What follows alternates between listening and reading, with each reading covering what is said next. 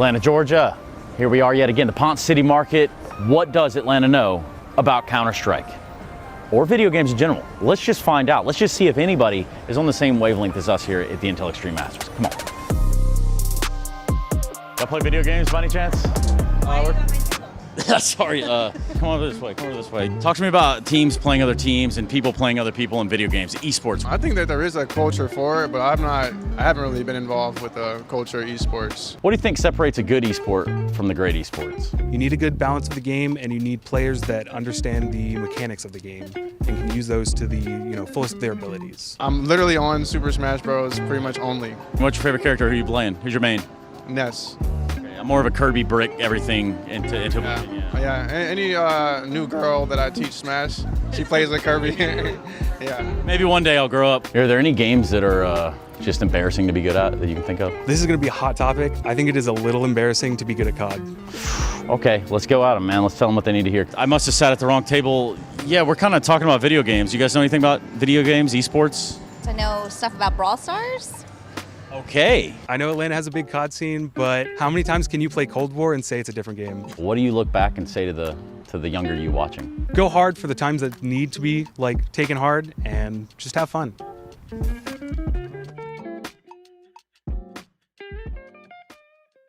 Keep playing and see what happens. When I say we're in Atlanta, Georgia, that's because, well, we're here for the Intel Extreme Masters, believe it or not.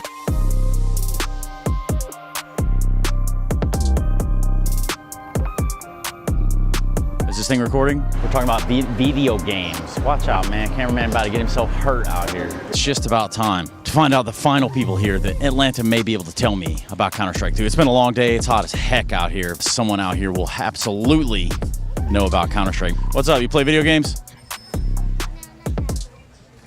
Yeah, same. People play video games against one another as a team or maybe even a solo component sometimes. It's weird. I know that it's not all the time you get filmed doing your job, but I'm just going to have to ask you, what do you know about Counter-Strike? What does Atlanta know about Counter-Strike? I'm not as tapped in as I once was with Counter-Strike, but I have a lot of fond memories of playing in high school. We used to stay up all night on school nights just playing Counter-Strike, me and my 3 best friends. We have a big tournament this week here in Atlanta. You know what I'm saying? It's over at the Georgia World Congress. Gaming tournaments. Oh, I actually heard about them. There's DreamHack and the Intel Extreme Masters, right? Oh yeah, I gotta come out. Come check it out. You know, I've been all over the world, but then they said we're going to Atlanta. I'm real excited because, I know it. What do y'all recommend? Magic City. Magic City, they got the best wings, right? Best wings, you know it. Best wings, yeah, gang. I appreciate y'all. Have a good night.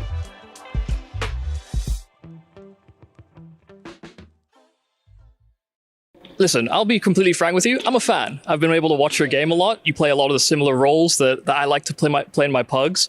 How are you finding the journey, the scale up? Because for a while it looked, after the loss of Mikaze, that you guys were figuring things out. And there's a solution around the corner. I know that. But how have you been adjusting to the elevation in play? So basically just learning the game, because we're just an unexperienced team and we were just learning the game, playing these tournaments, and that's all, playing against these teams. But you guys play quite aggressive. I know you guys like to take fights, but you're actually more organized than I think teams give you credit for. I think you target some good weaknesses, and you in particular, I think you find great timings a lot. Is that all in the prep work, or is that just a feel? Mostly that's a feel, but also a bit of a preparation. But just basically, as I said before, I was learning the game, and I kind of, when I'm watching the game, I'm trying to learn why is the timing good, and then I'm trying to implement into my game. Okay, thank you so much. Lanax, I'm going to come to you next, because I talked about solutions with Jugs. You feel like a perfect fit for this team. You've got good energy. You're explosive. You find good kills. We can see the impact, and I know your teammates give you a lot of credit for that as well. But you've had to mature throughout your career as well, I think, quite rapidly. And I think you've done a fantastic job of bringing that energy. How does it feel to be this linchpin, and also to be back in the roster? Because Coolio, is taking your space for a little bit. Of course, I'm grateful to be back, especially because, again, it was a health matter, and health is the most important thing, and you can just play with it. I'm happy I could handle it, and, with medicine, I'm here, right? So in the end, I'm happy Coolio could take my spot and do great damage with the guys. because in the end, them playing with a coach and winning maps against the best team in the world and doing all the stuff is actually very good. And on the solution side and the energy, I mean, yeah, of course, I mean, you're kind of forced into being a more mature guy, right? With the years that goes by, you need to mature pretty fast. Otherwise, yeah, life will go by you, and by you are 25, you have no clue what's happening around you. So yeah, I mean, it's more of like life decisions I've took that kind of gave me this energy and this maturity. But again, maybe it's coming down to how much I want it, right? I didn't give up at all, and I'm here. Okay. Jug said he's learning the game. Do you feel like you're still learning as well? Because I mean, you've played against some of these top teams before, and the results were different to now. You guys have a lot of momentum. You guys are sort of ramping up. Do you feel like you're still learning actively in each of these games? Yeah. I mean, I think every game we play, there is something new we learn after it, right? Like we fail, we do some mistake, and then we learn it. I think it's impossible to not learn. And it goes for everything in life, not only CS. I think there is always something new to learn. You just need to be able to find it and seek constantly for a new thing to learn. Tough tournament indeed. Are you ready to move as a unit and produce a good result here? We will try. You'll try. I spoke to Team Liquid. They said they're going to win the tournament, and if that's the case, then you can't win. Do you think that's plausible, or are they just talking?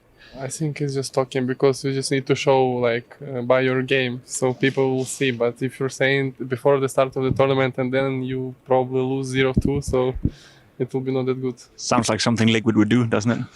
I don't know. You don't know. For you guys, you're facing BetBoom in the first game, and let's be realistic then. For a second, winning is maybe not the first goal for you, but making the playoff and having a good showing. How important is it to get off to a good start here? I think it's very important because if you lose, so you have already lower bracket, so it's do or die. So we just, I think, always need to win the first game, so the team will feel like the potential of like winning some games. So yeah, we just need to be so focused and to win this first game. Spoke a bit about jet lag over here. Is there something you're struggling with as well, or is it all right? I think it's all right. Maybe in USA it's good, but if you compare it to China, it's much harder. So I mean, in China it's much harder. So I think it's still normal. I think for us. Yeah, and we have game tomorrow at 11 a.m. So it will be nice. It'll be nice. All right, best of luck with it, man. New player, sort of. How do you feel now that you've been playing Tier 1 Counter-Strike for a couple of months? Are you getting used to it? Huh? It's amazing, yeah. It's amazing, yeah? Yeah, I like it. You like it a lot? What do you like it about? I don't know, just some new countries, good CS players. Is it the first time you're in America? Yeah, it's the first time. Yeah? Yeah. It's gorgeous. How do you like it so far? It's an amazing country. Why? I don't know. Just like it. One thing I notice is that everything is just big, you know? Yeah, it's like big cities. I live on floor 56 or something. It's good people around there. Yeah? They're talking a lot. I like it. They're talking a lot, yeah. Positive people. Liquid, speaking of Americans, they said that, hey, we can maybe win this tournament. Can you win this tournament? Of course. Yeah? Yeah, we will. You will win this tournament. Yeah. I like that confidence. Thank you. You're warming up? You're getting ready? Yeah. Ready to win the tournament? Maybe. Maybe? Sisi. You ready? Yeah. Sisi ready? So is he ready? Is it important that he's Yes. ready? Yeah? Is he like is he a star player? Or is it just like why is it important he's ready? Because he young killer. He destroy everyone. A young killer, yeah? Yeah. Essential, standing next to you, coming into IEM Atlanta. How do you feel? I feel jet lag. You feel jet lag, yeah? It's been a long travel? Yes. When did you get in? Yesterday. And you haven't slept much? No, 5 hours. 5 hours? And 5 hours is not enough. How many hours do you need? I think 9. 9 at least. Are you going to get 9 hours for tomorrow then? Or you're still going to be jet lagged? We will see. We'll see. Yeah. How do you, on a serious note, you know, as a player, feeling jet lag, being a little bit tired, is there anything you can do to sort of help with that, or is it just part of the game? No, it's just part of the game. You cannot do nothing with this, I guess. Okay. So it's tough to manage, but it is what it is. In terms of expectations for this tournament, what is the goal for Bait heading into this one? Yes, we win BetBoom. After we win Vitality, and after this we take top 1. Yeah? Yeah, at VRS rating. Easy. Sounds pretty good to go, man. Best of luck with it. NPL, bro, you and I, we have history. We're good friends. Heading into this tournament, there's a bit of pressure on Bait. You haven't had the best start, but you've been showing better signs as of late. Is that the feeling as well for you? You mean about our season? Yeah. Yeah, we had a rough start, but obviously that's because we had 2 new oppers and it was very hard for us to find our game. But we trained a lot for this tournament and the next one in Shanghai, and we'll try to show. It's an important tournament, you know, heading into the Cologne Major, getting some VRS points as well. You're facing BetBoom in the first game. How important is it to get off to a good start and beat them? I mean, they're a good team, obviously, and I think that it can be a hard match because they have a new team, you know, they have that drive like of new players, and but I don't know, we just need to win, and that's it.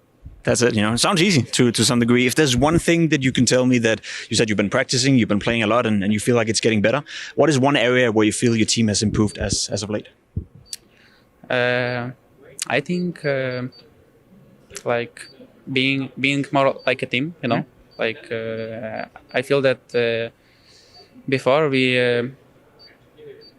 everyone was like alone, you know. I don't know how it's right to say, but everyone like was alone. But right now we are moving like a whole team like together, you know. And I think that's it. As a unit, yeah. Yeah, so, yeah. As a unit. Cool. Well, best of luck with it, man. Thank you. It's going to be a tough tournament.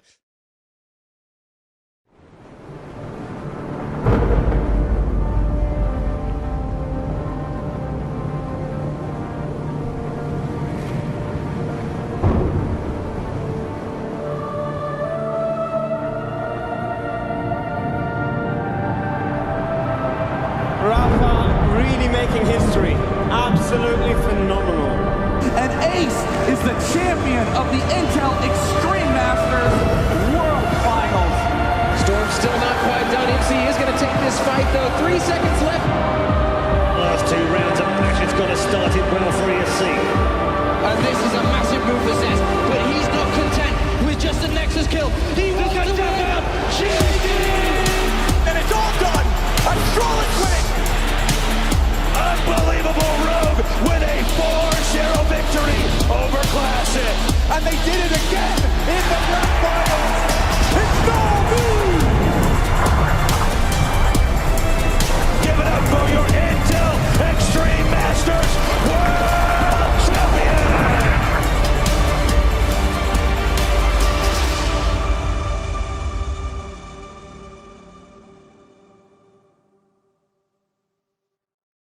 The Intel Extreme Masters Atlanta 2026 is brought to you by ESL in partnership with Intel, Acer Predator, DHL, and Zoe.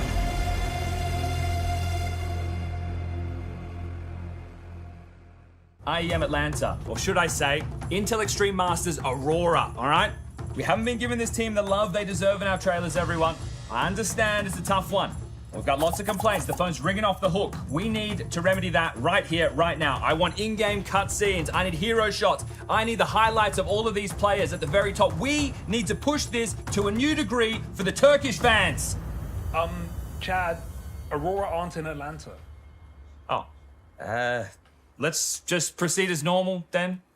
Go!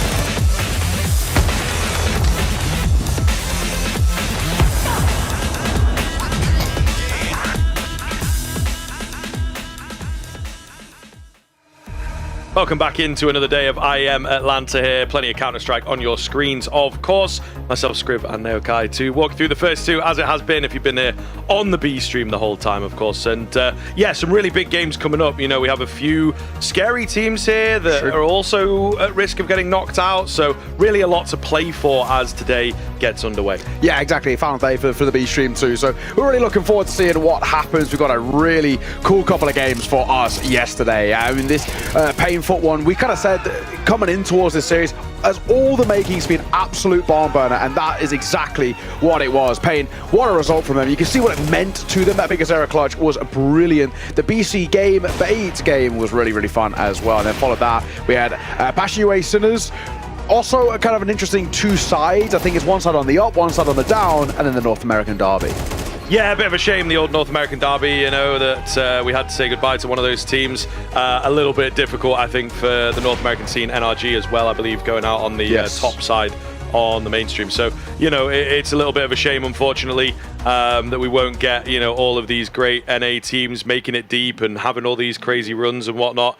Just not quite to be. NA Counter-Strike is not in the best spot at the moment, despite, you know, a few legends of the scene coming back in and, you know, Liquid trying to build things up, but that project just seems a little broken, unfortunately. This, of course, all the results that went down over the past couple of days, just to kind of keep you guys highlighted. We will be checking in with the lower bracket side of things. And, of course, the big one that we've not yet mentioned, we didn't get to cover it. We were, you know, maybe the only two people in the world that didn't quite see it live. But Vitality, of course, losing out to BetBoom. The streak comes to an end. A lot of people jump the gun. Is the era over? Probably not. No. But, relax. You know, it was was bound to happen. Different HLTV and Reddit threads being like, Vitality era over. No, it's not. Yeah. They are going to be absolutely comfortably the rest of the year the favourites into every single tournament. They are still the clear favourites here in Atlanta. Yes, they're in the lower bracket, but they're against FaZe. Like, it should be fine. I might curse them here, but like, it should be fine. Yeah, I mean, last time it was Legacy, and I think they were kind of thankful for that they were just able to breathe a sigh of relief. Then they won the tournament anyway. You know what I mean? They won that major. So, yeah, it's just a little bit of like, it's bound to happen at some point. It's better that it maybe happens in what Vitality will view as a lesser significant kind of game, rather than, you know, a semi-final or a grand final of a big tournament. And also, I think people got to like remember, all 5 of these players have not pracked heading in towards the tournament. You know, we had Zyru, Rops, and Flames in Yosemite National Park. And then we had Mezzi and Apex, who were in every Michelin fine dining restaurant in New York. These guys had, well, not that they didn't prac, it was minimal prac. They had a bit of a break coming in towards this tournament, and they want whatever kind of rest and recuperation they can get. So yeah, I mean, as a whole, I think we're looking at this side as the bounce back. But again, who cares about Vitality? We're never going to talk about them on the B stream. We should can this conversation already. We're never going to see them here. What we will see, though, is Bait taking on FUT. I'm really looking forward to this game. Bait, a very comfortable win for the most part yesterday against BC Game. And also, you know, to the shock of some, a very, you know, I think expected win is the way of putting it. BC Game never had a chance. I think as much as the name value is kind of cool, Bait are a better team, and they proved it. FUT, however, were the favourites against Pain. I always thought Pain would take a map, but for Pain to take the series, that was a shock to me. And FUT kind of fizzled out towards the end there. Yeah, really, really hard fought for FUT as well. It was 13-10 on their own map pick, and then 13-11 loss on that third map. It's a little bit tough. I think there was certainly a point, though, yeah, where it felt like they potentially would have been in the winning position, and we've kind of praised them in the first game that we caught them in, where they mounted this crazy comeback against NRG. They were really good at taking, like, you know, these timeouts and bouncing off of those, and, you know, able to work well in difficult situations, but it just wasn't quite the case against Pain. Team that they've never actually played in this whole rise to fame for FUT. You know, really not an awful lot there, but we do indeed have a Jugs interview to check in with. Let's see what he's got to say. For FUT and Jugs, it is time to jump back into the server, isn't that right, bud? How do you feel? I'm feeling great, excited to play today. Yeah, as aptly so. I mean, FUT, one of those teams on the up and up, and by up and up, I mean exciting to watch. What do you think it is when the viewers watching FUT makes it very exciting? Our firepower. Our main strength is aim, so yeah, our firepower. Well, they said you guys have a great team play too, no? Yeah, it's true, but if you hit the headshots, like, you won't see the team play stand out. Yeah, it really won't matter then, will it? Talk to me about when that happens against Pain. What happened against Pain? When you take the loss versus Pain, when none of those things happen. I mean, against Pain, like, we didn't play our game. I mean, I think we liked some team play, maybe we lacked also some, as I said, our main strength. But yeah, just another day today, and we'll try to make the playoffs. In terms of making the playoffs, how important is it for a young lineup like FUT to find themselves in the playoffs? I think it's really important because we want to get to the arena, we want to get the experience over there, so it's pretty important for us. Anything that you want to say on behalf of FUT before we jump into the game today, other than you're excited? Thank you for support to all the fans, that's all. Outstanding. Thank you very much.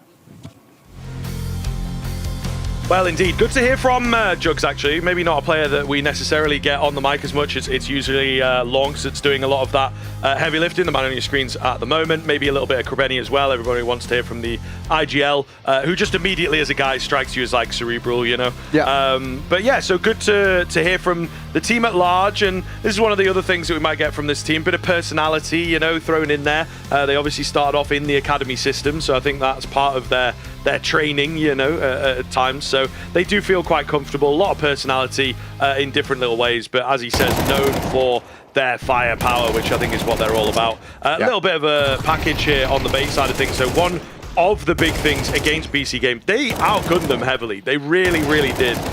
Yes, they might have a more complete game. You might expect them to be favourites, but we saw what Simple did against Vitality. Yeah. And, you know, you've got Sensu in there. It was maybe, in our minds, a close map or a map goes the way of BC Game based on one of those individuals. I said at the start, there's no way they even get close. Fair enough. I was dead set on this. They're in complete different landscapes. We can talk about big names. BC Game never had a chance. And I said it from the get-go, and it was a 13-2 where all we got was the pistols. Like, that's as bad of a loss as you can get. I actually think it's worse to get 13-2'd where you win both pistols than to get 13-0'd. Sure, because yeah, sure. You kickstart things well with a kind of slightly RNG round and then just get dumpstered anytime there's any sort of investment.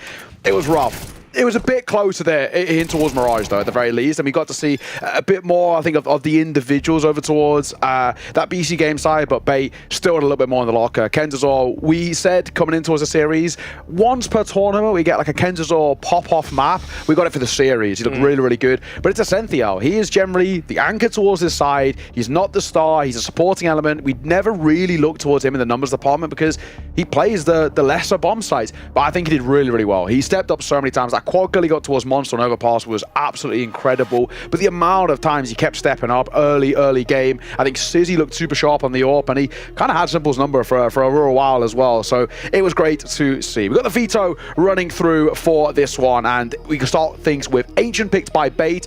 With this veto, there's a couple different variations of where you can lean, but there's at least that one kind of permaban for FUT. That's always going to go out for Inferno. Bait are loose term a 7-map team. They've been banning Anubis a lot. They loosely play the Anubis, but I think they've realized it's not really great for them. So we get the Ancient, we get the Overpass, and we get the Mirage as a decider. Mirage decider, I think, is awesome. Both of these sides love going into Mirage. It actually is kind of partly a pick for them. So I think there's a bit of a handshake there of like, we both love this map, let's float it. It's the question, do we actually get there? No, yeah, it is true. I mean, one of the big things here is base map pool feeling a little weak at the moment. Yeah. They do have a good couple of maps towards the top end, but like there's no middling, let's say. It just kind of drops off. Maybe you might argue that Dust 2 goes in the middle, but also just really quite nice, I think, that Anubis is that map that gets banned away, because that's sort of the map at the moment that FUT are not really wanting to play either. Yeah. So outside of their permaban. So we'll see here. I feel FUT should be able to bounce back from yesterday. I think they're caught off a little bit by Pain, and the fact that Pain also play quite disrespectfully and, you know, can be difficult to read. And unfortunately, FUT just lost control of that third map in particular. I think it will be hard here for Bait. So I have to lean the way of FUT pretty heavily, but Bait, we'll see. We'll see. They're going to be riding on a high, but maybe not as we start things off. Jugs with 2 on the edge of the smoke that doesn't quite make it in. Not perfect. They will be abused for that fact, and it's down to Alex and Sizzy here to get it done. Nice shots from Alex in all fairness, but he is... Oh, my foul from Benny! That is very rough. A couple of headshots coming through the side of the wall. 2v2. It's not out of the question. Sizzy's managed to bring it down to the 1 versus 2, and Symmetry is incredibly low. He was that second goosed up player, which a few moments ago I was like, oh, okay, nice shots from Alex, when actually he's had crazy impact. Krabeni, surely head in hands. That is egregious that he doesn't get that. Yeah, that is a terrible round to let slip. I mean, following on from your point, yeah, I really think it's hard not to back FUT here. As much as I love bait, and I'll always go to bat for them, and I went to bat for them yesterday, and this is a cool side that, you know, we followed all the way on the up. It's hard not to back FUT. We've also known this side kind of coming from the start of their careers in the academy system into now, and their highs recently have been much higher than bait have ever achieved. So it's hard not to back them. However, that is a rough round to let slip. 2v5 that just falls completely on its face. What a recovery. Hi, Alex and Sizzy. 3 kills to Alex's name as well, but how in God's name he gets that Krebeni on towards shelf. How that, it's a double dink as well. It's just immediate. You hate to see it. Was maybe even a little too patient, trying to line it up and pressured himself. MP9 for Demon. Double Deagle, double 5-7. A little bit of utility in this force buy for FUT.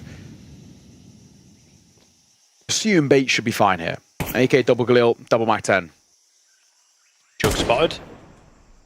Yeah, just making sure, trying to hold on to that smoke for as long as possible. Does have to be careful. They might just, try and run him down here anyway. And they will find him. Still, it's kind of a bait play because there's quite a few players still around on the A bomb side itself, including Demon on high, who I think is going to go completely overlooked. Drops that bomb. Uh-oh. Yeah, looking pretty good, isn't it? They've still got control of the A side of things. Neither of these players going down over here. There's a move in towards Temple that could be big. I think, unfortunately, the stronger weaponry is just going to come out on top. It's close in some of the fights. However, AK for Krebeni goes wide. Finds the first Kensisor low. Against 2 Mac 10s here. Location of both secured, but NPL, dangerous peak. He makes it work, though. Yeah, very, very close, but just a big swing to come through. Didn't play together, which is maybe slightly questionable, but in the end, doesn't really matter getting that round on the board. Bomb plant behind it as well, so extra bit of money for bait and a nice way to start off this map number 1.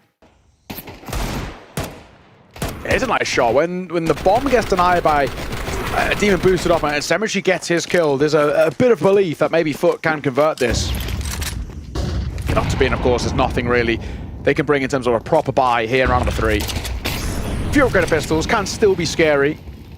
3 Deagles, especially when we look towards something like Demon, for example, definitely in the right hands. Even still, double Mac 10, I think it's a good opportunity for Kensisor and Alex to make a bit of cash here. Unarmored. Yeah, I don't know, the setup's not too bad. Lonks does manage to find one. The nade surely finishes him off, it does indeed. They smoked off his partner there as well, so no assistance. You'll take any kind of kills, I think, this early on in the game, and with the investment. 3 Deagles to get through here, though. Even ready round the corner. Early tag. Chases it, finishes it. Looking very good. Oh, my God. I mean, FUT making themselves known in these rounds, showing what they're capable of. Jug says we're known for our firepower. I think he might just be correct. MPL's 3 HP. Surely not able to close it from here because Krebeni is coming in from behind. Jugs just needs to be patient. Oh my. MPL with the right idea. Somehow survives it all. The aim punch a bit too much to get through. He is still so damn low. Knows where Jugs is at. Jugs keeping it simple here. Gonna check his side now on the timing and will take him down. It's a fair effort from MPL, but he never should have been left in that scenario. It's a big steal for FUT. Yeah, they should never get away with that round, but that's really what FUT are all about. They can throw a spanner in the works. Jugs, that double from him is huge, and Demon's shot as they're moving out of cave is massive as well. Really, really well done. It's such a poor round to let slip. And Lonks getting loud. Exactly what we want to see for FUT. When Lonks gets loud and FUT as a whole, it's always a good sign. It's when they go quiet that we really worry. You know, that's going to hurt. I feel like for Lonks, his career's not going to end when, you know, he can't quite play the game anymore and, you know, it's not as sharp as it used to be. It's going to end when he can no longer speak. Yeah, the vocal cords go. Yeah. And he's like, oh, okay, I guess that's my sign to retire. Yeah, like a repetitive stress injury type thing. Goodness gracious. It is insane. Like, how he doesn't lose his voice. You saw that clip yesterday of us, like, coming back from half-time and production played, like, all the screaming. You genuinely can't hear us. Yeah, it's crazy.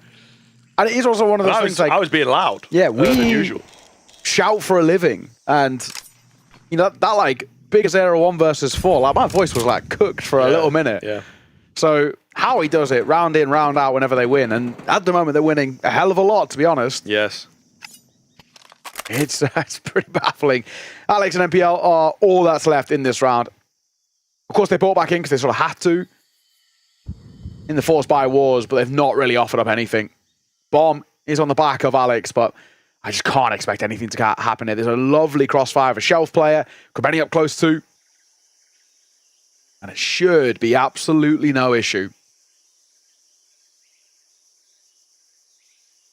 Might even just be a soft save, to be honest. Yeah, I think so. 25 seconds left on that clock now. With both these players just holding, you know, passive corner angles and whatnot. Makes a lot of sense to drop back.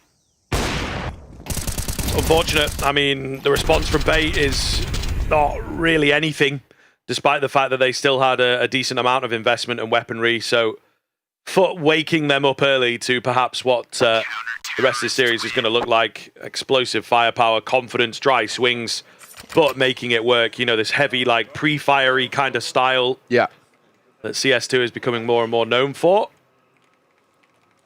Still early doors, but Bait will have their work cut out on their own pick as well is the problem. And the overpass next is a real punish. Yes.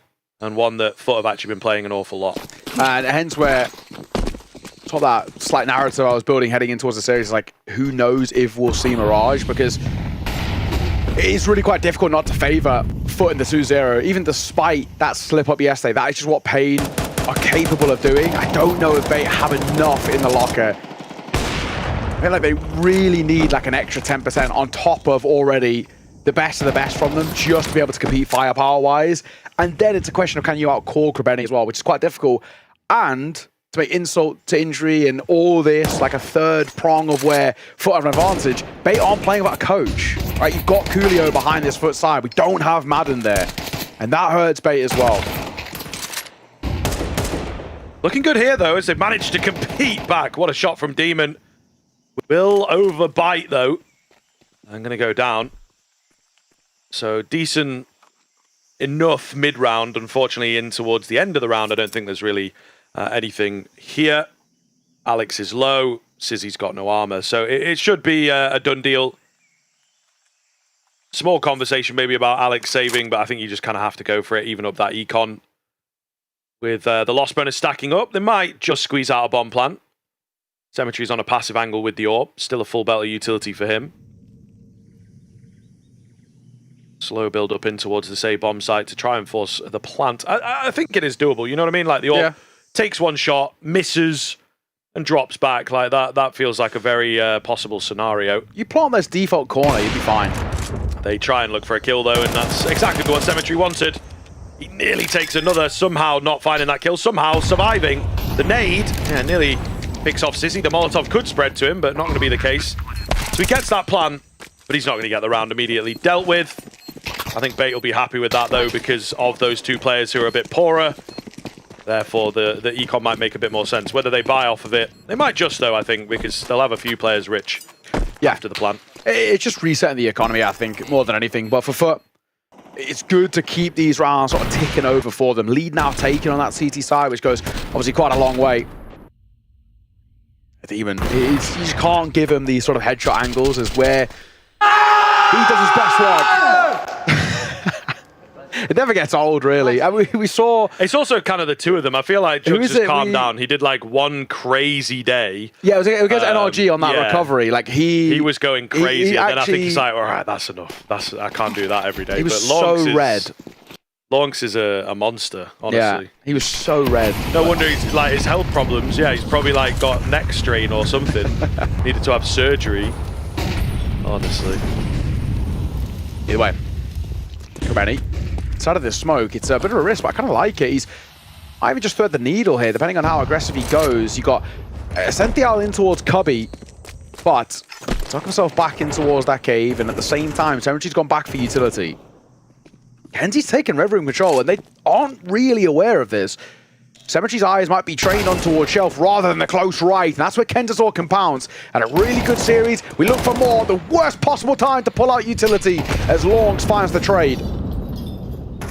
Really big trade as well. I think they were going to lose a lot of control if, well, he'd found another kill for sure, but even if he did manage to get in behind. So yeah, very, very big trade. What the hell is going on over here?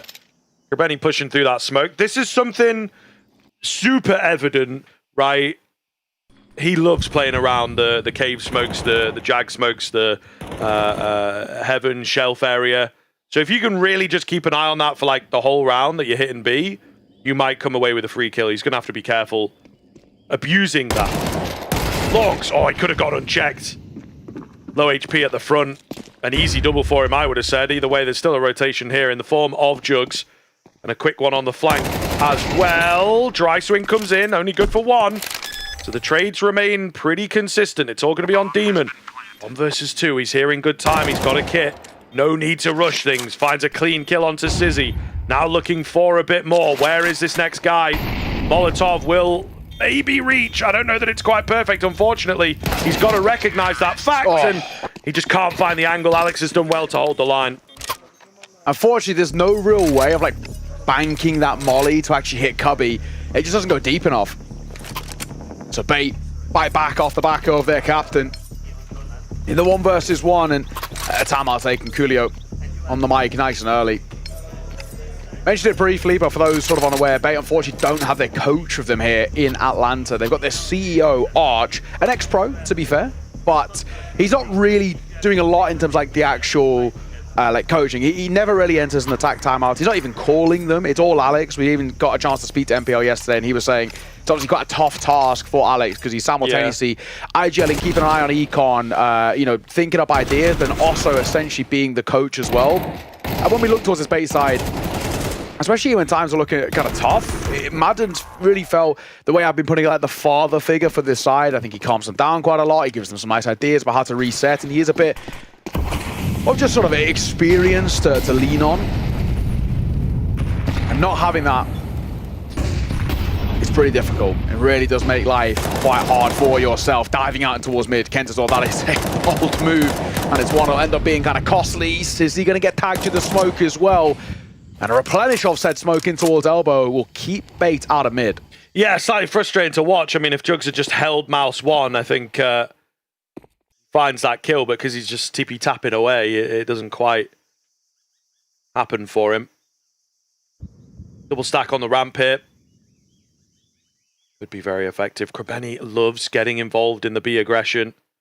As we've said from time to time, not sure if he's going to walk down this ramp either. Jugs holding towards Shelf. Maybe that does activate Krebeni. He's thinking about it. Yeah, I think they're both going to go together over there. It is being halfway watched for, but not watched enough. 3 kills come in. Jugs gone down. Doesn't matter.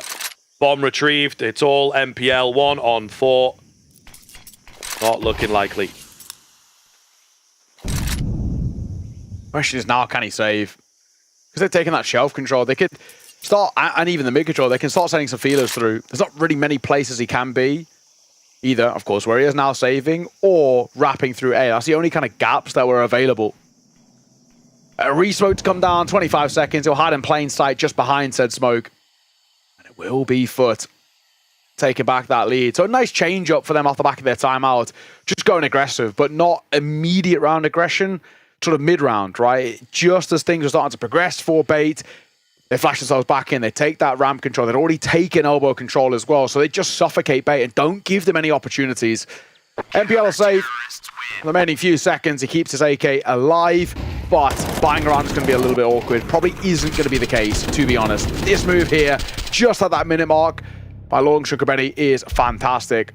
To Bait call a timeout. Something we critiqued Bait for yesterday. We were talking about, obviously, because they don't have a coach, they just weren't really calling timeouts. So at the same time, they don't need to, technically, but it is nice to give yourself a bit of a breather. Maybe even just give Alex just a moment to kind of think more than anything. When we saw yesterday in those timeouts, generally speaking, it was Alex, Sizzy, and Kentasor who were the real vocal pieces in towards the side, but as we can kind of see from the cams here, there isn't really much conversation at all. I think it is just maybe a bit of a breather, trying to ice out your opponents, potentially a bit of just like a vibe check, and go again.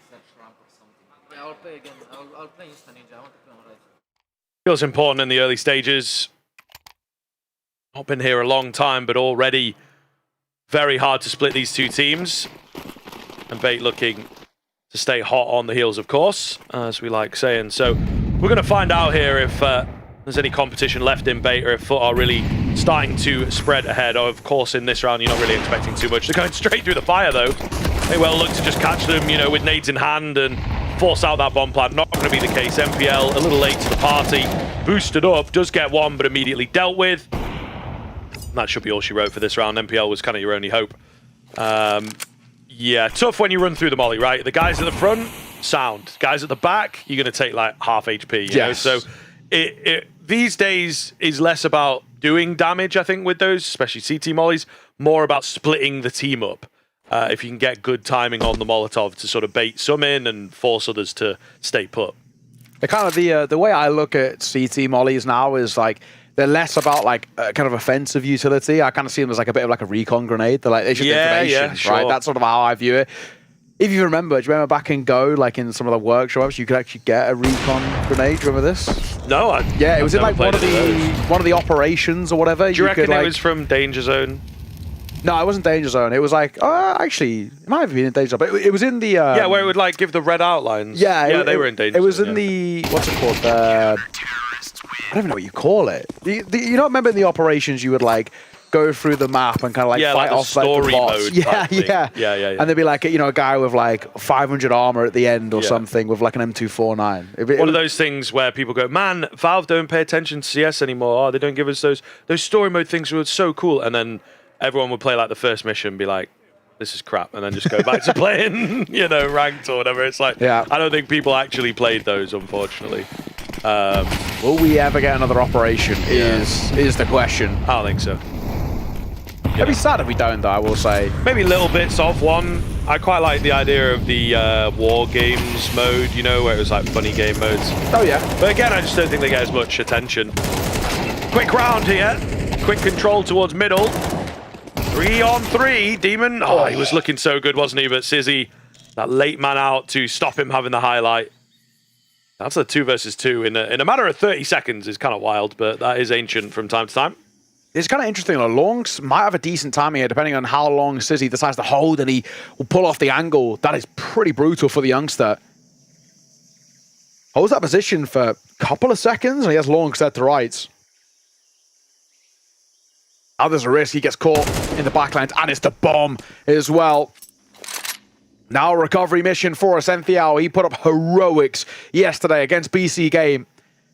We need it here once again. You got Symmetry at range of an AWP, keeping eyes trained. He spots him, but he drops him. Nice shot. Only 6 bullets left in this mag, so get a reload off. 1 versus 1. A re-smoke elbow and an ability to safely, in air quotes, scoop up the C4. But where does he go? Because Long's just going to prematurely move to A. I feel like that's readable, though. Been absolutely no noise. Lonks as well has actually timed this quite nicely in the way that he plays towards A, nothing presenting, walks out on B. Lonks has absolutely embarrassed him there, unfortunately. A little smug smile at the end, like, yep, easy. But nonetheless, a really nice bit of movement in from Lonks to just not tunnel in on that bomb. One of my favorite things to do in like a 1v1, 2v2 is to just give the bomb away, or like one of my favorite things to watch players do, I guess. Yeah, because it feels like it should be this pivot point that everyone's working around. You just remove that variable, and then you could be anywhere. Yeah. You lose all sense of the info. Yeah, just get lost in the map itself. They're so tunnel visioned in, but you've got the whole scope to look at. A bit of a pacey around here, so you've got that low buy. Kveni, first test, he gets a bit of damage off, but he will get his kill. Quick trade from Ascenthiao with the Tech 9. They take cave control, and 2 remain outside of that smoking ramp. Question, do they actually commit to diving in towards B? Because they've frozen up now. Back into the 4 versus 4. Bait don't commit. And they've got 1 minute 20, so they're in no rush. They're smoking towards cave. I think they do want to angle B here. It does make a lot of sense. It's not going to be a lot of movement for a minute or 2, I would imagine. Really winding that clock down on the bait side of things. Holding the flank as well, seeing if anyone comes in. Now, it is just a straight up B bolster, I guess, right? Where we've got Symmetry on the A hold. Gathering info. Smoke comes in. Still not going to give the game away too much, but yeah, there's way more players than they were expecting. Long's looking really, really good, mind you.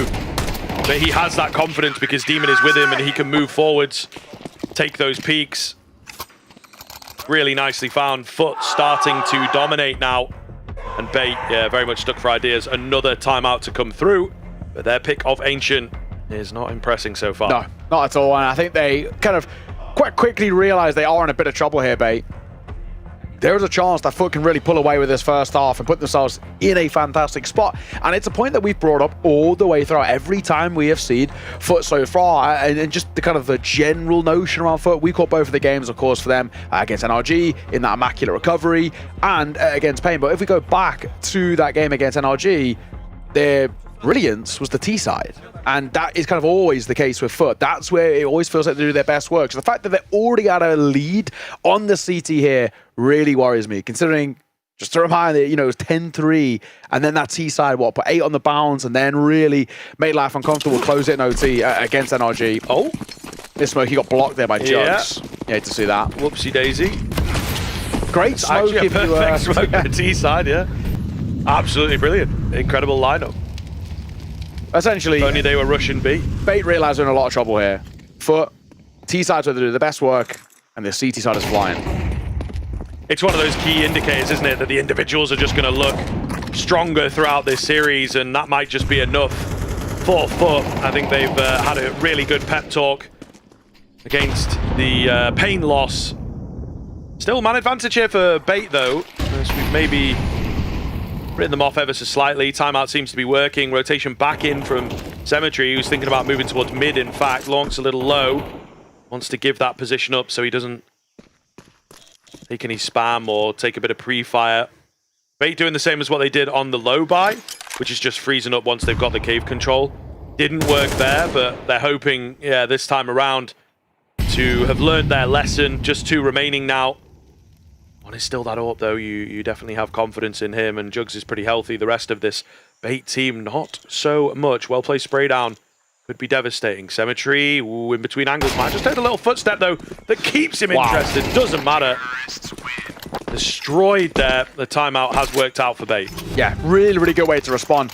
You make a 7-5 out of this, it's far from the end of the world, but I still think this road to recovery for Bait, it's going to require something quite special towards the second half, even if they do manage to get a 7-5 out of it. Yeah, it gets blocked. Kind of like from behind as well, actually. Maybe a little bit. Valve police fix. Yeah, sort of, I don't know. Either way, it's awkward. It's annoying. I guess it doesn't really make a difference in the grand scheme of things. Yeah, not really, but they maybe had to overcompensate with some of the utility. Quick out middle here. Oh, and good for Bait. They've earned that 5 versus 3. Really, really clean kills. And indeed, that second timeout has done God's work here as they have managed to bounce back in a pretty big way and seemingly changing it from a 9-3 into a 7-5 if they can convert this one, which is looking more and more likely as it goes on. Yeah, nice work. MPL sees off longs. And that really should be all she wrote in this one. One will go down. 5 versus 2. Looks like they're saving. Yeah, we've got to give it a go, guys. It is the final round, but you are right. The kind of way they're angled. One of them was A main, one towards Red Room. That would be a standard save position, but no point, of course. Final round. So what can you do given this a look in? If anything, just good for the stats, potentially. Komedi will catch one. Unfortunately, the shot of Cemetery can't ring out true. Komedi has now got himself an AK-47. He's got, late. He just no time for any of this. And down he will fall. Bait recover to 5 at the half. But, like I'm saying, there's still a lot more that needs to be done in the second half before I feel comfortable on their map pick. We'll see you after the break.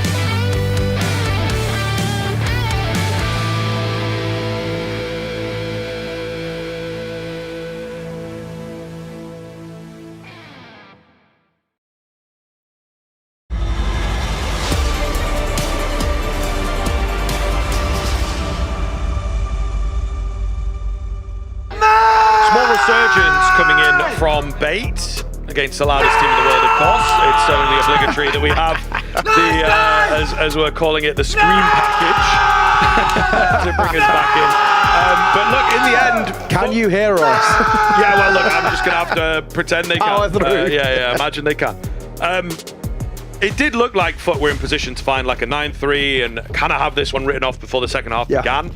Bait do a very good job at a desperate sort of timeout and working around bits of info that they had, you know, based on some of the previous rounds. So a good bit of conditioning and learning and things like this. Is it going to be enough is, of course, the question. Pistol will make all of the difference. They've got 4 players out towards B, trying to get advanced. Longs gets the first, though. Kind of said, you know, as much as Bait, I think that recovery, especially off that second time out, they looked a lot better to see off the half. It's still a really long road to recovery, knowing how good FUT can be on the C side of Ancient. And of course, they started well, but Kenzel's tried to re-aggress, and MPL will successfully as he drops Jugs. A flash in, but a missed opportunity by Longs to punish 1 and potentially even 2 there. Numbers go back in favor of the CT side. A minute on the clock for FUT to work with. They're all so isolated as well. This is such a strange round, but Demon might have 2 dead to rights. He waits for them to swing on that corner. Maybe misses the opportunity, goes a little early. Second time of asking, will find both. Demon's giving them a chance into a 2 versus 2, but he's left very low. Yeah, and still 1 player on towards this A bomb site that I think is just going to be totally unexpected. Demon still gets a few shots off. Cemetery should get the plant, which will be a help if things don't go well for him here, but he's got that P250.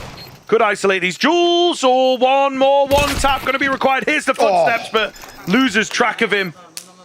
And the no armor making all of the difference. Sizzy to get it done. Really big finds, man. Really, really big finds, honestly.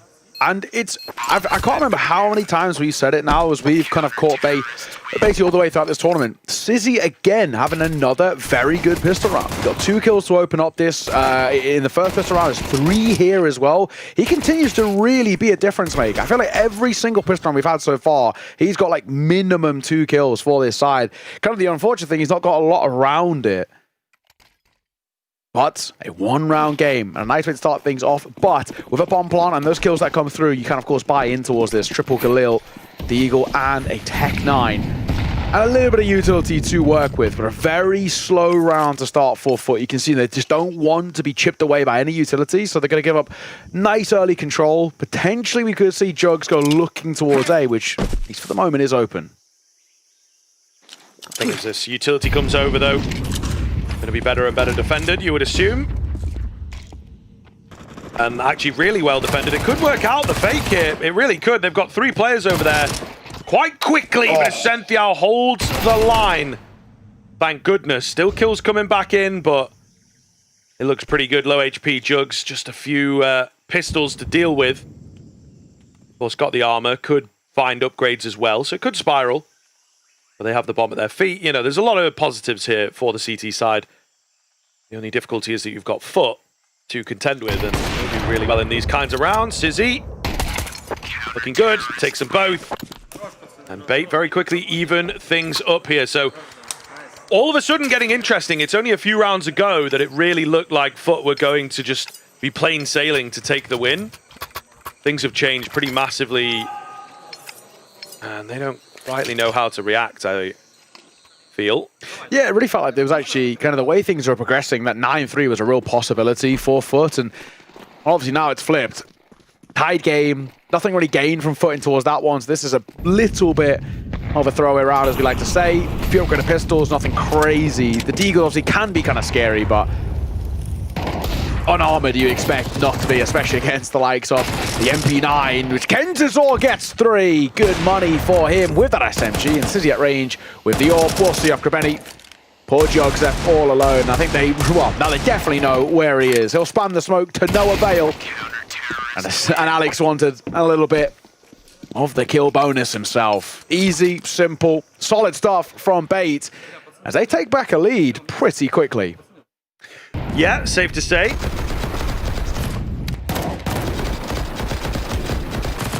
Dangerous for FUT now. They're going to have to start reacting well in the upcoming rounds, particularly this one, of course. Big rifle round on the cards. But need to make this work. Otherwise, I think, yeah, Bait will have fully flipped that script. Overpass becomes a little bit scarier, of course. Bait played it yesterday and they were really good on it. So they might just have a newfound confidence on that map. A lot of damage done. 1-for-1 trade to break in towards A. And a quick bomb plant here. Krebeni caught a little sleeping. Not quite sure why, but looks away from Temple. Gonna leave just 3 now on the T side of things. Bait looking to try and match that pace. Meanwhile, waiting on that 4th player. Senthial taking his sweet time getting over here. Trying to break out. It's Sizzy to find an important kill. Cemetery looking for the tops of heads. He can't quite find them. Still keeping them occupied, but unfortunately, no kills happening. The 4-on-4 breakout onto A isn't enough. It isn't enough. So Bait really starting to convince us here. And that's not only is it a really good round and a retake, it's really inexpensive. Only the 1 casualty. Bait are loving life there. You can kind of see this FUT side look flustered. Coolio is going to very quickly call for his 2nd time out. To right, but what a retake to come through for Bait. Near flawless from them. They don't really make any mistakes, and they're so patient as well. A lot of sides would have been a bit more desperate to take further space into the site to try and force fights and actually basically play for trades. Bait look the other way. They wait for the the fights to come to them. They wait for FUT to overextend, and they do. 9-7, 2-round buffer. And there is money for FUT to reinvest in with. You can see the AKs being brought back into this one, but a loss here without a bomb plant, and that's the 10th, and then probably the 11th put in place, and by that point, it might be all but over for FUT, who have fallen so flat here, surprisingly on the T side, no less. Yeah, kind of wild. Kind of wild. Are they going to be able to answer back, or is it just going to be a half of silence? Long's playing the anti-flash. I mean, full distractionary move, I guess. Immediate trade is there. But a rough way for him to start the round, that is for damn sure. Krebeni over in his usual spot, up to his usual tricks, perhaps. They bolster up Jag. Again, Bait looking really quite prepared for this team, but Senthial maybe failing the mission. Beautiful walkout. I think he was dead to rights after 1 anyway, so looking good 4 versus 2. I think you just save it here, to be honest with you. Sizzy's close to the action, thinking he can be a hero and get something done, but I think we know otherwise. There's plenty of cash available. It's not a desperate save, and they are both quite close. Would be a big round if they can find it. Sizzy with a clean one. Really well done here from Cemetery. You need this round. Do not respond. Do not try and swing out. Just play the time. Hang on, though. Hang on. There's a kit for Sizzy. And a smoke in front of Jugs. This could actually still be a little dicey. Double flashing towards Cave, a tap on towards the C4. He'll spam. They know where Jugs is now. They can get on this. They might have just stolen this away. They're going to body block the spam as well. Kentasol will take the death. And it's worthwhile to get the round. How have we let that one slip? Bait have no right to win that, but Sizzy has done so well. A tap, and then Kentasol taking the contact, and him dying, if anything, is actually better for the defuse to come through because, well, he stopped spamming. A lovely call as well. Yeah. Normally you see that quick 4 versus 2, bomb's gone down, and it's almost like a non-negotiable save for a lot of teams. But as noted, as it was sort of scaling up, they did have money. So you can kind of take it a look. Let's think about it. Let's see what happens. You know, we've still got the AWP, feeling it a little bit, and they do go for it. And you can see teams out there what you might be able to find given a little confidence. Yes, it feels futile. Yes, you have loads of money. Let's try and save it. We've got an AWP. They're expensive. Yeah. But once in a while, you are going to make it work. And a really astute attempt. You know, they're not desperate to save. It's not been super close recently. They're on a 5-round streak now, plus, you know, the rest from the first half as well. So 7 in total. Therefore, feeling confident in yourself. Yeah. So why not give it a look? I think Absolutely. a lot of teams there across all levels would have just looked at that game state and gone save time. But these guys have given it a look and it pays off massively. And now FUT down in the dumps, you would assume. Yes, they've got the buy, but nothing's working. Yeah, mentally, you can definitely feel that. They might have boomed, and we might have got that FUT screen package for that first half. It'll be a very quiet screen package for the second half. They've offered up nothing so far as Bait 5 on the balance for them. Sizzy feels hard done by not to get that shot. Looked like the crosshair was dead on. Might get another chance, though, as they are moving out on towards the A side. There's the first. Lonks will fall, who's really struggled to get going on this T side. He's trying to be that entry. It's just not quite working. Bomb goes down to A, but a nice re-aggress by MPL. Will find one of his own. Sizzy's still here. But he looks to try and bail out a fight. Molly, tick, jugs for 2, looks for 3, can't quite get it. MPL quick on the trade, 2 versus 2, and a swing in and a find. Ascenthiel and MPL combine well, and another round that gets clawed back by Bait. Their retakes at the moment are excellent. Yeah, no, 100%, 100%, and FUT looking a little dejected. I think it is safe to say, and you know, we're kind of lacking that same timeout prowess and confidence. Yeah. Unable to get out of the mud here. Tires just rolling and rolling and rolling. There's absolutely no movement for FUT. They somehow keep the buys going. There's one positive. They got max loss bonus and bomb plants. That just means buys every round. That's the one thing going for them. Max loss bonus, bomb plants, buy every round. But Ancient is a good map for that, though. I think getting bomb plants is a lot easier than some other maps. The issue is, though, you never really have great utility, and that's actually costing them in these post-plant positions because they're not able to molly and smoke off angles. Well, double-edged sword, taking the sword to the CT side here. Ascenthiel, that's confident. He nearly does find the kill, but he nearly goes down himself. And he didn't realise the molly was there. He forgot. Almost picks him off. It's the supporting cast that perhaps come around here to help out. An advantage secured.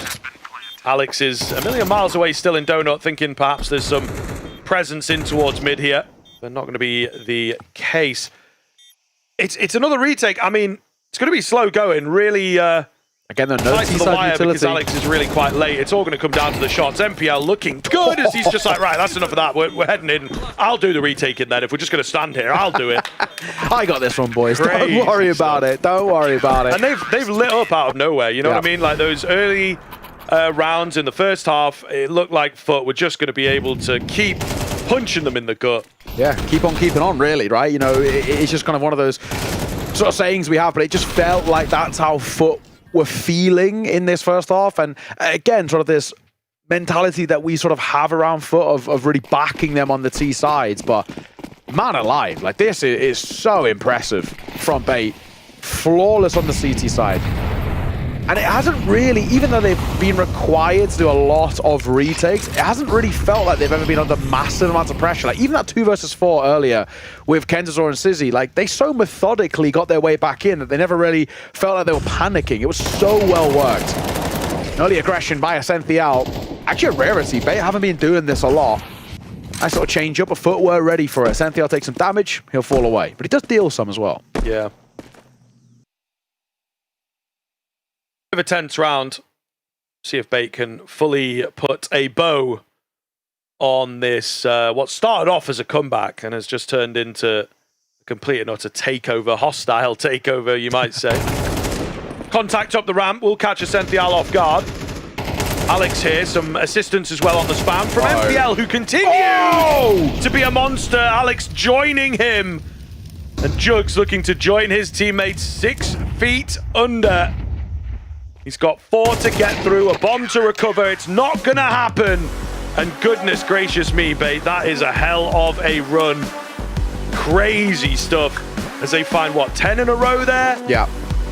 Absolutely mental, and FUT have just been taught a big old lesson. And looking poor, man, not able to get back in. It's rare for FUT, the, you know, believers, the shouters, the energy-heavy team. Struggling. Yeah, they went very quiet. One thing I was just sort of working out there as well, and I did have this feeling, but I wanted to get my kind of exact confirmation numbers-wise. FUT had so many more opening kills. They opened up the rounds positively more often than Bait did, and Bait were able to convert so many. Numbers disadvantage, 4v5s in their favor. The amount of retakes we sung the praises of, but it's so often that FUT, especially on that T side, we're getting an opening kill and still unable to convert those types around. That is damning.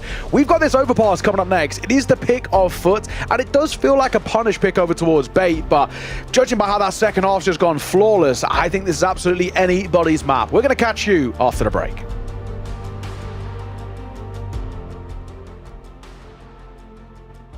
starts throughout some of the rough around the edges here in Atlanta, back at Fort Worth as well.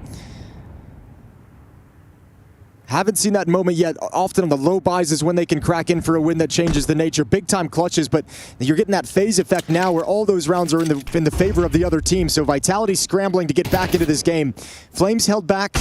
Lovely shot from Zywoo. Twist does get wrecked by Zywoo with another one, and you were just mentioning, where is that Vitality round? Where is that low buy win? Well, they do have a chance here. A 3v3, and Zywoo's got the AWP. Yeah, the Zywoo up is the big one. Rop's controlling the bomb as well, coming into the lower bomb site. They've got Apex over and Vents, only with the pistol, so not a whole lot of resistance, but at least information gathering. And 2 players flanking through Secret, and that's going to be up to Zywoo. All right, let's see if Zywoo can make the big difference here. Orb close, 2 players right there, misses the shot. Jacob over the top of him. Now it's Apex out of the vent, P250 caught. Natus considers that maneuver, so it has to be Rops, and he can't do anything about it. Natus looking sharp, FaZe Clan looking sharper, and it's 11-8. They do not catch the break Vitality are looking for, and FaZe even closer now to rounding out Nuke. Man, this Nature kid's really trying to earn himself a spot in this team, isn't he? He's trying to carve himself an opening in this roster. A lovely performance, some good shooting today. These are great shots from Zywoo, but it all goes to waste at the end. Couldn't find a good angle for the post plant, even with the off. They get a little bit too close. Apex never gathered that information, but the read for Nature to say, hey, look, frequently this is what people try and wrap around us. We've taken control side. Let's just go check that flank real quick. Final 2 kills, secures round 11. And Vitality running out of chances to stick around in Nuke. It's been over a year of top 4 finishes for Team Vitality. The last time they finished outside the top 4, January 2025 at the Blast Bounty Spring. That was what, their first event, I think, with Rops when he hopped in? Yes. Yeah, that first event was the rough one, and then it was off to the races. Crazy that they're facing this situation. And for all the experience, you could say it's actually one of the few areas of the game left where they don't have that much experience. It is actually feeling like you are about to be eliminated. Vitality doesn't know very well what that's like. Look at Nacho on top of T-Roof. He's just killed Zywoo. This is so nuts. So much confidence. He is going to be pushed. Rops, he can't keep doing that, he says. He's just going to come up the roof and make sure that Nacho doesn't get away with another one. But I don't even care. That's so frustrating. Yeah. When players start styling on you like that to open up rounds, when the gap is in your offense like that, you're pissed. And I mean, you just mentioned the fact that Vitality are not used to thinking about elimination at this stage of the competition. Well, they're not used to that either, right? Players just running at the T-Roof on Nuke, trying to get in your face. 3v3, thanks to Flames at least keeping things even for the time being. Rob's trying to slip out. There's a headshot on Jacob. On a minute on the clock now, a 3v2. More of that, more initiative being taken by Vitality players. That's what's going to get him back into this. Brokey misses the chance. Frozen slides in. Big kill for him. Mezzi in the site gets it done. A very important kill, and now he's got the safety of the bomb site. They should know Brokey's position. As Flames wraps around through lobby to play a 2-on-1, and Brokey's got a decision. 12 HP, does he want to attempt it?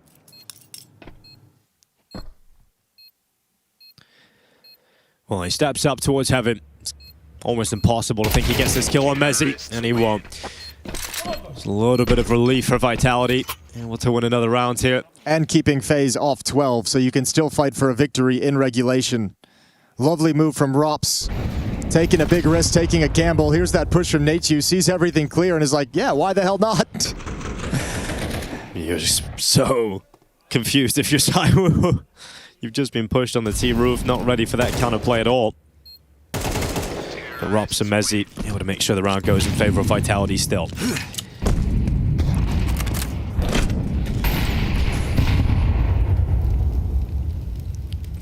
Brokey stepping up into the hut. Frozen might just be activated here by Twists.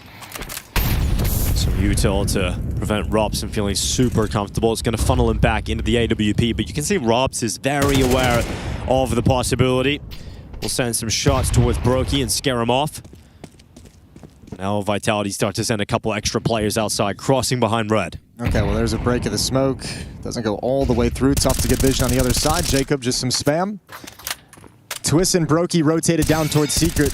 We saw this a few rounds back. They've really wanted to get a jump on this when that smoke wall comes up. They don't want to deal with the pressure towards the lower bomb site. So you've put a lot of extra resources there. Vitality showing they want to take ramp room and split to that lower bomb site. But meanwhile, it looks like it's all a fake. Going to turn the corner in towards Mini. And they have an open avenue into the upper bomb site. Vitality now starting to work the map on the T side. Apex moving out of main. There's Jacob in. He stopped Apex. Messi does get that headshot on Nature. Back of the site. Twist having to alleviate here again. And a twist once more. But Zywoo wins. Doesn't bite. Goes for the second. Zywoo's got both. And so Frozen and Jacob now left 2v2. Twist has done enough to keep this competitive for FaZe. And then Zywoo the same for Vitality.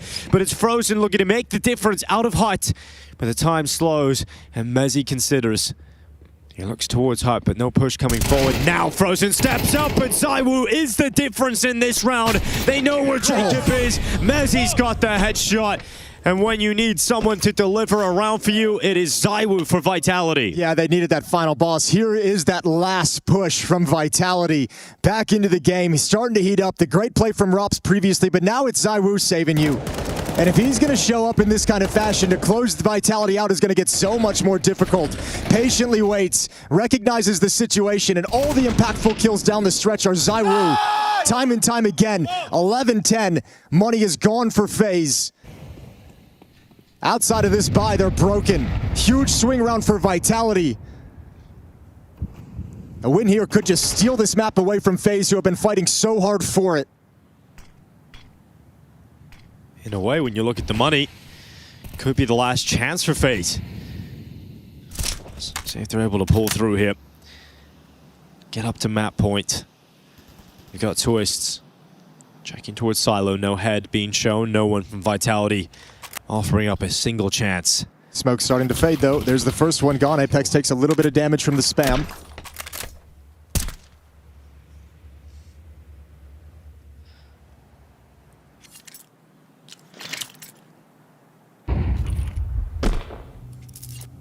Twist hears all this, calling out it's just one. Recognizes the flash as well. Smoke clears towards door. A chance for Brokey to have impact early in the round.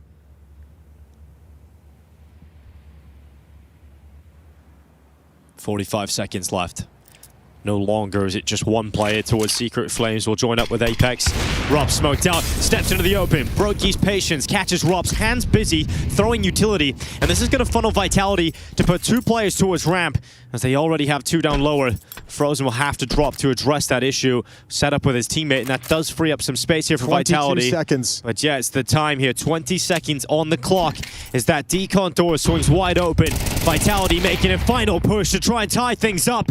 Again, it's Zywoo, but can Natus do anything? No. Flames finds him on the rifle, but the quick flank, that door shuts, but it's actually open. And so Twist moves, and Flames turns, and Twist will die. Flames ready for the next, but utility pulled out, and Jacob trying to win this alone, but he's burning in the fire. And Vitality just about get out of this one by the skin of their teeth. It's going to be 11-11, a closely contested round, but FaZe have to fall away, and their money is shattered at a crucial point on the map. This time it's Flames. This time it's Flames with some impactful kills when it's needed the most. Absolutely disgusting work. It looked like he wasn't comfortable or ready for any of those fights and still comes out on top.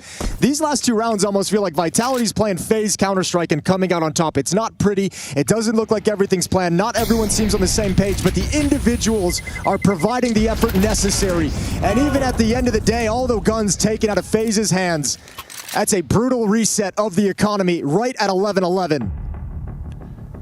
A chaotic finish that final round. And now FaZe have run out of cash. Have they run out of steam? This one right here, Natus, as good as he's been, not able to find impact in a really, really strong position as they come out of decon.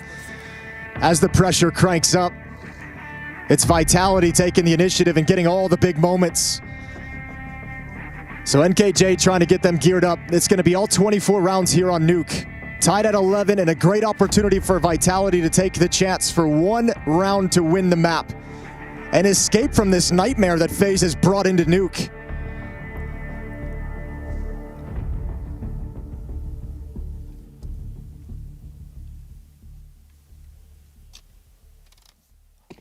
MP9 on Frozen, Deagle on Twist, 5.7s and P250s picked up. They need a special round. Twist has been so good on this first map, so reliable for giving FaZe chances. Tries to challenge ZywOo. And the shot will whiz past.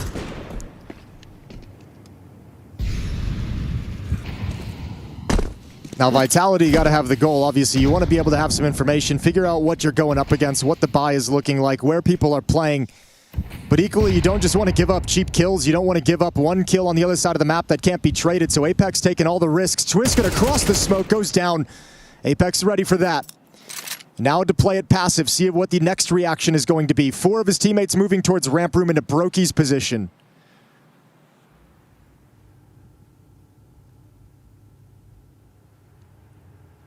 I mean, Brokey has a P2000, so the fact he's playing alone and with that little weapon, there'll be no challenge for the mighty Vitality in a round like this. And Vitality's happy to take this so slow as well. Don't make any mistakes. You can see how they're just maintaining this group presence over towards lobby as well, letting Apex be the only one in any kind of danger.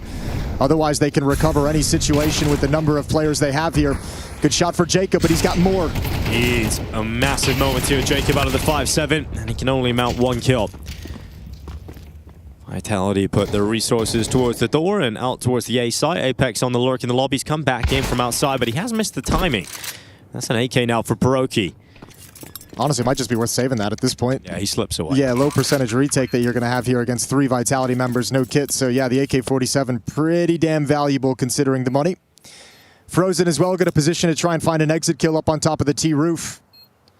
We'll see where Vitality eventually exit off to, but this will be the 12th round for Vitality, so they've got one chance. One chance to steal this away in regulation. Not always easy getting that 12 or that 13th round once you get to 12. We know teams struggle with it, but Vitality, after the slow start to this half, second half opened up a 6-1 run in the favor of FaZe. But what an exclamation point. If you just rattle off that 13th right now, Vitality just says, we gained control and run 5 straight with no problems. And it was ZywOo who was the turning point.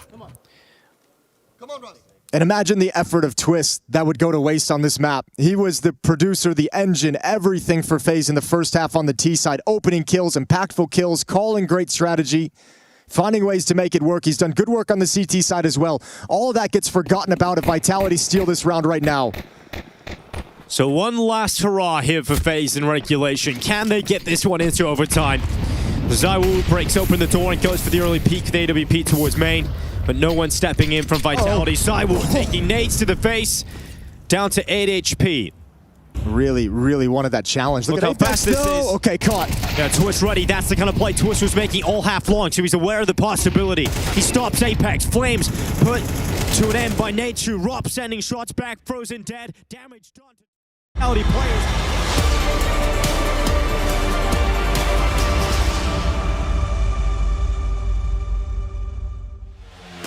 We don't get to see who is going to see off that map and if it's potentially going to have a little bit more. We do get to see some jumping jacks here by Ascentio. Get the blood flowing after a great map. I can respect it. Keeping fit, keeping ready. Oh, everyone's getting involved now as well. It's like, oh my goodness, guys, we need a lesson in how to do jumping jacks. Yeah. I'm not going to lie. Something tells me P lessons weren't a priority. No, maybe not, yeah. The DM was the priority. That's what happens, you know, growing up for these guys. 10 hours in a chair every day. You forget how to do jumping jacks. But then it's one of those things, it's one of those lines that comes out, you know, when's the last time you jumped? You know what I mean? Like, you have to think about that. When's the last time you actually jumped? And God, like, when is, as well, like, properly... You know? Yeah. God, I hate that thought. When is the last time I jumped? Oh, it's tough. That's actually really I was fully tough. willing to sit there until you answered as well. I think potentially the only thing I can think of is like jumping, like diving into a pool. Yeah. Does that even count? I'm jumping up into a pool. Yeah, a little bit, but you know, there's two schools of thought on it really. Like, obviously you got jumping jacks there. It's like, oh yeah, little moves, and then there's like fully like giving it your all to jump. Like the last time I did that probably got to be at least 15 years ago. You know, when I was like in school looking for a key header or whatever. You know what I mean? It has gone to overtime there as well. Just to update you guys on the A stream. Our game hopefully should be getting started soon. And indeed, we have to kind of zoom back in as FUT with a really good start on Ancient, but could not keep it going. They lost 10 rounds in a row to lose the map. So yeah, Bait were on this second timeout able to turn things around and just kept it going, and FUT on their T side where we usually expect them to look a bit better and more confident. Nothing happening for them, and maybe got to a point as well where they perhaps forget about Ancient. Let's think about the next map. This is a weird one. Bait clap BC game on it. Now FUT are not BC games, so we'll see. We'll see what happens. The aggression up short. It's a 2-for-2 trade, but it leaves the site itself very vulnerable. So it should be a bomb plant, and low HP for Alex here kind of suggests that this is going to be a tough retake. He actually has to wait, is the unfortunate thing as well. It's an open plant for Cemetery. It's actually a little risky because Longs isn't playing contact here out of Graffiti. He's actually letting them cross a little bit because he's got that gap on it basically over his right shoulder. He can sort of let them progress up, and it's a really difficult angle for them to clear. MPL's going to spend a bit of time clearing everything else, bar this, and that's where Longs can now pounce. He'll get one, and he can stay tucked. Alex starts to move forward, but he should be dead to rights in just a second, and they all start to fall apart. Nice post-plant by FUT. 3 versus 3. They get a first round on the board. Now, worth mentioning, you are right, you know, Bait, yes, a clap BC game on this map, a 13-2. Doesn't really mean a lot because it's BC game, but last time these two sides played at Bucharest, it was a very, very close Overpass. 16-13, FUT won it, but it did require that overtime. So it's going to be, at least theoretically, far from an easy one for FUT to get a response here. Yeah, and I'd say for this matchup as well, it's not hop, skip, and a jump to imagine that Bait have put most of the time and effort into reworking their Ancient. So we'll see how the Overpass looks and whether they've done that same kind of work. Force buy is out. Oh, it's not too bad to start. It's a lot of SMGs on both sides. Just about FUT coming out on top of things. Cemetery very, very low. Well placed HE could change it up. He's got the bomb as well. So it works out quite nicely, and indeed he will go down before the bomb gets planted. Really nice finds. Krabeni to fall, and Demon suddenly finds himself alone in the 1-on-2. He's recovered that bomb, looking for a bit more of a fight here as he will push forwards. It's a quick trade on the cards. MPL doesn't quite net it though. The 5-7 lets him down. Both tagged up. MPL does not opt to re-swing in. Another plank coming in, but where the hell else is he going to be coming from? MPL trying to get the timing round this corner. And you know what? He might just have got it, Demon! Demon, you've not fully cleared, and MPL will drop him. Gets the timing. Bait going to win the Force. Yeah, that is really, really nice to get that response. And I think, once again, shoring up a narrative that we had off the back of Ancient, talking about those retakes coming through for Bait. That's what we want to see. They had such good consistency and such good form with those retakes on Ancient, especially when ones that they absolutely had no right to win. That one obviously a little bit more even, but that nade is massive. Denying that plant going down initially, it's that kill on towards short as well that puts it into the 1 versus 2. That is the really important kill. MPL does well, sees off the last, but an immediate response. We say it all the time, it's not the pistol that's the important thing, it's the force buy. So for Bait to find it is huge. However, FUT can get a reinvestment back in. Double AK, Galil, double Deagle, and a fair decent amount of utility on this T side as well. 3 smokes, 3 mollies, 2 flashes. It's not terrible. Also worth keeping an eye on Bait, it's only MPL who has a kit. Yeah, true. Kentazor with 1,400, for goodness sake. Yes. The only time I can allow that is if you've got a plan to save a specific amount of money to buy an AWP in towards the next round. That's the only time I can allow it. But 1.4, he couldn't anyway, unless he gets a lot of kills. Yeah, I feel like just get the damn kit. You know what I mean? It's also so early on in the game. Yeah. Force buys in the air. You know, you might need it. Yeah, while your money's like this, I really think 2 kits, 1 towards the top side, 1 towards the bottom side, that's enough. Yeah. But 1 is a risk. For sure. At the moment, though, it's on the right bomb site, so it might be good for them. Flash over the top is really quite nice. Comes from down below. Oh, though, leading the charge, looking good. And Jugs with the perfect timing in from behind to deny Sizzy that frag. Maybe should have had it. Regardless, he was given plenty of time. Just a bit messy from him. 4 versus 2. Oh, man. They're a bit close on some of these kills, but surely you feel a save. But with the way this one looks. Now, we said that in one of the rounds on Ancient. I think they're maybe catching themselves here, that it's like, last time we tried to go for it when we should be saving, it kind of worked. Here it's not going to be the case, so FUT immediately answer back. They are on the force again, and it might just get messy in the beginnings of Overpass. Yeah, exactly that. And that's actually where Kenzasaw having 1.4k now actually becomes a real benefit here, to be honest. Allows him a bit of a better buy. Sizzy and NPL potentially get a little bit of like an upgraded pistol if they go to half armor, a bit of util there as well. Interesting shot. That might have been a slight misclick, misinput. It's okay. It's that kill by Jugs. That's the huge one. Longs was basically dead to rights there. He's swinging in towards the side, but his back was turned to that long angle after his double entry. Jugs bails them out and therefore gives them the round. So, nice response. That force buy is huge. Double MP9, 5-7 to round out the 2 save them 4s. Again, a little bit of util. This time, no kit.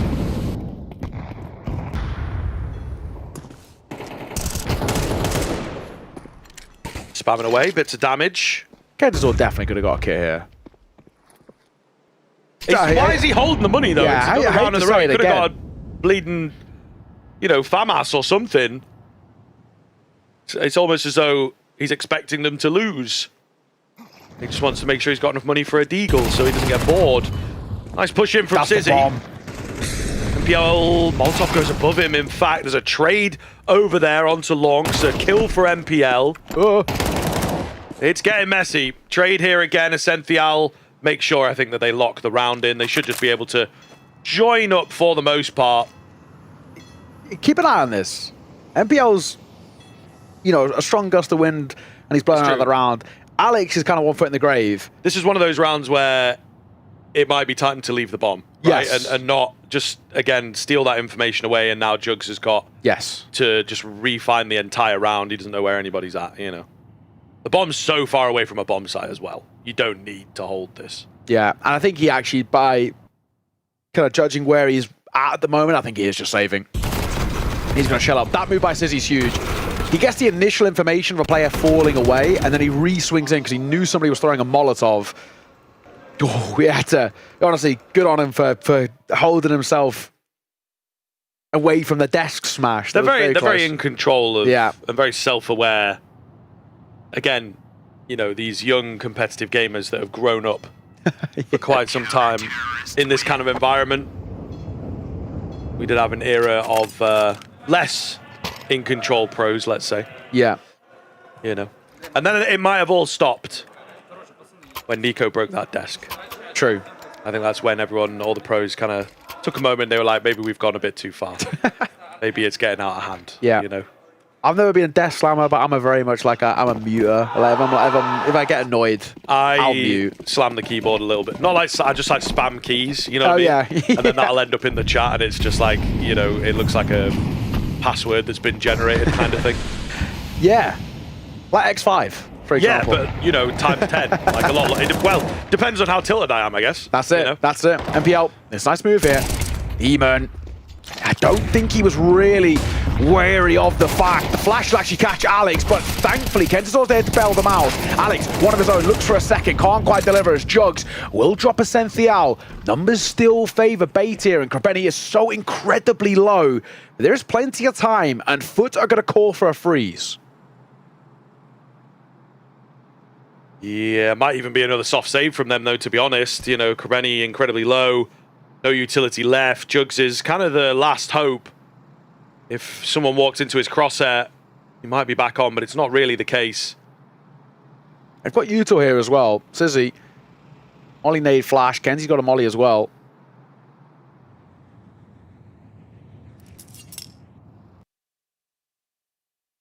I don't know. I mean, are we looking?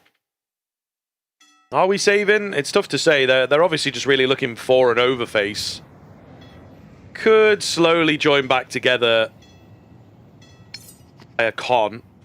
I think what it is like if Krabeni goes down, then it's a save. Yeah. If Krabeni can make his way in towards B, then maybe we've got a round on the cards. Like that. How's he ever got that? A crazy, crazy find. Still not all said and done just yet. Molotov comes in. That'll buy some time. Only 10 seconds to get this bomb down, so... Oh! Uh-oh! Nade coming in. It's the shot that does it. That's it. Surely not going to be enough time. He's recovered the bomb, but just not enough time to get it planted. That is a bit unlucky. They were in the right place. Krebeni's low HP lets him down. What a shot to get in there. It's a bit of a shame they don't even get the bomb plant. But Bait are starting to pull this off now. Yeah, they're looking really good at the moment, Bait. There's not a lot to complain about. Again, these rounds are coming quite close, but all they care about is that they're getting them on the board. Sizzy does very, very well. Nade right side, crosshair train left side, and just making sure, really. So, advantage to them. A save them 4 for Jugs is all that we really have to wield for FUT. Krebeni's picked up armor just in case that M4 falls, and then he can pick it up. We're going to pass the parcel. One spotted. The spam's nice. The early tag on towards Cemetery, but it's only the one tag. Yeah, not loads of damage in the end. Apart from then. Yeah, there you go. That's a bit better. Nice nade onto Jugs in particular is the guy that you want to take down low. You might even think about giving this to Krebeni. They're debating it, probably chit-chatting at the moment, but looking to keep it. However, Krebeni is close by, the wingman, ready to pick up that M4. Jugs has got the gun. Krebeni might have the ammo to make this work. Can he even get that back, though? That's pretty deep in. Thank goodness for the smoke, he would say. They're settled nicely here. He catches one while reloading. But Bait, for the most part, putting it to bed. Really looking good. You know, look, FUT got very, very stuck on that previous map, and it might be happening here again if they're not careful. Early timeout to come through. Yeah. Heard some cheers of niceness. I think we're just waiting to see if things catch up in that other game. Was that FaZe or Vitality? It is 15-14. I feel like FaZe's cheers would be even louder, but hard to tell. Vitality have won 16 For goodness to sake. 14. Boring. Nah, I'm all for Vitality. The more Messi wins, the I like happier a I bit am. of FaZe magic, mate. I suppose that's fair. That is fair. I'm just patriotic. As long as Messi's winning, I'm happy. That's all I care about. But cool to see that FaZe, in whatever you call this iteration of FaZe, can still be competitive. I think they obviously had absolutely no expectations. 13-1. Oh yeah, you know, so they probably had no expectations coming in towards the tournament. And let's be frank, they've got a really hard draw that you get Vitality in the lower bracket. It's pretty peak, but we'll see. Demon, nice find from him, but Ascential and Sizzy, nice work to respond back in tow. MPL though, caught in two minds about whether to focus on short or in towards Con itself, and that'll allow Cemetery to level the playing field. Demon's left low, but that's a risky peak. Very risky indeed. Kentator won't get punished for it. A towards Wood won't do anything. You see in FUT putting this pressure towards B, and they've got good space towards this site, but it's Bait who are still winning out here. Yeah, kind of wacky. I mean, it's the MPL push that leaves this round up in the air, where I would have said it looks very Bait-sided if he was still alive.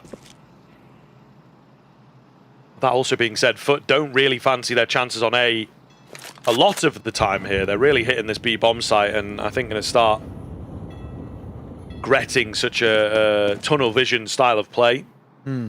Waiting for an over-aggress from the A player, it's just not going to happen. It's towards B, however. Wow. Demon finds that kill. Kenzie with a needless sort of peek. I don't think he expects Cynthia out.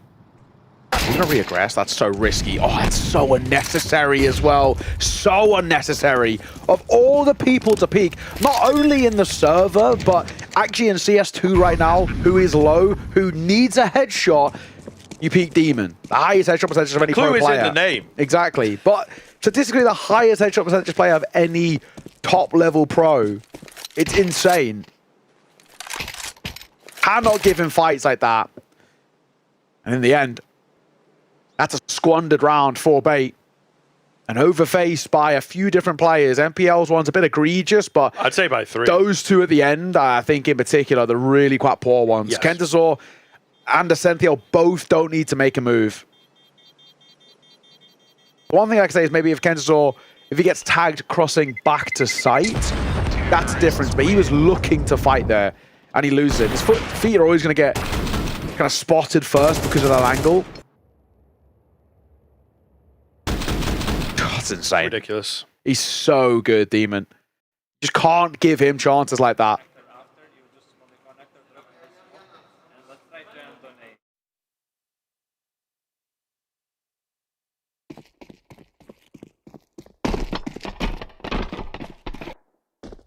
Big round on the cards here as it gets going. Bait, I think, need to immediately shut it down before they're able to streak ahead, and they will break the bank if they win this one cleanly here, FUT. So, a lot of pressure on this particular round, especially for Bait's CT side, which we usually consider to be better. Yeah. And just generally that it's CT side overpass as well. Yeah, that's what I mean, yeah. We kind of need to be better. They've got to be taking a lead at the very least, and I mean, they'd like to push for 8. Start for Ascenthia. It's Jugs first to fall on that spam of the monster smoke. Bit of fortune, but you'll take it all the same. A minute to work with. FUT moving towards A. Tizzy. Trained in. Oh, not a lot of room for error there. I know, he's really... Pixel peeking. Really playing it dangerous here. But I'd fancied his chances to at least find one. Changed up towards Divider. Like that. That does work well. A bit easier to get away from. Not as easy to trade. 5 versus 3, still got the orb to contend with. Kind of need to avoid him. It's a very quick attempt to the shot. Sizzy knows these angles. Lovely little find there. On for a bit more as well. Will go down, but the rest of the team has held the line. Somehow the nade does not quite make it. All the same, Bait going to take the round off the back of the orb. The opening pick. They are not phased by, you know, FUT finding a pretty unlikely round. It's one of those as well you have to look at where at one point Bait felt they were going to win it. They should win it. So in your mind you can say, okay, we lost that. If we just keep doing what we're doing, the rounds will still come together because we're just able to get ahead so often. And right now as well for Bait, we're actually not seeing anything like too audacious from them. For the most part, they are just sitting on the sides and inviting the pressure, but they're trading really well off each other. We haven't seen them go for too many rounds where it's like crazy pushes. Obviously, there was that one early with the MP now, but they pushed this position here. That was great. But that round and a few of the ones prior, they are just waiting for FUT to come to them, and they're doing a very, very good job at keeping the numbers in their favor. They get the opener here, off the back of the young Orpa. MPL, one of his own. He looks for the second. He's running low on ammo. He needs to be careful. He needs to conserve the bullets as he runs flat and Symmetry with that Deagle. Now gets an upgrade. Oh, Symmetry swung there and forgot. He didn't check how much ammo was in there. So he takes, there's one bullet in the chamber. He swings out, peaks, and then has to reload. That's unfortunate not to know. Yeah, I think he might have been able to get the drop on him, honestly. But not the case in the end. So, big one for Bait, seeing it off, denying bomb plants, nothing coming close. A little messy in the beginning, and, you know, FUT getting there. FUT in the door once or twice, but unfortunately, I was trying to come up with a different sentence. Yeah. It's like casting big. Yeah, that's a big round from Big. Yeah. You just walk into it sometimes. Yeah.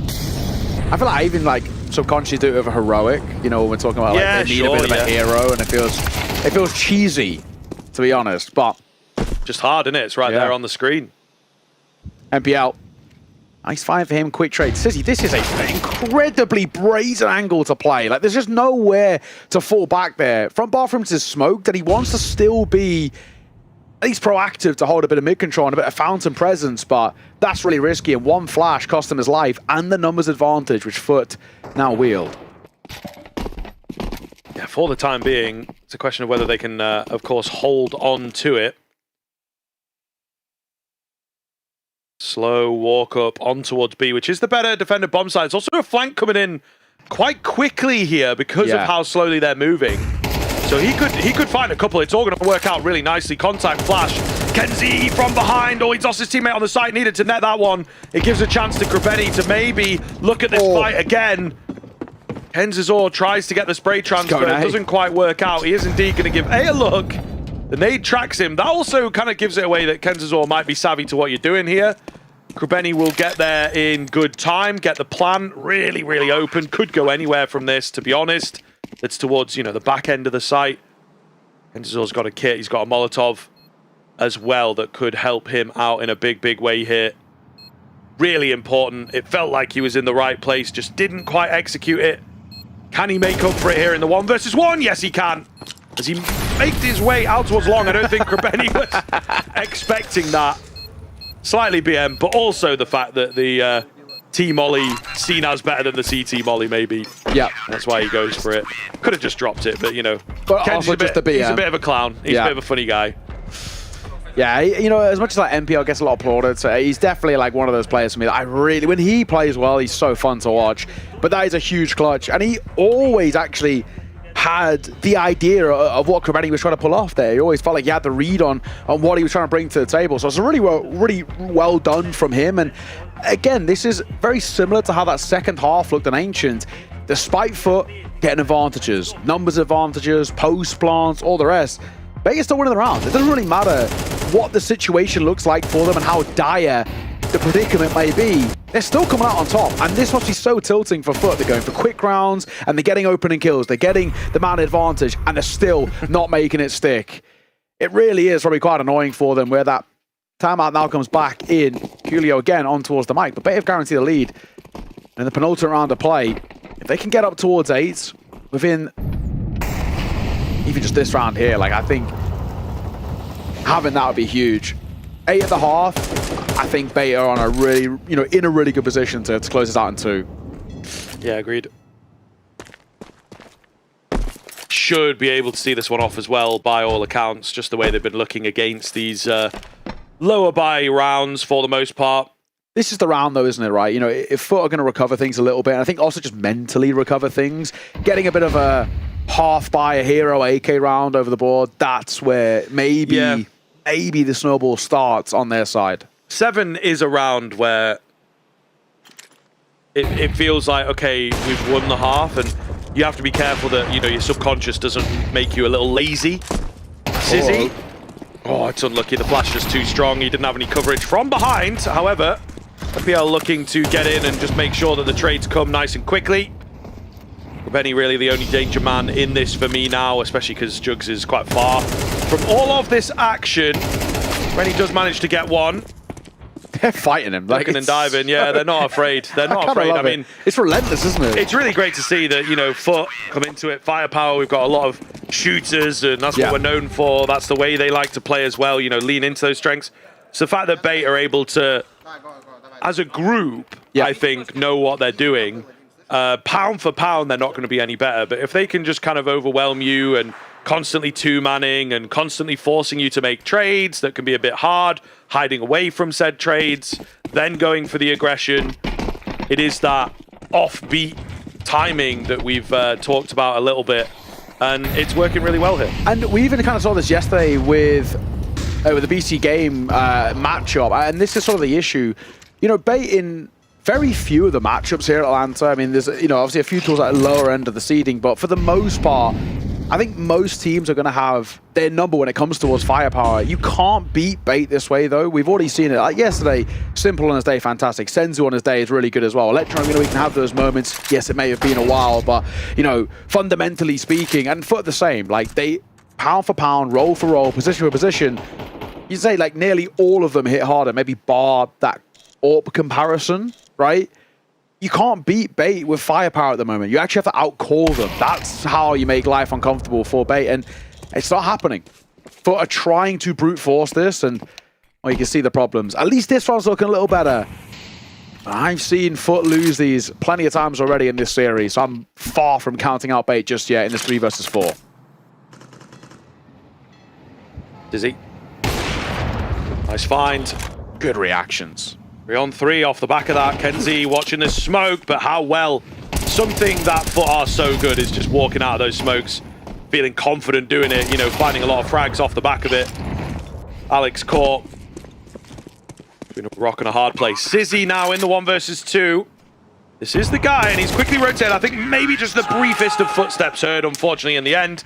It's a little unfortunate. He's kind of angry, you know, pretty heavy on the high fives, but still a really, really good half coming in from Bait. FUT need a keen turnaround on the CT side of Overpass. We'll see if they can do it on the other side of this.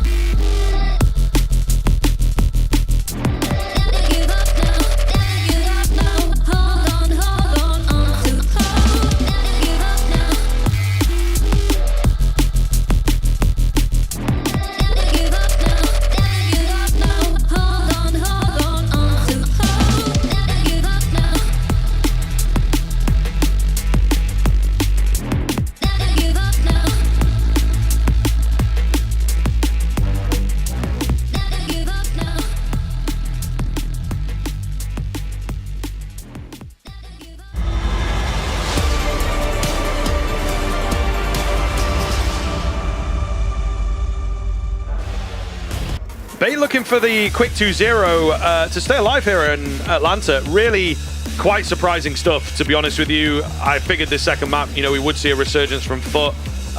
They won the pistol, they lost the force buy, they kept it messy in the beginning, but very sporadic rifle rounds in particular. Coming in, they're going to need a stellar CT side here. And a really difficult game for them, you know, sort of against the grain here. But yeah, a really, really difficult showing, I think it is safe to say.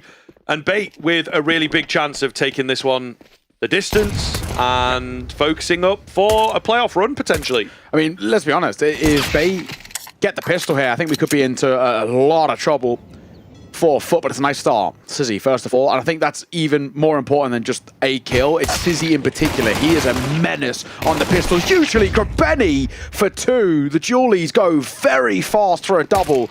Essential gets his trade, but Long just made his move. As Alex will fall, it's all on the shoulders of Essential. This should be impossible. 1 versus 3, and he doesn't have the bomb. No real chance here, so FUT are going to kickstart their CT campaign well. Yeah, difficult consideration for Bait, on this map is that their pistols stink, to be honest. You know, they didn't really find anything yesterday either, so really quite a rough map in that sense. What a different story it would be, you know, if they picked up the pistol in the first half, managed to convert that. Got the pistol here, right? Does just go to show how dominant things have been when the guns come into play. Yeah, I mean a lot more as well, like if Bait do end up winning this map, lose both pistols, win it again. Obviously, it was kind of crazy doing it against BC Game, but doing it in 2 separate series in a row is pretty wild. Sentiel's got the bomb. They've given him the respect to do that. They definitely know about him. He's been heard. He's going to make lots of noise headed over towards B here. Checking all of his angles, having his toes shot off, and launches here pretty quickly. It's actually Demon from behind that had been tracking him the whole time to take him down. So not happening. No bomb plant either. Kind of a big deal for Bait, you would imagine. With low kills as well, that it would just be a save here. And then an attempt at the early rifle buy. But it's a lot of pressure quickly. And, you know, 8-4 is that scoreline where the gap can close deceivingly quick. Yes. And Bait really going to have to be aware of that. They are. They take the eco for the most part. MPL kind of must be in his contract that he's allowed to buy deagles on low rounds. He always really goes for one, every time. But let's see if he can do anything with it. Well, I suppose he might indeed get the kill bonus back. Yeah, Constellation kill. We'll absolutely take that. He's at least trained on the right angle. It looks like the Glocks might sort of be a bit of cannon fodder for him. They might draw away the crosshair, but no. Get around the corner, look towards a popping towards mid, and potentially this could actually allow Cemetery to flank here quite nicely. He could get in behind and mop up quite a few kills. They spotted a lot towards Party. Playing it safe though, aren't they? Smoke goes down, and Cemetery's actually not moved. Good patience for him, because I would have rounded that corner a long time ago. Yeah, right. Just 3 Party? All right, I'm going. I think now he is. They're not 100% sure if it is a force or an eco is the thing, so you just have to be a bit careful. Deagle reveals itself. At the very least, MP9 coming in from behind, takes 1. The Deagle. Yeah, they are not messing around here, though. Super disciplined. They will pivot, quickly moving towards B, which is in a bit of a transition period. Demon hears them coming, so he's able to stick around and indeed defend it well. So no funny business in the end. Looking good here.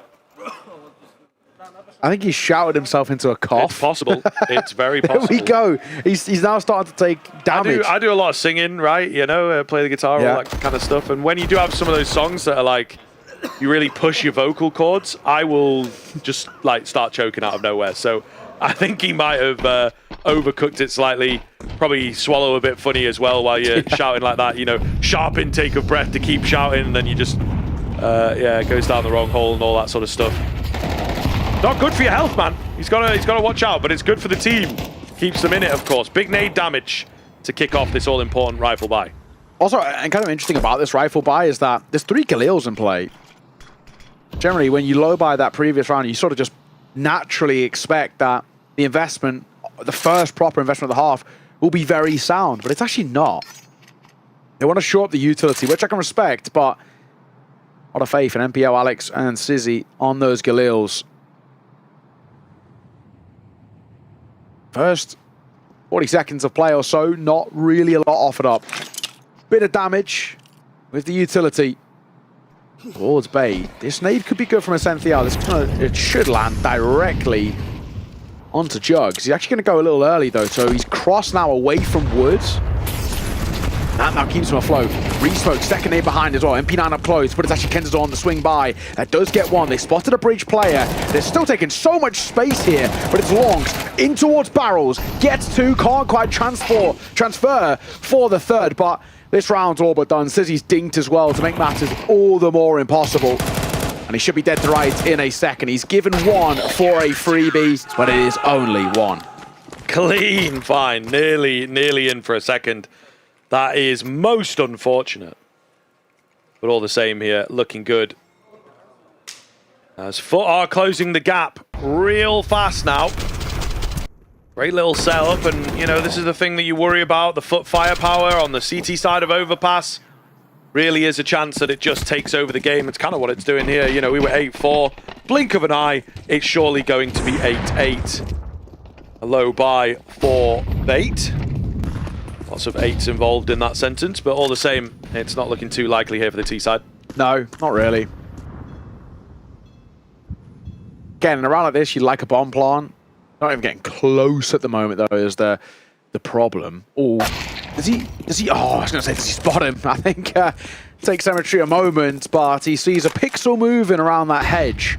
Maybe a mini-map, like little question mark pops up. Yeah. How goes MPL? I like the idea, though. It's kind of nice. Don't really see that all too often. Doesn't pay off, though. It's an opener again for FUT. Something they're very consistent with, but it was actually a kind of a negative statistic to have on the first map.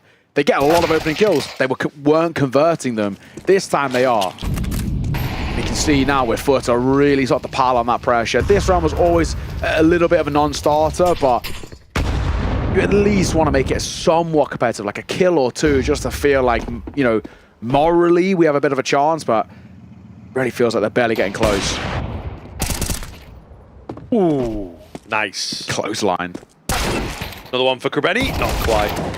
Dizzy sees him off, but he's going to be the only one left. I mean, fair shot there. That was full length of long onto the AWPer. Unfortunately, Sizzy no armor, so I think Deagle is his only real option.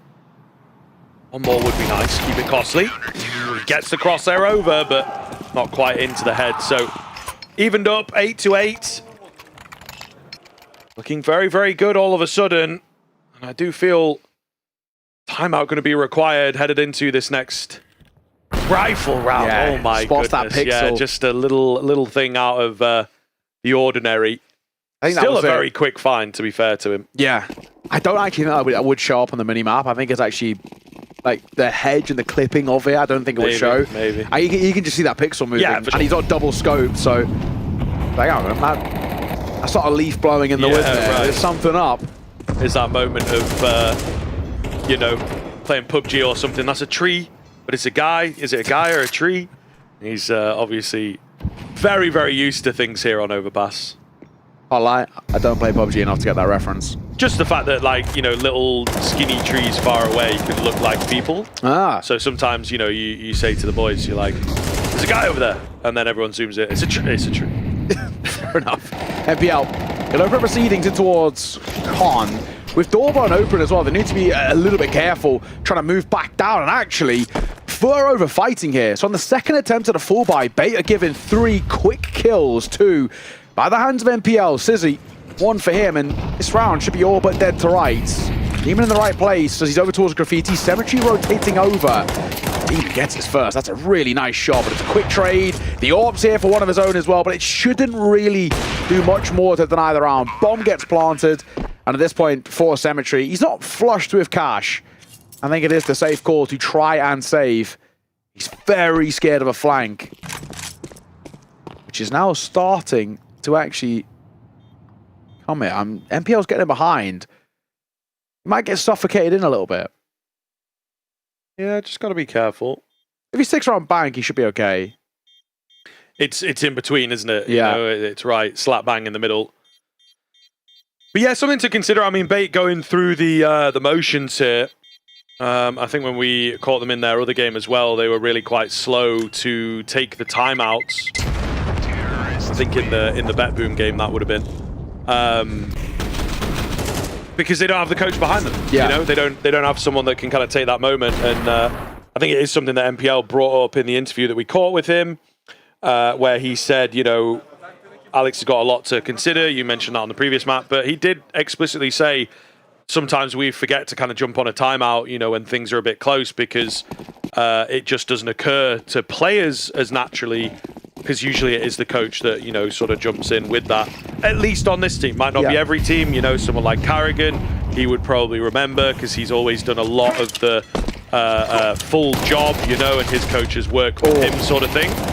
Charging straight towards B here, though. Not wasting any time, apparently. Bait, they're back. They find the advantage.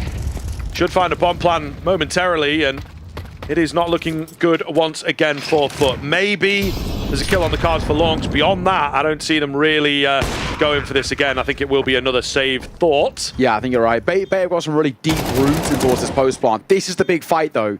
With MPL falling, it'll change things. Oh, no. The corpse will block Sizzy, and Cemetery wins out the fight. Alex and MPL to now bail them out, but a 2 versus 2. Time is ticking, spotted by Cemetery, so it's all on the captain. A tap, a stick on towards the defuse. He can't quite find it. He can't find it. Glock pulled out. Oh my and he's God. going to steal away the round in the smoke.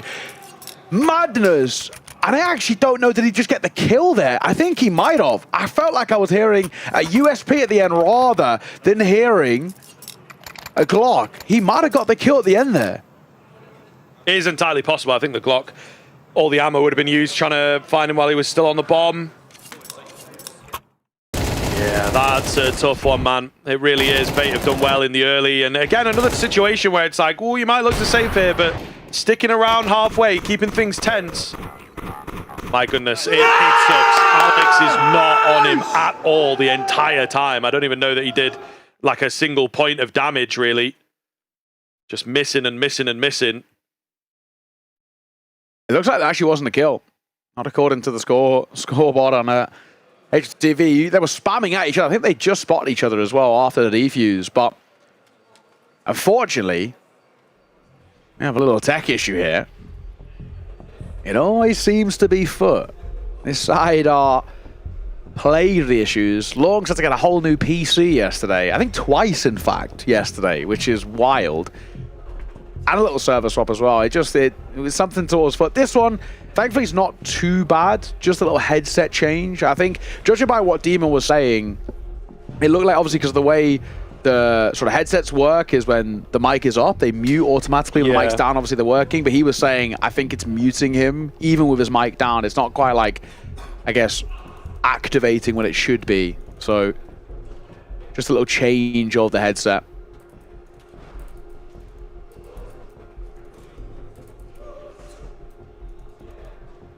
It do be like that. Please, sir, can I get a refill? Yeah. I think it's just you can't put it anywhere because there's a guy under his desk, you know, there's a guy in the way. Pit crew, as it were. Quick change in. Okay, that's good. Yep. Need your other ear now. Mic check, mic check. You just put one on, just, you know, just put both of them in, for the mic check. There we go. In-ears can go in and... All right, there we go. Not too bad. Hello. Hello, hello. Hello. Mic check, mic check. Yeah. Fair play. Yeah, there's a career in broadcasting. Ventriloquism for us, I guess, is what I was going to say. But yeah, maybe broadcasting for Demon, potentially. We do like a nice 1 to 10, don't we? Yeah, which that's is a bit of a classic. Our classic, yeah. Yeah. 1 to 10. Oh, and now attack. Ah. Do you know what? Respect. Smart. Respect. Smart. It is smart. Get a moment to talk. I actually think, I'm pretty sure at the end of that clutch, I think Arch came over and called the attack anyway, but then of course the sort of the tech overrides it first. Yeah, of course. Make sure you get it. Definitely needed. It's a difficult one to lose. And a nice moment to jump in. Would have been absolutely massive. I mean, you look at where the CT money is, right? If they had lost that previous round, they'd be in a very, very tough spot now, but not the case. A great find from FUT. Maybe a series tournament saving find, in fact. I think you're right. Bait are going to have to bounce back. Now, We love to take it back. We love to say the round looked good, you just didn't quite win it. So we'll see what Bait are cooking up here after they take a timeout. Oh, sure, they are feeling confident. Saw it yesterday. Yeah, that one didn't connect. This one does. Did. Yeah. And that could become a very popular wallbang, you know. Maybe slightly higher, straight in the cranium. I've tried it a bunch of times. I don't think I've ever got a tag on it. There's like there is a timing, and there's like obviously that lineup. I've tried it so many times. I've never got a tag. We've seen him try it twice, and he's got it 50%. Crazy work. Annoying. Just be like that, man. They're just better. Yeah, that's just it. better. That's it. Jugs to open up. Not good for Bait. Especially the fact that it's not the lower HP player MPL. If it's MPL just seen off, that's fine. But the fact that it's full HP Ascenthiel, who's not having anywhere near the game that he had yesterday against BC Game, it's a bit worrying. Look at this by Krebeni, by the way. I think this round's already done. They're not accounting for this.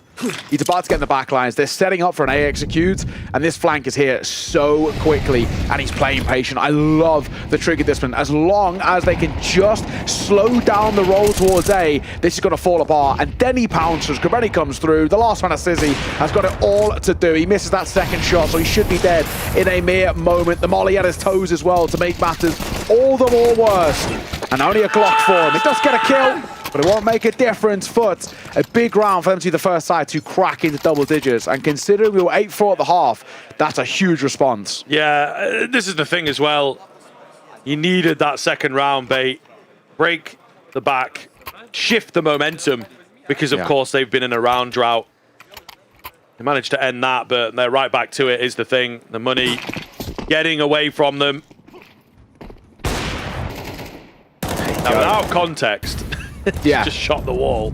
It's like you aim with this, it's like two leaves that look like that, and you aim and you try and get it between. Get it enhanced, get it clipped. So apparently, it's about 149, but it's between like 150 into 149 is where you can get that first guy coming through. But there's two leaves that are they're like in a bit of a V shape. Once you see it once, you kind of can't miss it, basically. But I've tried it so many times. It just doesn't. If it's hard enough, I know Valve are not very fond of those types of. Yeah, there used to be another one on Overpass back in Go, but they got rid of it. In CS2, they changed it up. But there was a few little weird ones. I mean, we saw the other day there was that quad boost, which was kind of interesting. Quad boost looking like all the way towards stairs by Monster. Yeah. There's always something with this map. Yeah. There is always something. Just that, elevation. It's because the elevation, yeah. I like some bits of it, a flash down from A towards B and vice versa. Feels pretty cool. Yeah, I play B sometimes as they're executing a banana, a little flash up just help the from like graffiti. Yeah, you slow them down a little bit. 40 seconds left on this clock here as Bait are looking to burst out. Good timing. Molotov goes down. We'll split them up a little. Alex is isolated here. Contact flashing, but Jugs takes him down. Still looking to overwhelm the site, and they might just be able to do so. Jugs, he runs out of ammo at the worst possible time. MPL has to spin around. The kills are just not quite coming in for this T side here. They are left incredibly low, though. Could swing either way. Very, very split, and you see, there's your reactionary shot. 2 HP for Ascenthiel. Thank goodness he was tagged up. Krebeni coming in from short, looking to deny the plant. He's not able to do so. It's into the 1 versus 1 here for Sizzy on the AWP. Fires early. Forces to fight out again, and he will get it from the left-hand side. A big clutch for Sizzy. Absolutely massive. And it will keep the game alive. 10-10. Chomping at the bit here as Bait want to get back in, but FUT with a timeout to slow the game down again. Try and figure out this following round. I mean, look at that money, bro. If Bait win this game, that's the round that they're going to look back on. That's actually the round that potentially could have been the flip of the script. As you just mentioned, that breaks the econ. That's why it's so important. That it's such a huge swing round this late in towards the game, and Sizzy has gone massive. To drop Krebeni there, especially after missing the first shot and not panicking, setting himself up, left eye peek to look back in towards shore, and a little flick, really well done. But oh my god, that is so unbelievably close. It's actually the kill on toward, it's the kill just before this. That's the one that, for me, that really does everything. It's the one that catches Longs just on the edge of that smoke in towards sight water. That's the most important kill of that round. Bar maybe that, of course, that 1 versus 1. But Long should have had them dead to rights, moving up through Monster. and they couldn't. It's a no-buy for FUT. Bait should be taking the lead here, really without breaking a sweat, to be honest. If FUT get, more than one kill in this round, that'd be nice. MPL sees a few running at him. He's dinked down to 1 HP. He needs to get out of there, to be honest. Let's get moving. Molly down. Launx is looking to do something himself as well, but SNPL's there as the bodyguard, protect the president.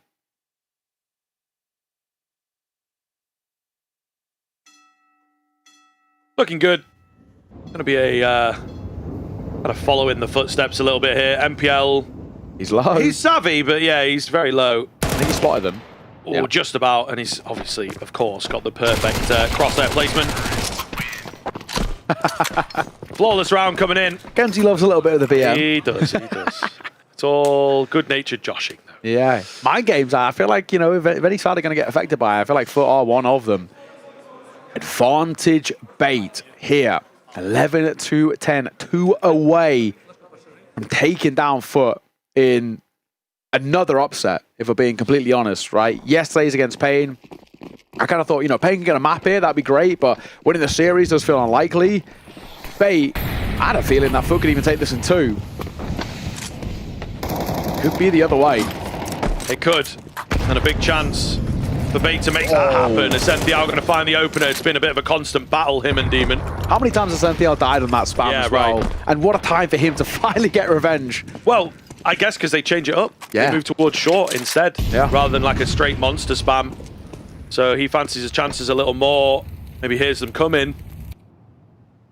Big find. Krabeni going to be left low as well. So a miracle needed. Maybe it is Symmetry here. I like this freeze as well. Towards long. Will completely blind Kenzazor, but it's okay. Information gathered all the same. Symmetry going to double back towards the B side. I don't know if this is the right call, though. The way they're setting up, it still feels like a finish towards A, unless they're very committed behind that connector control, but I don't really think that's as strong, really, as they want. Ascential, he could really keep attention drawn here. It's just one flash could be enough. There is 3 players ready for a monster peak, and Ascential's going to go about this dry. Not a huge fan. That's a good move. Krabeni knows what's up. So now man advantage for the CT side. It is an A-bomb site and a plant secured here for Bait. Really weird looking round. Oh, and a classic. A usual smoke getting ahead of it. Jugs is halfway looking in though. He's a bit too smart for you. So unfortunately the play doesn't quite come off for MPL, but still able to move back. Ooh, big thing here is no kit. Krabeni, the smoke criminal, will go down. Trades have got to be good here for Bait. The orb coming in. It's all going to be down to Sizzy in another 1 versus 2. And he gets it done again. Sizzy absolutely unstoppable. And Kenzazor lets him know. This guy keeping them alive. Some huge rounds from the 16-year-old unknown name in Bait. Certainly going to be known after this one. You know you've done something miraculous when you get that reaction out of Kenzazor. A stoic guy who doesn't really show that much emotion. Look at that. That is one of the best ones we've seen all day. My, oh my. FUT are on death's door here. This is crazy. What a time we're in. 12-10 on this, I guess we theorized about the punish pick, but man alive, this is incredible. And FUT on the brink of being eliminated here from IEM Atlanta is absolutely insane. To get that reaction out of Kenzazor, you must have done something crazy. Yeah, back-to-back clutches coming through from Sizzy. He is on fire. And they call an immediate timeout and just make them stew in it. Yeah, I mean, brilliant. Really quite clever. And again, that feels like a player calling that timeout rather than a coach. You know what I mean? Like, just totally BM. FUT, however, not letting them get away with it for free. Unrelenting aggression in towards middle nets 2. The Deagle looks away at an inopportune time. Unless your name is MPL, it's the perfect opportunity. Big find. Really big find. I'm going to find out here. whether or not FUT can survive. Slow walk up into A once again. It was the same kind of situation. Cemetery takes a goosh. There's a lot more players around A this time around. Cemetery goes down. Krabeni does find the kill. So important that he did. A bit of damage done as well. Demon is so lucky. So lucky they didn't give it half a look. He's going to drop that bomb. He's going to leave it to Ascenthial here. Another 1 versus 2. Not this time, because it ain't Sizzy. And a 1-round shootout here. And that's really about the start to the round as well. That immediate double that comes through from Krabeni and Cemetery is so important. And they just spam through the smoke, but it's good enough. Bait this time call a timeout, and it's not for them to stew in it, but if anything, it's for them to try and see this off in regulation. We saw them do it in round 24 against BC Game on that map number 2. They'd love to do the same here. As you put it, this 1-round shootout. Only 2 ways as goes. OT, FUT can take this to 12, or Bait closing it out and eliminating FUT from IEM Atlanta. Thankfully, there is a buy to work with. 1 Galil has to come through, but it's not the most damning thing. And it's just that fact that Demon is not checked out towards long. Galil for Kensal. Ascenthial goes for the Mach 10 to shore up the util. There's still a FAMAS in play for Cemetery. There are only 2 kits, 1 for him, 1 for Longs.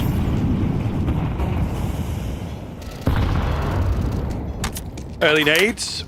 Decent tags onto MPL and Ascenthial here. Looks like they want to go for a B play and maybe just like, you know, late pump. Would be the play. FUT are doing quite well in terms of reading things. Heavy on A last round, heavy on B this round, at least early. They just start to rotate Cemetery away, but he's still close enough. I think he can help the team out here. Spam away from Kensazor onto Longs is big. They can certainly take out a few in quick succession, but Krabeni looks away, doubting himself. Jugs inside the smoke here to maybe save the day. Cemetery trying. Jugs, unfortunately, runs out of ammo, and Bait will get it done. 13-11, hard fought on the overpass. Not the punish pick that we thought, that FUT thought. And FUT, one of the contenders' dark horse team here, looking to pick up another trophy or finally beat out Vitality. They will check out way ahead of time. Just the 1 victory for them. And unfortunately, their road in Atlanta will end here. But Bait move on potentially for a spot in the playoffs. Yeah, and people keep sleeping on this Bait side. We've said it against BC Game, but this is actually a real upset. Maybe people who weren't really too sure about this side might have thought the name value of BC Game was enough. This one's a big upset. FUT were the heavy favorites coming in towards this game. Despite, you know, Bait looking pretty good yesterday, this is a really, really good result for them to be taken. And I'm really excited to see now what happens going forward. Good on Kentazor as well, sticking around for that last high 5, but FUT eliminated, as we mentioned. They got that lovely 2-0 to start off of NRG. 10-3 recovery was incredible, but everything from then on, not good enough. They fall to Pain yesterday and fall to Bait here in 2. Yeah, I don't know though, man. I feel like, you know, even allowing NRG to potentially take a map off of you is just not great. So a rough tournament overall, you might say, if you really, really, really put it under the microscope. And that might feel real for them as well, not finding a map here against Bait, not beating out Pain yesterday, despite the fact that things, you know, came close similar to the way that they did here.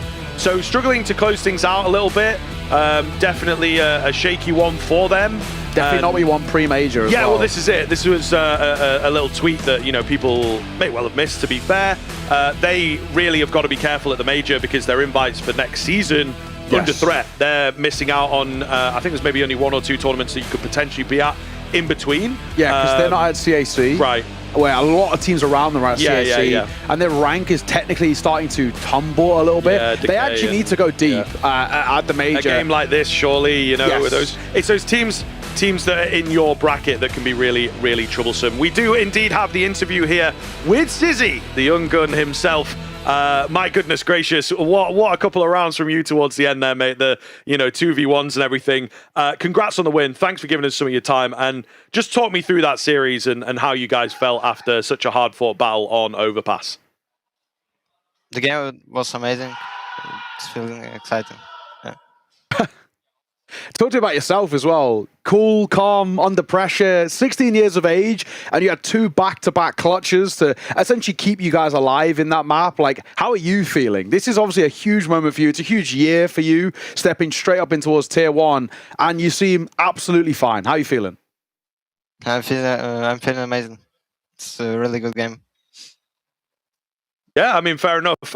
How is it, coming into a matchup like this? FUT, obviously, a lot of firepower behind them.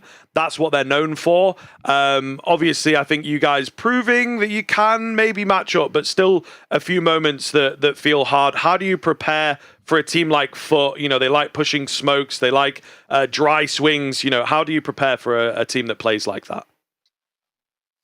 Yeah, we was just watching demos. Looking how they're playing and to playing our game. Just watching some pushes, communicating. That's all. Just different gameplay. Fair enough. And for yourself as well, and for the team, how is it? Obviously, we kind of spoke to MPL yesterday, but not having Madden behind you, right? Not having that ability to kind of take a breather, have the coach to have the input as well. How difficult or different is it for the side? Basically, all relying on Alex to sort of do everything. It's hard sometimes to play without coach. We don't have a voice on pauses, so he can't call anything because he's not here. It's hard sometimes. Fair enough, brother. Thank you very much for taking the time and joining us. Congratulations on the win, and best of luck in towards your next game to see if you can make it to playoffs. Thank you. Always good to check in, but we'd run through these highlights. This first match was fantastic, especially that second half, flawless from Bait, but on the punish, on that overpass to take it in that fashion right at the final hurdle. What a result. He played incredibly. The 16-year-old with 2 massive clutches right at that tail end. Part of that 1 versus 2 and then a 1 versus 1 as well. Ridiculous stuff. Yeah, and I mean, credit to him, as we mentioned, the age and the tension. He does give us the interview, obviously I think he just wants to get back to the team and celebrate with them as much as he possibly can.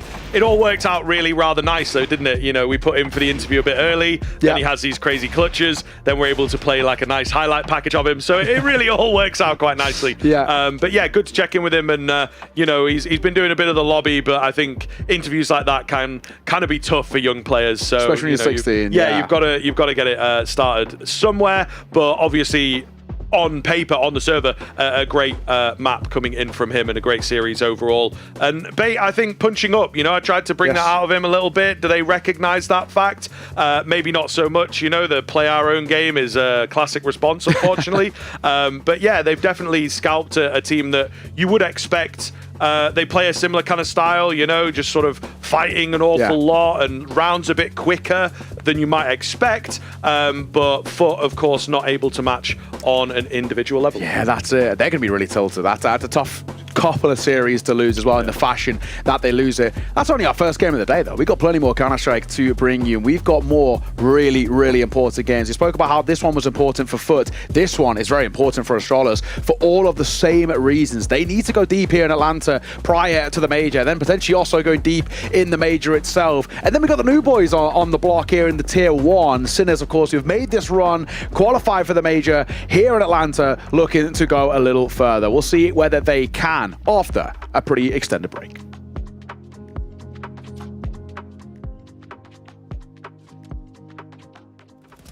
He's not the most welcoming. He's killed everybody pretty much. His teammates all coming in to help out, and that's it. So 10-5, Vitality at double figures. It's not even a great scenario for FaZe now. Like, they don't even have enough money to buy now. No, it's not pretty, is it? Oh, God, this is horrible. It's a very, very rough place to be if you're FaZe. You do not want to order the Vitality special, that's for sure. I think that's also part of the reason why it just feels a little bit deflated, too, is I think they kind of know just not that this is impossible to come back from, but the odds just stacked against them in so many ways. And again, another round was just pistols, low buy. Vitality's had 2 rounds in a row of 5 players surviving, so if you're FaZe, their money's building. The task to reset them and break that economy is just going to be so difficult to accomplish.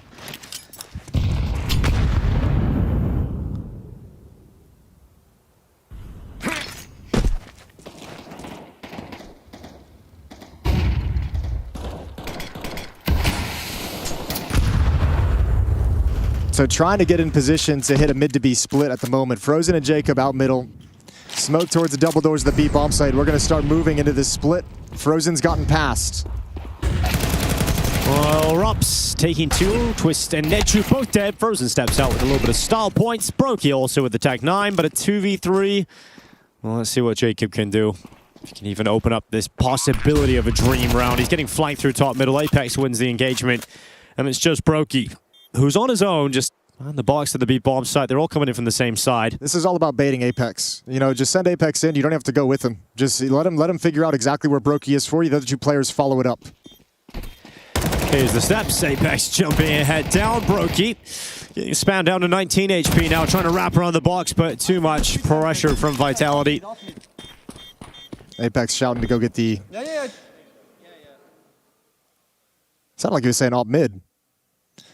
11-5 for Vitality. Strong retake and prime position, complete control of this game, not a single disadvantage. And for FaZe, this will be the strongest buy you have. So if you can't win it, this game in this series is just going to fizzle away and you're going to be eliminated from IEM Atlanta. So it all falls onto this investment. Brokey with the AWP, 4 AK-47s around it, all the nades they could want. Just the really tough task of Vitality on the other side of the server. I think he was calling to get the better rifle back, and that's going to be ZywOo. Well. Brokey is having a tough time against ZywOo, isn't he? Don't do that. Don't do that, Jacob. You just saw what he did. You really think he's not going to punish you, too? Your teammate's brain is on the wall behind you. Just chill. Sorry, that was very visceral. That was. I liked it, though. It was... Oh, there we go. You do nothing but just kind of go, okay, fair enough. That was another round where ZywOo just owned me before I actually even get to play the round. I mean, that feels like outside of the pistol, that's been like just the story of this second half. Anytime there's been any kind of investment, you know, second round, those scouts are picking you off before you're able to move down the map. Now ZywOo's grabbed the kill before you're able to do anything. You're just playing these games, these rounds at a disadvantage every time you have a weapon.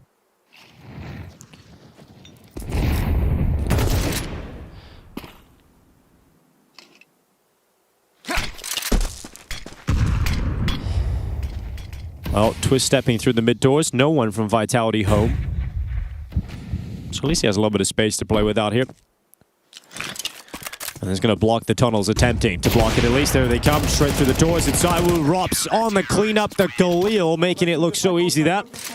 And it's series point for Team Vitality and for FaZe Clan, staring at elimination in Atlanta. Man, the first 5 rounds of this game were awesome. They were fun, close. First map as well. Yeah, back and forth. FaZe was getting some, putting some pressure on Vitality, forcing them uncomfortable situations. But it was that unfortunate scenario where once Vitality grabbed control out of that back and forth, they've just never looked back. FaZe has had no stopping power. The T-side from Vitality showed so many different looks. FaZe could never get into the rhythm of how Vitality was playing the map. Could never catch him off guard. And I think just so deflated over that 7-0 run in the first half that FaZe haven't been able to get back into the game. Filthy shot onto Brokey as well. None of that helps. Every time ZywOo hits something like that, it just makes you feel more and more helpless. And now executing right into a crossfire at the B bomb site that deletes you.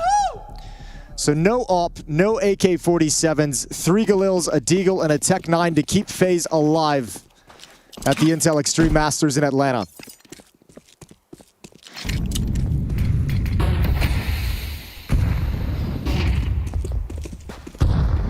Vitality about to move on to play against Bait for that last spot in the quarterfinals.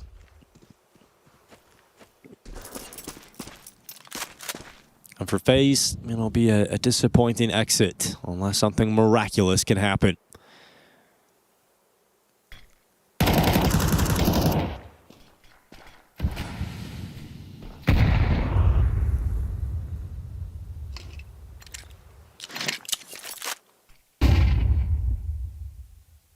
And gather up at short. No one from Vitality here to spot it or detect it early on at all.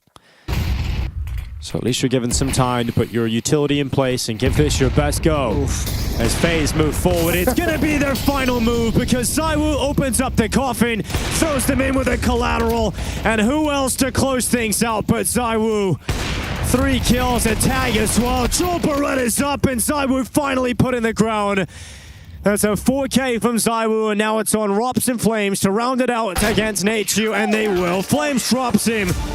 It is FaZe down and out here in Atlanta. Vitality fight on to the final game of the group stages. They'll play against Bait for a spot in the quarterfinals. A couple of weeks of entertaining Counter-Strike and FaZe. The recovery mission for VRS points is there. And they will fall in group stages here to the world's #1 team. Yeah, but I'm with you on the fact that the past couple of weeks of watching them, seeing some of the life, seeing some of the old flashes, and seeing some of these young guys like Jacob and Natus step up for them. There's some cool pieces here, and it's nice seeing them have some impact and test some of these top dogs. But Vitality was always going to feel like it was way far out of reach for this early lineup coming in for FaZe. And for Vitality, you look at it and say, mission accomplished. Great rebound from yesterday. Felt really weird casting them in an elimination game. Not too often we get that, but they stood up to the task like they have so many.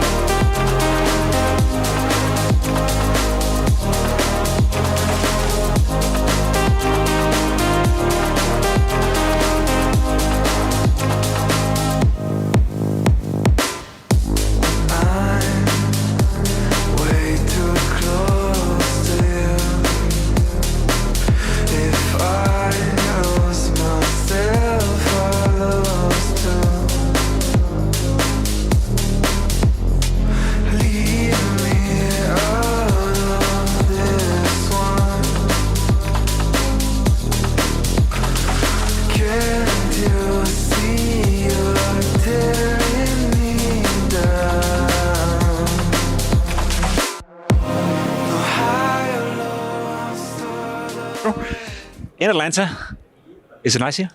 It's lovely. It's lovely, yeah. Have you been here before? No, first time US, and yeah, a lot of cool stuff here. First time in the US, yeah. Have you noticed that everything is just big? No matter where you go, it's tall buildings, it's big buildings. It's, I guess, different to where we come from. Yeah, I mean, compared to Europe, yeah, pretty big. Of course, we're also in the city, so yeah. Speaking of going big, IEM Atlanta. Lately, you guys have been doing well. Are you coming in with good expectations here? Yeah, I mean, of course, no reason not to. So just play our game and see how it goes. But should be going good. Do you have a set goal, or is it more about doing as well as you can, basically? I mean, both. I think it'd be nice to reach playoffs, but I also think we also need to play good. So we're happy if we have both. Happy for both. Well, best of luck with it. Yabi, before you leave, gotta talk to you. Yeah. You've been around for a long time, and you know me, I know you. Astralis, it's up and down. Lately, it's been going up. Yeah. Why is that? I think it's been good with the international move. I think I enjoyed it as well. I was a bit scared of it before. I had never tried it, so. But yeah, I mean, I think we are playing some good CS and we are working hard, and yeah. Going international can be pretty scary, I guess. Did it also take some time to get accustomed to it? Yeah, I would say so. I mean, I think my English has been improving. Pretty good. Yeah, at least a little bit. But I think it's just to getting used to things. Because, like, obviously, when you have been playing on a Danish team for 5 years or whatever it could be, then it takes time to get used to. You need to talk English all the time. Also, when you're in the break room, just not on the server, you need to be aware of the other guys. They don't understand Danish, so yeah. As I said, lately it's been going well. I allow myself to once again have expectations for Astralis. Do you allow yourself to have expectations for a tournament like this? Is there a minimum goal that you need to meet? I think that we should go to playoff, but we have been having a lot of talks while we have been in Dallas. We've been there for a week before we went here, so we have been talking a lot, and I think we need to do better on the things we talked about, because it's been lacking a lot the last two tournaments, the final in Bucharest and also in Blast we just were at in Dallas. So yeah, I think that is the most important for me, at least, that we make sure that we fix some of these things so we improve. And just to give us an example, what is one of those things that you've been talking about? Yeah, I mean, there's a lot of different things, but I think controlling the game and not just being a passenger and just watching us like kind of play the game and lose, instead of we take charge and try to win, you know. Astralis at IEM Atlanta, the players are saying playoff. Is that the minimum goal as well for you? I think it's always a good ambition coming into tournaments. Also, you never know exactly like who you match up during the bracket. Some favorites might lose, you might lose yourself, and yeah, sometimes the road to the playoffs can be hard. But I think with how we've been playing this year, then yeah, for sure, like playoffs is a good starting goal. I've been positively surprised, to be completely honest, with how well you've been playing so far. And I say positively surprised because I didn't really have that many expectations. Are you surprised by how well you progressed this early with the international roster, or was it according to plan almost? I think we might have skipped some of the expectations parts where we hit it off running pretty early on, which is also why we had some of the talks that Jacob just mentioned, right? That when you progress this fast, there are some steps that you naturally you jump over when you're doing good, and sometimes you get humbled. Then you need to go back to the drawing board and find out exactly like what did we actually skip in the development progress. And yeah, I would say I would love to have said that this was the plan all along, being this secure, like in the rankings, qualifying stage 2 for the major. So yeah, a little bit realistic. I was probably hoping this was the look we would have after the player break. So I'm like really happy that we're already here, but it's also not to be completely, delusional about it, that it needs also to be nurtured and be developed even when you're doing good. It's never a bad thing to be ahead of schedule. Now, looking at the teams at this tournament, Vitality seems out of reach. Navi are playing good Counter-Strike as well, the two main favorites. Outside of that, is it fair to say that you're one of the teams next in contention to perhaps be that semi-finalist going up against the two, either Vitality or Navi? I think looking at it like how the start of the year has been, I would definitely put us up there. But I also know like the teams that are here, like it's not the tier 1 teams where they play a certain way and you like have easier time finding maybe gaps in their game plan and they do the opposite, vice versa, right? But here it's a lot more individual skill. It's a lot more playing what's in front of you, because also going up against a team like Liquid, yes, they have been known previously to be focused very much on like certain individuals, and that's a task that we haven't played in a long time. So starting there, like if we handle that well, I'm pretty sure we'll also go playoff. You've been in America a lot of times with Counter-Strike for many, many years. Your favorite thing about going to the States? Oh, that's a good one, because I can't say the fries. I can't say the fries. I've had a lot of those the last week, so I'm also looking forward to when we actually get back to get some normal food again. But I think just the grand of things over here, like everything is bigger, you can do everything, like people are nice. It's like, I just love coming here, even for E-League back when we were at Atlanta as well. Like that was also one of my favorite places to go. So yeah, also helps that it's a little warmer than in Denmark. Mr. Kisarek, how are you doing? Good. Well, that's great. Look, Sinners, you're going to be the major. This event, what does this mean to the boys? I mean, you was kind of lucky because of Tapsen, Mr. Tapsen, uncle. But yeah, we made it. Well, look, I don't think... This is the thing. When we've got 32 teams at the majors now, right, I was looking at a lot of your games. You guys have played a shitload of Counter-Strike because you're either grinding the online stuff or you're playing those LAN events where there's just non-stop games.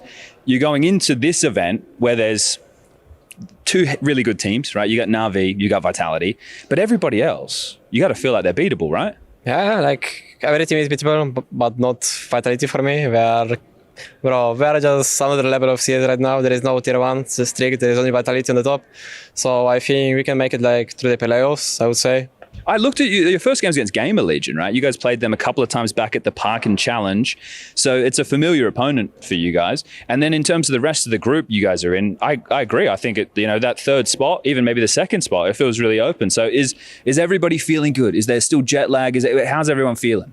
No, we was not sleeping during the flight, so everyone just go sleep like, I don't know, like 10 p.m. So that was fine for us when you came. Perfect. We are ready. Hello, do you think that you have the best Deagle in the world? No. Top 5?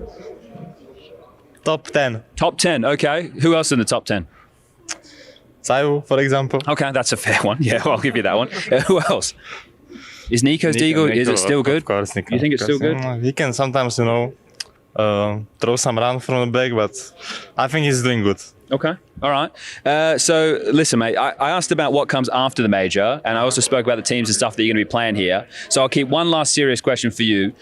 What's the goal for Sinners at this event? Have you guys said, let's just come here and see what happens? Have you said, we want to win a game or two? Or is it more like depending on how we play and who we play? I mean, we take it more like a preparation for major, so we don't like set like specific goal to make playoffs or something. We just want to test our things and hopefully play the best game we can, and to see how we actually goes against teams like this. So I think this is the main goal for us, to prepare for major. Okay, well, good luck in the tournament. Thank you very much. Thank you. Well, I may as well talk to Modo now as well. I've spoken to everybody else. Did you teach Regali everything he knows? No. Did he teach you everything you know? Yeah, he teach me. I see you in the warm-up server deathmatch all the time. Yes, I'm playing a lot. I'm aiming for 1k kills per day. Yes, but sometimes I am doing less. Doesn't matter. Just when I feel it, I do 1k. Okay, yeah, nice. So anything you want to say to the Romanian fans back at home? In Romanian or in... You can do whatever you want, mate. Look, they're either going to love it or they're going to hate it. Depends on what you say. And if you say in Romania, I don't know what you said, so go nuts. I love you guys. Thank you for watching me and supporting me. Perfect. That was in English. I even understood that one. All right, good luck, boys. Thanks for the time. Make an interview with him. Best Coca-Cola, you said? Yeah, ask him. All right, here we go. Stress and Sir, hello. Hello. I don't think we've ever officially spoken before. No. Unless I played a face at Pug against you at some point or with you, but I don't think that's ever happened. Maybe it has. I'm a bit of a bot, so you're lucky to avoid me out there. Coca-Cola, what's the deal? Yes, Coca-Cola is the best Coca-Cola in the world, in Macedonia, in my country. So Why? Why? Because the taste is awesome, Have you gone to the museum here? No, but I don't need to go. But I have a proposal for you. I have never been there, but apparently they've got Coca-Cola from all over the world there. So you could actually put it to the test. Maybe. They might have Macedonian Coke. There is no chance like Macedonian. So guys, don't go there. Just come to my country and you will drink the best Coca-Cola in the world. Wow, you guys should get sponsored by Coca-Cola. I hope one day we're gonna get sponsor with Coca-Cola, but right now it's tough. You're moving in the right direction though, right? Your current sponsors probably won't be happy, but the upsell that you're going for right now, I like it. I like what you're aiming for here. Do you agree with Kisarek? You guys reckon you can make the playoffs? Yes, we are just happy that we made playoffs. So I hope we're gonna beat Gamer Legion, and then after we are playing against Navi or I don't know who. So yeah, we are just happy. Yeah, we are happy. Okay, so I saw you started on social media. You started the hashtag Justice for Kixon. No, I didn't. I thought he was saying the Macedonian Coke's the best as well. Do you have a good relationship with Kixon? Do you know him? Yes, he's my very good friend. He's living 5 minutes from me, so we are almost best friends. So have you gone out for dinner since he got kicked and he gave you all the goss? Yes, we had the dinner just when he came to Rio, and he gave me the best goals. So, well, can you share it with us? No one's watching. No one is watching. No. He told me just to don't give up. So we will try to do it. And he told me that I have a lot of bright futures. So we will see. I don't want to explain anything else. I was watching your video, mate. I think the people at home enjoyed it. The one where you were in-game leading for those whole rounds. What made you decide that was something you wanted to do? I feel like this is something that no one is doing on the scene. I feel like nowadays it's like the content itself nowadays about CS is more like fun and stuff, and I'm more like the serious guy to show people how things are actually in the game and how I actually do my things, because I don't think I'm getting such inside that much. So I feel like it's a good like change of the content that people are posting on CS, circles. For sure. I guess if people haven't played in even a semi-serious Counter-Strike team, they don't really know what in-game leaders do and the type of output and stuff within a game. So it's a really cool insight, and I think it's cool to watch. But you don't worry that you're going to give away too many things that are special to you in the way you play? In some way, people are asking me the same questions, and I always answer that I'm always picking the rounds when I feel like they cannot, that see many things and like copy. Also, we have a lot of like keywords that they don't even understand. And I'm just saying something and they are just assuming like, what might it be? Mm-hmm. So it's like, I don't think teams can use it against us. And if they do, unlucky for me. Fair enough. What do your teammates think about the type of content you're putting out there? You're going to do more of it as well? I think they like it. They are maybe sometimes making a bit of fun of me. They are like, I'm mostly recording for the highlights, not for the rounds themselves. But I don't make that many highlights, so I needed to do this kind of stuff. And they are, when I have some highlights, they're just asking, "Are you recording? Are you recording?" So, and they kind of started as well, but they are not posting yet. So I maybe pushed them a bit into doing that as well. So I'm kind of happy that they are taking it well and they don't mind that I'm posting this kind of stuff online, and they kind of want to get involved in it as well. So that's good. I guess the tournament overall, you guys game Legion first game, and I was just discussing that Kisarek, he reckons that you guys, there's a chance to make the playoffs. I kind of agree, because at the moment, the field here, most of the teams are in a similar type of level. How do you feel? I feel the same actually. This is like the best opportunity for us to make some damage. It's not like the real tier 1, like legit tier 1 event. There are some really good teams, Navi and Vitality for example, but the other teams are like on, I would say, like very similar level. So if we come up with our S game, I feel like we can make the playoffs. But it depends. The other teams are also not bad. Like for example, Game Legion that we are starting again there. They're like a good team as well, but I think we are on the same level as them. So it's going to be like who's going to sleep better, I would say, that at that day. So we'll see. Okay. A quick question regarding what comes next as well, because once you finish here, the major starts within about 2 weeks, essentially, right? So you're going to travel home. What are Sinners doing between now and the major starts? Is there a boot camp? Have you guys already been playing enough? Maybe you take some time off. What's going to happen? I think we'll take some time off after this tournament. Depends what kind of result we'll have. If we're gonna go to, I don't know, playoffs or some deeper run, I think we'll have some more time off. But we are planning kind of boot camp before the major. So we focus, like our focus is only for the major. So we come home, we'll have like 2 days of rest, and then we go either like start playing a bit online into boot camp, and then we go major, or we just go insta boot camp into major. The Intel Extreme Masters Atlanta 2026 is brought to you by ESL in partnership with Intel, Acer Predator, DHL, and Zoe.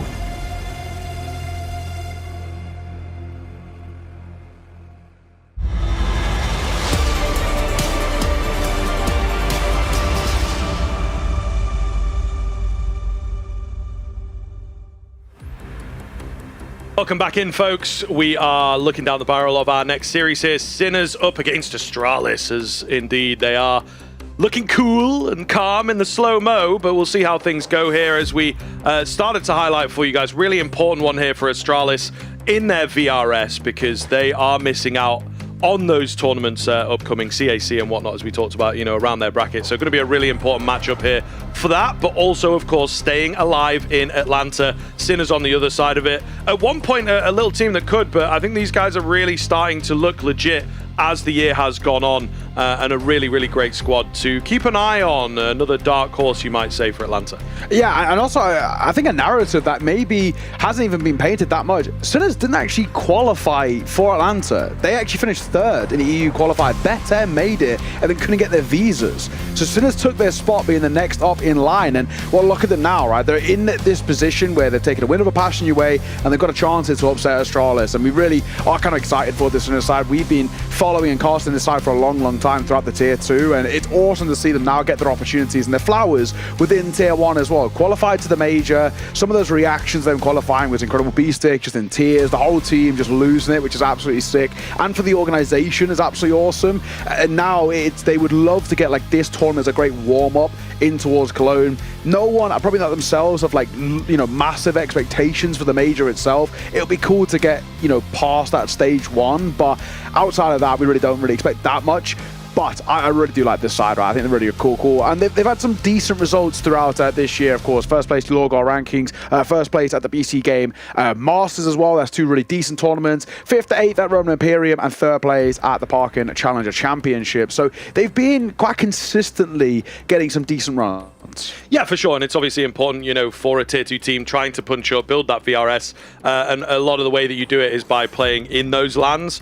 And also, yeah, placing very well. We're starting to learn that, you know, losses against teams that are way lower ranked that can potentially be at some of these tournaments actually really, really detrimental. So you have to have a good fundamental game to be able to make it through those earlier matchups, you know, in the group stages of a lower tier LAN. But yeah, a really great team. They've got, you know, a good support system around them and some fantastic players as well that I think are a few characters, you know, as we saw in the lobby, you know, the interview and whatnot that Sponge was doing there, that, you know, they have a little bit of banter, they have a little bit of character around them. So yeah, I mean, really looking forward to seeing what they can bring. On the other side of the docket, though, of course, we have the Astralis side, and this is a team that people are going to be, of course, very, very familiar with. This run of players at the moment as well, breaking away from the usual, trying to stick with Danish Counter-Strike for as long as possible, maybe a little bit too long, but hopefully this new look Astralis can turn things around. We're going to hear from a man in the engine room, though, an interview with Rugger here. Well, here we go with Rugga and Astralis. Of course, for Astralis right now, working on some table things going on over there. You have any insight on that?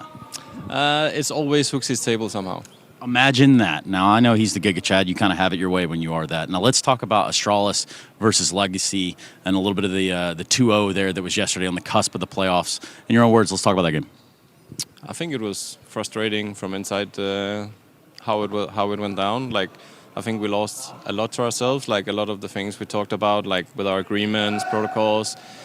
We did it 90% good, but the last 10% was what unfortunately cost some of the key rounds throughout the game, and it just stayed with us. We couldn't like shake it off, and I think that's also why Nuke was like really weird. Like, I think it's only like tracking back in time. It's the last time we played Legacy as well that this happened. So yeah, maybe it's just a matchup, you know. Well, I mean, winning both pistols on this too, usually, you know, historically speaking, probably help a little bit. You even get the conversions. So how does the wheel fall off when those two things align, the two magical parts of Counter-Strike? Like, I think we have three rounds on the CT side. Like, we have a 5v2, we have a one where we squeeze tunnels to over-rotate back to A, and I think one more. But like, these three obviously is the ones that, yeah, put us in the trenches money-wise, but also gives them the momentum they need to feel like they can do all their shenanigans, which they love to do, and if you don't stop it, it's hard. Speaking of shenanigans, that's kind of what you guys have to go back to the drawing board and make sure you have in line today. What shenanigans you want to bring out in the server when sitting across the way as the Sinners. Is there a change of strategy from yesterday to today? No, not necessarily. Like, the maps are not the same either, so it's two fresh maps that we can come in like fully prepared on, and also, you know, can go in and bring the initiative. Yeah, they're really happy, but yeah, like, Sinners is a team that is true to their own style, and I think some of these teams that are the ones that we normally thrive against. So yeah. Well, good luck to you, man. Anything you want to say? No, I hope for a better Astralis today.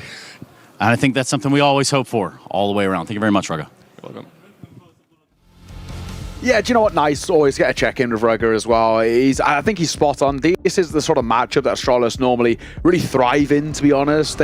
Obviously, for this side, they have these aspirations to punch up. When it comes to punching down, they normally do very, very well in. And they've got enough of these individuals to really look super sharp in this matchup. We had that veto run across your screens as well. There was a couple of different ways it could have gone, and we were hypothesizing how it might play out. But we get the Mirage to start things off, picked by Sinners. We get Inferno to follow up by Astralis, and if we need it, we've got Overpass as that decider. But two very puggy maps to open up proceedings here in this series. And on this C-side, Sinners are going quickly to an empty B-bomb site. Yeah, there's staring towards short that'll have an eye on him and maybe able to take one with him. He does well. It's a quick goosh. Will he stay alive here, though? He's nice and open. I mean, very, very confident.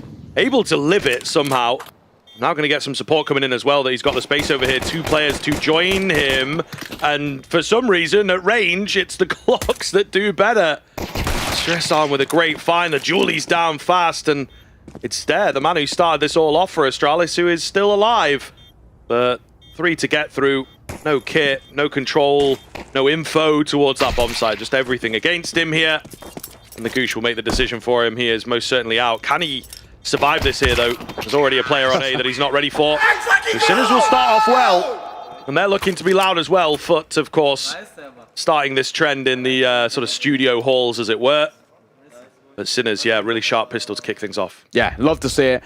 For those who are maybe a little bit unaware about this kind of Sinners side and haven't really seen this side play, they also went for some really interesting changes. Of course, Sinners have always been one of those regional teams that we talk about, but very recently brought in the likes of Modo, Kisarek, and Stress on in towards this side. It's only really Shock and Beastic who remain from that previous lineup. Modo's looked really good since coming in, but for me, keep an eye on Stress on. When he plays at this really, really high level, he's very fun to watch. And they give him a lot of responsibility within the Sinners team. So he, for me, I think is kind of the real danger man to keep an eye out for consistently on the rifles, plays a lot of those hero positions and can do a lot of work for them. So definitely the man to keep your eyes trained on. Either way, we're moving towards A. Or the util, no one's here. There's a bit of a gamble in towards, well, window? Outside of window? Yeah, I don't know, mate. I think they're having their own little party, to be honest. Either way, looking to join together here. They do have that one flash, right? So looking to maybe just create a kill or two. The flash is good. The shot's not so much. They will manage to find one in the end, but that is all they're going to be able to get. And so Sinners going through the motions here. It will be the early rifles out for Astralis, actually. Feeling a little rarer these days. The CT Force Buy has really, really increased in popularity recently. But things are a little different here for Astralis, it might seem. Okay. MP9 for Ryu. Good amount of utility as well for Astralis here. Triple Galil, they're diving out. Ryu will open up proceedings. Beastic, he gets caught through the smoke, but Stress On's there for find on towards Stare if they look for more. They've got to clear this close angle as Yabi will deliver. Shock looking to try and trade, but he can't as Yabi re-aggresses for a second, leaving it all on Modo. Galil for him and a re-smoke at his feet should all but seal the deal. And Ryu will find his third of the round. Lovely aggression coming through from Astralis to net their first. Yeah, really good find from them. I mean, this is what could happen in this series, unfortunately. I think that Sinners, great squad, punching up. They lack a lot of firepower for my money.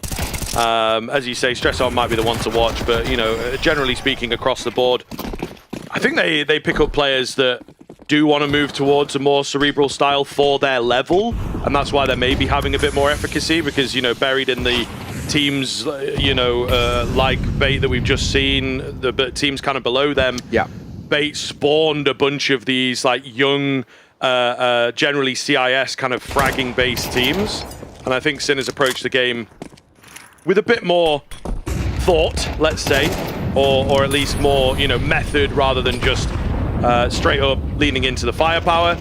Astralis, though, I mean, come on, some of the names on this team surely have to be able to take over. Kisarek with a nice shot, though.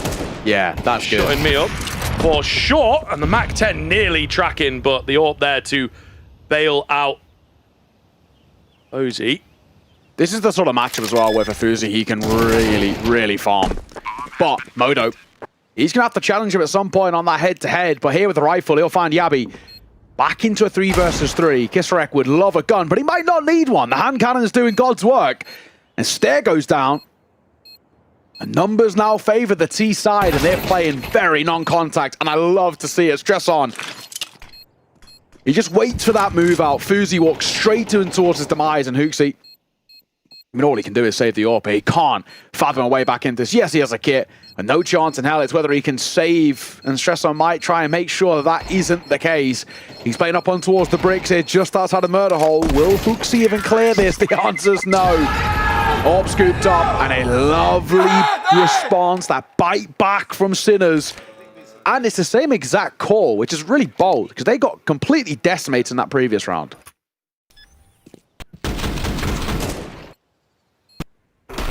I mean, it works very, very well for them, though.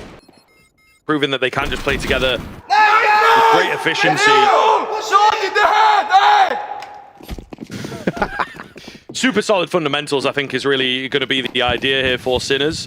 Not trying to play above their station, really, and just recognizing where they are at. But once in a while, you will see them with a bit of looseness. And yeah, the Deagle of Kisarek, absolutely brilliant. But just as a team, they're able to go into step 2, step 3, step 4 of the round, even though it is that lower buy round. Yeah. Really well completed in the end. It's going to force just the upgraded pistols out here for the Astralis side. And B-Sick does have a nice couple of ideas up his sleeve. It's a side that can be a little bit awkward to deal with at times. Anti-flash for both B-Stick and Shock, and it'll cost B-Stick his life, but Shock gets his second before he takes a tag, and he'll want to just fall off that angle. Drops a molly to protect himself as he wants to reset, keep the numbers in favor of this T side. What is the play here? Ooh, stress on. He knows there's one right side window, and the nade will see off Fuzi. He thought he might have slipped the net, but stress on just spotted him as that smoke was fading. So 45 seconds now. It's Hooksy and Yabi.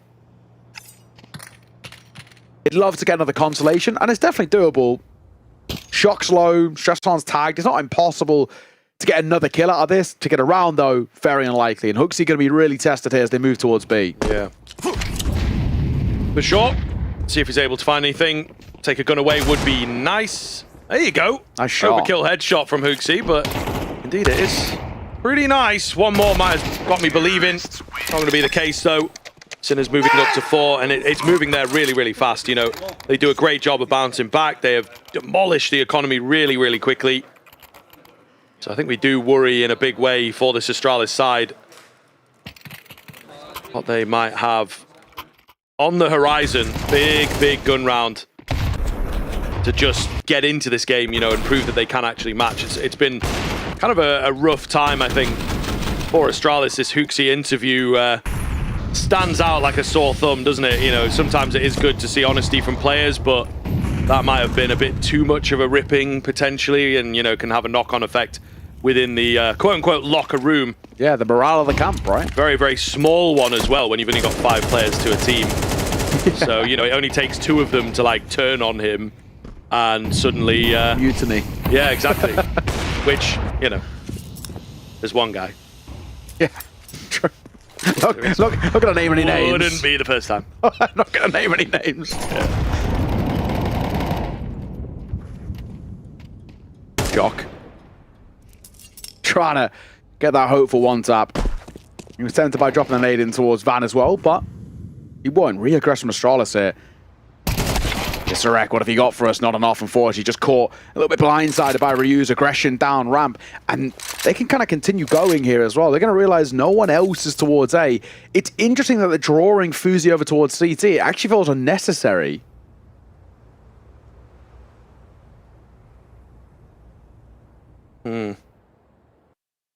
Weird looking round here, isn't it?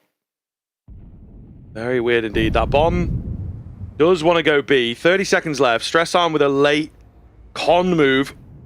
Oh, spotted. Yeah, one way or the other, unfortunately. They definitely had eyes on him. So it's just going to come down to this flat B hit. And Hooksy goes overlooked. Yabi times it well. 15 seconds left. 5 players to get through. Not a single point of damage. Sinners fall flat. And even the saving of the AWP might be a bit tough here because there's a couple players after him. Yeah, they're having a look. Yeah, Moto's dead here. I think he'll get one and get traded. They're going to play together. Oh, he turns around. Hello? No way, is he going to survive this? They're not even looking. Is no one going to check? That is crazy. He's 1v5 and they don't even have a little look. Very, very lucky that they just don't have a glance in the TV room. So Modo will keep that AWP alive. That's a nice little re-aggress coming through, and I just think, unfortunately, Sinners take a little bit too long to commit towards that B idea while also spreading a little thin. They're trying to feign presence towards A with that con control, but it's very little control. 2 players towards B do a fine enough job. So the AWP saved, yes. Around it, double AK Galil. B6 got himself a Deagle. All the utils in the back pocket of Modo, though. So they've got essentially enough for one proper execute, and that's about it. Smoke CT, smoke stairs, molly jungle and a flash. So that's like, I think with what util you've got, the best you can do here, really. Yeah. Sometimes on Mirage, though, it's all you need. So we'll see. There you go. They actually, it looks like they might actually be setting up for exactly that. Stair smoke, CT smoke. You maybe molly jungles, and you just do a double flash from lamp. But when? I suppose is the question. When do you get bored and just go for it? Or are they going to be able to apply the patience to wind that clock down? Interesting that there's one towards window. Yeah. Keep them trained in towards mid, potentially. All the same. Things looking good here. 45 seconds left. Still waiting. They will finally get the execute out. It's a little slow going on the smokes, to be fair. There's a smoke in the way. Of course, the contact flash is brilliant. Didn't even hear it go off. It's just absolutely incredible stuff. And they're able to work around, keep some angles open, find the early fights, win them, and maybe get the bomb plant in here. Really great stuff. 5 versus 3. Counter Fuzi in towards CT. He's the guy that might be able to save the round here. But Kistarek had already made it in. Gorgeous round from Sinners.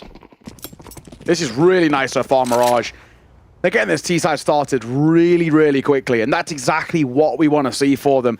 Set a bit of a tone, but also I think this, in a sense, sort of lack of respect. That's sort of the issue that we get with some of these tier 2 teams that step up in towards an S-tier tournament, that they can show a bit too much respect for these teams above them, and they play a little bit scared and a little bit nervy, and it's, I don't know, it's sometimes kind of rough to watch. I like this. They're playing their game. They're not fazed by who their opponent is. And it feels like they really are doing a good job of firing themselves up. And they believe they can win, which is certainly true. You know, and it's all about if you think it's easy, that really can be the way to manifest it. So, yeah, we'll find out. They're doing a very good job of bouncing back. Astralis find actually 2 very dominant rounds when they've won. Yeah. But Sinners are unbothered, you know, and they just roll right into the next one. No timeout, no overthinking things. Just any other opponent here. Timeout comes in for Astralis. Rugger getting on that microphone. Not as much chatter out from the Sinners side. They don't feel they need to really do as much. And it does make sense. T-side off to a flying start. Win another one here, break the bank. Yeah. And all of a sudden, you're up to that really nice round figure of 7. Yeah, nothing needs to change for Sinners at the moment. The map control is pretty solid, but they're just trading well. Seaside, it's quite punchy. They're not really quick out the gates, but they're doing enough to make life very uncomfortable for Astralis, and that's really all that matters. They're just having to go for a lot of early saves because of how quickly, when they go for an execute, that they take deep roots into setting up the post plant. And that makes life really uncomfortable. That's all they need to do. So, keep going how they are at the moment. They can set themselves up for a very, very good first half, and maybe arguably make it unrecoverable for Astralis in that second. Already 5 out of the first 7 played on your T side. You'd expect at this rate getting at least 7 at the half for Sinners, if not, potentially even another. You get 8, you're actually in a really good spot on what is generally considered a very CT-sided map. Oh, nice contact flash. They know there's another one as well towards the top boxes. Lucky to be alive, just dodging the bullets somehow. Might be misinformation. He's like, maybe he's not here. Possible. Because Ryu just pulls away. Maybe we missed it. The other guy. But also wanting to retain the man advantage. Great sneak move. There's not really any other word for it. Kisarek makes his way down towards Dark. They're going to catch Shock though. 5 versus 3. Oh, and the flick down does land. Flick so hard he legs him. That is unlucky, but he's finished off nonetheless. 5 versus 2. And another really dominant round from Astralis. Yeah. So when they're winning, they're really winning. But Sinners just have that pistol buffer to make the difference.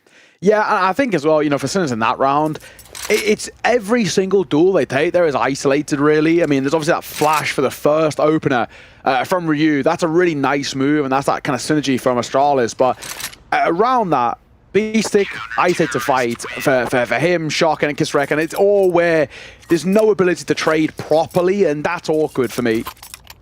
That's not a good sign. I think the real way in which you kind of properly take down this Astralis side is, especially on the T side, playing as a bit of a pack, playing as a unit, and that's been working for them when they've been going for these executes onto both the A site and the B site. I mean, moving as a unit, diving in, and it being working for them. But unfortunately, that one was a little bit too simple. So timeout taken on the response, the first for Sinners. Quite a big round for them as well. Don't know if Shock has a drop or if he's actually just going to be essentially Galil armor, maybe Mac 10 armor, a bit of util. Either way, it's an important round for Sinners. You lose this, your economy's broken. It goes for the Galil, so he's not prioritizing util here for Shock. It's firepower for him. Lose this though, and Astralis should tie the game up. Yeah. Just by virtue of you having nothing to buy within towards the next, unless they can get a few kills on a bomb plant. Yeah, I mean, both teams, it's very, very tentative. The positions are not secure at all. So, pretty great to see. Definitely interested to know if, you know, there is a lot in the locker here for Sinners on Mirage in particular, or if it is just one of these maps, you know, everyone's played 100 million pugs. We should be able to fumble our way through the tier 2 scene at the very least. Can we play against top opposition? Not quite sure. So yeah, I don't know what to expect from them really. They get the mid control here. All 5 players pretty much in some capacity towards middle, and they're out of utility pretty much. You know, a couple of flashes really to break into a bomb site. It's not a lot, so it looks like a heavy contact move up con. Not advisable. Fuzz is on the other side with the AWP trained in and ready. They've got plenty of utility on the Astralis side to perhaps smoke you off, but it's kind of a double pump here that it's like, surely they wouldn't send all 5 through con. Well, guess what? They are. It is now, of course, just down to 4, but I think you're going to have a nasty surprise waiting for you if you take a little peek or try and grab some information. They are split up. It's this position here from Stair that could be big. He manages to find one, Fuzzy in with another. He goes down, but surely the damage done. Stress arms left incredibly low, and yeah, well, look what happens, right? Astralis have spread out themselves. No making this work. Modo, 1 versus 4, will look to save the orb once again. Yeah, he'll get out as well. They're all on towards the site, so he slipped the net a little bit here. Which I guess is the main thing. Orb will stay alive. And it will be a 1-round game. But, like we were saying, win this one here and make sure it's comfortable as well for Astralis, and there's going to be no money for Sinners to work with. So it's maybe taking them a little bit of time to get activated, but they're finally starting to click. It's an unorthodox call from Sinners as well. This 5-man move up con and contact too. The flashing towards CT is a nice idea, but it's just the fact that Fuzi gets 1 before he falls. Even that itself is pretty huge. What can this saved orb do to bail out Sinners in round number 10? With nothing bought up around it. Full Glocks around him. He's got an AWP and an HE and a dream.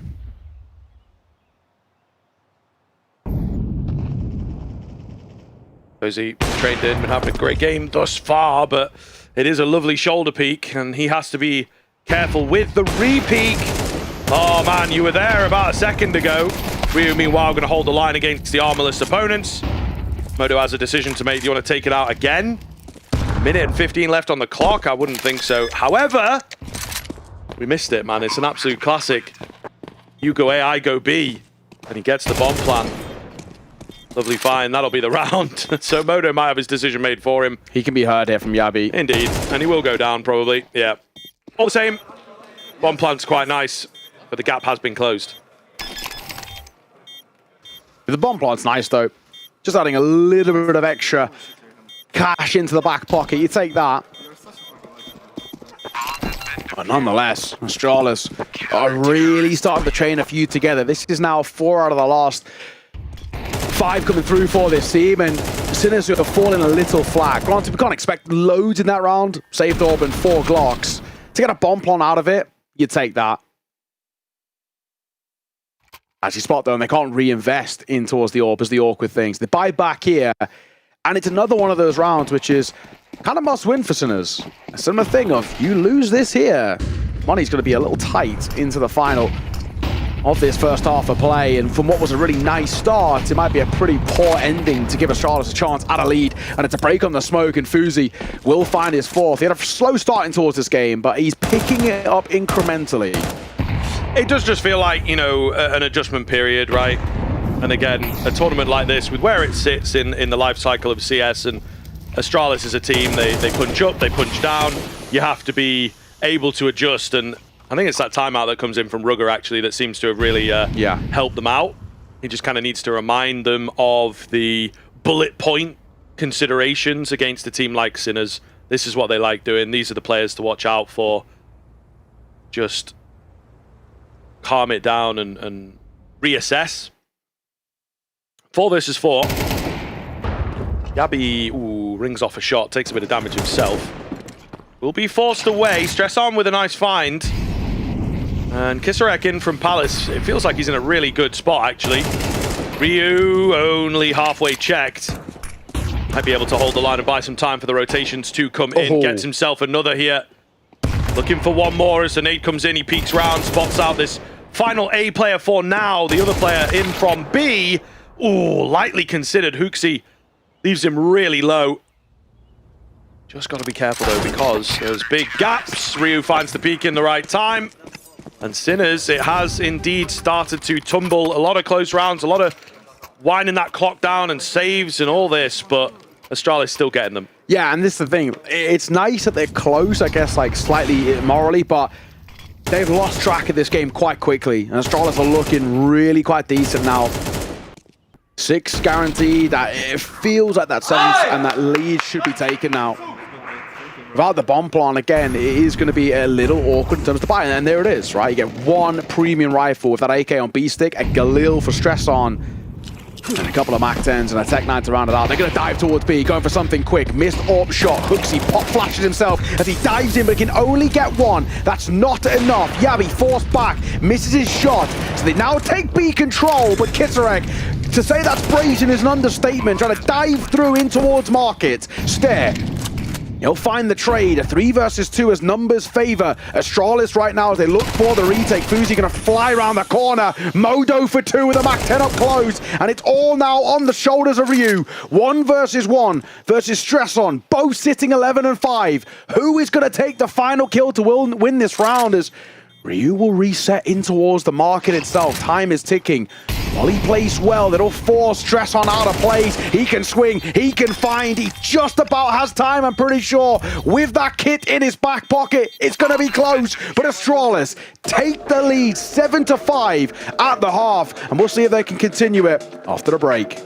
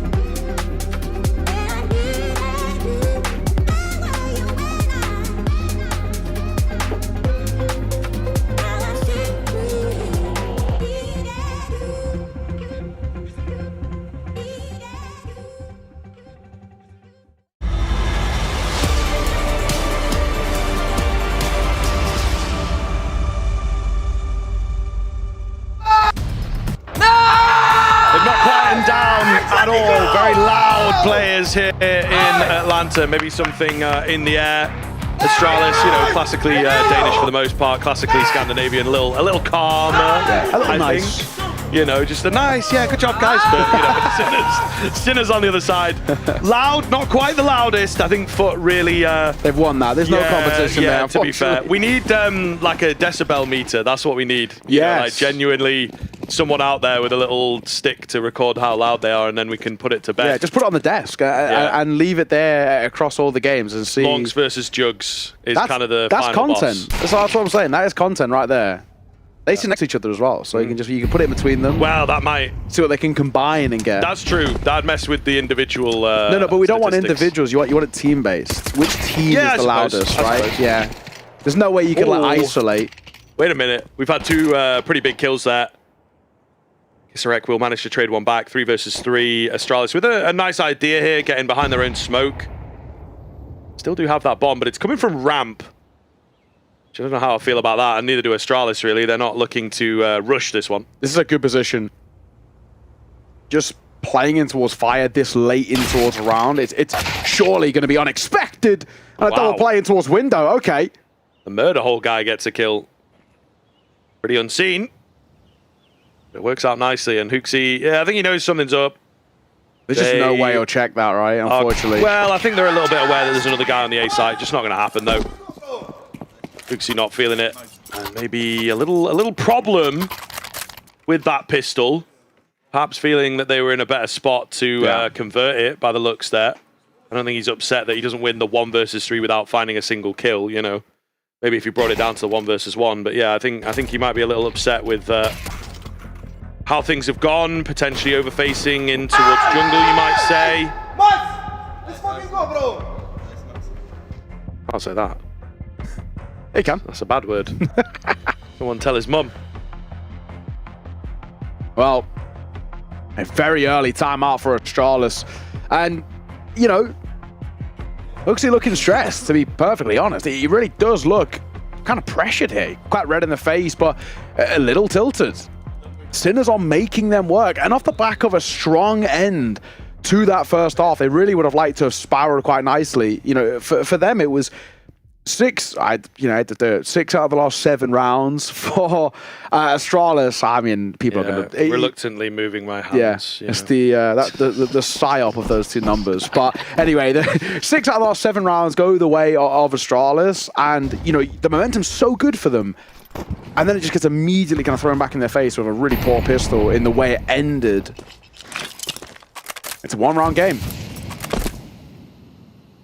Can't buy in towards this one. Didn't get a plan. Only got a couple of kills. It's not enough to force that reinvestment. So this one should be done before it even really starts. Oh, this is Astralis side.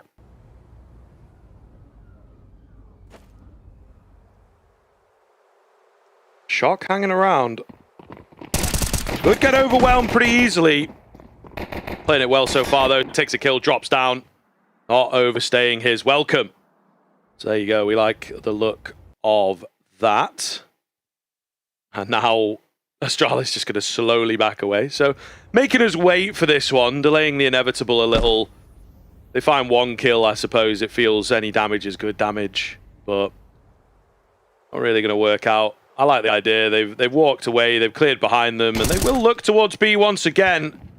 There rings off a shot, and here we go. Shock does get overwhelmed finally. Whether they get that bomb down, though, of course, is another question.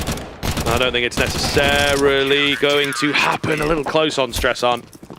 But that will be the round completed, and yeah, just as you would expect. Astralis, it's kind of cool to see. They really like the early rifle rounds. Yeah.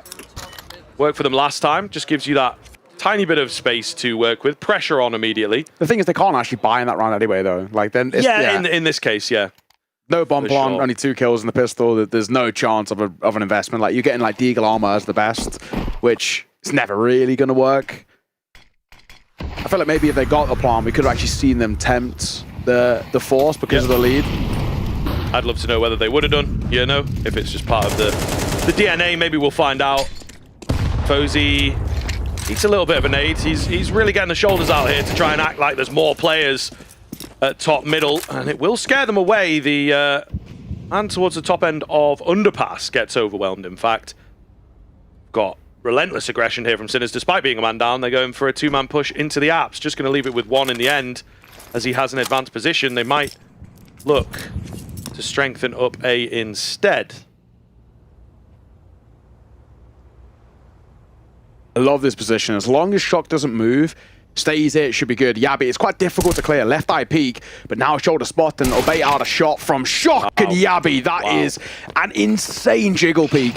One tap to delete Shock, and this will now open up proceedings. He's taking a lot of damage, sure, and Hooksy's not super healthy, but that numbers advantage makes such a big difference here. They can essentially be cannon fodder to allow for the trades. Snade, though. It is.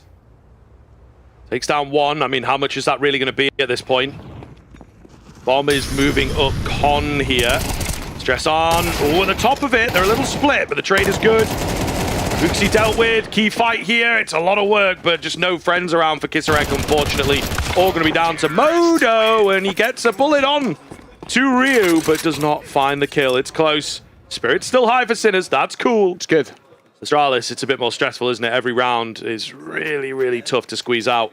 And I feel like obviously part of this as well is that Astralis, you know, generally speaking, have higher expectations for themselves at Atlanta. And that's kind of like no disrespect to Sinners, but this is their first S-tier tournament. You know, for them... Yeah, they made the major, you know, exactly. It's a big deal. This last month has been, or like month and a half, I guess, with the qualities and whatnot, has been, you know, really exciting. It's been all but up for this side. Made it to the major. You've got kind of a last-minute replacement invite towards Atlanta with BetBoom dropping out, and you know, puts you in kind of a spot where you're just happy for the experience. You're happy for the opportunities. IEM Atlanta and an IEM Cologne. I mean, a crazy month for this side, for an exciting team that, you know, we've known for a long, long time. We've been following the Sinners project for years, as long as I've been casting for the last, what, 6 years. In some variation, it feels like we've seen some of these guys around. It's awesome to see where they are now. That's a lovely double entry, though, by Ryu. First Modo, then a second, and Hooksy will add one of his own as well. This round should be all but done, and a shot gets traded. I think that'll confirm it. Yeah, that's tough. I mean, you know, good spirits after losing the previous round, bit of a close clutch. And then you get demolished in the follow-up round. I didn't think you're quite going to be in the same headspace, so you start to worry now for Sinners. World comes crashing down. Ryu has looked incredibly crisp there. Clinical shots, but we'll see. This could be a key turning point for Astralis, as that CT side going to be really low on money. Probably just the upgraded pistols here with some loss bonus built up.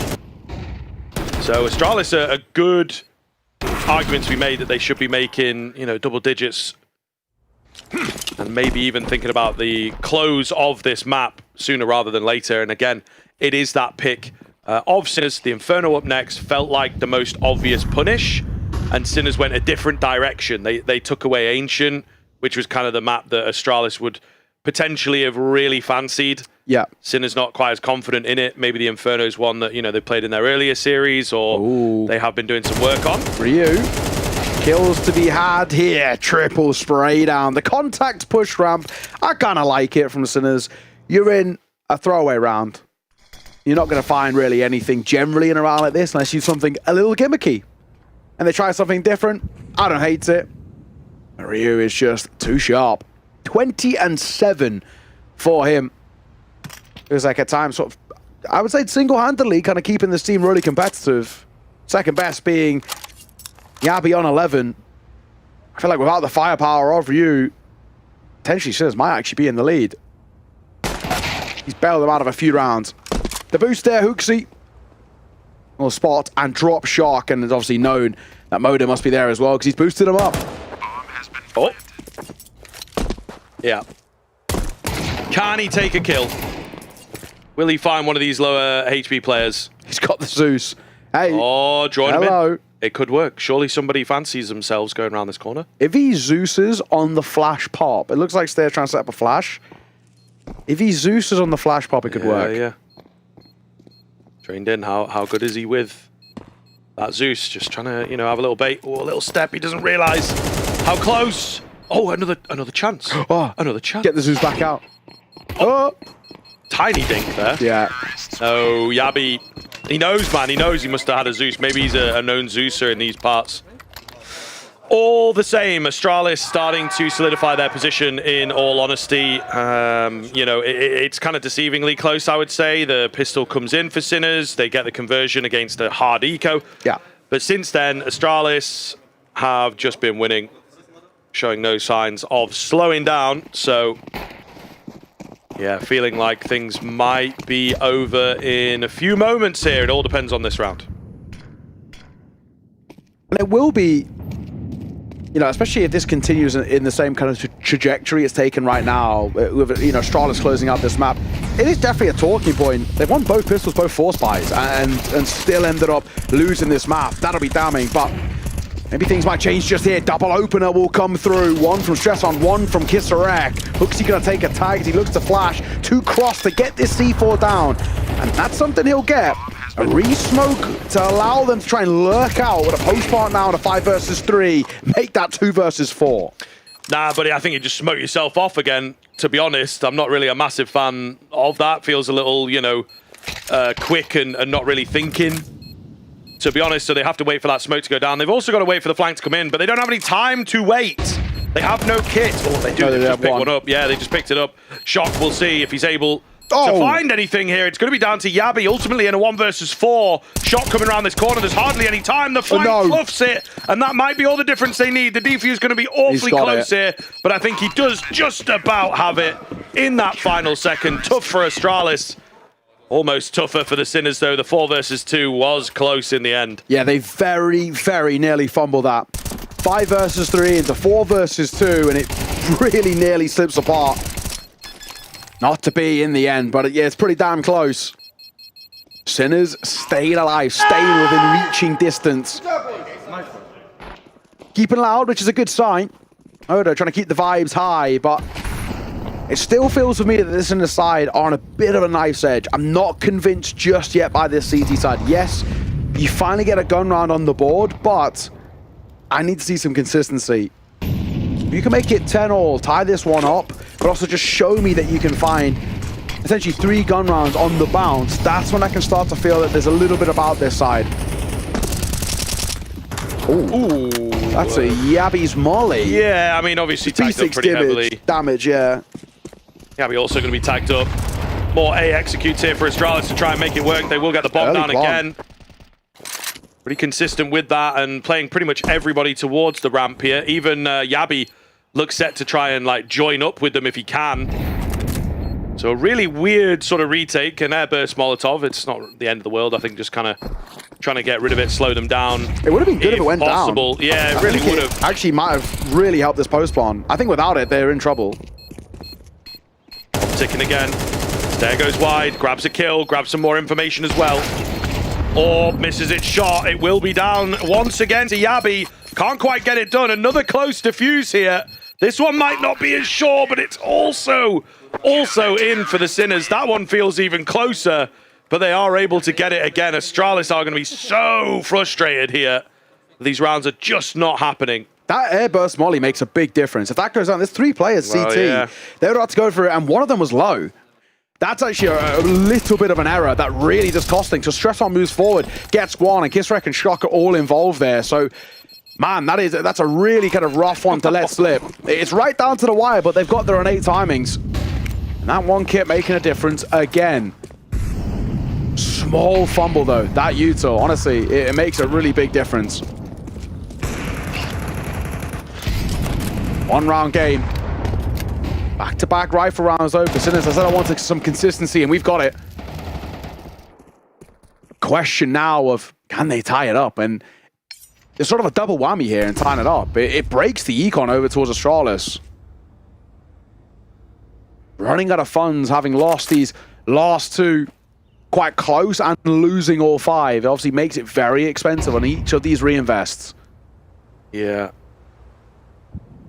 Difficult rounds here. Really, really important one. And I mean, it is just a question of whether Astralis have got more to work with. You know, we've seen 2A executes in a row that come really, really close.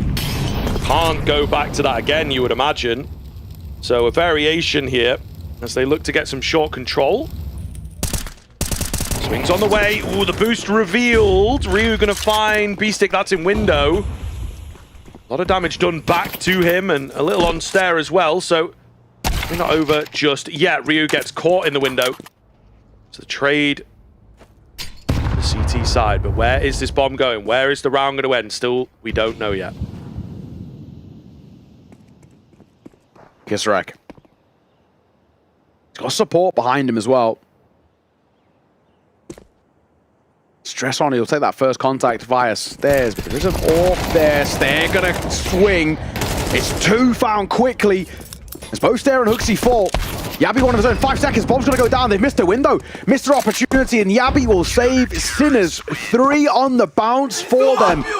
And like we said, winning this round will break the econ over towards Astralis, but it's made even better by the fact that they don't get a plant out. Hooksy doesn't look happy.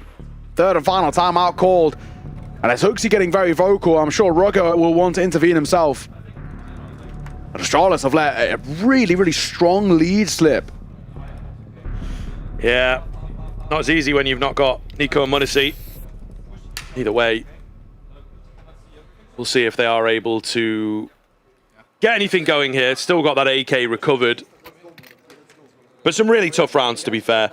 That one hinges on like just an insanely cheeky move of I'm making all the noise in at CT, ooh, look at me. And then obviously there was a guy hidden around the corner. It creates a couple of kills in the end, drops that bomb that caused everybody else to panic. What was that? I'm not sure. Something directed at Hooksy. Hooksy, it's 2 something? Or it's like 2 I don't know, something about A. Yeah. Stop going A.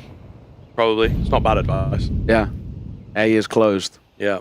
Certainly looking that way. They're going to try it again, though, on the lower by Kisarek. Advanced position for him. Oh, goes down to Yabi's hero AK. Could be big. Slowly make their way out of the ramp. Hooksy eats a nade here, left on 7 HP. Is ridiculous. They will just about get the bomb down. Stair going to pick off B-Stick. Hooksy's in a good spot to cut off the short rotation if it ever comes, but it's not going to, and I think they're calling to save. I think they're calling to save. Wow. They don't quite have enough like information on the other side that it's like, you know, a lot of unarmored opponents, no utility, could still get through them. I think they maybe think that, you know, there's a bit more to it. I think they might think it's a force because of that AK kill. It's an AK and a Deagle kill, and they're like, oh, maybe they're forcing here. Right. Guns recovered. I mean, Astralis a really big boon for their weaker economy. Ooh. Nice one tap. Close line. Suppose he's having a rough game. That doesn't help. Yeah. Yeah, he's really struggled. Pretty sure he got his 4th kill, like, about halfway through that first half, and it's just been kind of nothing since. It's been rough, but that is a really, really big round to take. That saved AK from the previous round does so well to get one, and it's not an easy frag to find for Yabi, and the Deagle here from Stair, super important. Stair for a good while now has been the best player towards Astralis. Statistically, he's carried them through all the games, and we needed a bit more out of him. It's mainly Ryu and Yabi who are kind of bringing a lot of the firepower for Astralis, but if Stair can add an extra 10%, it might just be enough to close this out. T-Side being made to work for this Mirage, but they're pretty close now, 2 rounds away. And worth mentioning, if round number 22 goes the way of Astralis, and especially if it's pretty cleanly as well, Sinners run out of cash. The double boost into window. Oh, and the timing on it is glorious. Just as they start to think about, maybe we should check windows, see what's up.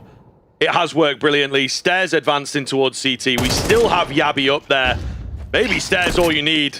You wanted him to step up, and he's doing just that. He will be tagged up by the AWP. Now Yabi activates. Modo, I think, just kind of catches him luckily, to be honest. Oh, wait a minute. Modo keeps them coming. Modo not missing. Oh, man. And Stairs falling down. How has it come to this? All on Ryu, 1 versus 3. A huge bailout from Modo on the AWP. What does Ryu do? Oh, he makes a step. No. He makes a step. How? Have they not heard him? I mean, he has time to pivot, pick up the bomb. It wasn't his step. Crazy. It was the Marcus that was shock who stepped. Right. Either way. 25 seconds to try and get this bomb. It's not impossible here. But I think if he's going to win this, he's going to have to win it by the aim duels. He's got to go.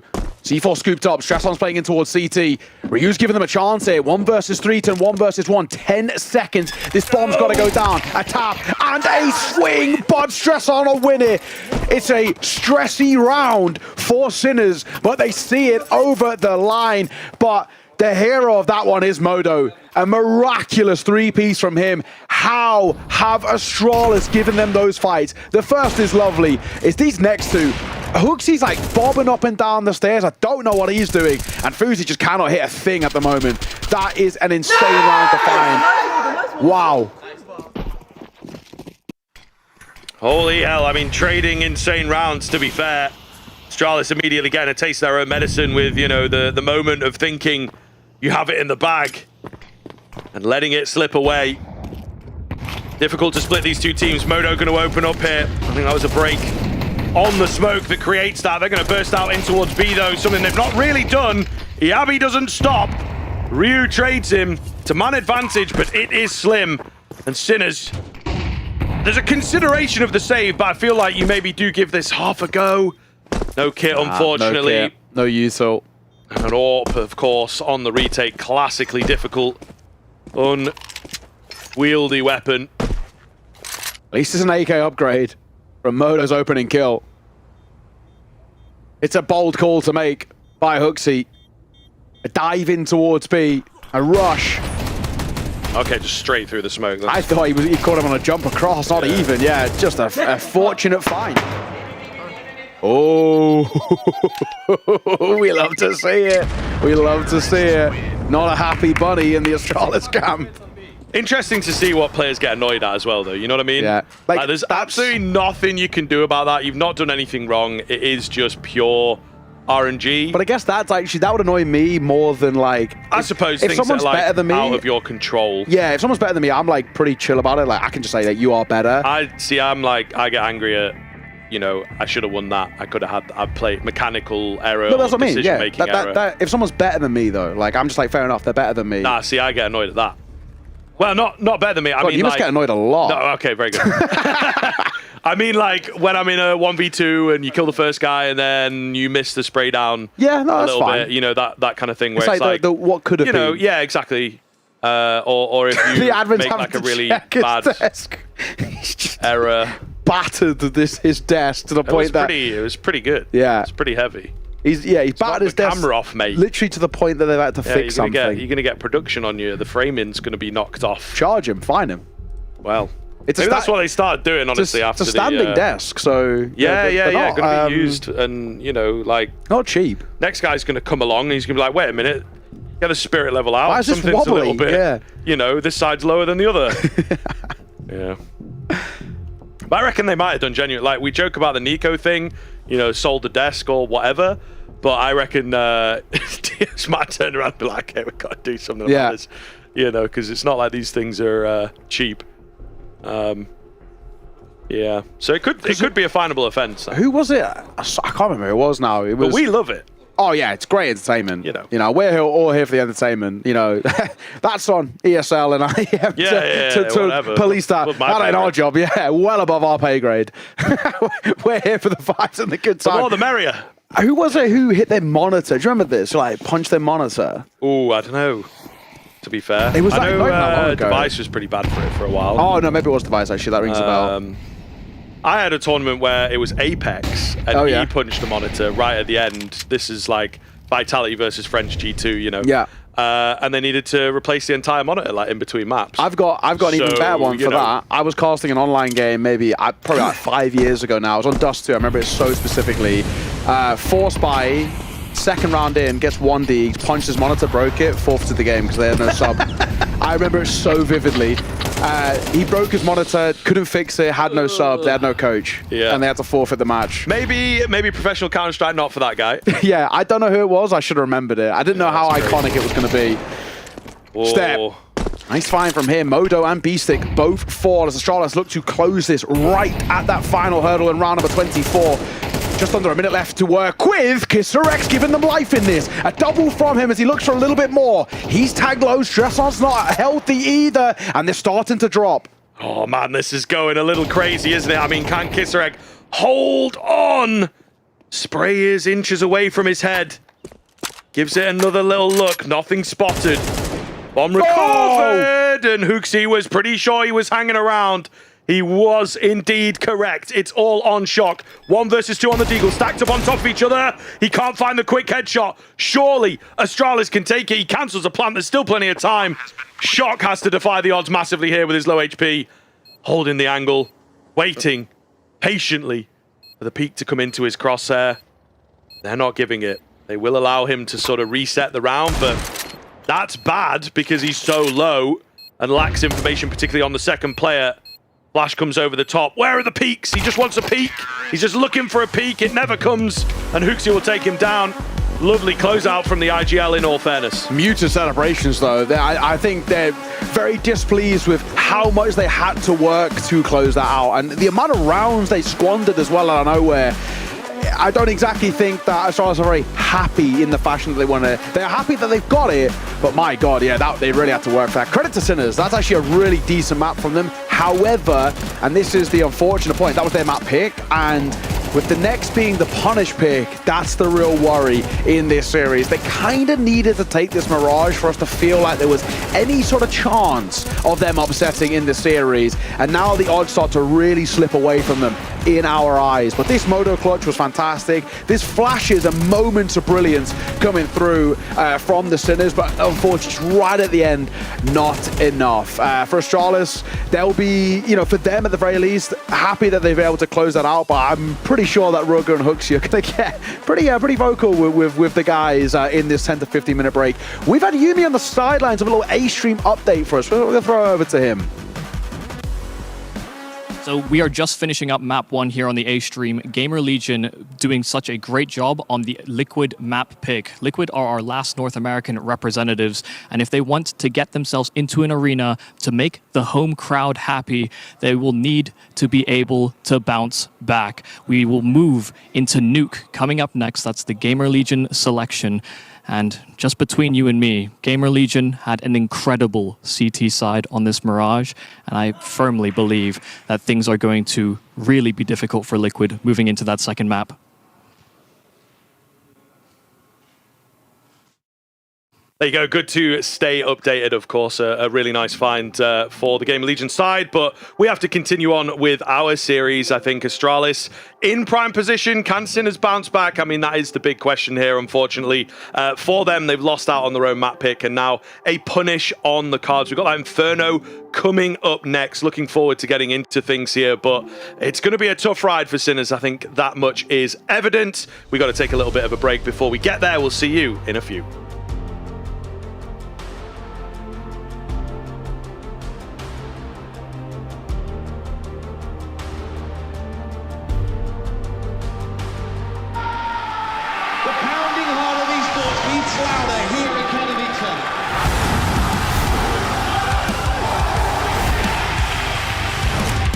Double peek, he's getting his shot. Unbelievable! Something special to throw this decoy, and that's exactly what happens. Katowice! We are back!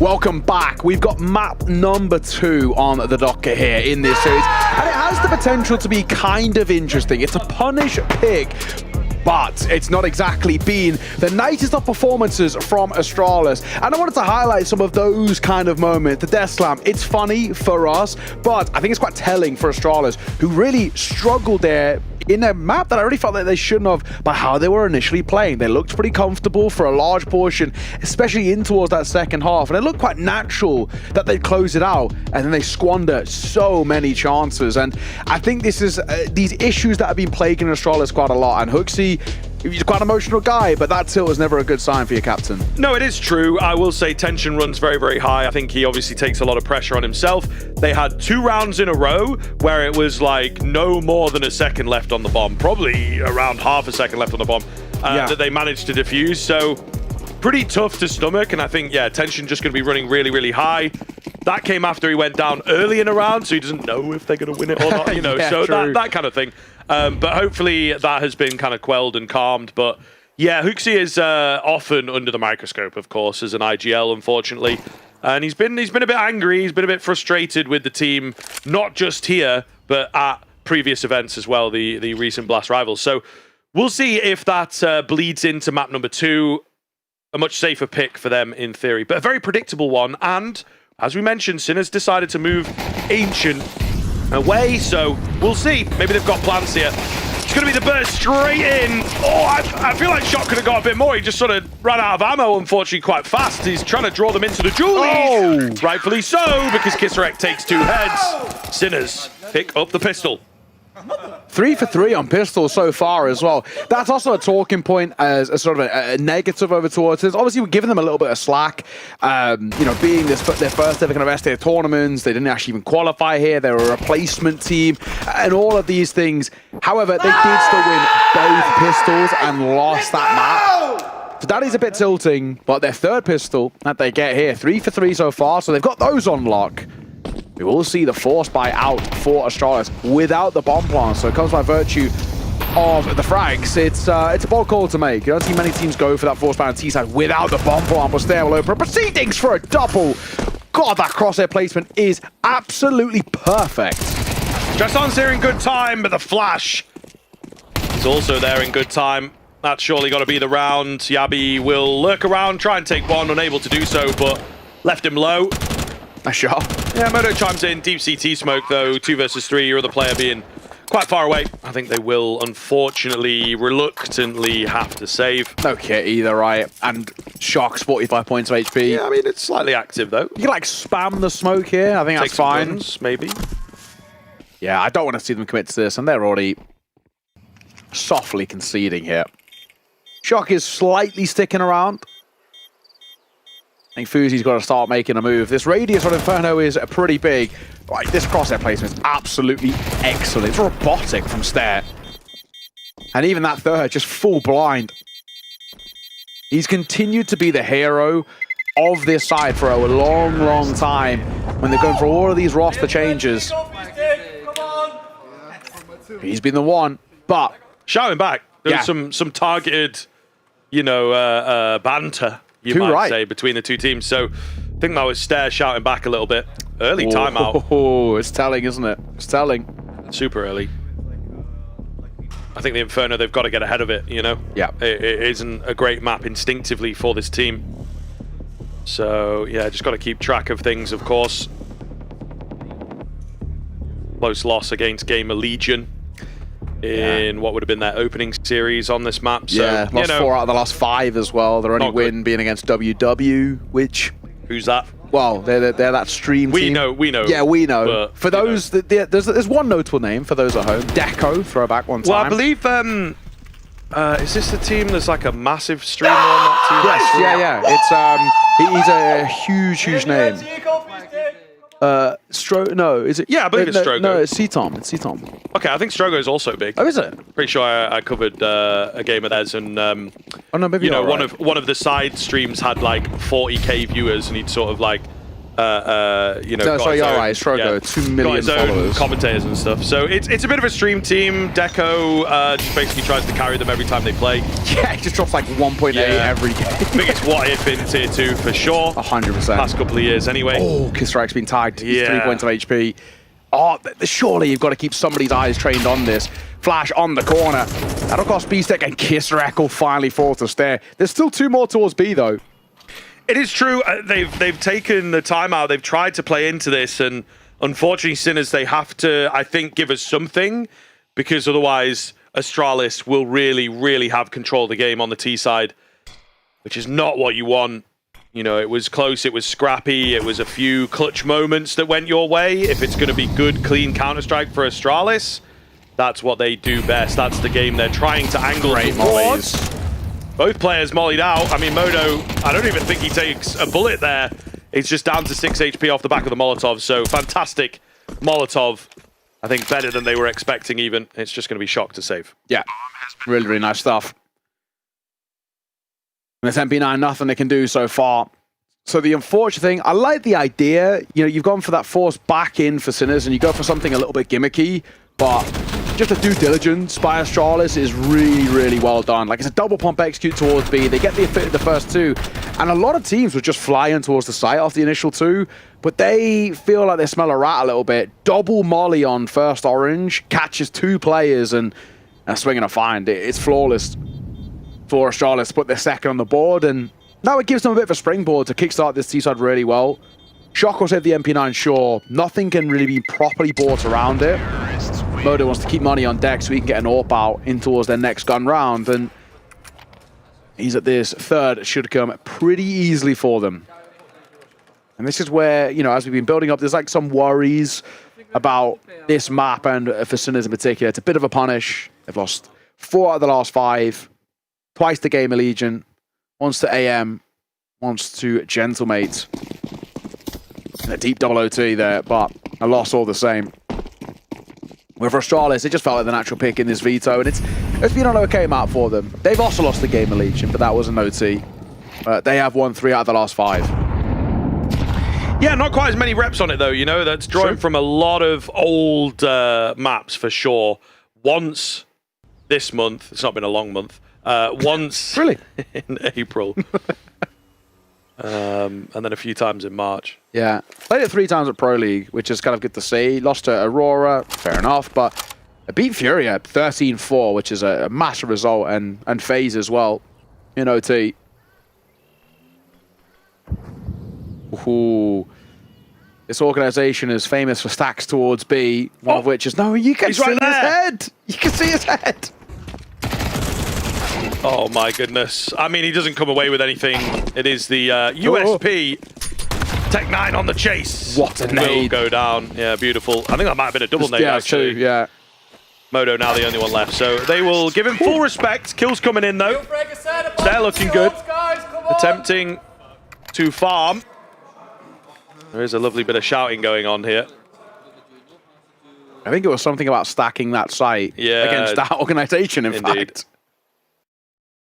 He's just looking at him. Right there, He's right man. there, pal. But also, right what there. you got to say, shout out why is he observers not on shot back at him? Yeah, innit? So they're both blind or something.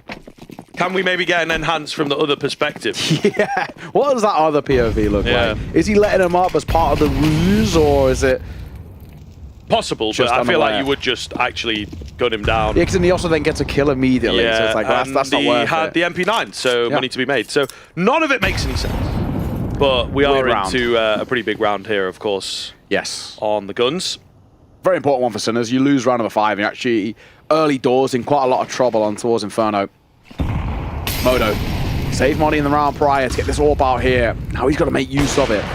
And it doesn't start well. Fuzi had an incredibly poor map of Mirage. He's looking to make up for it in towards Inferno as he'll win out that first AWP head-to-head.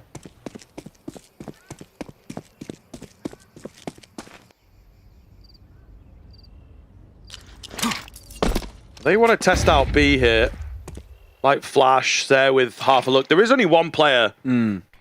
Just trying to bait out some utility. I don't know if the bomb is going to come to join them. Is there a gap on that right-hand side? I think there might be. I think there might be a gap in the... Yeah, it's little. not... I think it's just about tall enough that it's okay. No time here, guys. I mean, this bomb is still posted up over towards B, but the rest of the team not joining. They're moving forwards. It's close, but he doesn't quite find the kill. And with 25 seconds left, they're going to pivot back. Wow. Sinners have not moved anyone off of A, so... I mean, it looks as good as it possibly can. It's just a question of whether they can hold the line here. Little bits of damage done. How do the crossfires stand up? B-Stick up on Cold will be traded out. Bullets, unfortunately, running out. It's very, very close, but 1 second to Astralis spare. with the calculation, able to take a, you might argue perfectly. Kissarak going to be the only one left here, goes walking through. Surely has to be spotted, but he's gotten away with a bit more space than I was expecting. Not going to be the case, indeed. Yeah, Bit of sigh relief. that's very, very, you're very tense moving into A, not wanting to make any mistakes, not wanting to miss any shots in the same vein. They didn't really know how good they had it. They dink him on towards the B side, and if they just commit to the fight, B's open, and they'd have been absolutely fine. But they don't commit to fighting Kissarak. Yeah, that late rotate, that was really, really uncomfortable. But in the end, all that matters, another round for Astralis, and back to a lesser bite. MP9, few upgraded pistols. Speaking of the MP9, is going to dive in towards a fight here. Stay will find the trade. It could be good as well. And it is. 4 and 4, still some presence at the top end of. Banana, random dink. Does come through. Hidden behind the wood at car? I mean, it's not car, it confused my brain, but he's here with the 5-7. He's looking to take over. Upgraded a little, he's left low. Meanwhile, the lurking player of Yabi going to get taken down, and all of a sudden, it is Stare alone against the world. Missing shots on his uncomfortable AWP here. Glock might get it done. It does indeed, but he's flanked too quick to be able to get anything done. A massive find from that 5-7. It's a huge round to be getting, especially considering the sort of position that we're in, where it really felt like Astralis were on track to start running away with this C side. Get a round of that thrown back in your face is massive. I love the call to go aggressive as well, initially and towards Banana. In a buy like this, there's probably partly kind of a mentality of maybe we just shell up and save. That's a really, really nice call. It's a bold call as well. Let's take the fight to them. Let's try and catch them off guard. It's annoying to lose an eco, but you're 4-2 up. You know what I mean? Like, yeah, I feel like they're really getting like aggy early. You know, like what's the just relax? You know, a little, yeah. Like there's a fine line. I could be like, that's annoying, but like it really feels like you've just been jumped by a 5-7. It happens. You've probably done that yourself at some point. And then you go, what are these idiots doing? You know, like, come on now. Yeah, it really feels like, again, this is sort of a point I brought up in that first map. It feels like just because of the weight of expectations being so vastly different between these two sides, it's having way more effect, like that pressure on the shoulders of Astralis compared to Sinners who, can play a little bit more loosely and play with a bit more freedom because they're just happy to be here for now. Spoke a little dodgy there, bounced off the brick in a weird way, and it might actually give space to Astralis to do something with that. Fuxi immediately jumps at the opportunity to get out, follows the tracers. Allowed M4, a case against it maybe. 5 versus 3 now. As they will look to save. Astralis answer back immediately. Really not what you want. You win out the crazy eco because you get an overlooked angle. They all sort of panic, trying to deal with you. When it comes to the gun round, though, it's right back to losing. So, not good signs at all. You've picked up a pistol. Yep. You've picked up a force. When the guns are in play, it's all about Astralis. And what is the saying I always say? Harvey, say it with me. Is it replicable? Yes. No, it's not. You can't rely on rounds of that. We have to see consistency in the gun rounds. However, the hunt, well, not even hunt, I guess, like, the save is excellent. It's very expensive. It's not exactly like Astralis are flushed with cash. They've got plenty more to buy in towards this round and potentially a little bit left over, even if things go south the next. But I don't think they expected to lose 4 in that quick of a fashion. But the move towards B, nonetheless, is really, really nice. And 5th on the board for them. a buffer zone of 3 rounds. They're feeling okay. And Sinners call for their second timeout. Which, 7, 8 rounds in, it's a lot. Yeah, they know the importance of the CT side. They know if they can't get this started, this map's probably a non-starter. Yeah, they're probably going to drop all their timeouts in this first half, I think, unless they can, suddenly turn it around. But and to be honest, the likelihood of that feels slim. I think that's worth it, to be completely frank. Like, I feel like, if you're just sitting on 2 rounds and you cannot get any gun rounds, I'm calling all my timeouts. You know what I mean? Like, I just feel like if you're not getting any gun rounds, I think this is the right call. Because what's the point? If you go in towards that second half 10-2 down, like, map's done, game's done. You know what I mean? You've got to start things now. Yeah, I'm just saying, like, for your game, it doesn't feel like good signs. I understand for it, but it just kind of goes to show that maybe you don't have the ability to, bounce back on the fly and what are we changing? But we've also already had a timeout. It's not necessarily done anything for you. I'm sure you didn't talk about the 5-7 being unchecked in your timeout, So they're just not quite bouncing. Sometimes it does take a couple to get going. But we're going to find out. Astralis just resting up here, taking this a bit slow. They've changed things up. The default looks very, very different from normal. Just expecting an idea, a different approach from Sinners as well. So a change up to predict the change up. Yeah. This is it though. It really is feeling like, punish pick for a reason. This is a Sinners side who, unfortunately, just not being able to offer up anything for us to get a grasp on, to believe right now. Map number 1, there absolutely was chances there, especially some of the rounds that were being stolen away, those half-a-second defuses, that Moto 3K. There was like a bit of a belief, like, maybe there's some magic here for Sinners. I'm not seeing at the moment on Inferno. 45 seconds. Bomb is roughly towards the A side, and there still is time to cancel if they want to, but I think they're going to waterfall out. It's a pretty bold call to make, and it doesn't start well. Yabi and Ryu, first 2 fall. Bomb hasn't committed out, but I don't think you can really cancel from here, and all the kills fall in place for the CT side. So finally, success on a gun round for Sinners, and off the back of their second time out, this is what you'd want, and Fuzi, all he can do is save. Yeah, I mean, massively scrutinized by myself, and the timeout does work for them. Fuzi looking for the save, but is it even going to be possible? And he does not want to go down after time, I tell you that much for free. Yeah, they're looking for him here. He's going to be down to 1 bullet. That might have just been heard. I think he will die, whatever happens. They're onto him. And indeed, they will take him down.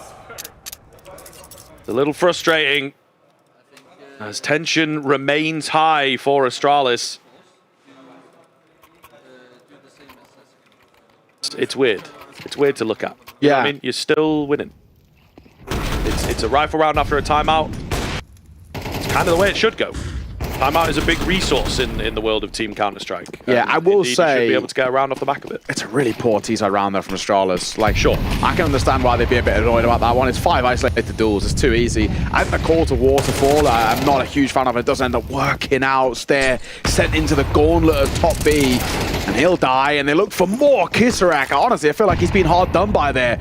As Fuzi gets that trade, 4 versus 4, but Fuzi's barely alive, and Yavi and Ryu also very low, and Huxley seen off by the flames. This is a bit of a Huxley classic as well, when you get frustrated when things aren't quite going right, you just call a flat rush and let the players do the work. Starts well, but falls apart quite fast. Yeah. House of Cards in Banana. Which again, sometimes I say sentences like out of context. That just sounds crazy. House of Cards in Banana. What does that even mean? Apparently a good TV show, though. What about the banana bit, though? Oh, Modo. Maybe under a bit of pressure. He'll drop a smoke, because Astralis have gone quiet, but on the information play, they've been spotted. Shock, looking for a second. He gets very close there. Eventually forward to Ryu. They're both low, and the AWP on this pit angle should be enough. Stress on's there to see off Fuzi. And Sinners. Back-to-back rounds now. The gun rounds are finally starting to click for the CT side. And this is, once again, getting a little bit uncomfortable. Astralis are still in the lead, despite how it feels. Yeah, I mean, it's very quickly shifting though, isn't it? And, you talked about the importance of the CT side here for Sinners. They take that second timeout. We kind of lean on this idea that things are potentially going to go from bad to worse, but they have just managed to pull it back in the nick of time. However, the conversation means that Astralis are still in decent T half. They would be absolutely kicking themselves if this one slipped. At one time 5-2 with Sinners not having a single gun round. And now it's going to be 5-5. Unless Ryu on the Deagle is about all we've got here. Big nade damage. How's he not got a kill? No, I know, it's happening a lot with the AWP, mate. How's he not got a kill? This new market update, it's messed up my AWP crosshair. Yeah. Oh, Gaben, you have... It would be a classic though, wouldn't it, to be fair? Questions to answer. Shock in the pit, gonna line them up. It's a team kill from Ryu. Oh no, not great. That's not gonna go down well for Astralis. Lovely 1D from him. Yeah, thankfully I think it was on Stare, who's kind of the chillest member of the Astralis side. If it was Hooksy, Ryu might have been through the wall. Either way, big round on the cards here for both teams, right? The opportunity for Sinners to really turn this one around. But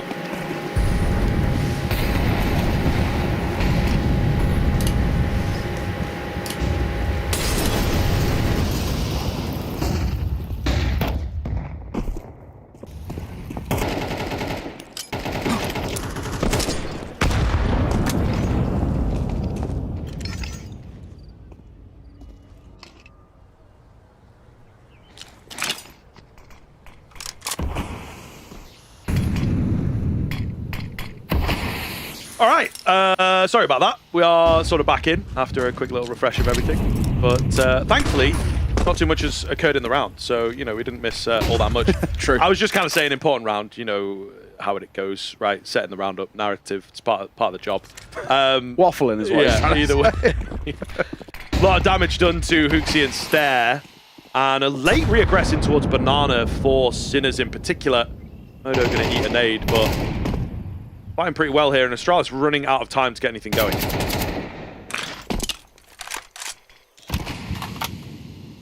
Hooksy tagged. Stare's not great.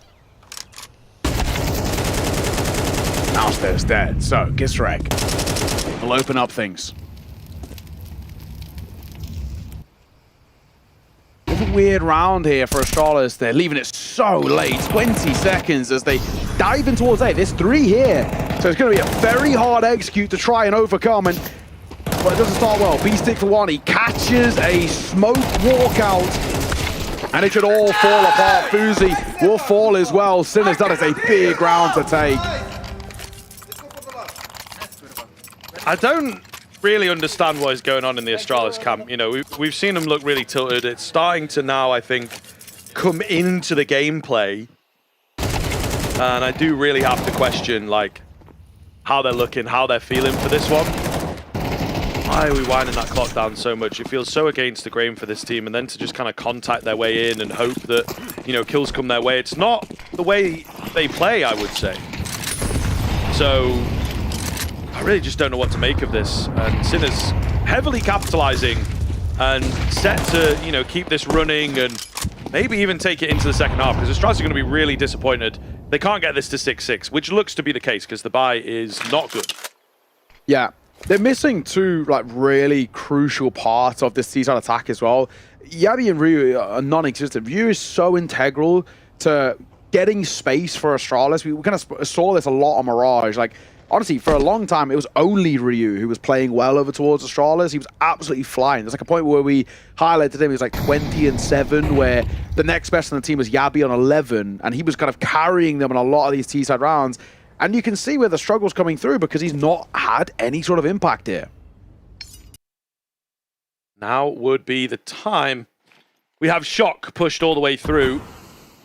More and more info coming for him. It's surely going to be a rotation around. Yeah, for sure. They know exactly what's happening here. They can just keep chaining utility. Astralis don't know it, but if all things go as they should, they've already lost this round. It's a bit difficult though. Shock is the player that has that other smoke. He's just going to miss the timing to get the flank in from behind as well, but they're just so ready on paper for what's about to hit them. Open angle in towards Coffin is inadvisable. That gives 2 players the chance to keep it going, and they will just mow them down. Flawless in the end. Astralis have disappeared. Things are evened up, and this indeed is getting very interesting now. We'll see if Sinners can nick this one away after the break.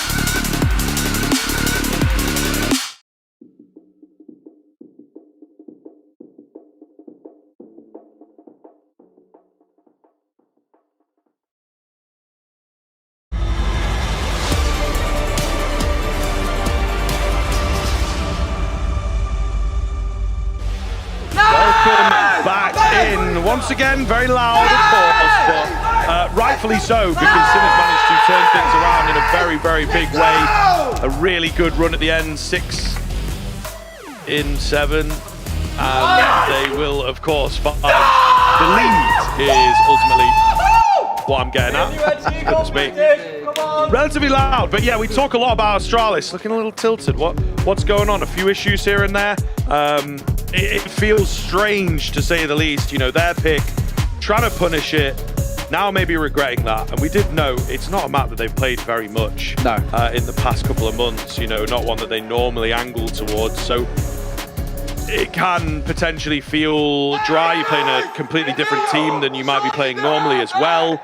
Sinners bringing a different style. We do have a little tech here before we get into things. So apologies about that. This whole new change of the market, I think, has slowed Steam down a little bit, is what I would be thinking. That's just pure conjecture. No, I know it's not about the game, but it's like surely it's changed like Steam's back end and everything so much that it's just a little difficult to figure out what the problem is. We've had headset. It's all tech issues, like tech itself. We've had one game issue, but it's like headset, PC, monitor. That's not to do with Valve. Can't just be a coincidence. It is. Do not listen to this man. He has no idea what he's talking about. The blind leading the blind in being technologically illiterate. But they're diving in towards B. These sticks opened up things. There is a really poor defense in. I think you've actually got to fall off this, Hooksy, and wait for the support. Yeah, this is not looking good now. Ooh, Hooksy, though, does find a keen one round the corner, able to survive a little longer here, drawing them in, drawing them away, so they're really going to be out of position. Hooksy does well to find two. Can his teammates pick up the pieces here? Kisarek falls, tap onto the bomb, try and draw them out. Like I say, they're so out of position now. There is no kit. The Glock's trying but failing, and much better angles for the Astralis boys to work from. Yabi looking for the hold here, and Modo is banking on the fact that it's just not the case. And all Ryu has to do is stop him. Oh my goodness. It is close. That turned away hitbox, a little bit of a stand up and a duck, and just changing things will indeed see it off. It's close. It's really big is. for Astralis. Really big. That's a huge round to be getting, though. Wow. I was worried that he wouldn't be able to hold for him, and he had to get a reload off as well. It very nearly became scary. Astralis finally get their first pistol in this series, and a very, very good time. Hooksy diving down Banana. He'll get one, but he overextends, and he'll be spammed through the smoke. And actually, Sinners want to take this space. Deep smoke by Stan. He might just play behind this. I kind of like the idea, but he needs to be careful. He's all alone. He's also not getting a util on him. He might have some dropped over towards CT, but he does need to be careful. If he falls, Astralis might have to already say.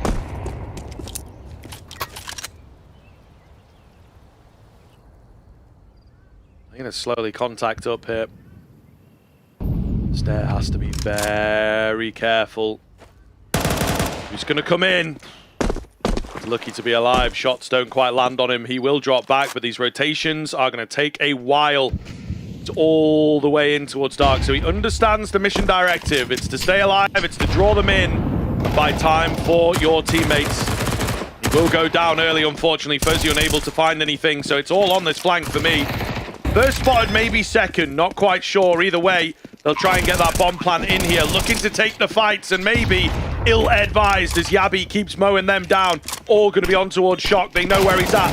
Flash comes in! Oh, they line up for him. Ryu, though, I think all those bullets go into his legs, so it's like minimal damage, and he will survive. He will clutch up, and a big, big find for Astralis once again. Am I right in saying that was a decoy? I guess so. It didn't pop, right? Yeah, I'm pretty sure. It's kind of smart in a sense, because one turns for a split second, but they just kind of dive and hold mouse one. It's close. It's not a bad idea. I think he landed enough bullets. Yeah. I'd love to see this again, but I think they're all just in the legs because he was slightly elevated. Yeah. Big from Yabi. Yabi does huge. This second kill in particular is the really, really important one. It's that quick trade. I don't know. Maybe only a couple bullets in that, to be fair. With the Khalil. Tough to say. One in the chest, one in the legs. Yeah, but it does actually allow Sinners the opportunity to reinvest in, which is really good for them. AK and play for Stress on. Triple Khalil, Mac 10 to round it out. The one real worry, more than like the differential in terms of firepower between these two, is differential in utility. They've basically got just enough for one proper good execute. They can't really fake and draw out util or players from Astralis. 3 smokes, 2 flashes, 1 molly. Where do they go with it? At least initially, it looks like B. Yeah. The bomb's pretty advanced here. Stag going to be left alone again, though. He's got a smoke for the replenish. I think they're playing exactly the same kind of round in that he's spotting and then I guess going to try and play as far back as possible. So pretty similar stuff. Hopefully the Sinners are able to tweak it a little bit. That's what they're kind of looking for. Super similar round, if not exactly the same. They're going to drop back a little earlier. Don't know if he spotted anybody there. Smoke on the cross. 35 seconds. Still no rotation across to join him. They will late move in towards mid. You can see there on your mini-map. There, meanwhile, going to get caught off by contact this time around. So he goes down super early. That will make a difference. It's another big flank coming in. It's all on this. Bozy does have that kit. Lovely bit of pre-fire from Modo. So it looks good. They've just got the smoke in towards Deep CT, though, which is a little annoying. I think they would have preferred it in at Banana. I like this Kisrak position. I think they're saving, though, considerations. No open angles from Sinners this time. They'll learn their lesson. They will win it on B, second time of asking. I know this sort of 1B, 4A is relatively common. I do think that Stayer's playing too aggressive for me, though, to be that 1B guy. I can understand early in the round trying to gain a bit of information, but you've essentially got to be able to fall back to CT or back to Coffins every single time unscathed. You've got to be a little bit far enough away that that's never a doubt. And he's, you know, basically constantly getting caught.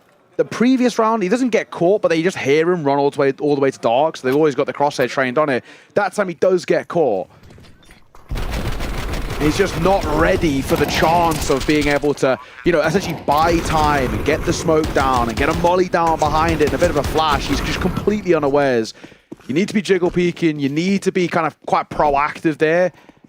But at the same time, not have this ability to either be caught in the overextension, be caught in the rotation away, or like that with util in hand. Sinners taking back that lead is pretty huge.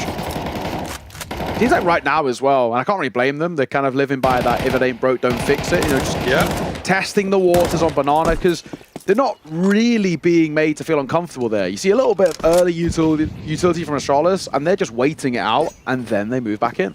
And this is a big round. It's 2 rifles to play with for Astralis. They lose this, money's broken. That's a 9th and probably a 10th for Sinners, and there's a map opening up for them. Doing it again, though, aren't they? The 4 on towards A. It might just work this time around. Hooksy as well has got even more utility, so yeah, it's just the 1 extra smoke to kind of sell this. It will be an A play. 3rd time the charm for Astralis. I suppose if it is broke, you try and fix it.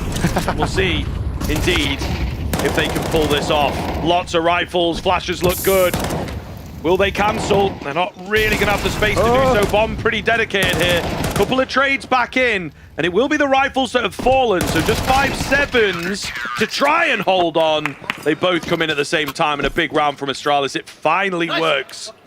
And now are they going to go for 4 on A? Again, we'll find out, I suppose. But it's a tough one for Sinners there. I think they really, really, really needed to string that together. Yeah, exactly. And I think, you know, probably part of it in their mind as well is kind of proving to themselves, also kind of to Astralis, that they do have, you know, a formulated execute that they can fall back on to, you know, just stop that conditioning of always hitting B early.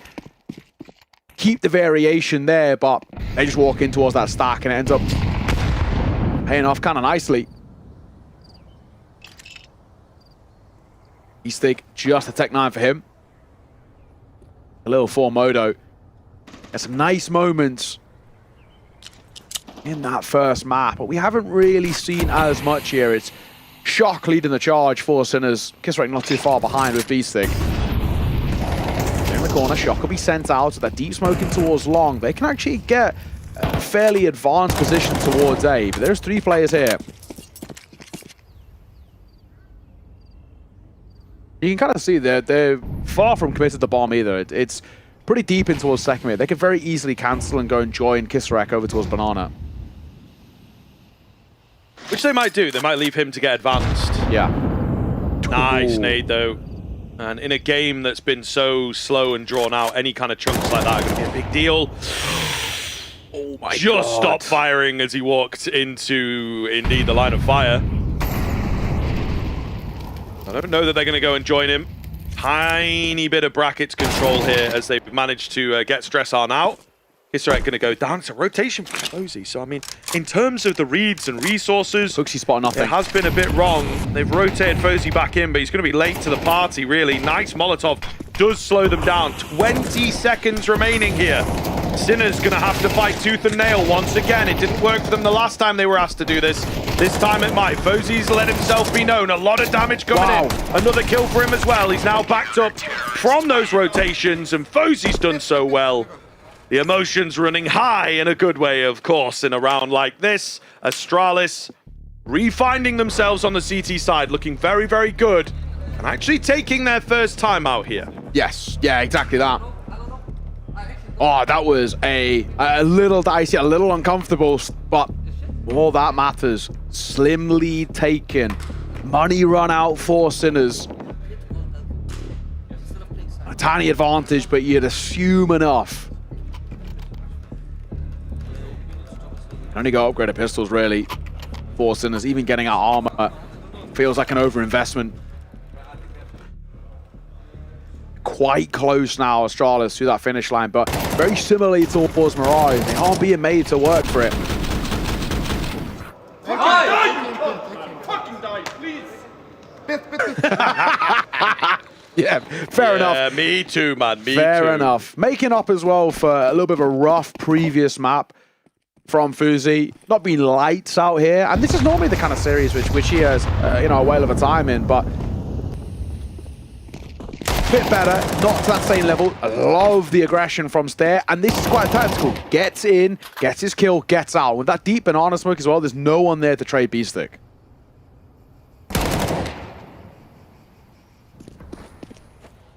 We're with another. The bomb joined up. Oh, okay, I thought they were all going to go together, but not quite the case here. So just looking for, I suppose, an isolated head if they can find it. Particularly for the Deagle at range, but yeah, not really looking too good. Modo maybe to go first, distract Crosshairs. Just feels like 2 in pit is going to be kind of unbeatable. He's going to be known about now after picking up the pistol there. Bomb, meanwhile, thinking about looking towards long. So, you know, they don't have a direct game plan. Try and get a gift of a frag. Not going to happen. Modo's dead in an instant. So, double digits as expected. Astralis, it looks like work, but actually been really quite dominant in this second half. Yeah. They do a really keen job of bouncing back, mind you. Right on the knife edge. And they managed to, make it work with 3-5-7s. Yeah. And I think that kind of energy and morale boost has really spurred them forwards here. Another key one on the cards to stay alive in Atlanta, especially for the Sinners. And Ryu's really starting to pick it up. Very, very slow first half from him, but he's actually started to find a decent amount of form. I'm saying it's 6 kills to 2 deaths in this second half, which is exactly kind of what we want from him. And it's a bit more of that level. He was like, at half 2 and something. So we kind of critiqued him and Yabi, who really couldn't find the form on the T side. A lot more impact here on the CT. This is a massive round for Sinners. A big buy, Ryu, just as I sing his praises, he's the first to fall. Gets caught in 2 minds about how to play it. Does he aggress bedroom or does he double back in towards apartments? And he'll die nonetheless to Shock, who continues to have a pretty good map.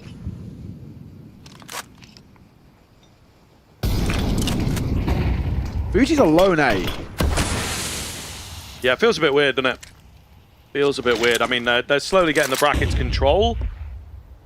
He's really trying to act like there's a lot of players here with a lot all of that these nades. I would really like to see like Hooksy rotate around at the very least. He's actually abandoning A lightly, which is not the right idea. Oh, my goodness. Maybe he's a genius.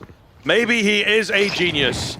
Big finds just as Hooksy was coming to join over on A as well. So all of a sudden their defense looks so much better. Fuzi maybe on for the A series, looking good for it, and he will indeed get it. Holy, what a round coming through. Criticized on map 1. Map 2 he might have just saved. That is massive. That is massive. That push on the smoke, that innate timing, it's obviously a bit of luck, but it works out brilliantly for him. I cannot believe he gets away with that. This move here single-handedly saves this round from Disarray.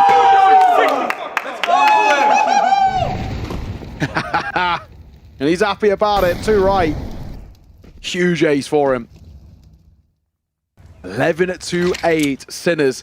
I think their luck and potentially their chances might have just run out, and luck is looking down favorably upon Fuzi. He gets a blind shot. Yabi for a double as well, and Ryu is spotted one on towards short corner. The Rouge is up about this A hit. The bomb is dropped. The round is surely done here in a 2 versus 5. He'll miss his shot, but there's plenty of support to deny him being dropped. Ooh, the second nade on to Kisarek in particular is really good. The third nade, yeah, third nade's also quite good as an unfortunate way to go down.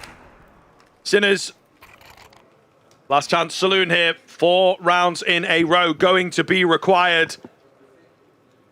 And well, if the last run in this half is anything to go by, it is not looking good. The past 8, they've only won 1. Really not a great half from them. The T side proving to be a bridge too far. IEM Atlanta lifeline is running out for the Sinners. Maybe backs up against the wall, they can find a way to break it down or get out of that corner. We'll see if they've got any originality left in them. Just shock spotted Ryu. He's been playing aggressive in towards bedroom a lot and has been punished a couple of times, but they should know this is a possibility. He's been going for this information play in the early portions of every round, and he gets away with it again here. Just when they needed something, the start of the numbers disadvantage is not the way that Sinners would like things.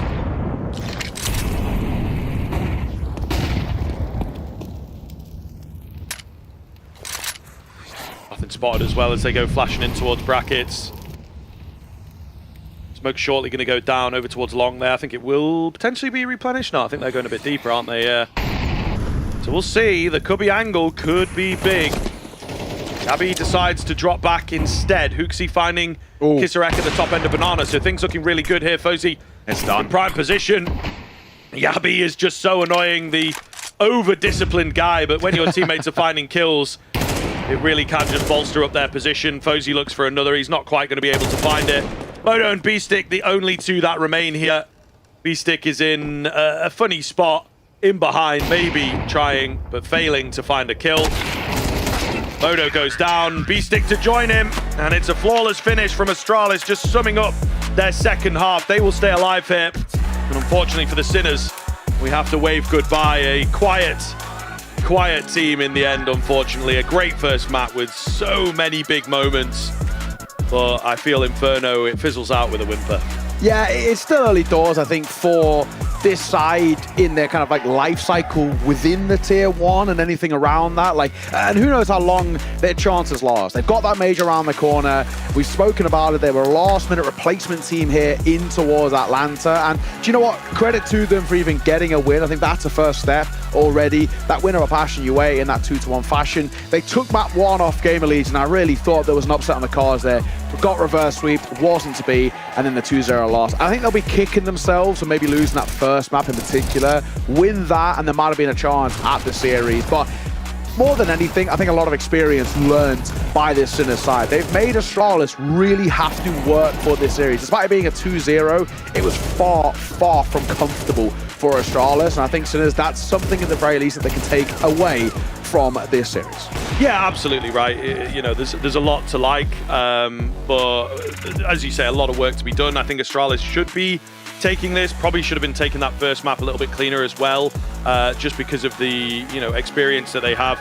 Not quite sure. There's a lot, even like when they're winning and the clutches and stuff, it's very aggressive, and a lot of maybe testosterone going, and I think that at times can maybe make life a bit harder than it needs to be in some of the losses, some of the wins and whatnot. We are going to check in though with Yabi on the winning side of things. So great to hear from you here. Thank you very much for giving us some of your time after the win there and staying alive here in Atlanta. A great run in the second half of Inferno, I think it is safe to say. How do you find playing against the Sinners? A tough first map, but you eventually seem to figure them out. Like, talk me over this team.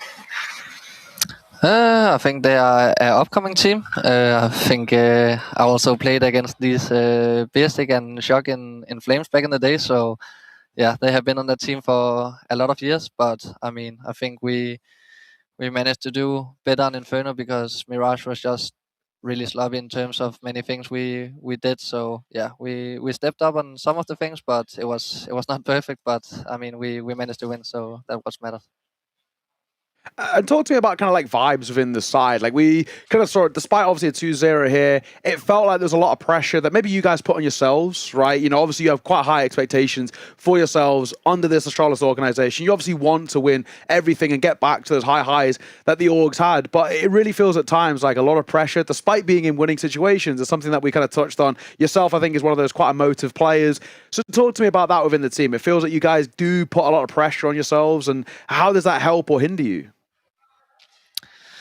I mean, I don't think it's like kind of pressure. I think it's just goals we want to achieve in terms of the things we want to do better. And I think we're not doing it good enough. And I think everyone agrees in the team. So I think it's hard to be like really happy after a win like this, because I feel like there's so many things we can talk about to do better, which is not optimal when you play a team that you should just win pretty easy against, I would say.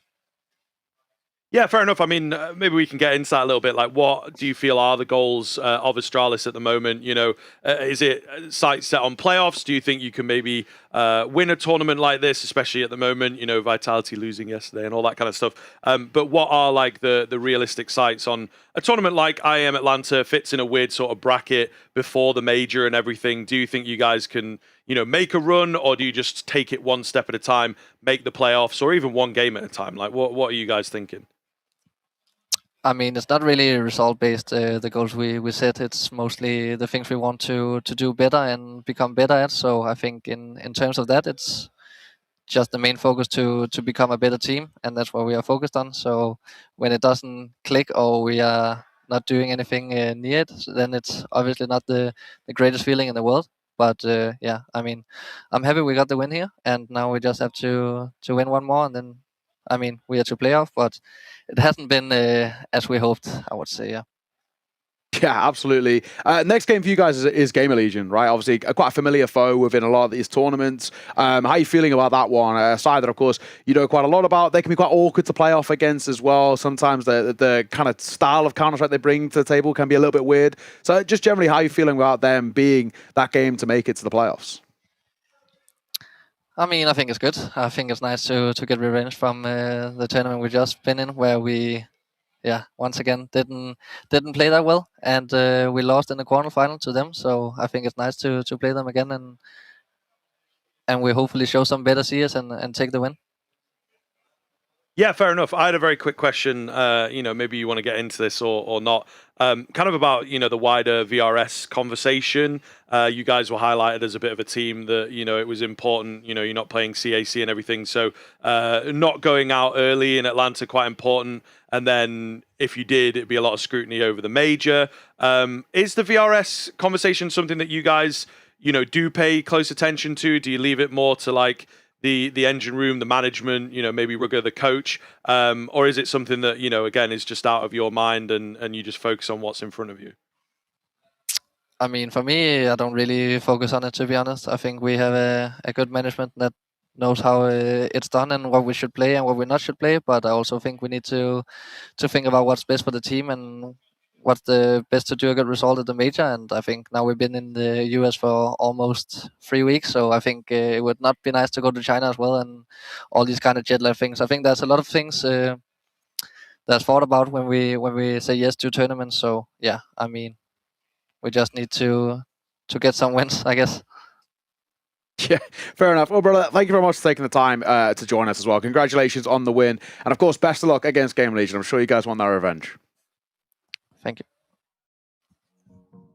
Awesome. Well, always good to check in as well. I'm going to run through some of these highlights, and you can really see just how dicey this first map was. They were really made to work for things on that Mirage. But in the end, they did pip the at the post. And for Sinners, again, like I think this is really, for me, it feels like it's just gaining experience. This is a new side, and as Yabby put it, a bit of an upcoming team at the moment. We're within this level of competition. So I think for them, there's valuable experience gained. They've had nice moments here and there. They've even picked up a win, which is all some positives. And now, hopefully, they can take that in towards the major.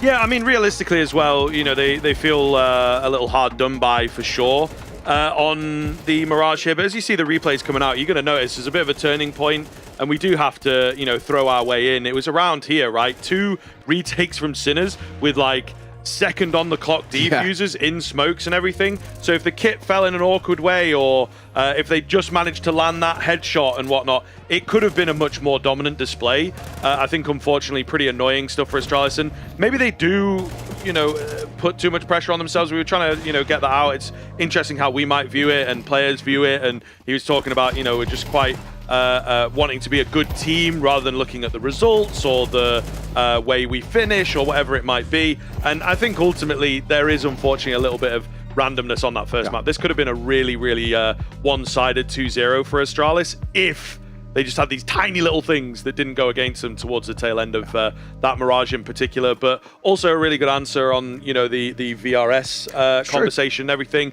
Good to know about that. Do players, you know, look into it? Is it something that's just kind of left out of their hands? It's good to know. Of course. Yeah, and I think certain really nice teams answers. will actually focus on it more, like the players themselves. I feel like Sinners, for example, are a good example. They're probably like really in the know. They Like have to. we have to win or like get this far in this tier 2 tournament to be able to be in for the chance of qualifying for the major and all the rest. More so than the likes of, I think, the Astralis or even like, you know, like the Vitalities of the world. They just know for them, we just turn to a tournament, we look to win, right? But that is only our first 2 games of the day here. We've got BetBoom versus Pain coming up next, followed by Na'Vi taking on Legacy here on the B stream. Some really spicy games to follow up. And, you know, these games that, while it may not be for qualification, for seeding can be a really, really important thing heading in towards those playoffs. So all very, very exciting. But that's us done for the B stream. We're going to be throwing the mic over, well, to Mike and Exner to take over from us, which, you know, it's always sad to say goodbye, but you're in very, very capable hands. No, absolutely. Absolutely. I'm really looking forward to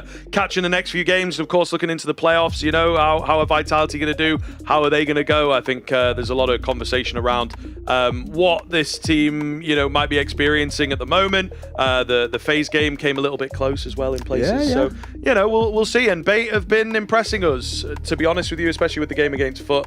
I think a really keen showing. Can you imagine if Bait do it? A little bit. A little bit. I mean, you know, it really depends on how Vitality take it. And obviously, we didn't get to catch the, you know, the game against FaZe. How does that sort of look? What's the vibe within the team? We caught right at the end of the BetBoom game, though. Zywu was not looking happy. Yeah, and he when was they lost, really quickly packing up. Apex was pretty tilted as well when they lost. He was like kind of like 1,000-yard stare a little bit, to be perfectly honest. But yeah, as a whole, the little team that could for Bait, what a story that would be. What a run that would be. BC game, you know, you take down Simple. Sure, expected, but cool nonetheless. FUT, massive upset for that one. And then if you could do Vitality, that would be huge. And then maybe those people on Reddit saying enter the Vitality area, they'll be like, see, I told you. The thing is, you know, when you are like a bit of a Reddit demon or on HLTV forums or whatever, you just want to be early, you know what I mean? You don't necessarily want to be right. You just want to be the guy I told you who's so like, ahead of yeah, time. Exactly, you know, and you have that as your little Reddit karma or however it works. I don't know. I don't really spend much time there, thank goodness. Either way, as we said, that is going to be it from myself and Neo. Thank you very much for watching thus far. It's going to be a little bit of an extended break before that next game of Counter-Strike, but keep everything open. You do not want to miss any of this. We'll see you in a bit.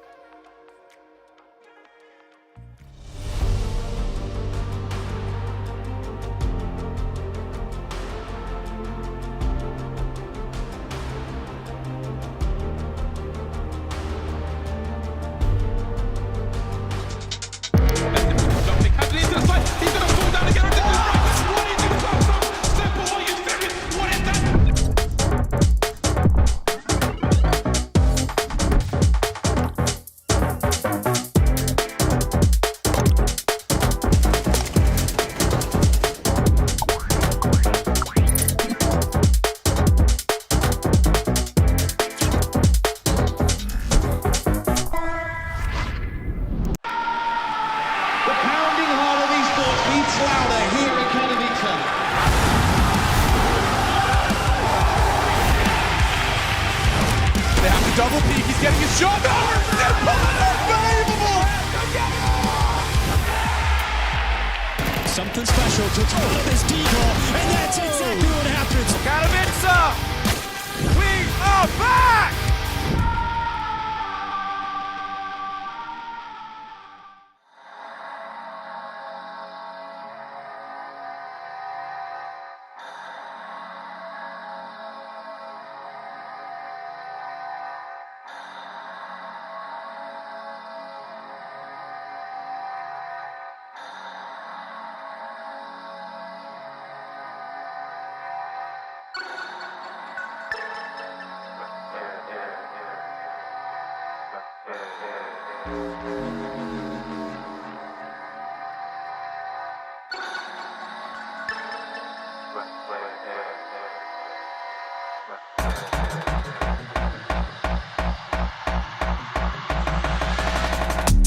We don't do no talking round here. We don't play no games round here. We ain't never slipping round here. This another level, this one over here is very rare. We don't do no talking round here. We don't play no games round here. We ain't never slipping round here. This another level, this one over here is very rare. Ridden got me skanking, had me feeling like I'm Fred Astaire. Bread was kinda short, but I was smelling like a millionaire. Claimed their opposition when we stepped in, they were running scared. Man, we're louding up the atmosphere. Too much chatty, too much catty. I just lit a fatty, and it came from Cali. I'm not really here. I was in the clouds, I don't ever take the stairs. We don't do no talking round here. We don't play no games round here. We ain't never slipping round here. This another level, this one over here is very rare. We don't do no talking round here. We don't play no games round here. We ain't never slipping round here. This another level, this one over here is very rare. This another level, this one over here is very rare.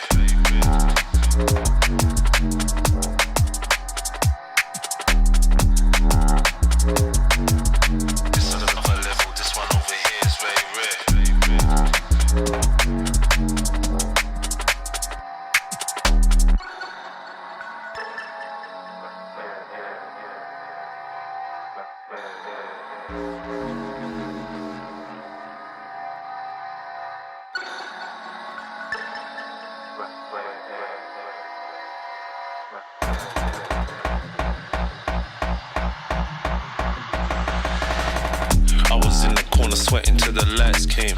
Man, don't ever sleep, step out on this night train. Right brain, man will blow your mind like a migraine. I was busting up these spots, pulling something out my socks. Man was shuffling out of blocks, phone and vibrate. I don't need to talk to Frank, I did it my way. Never slipping, never tripping, never violate. We don't gas around here, we on a higher rate. We don't do no talking round here. We don't play no games round here. We ain't never slipping round here. This another level, this one over here is very rare. We don't do no talking round here. We don't play no games round here. We ain't never slipping round here. This another level, this one over here is very rare.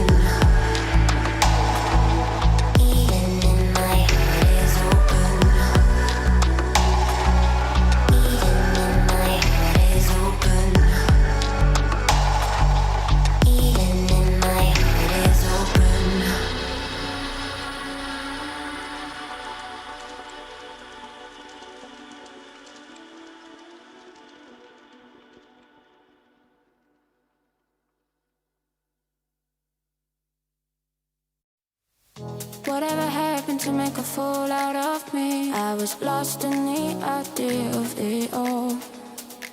Too many years I've been suffering here, burning down right now.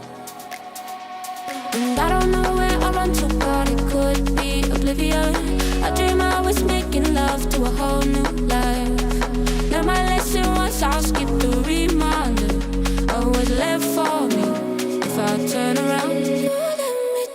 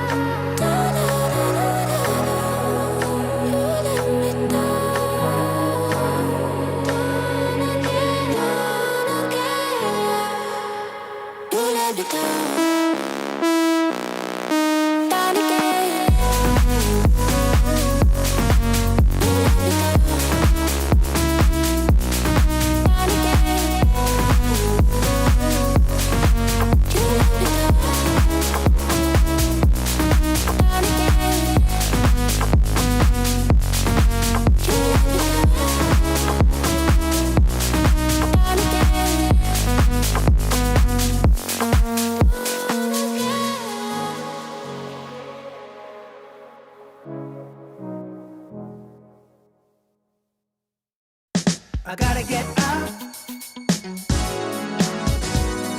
Got to get out of here. Got to get out.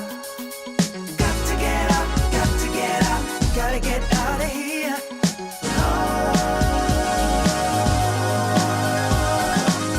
I got to get out.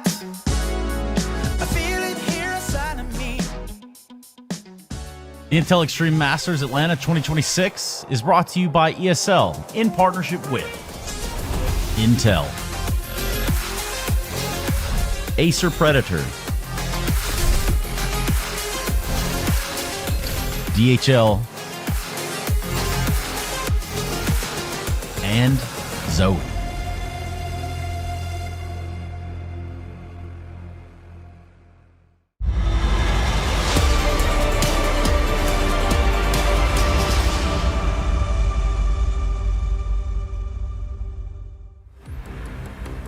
Welcome back to the Intel Extreme Masters Atlanta on the B stream for one more day. I'm Darth Mike, this is Xner. We're going to be bringing you the action here of this BetBoom versus Pain game, and BetBoom are entering the server with a little more pep in their step, a little more gumption, because they've just done what many thought were impossible. They've taken down Vitality. They are entering as the Kingslayers, now securing their spot and looking to carry that all the way through to the semifinals here, Cole.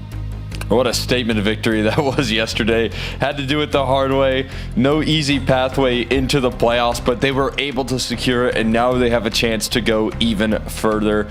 Pain, on the other hand, looking to do the same here. A tough target, but a huge, pressure relief here in this matchup. A chance to extend into the semifinals, and for both these teams, it's a great positive result here compared to maybe what the expectations were for these rosters in this deadly group.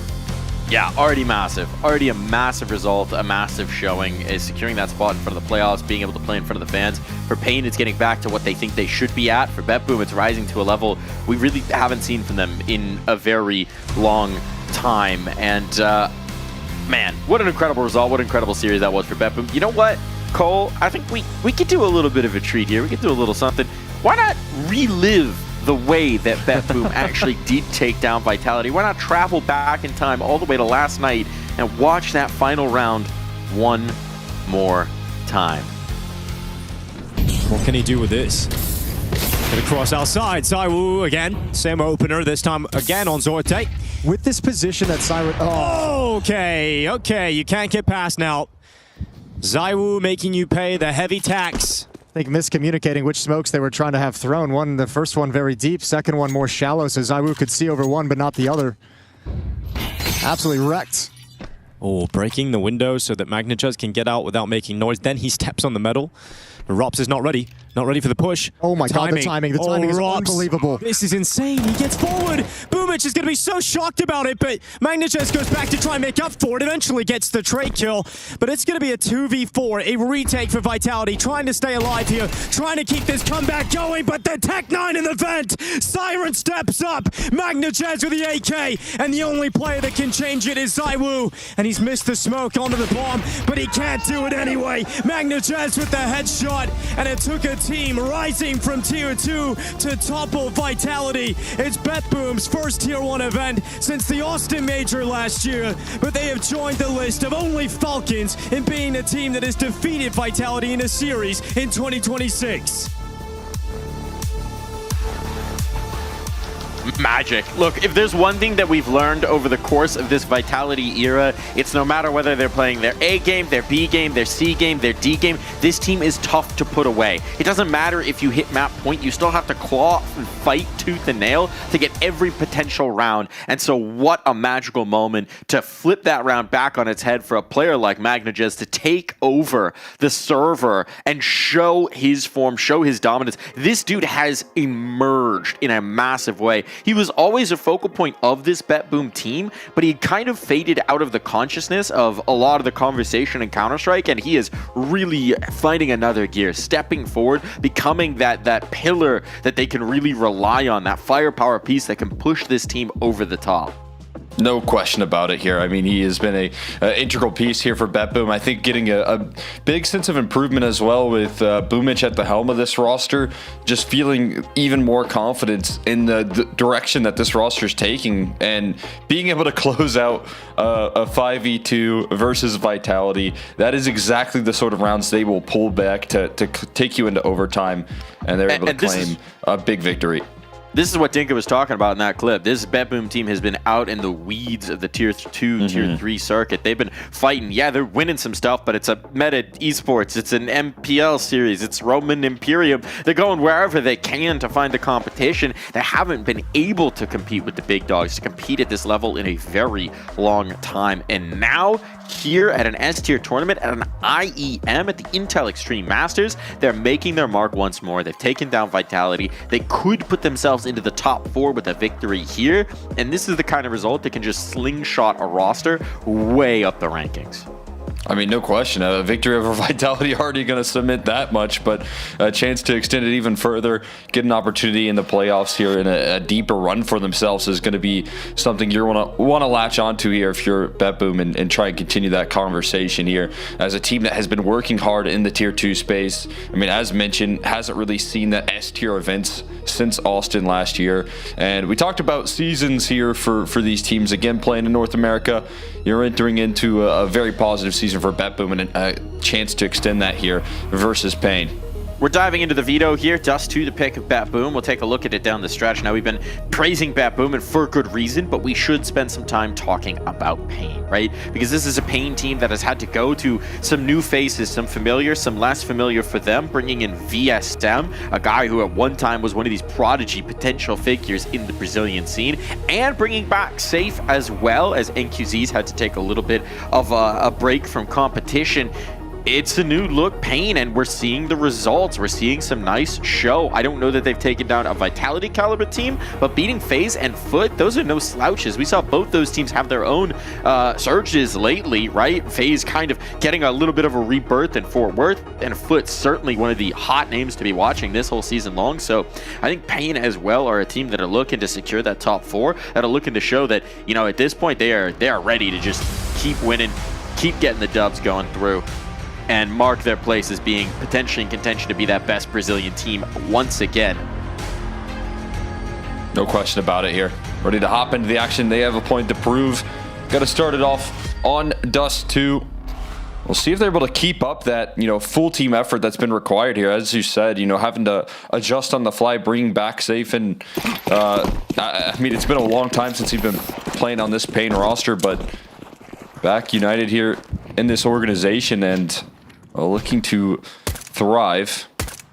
feel like that was kind of the unfortunate circumstance there for Pain, because I do think NQZ started to thrive versus tougher competition. It was really hitting a high gear, but this is a really impressive result so far, already locking themselves down playoffs and looking to continue that story. Up the catwalk they go, though, and trying to take a target here onto VSM early, jumping with his back turn. Flem is going to fall, and now you've got help from Big U in CT, but both A players are going to drop eventually, and it allows for some space to be created on towards this site. Sorte, can you get back towards that bomb? It's in Trying to link up with the teammate. Okay, it has been dropped down. It's going to be salvaged. Pick back up. Yeah, risking it with the peek on the catwalk. 2 players here. Well, bomb's right back down, Siren. Sorte's got to go for the eliminations, and it's all headshots required of him. Meanwhile, the flank is coming up long, and Geria is not going to be waiting too long for that. Big luxury of that bomb dropping it towards CT spawn. I think it was the kill from Big U that initially just tumbled it over, and that makes it so much more tricky. You also got the fast flank coming through from the dualies. Some nice connections coming through. Oh, there it is. The kills from the dually on the flank, dropping the bomb right there. Just makes that clutch near impossible. Pain. They claim themselves a nice little opening pistol here. We got, well, I thought we had a Magno Jez scout moment. Trying to do his best Kerbini impression. But he sells it. They're going to go for a full Glock Eco instead. No confidence.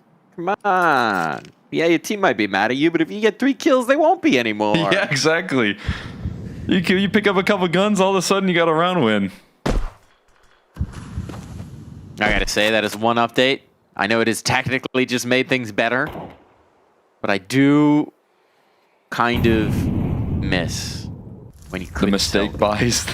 Yeah. You'd actually buy like a sawed off. Oh, whoops, I wasn't supposed to have this.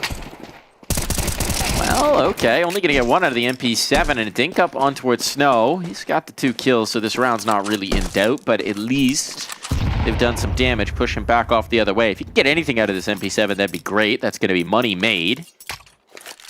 We give it to Zordy so he can get the 600 right now. Smart little move in the micro. Want to try and get an op out as much as possible. We'll see if he's able to provide it almost onto safe. Wow. He can't complete the kill. But yeah, I mean, look, on a casual sense, yes, it's way better to be able to sell so your idiot teammates, when they misbuy something, don't ruin your game. But on a professional sense, if you're clicking wrong in the buy menu, I kind of miss when you got punished for that. That's fair. I've had rounds where I bought in a scout on the CT side of Dust 2, watched my teammates instantly die towards long, and ran back and sold it real fast. That's the tech. That's the secret tech. We will never once again have a, well then buy an effing smoke Ronnie round. Never get that clip. No, we won't.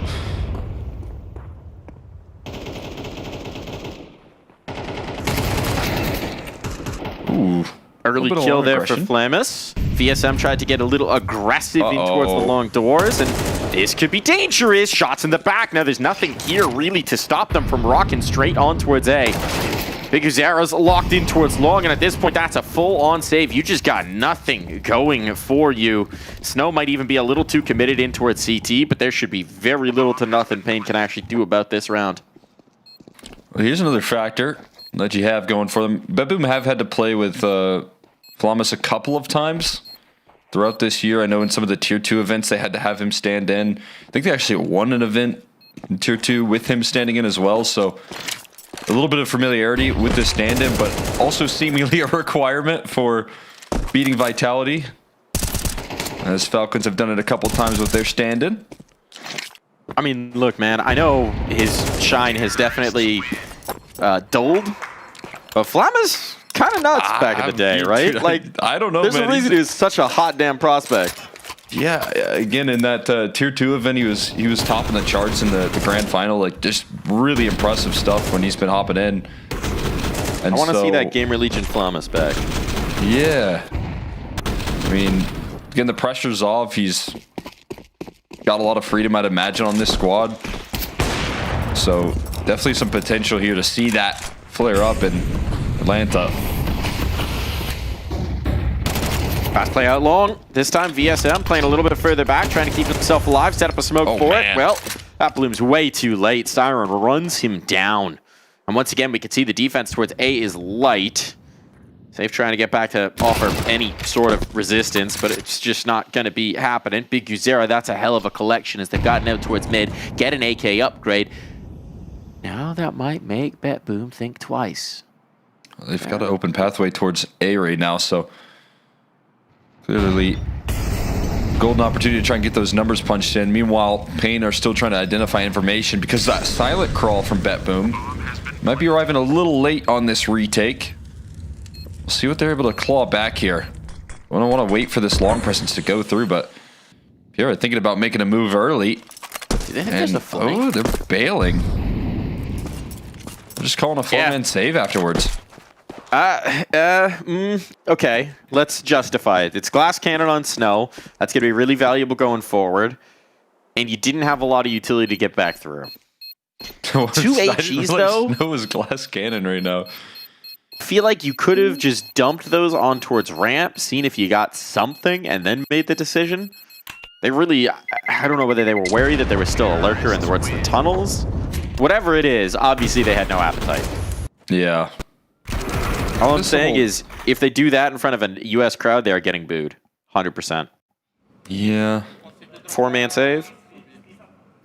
Not our house. Especially with Pierre moving forward there.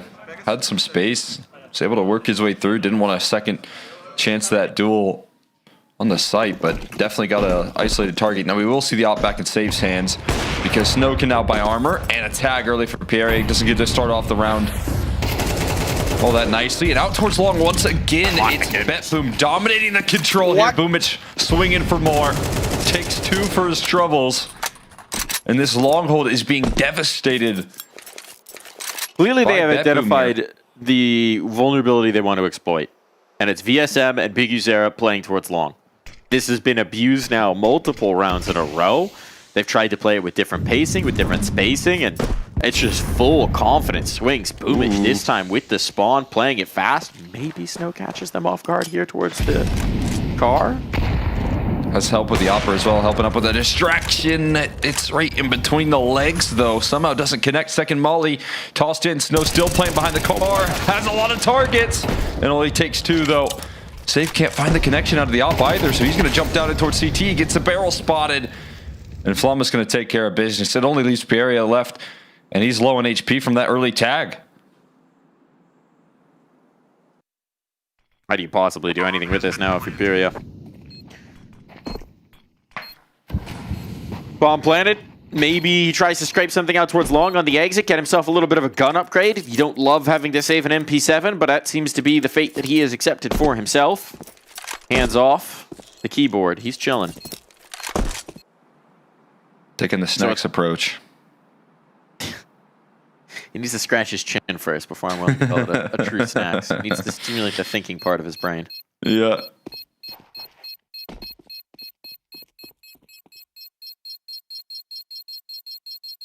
They got a nice one. The resurgence of the Liquid did unfortunately last a best of 3. Well, yeah.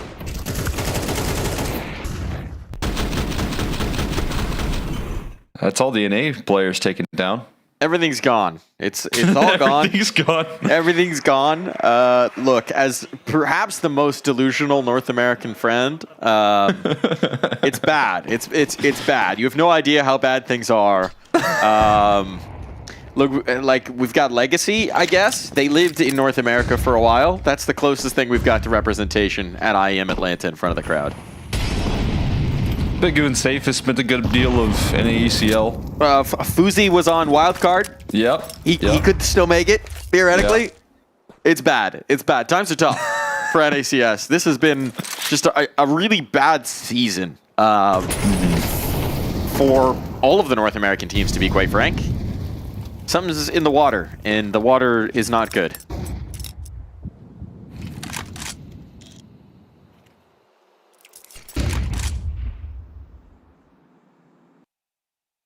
Check the air quality in Atlanta. Maybe NA affected by it as well as Zaiwu.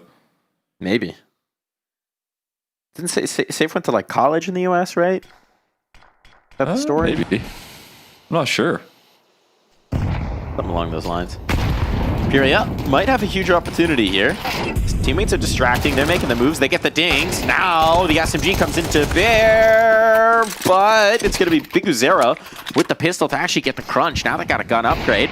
4 on 3. Oh my Make God. that even score line. Zorta wastes no time. As the bomb has now gone down, Oh, he's goodness. really not wasting any motion. So efficient with clearing out those numbers. Get a kill, plant the bomb, come off, instantly get another kill, confirm the round. Nice usage of the HE right there. Nifty bit of micro.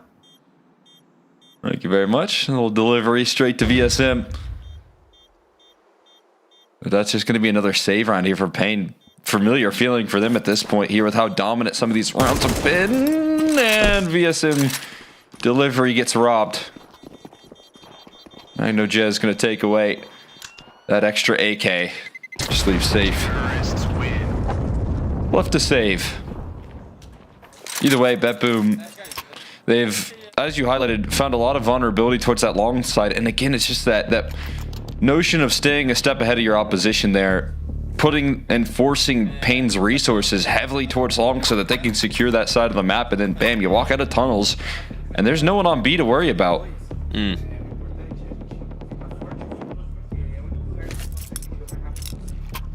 Rick's getting vocal. Gonna have a tougher time piecing together what they're saying in this best of 3. You haven't been doing your Duolingo? How's your Portuguese? Not quite. Should get on that though. Oh my God, yeah, that was straight to the smoke there. Had his crosshair trained. Tosses down that utility, waits, and connects.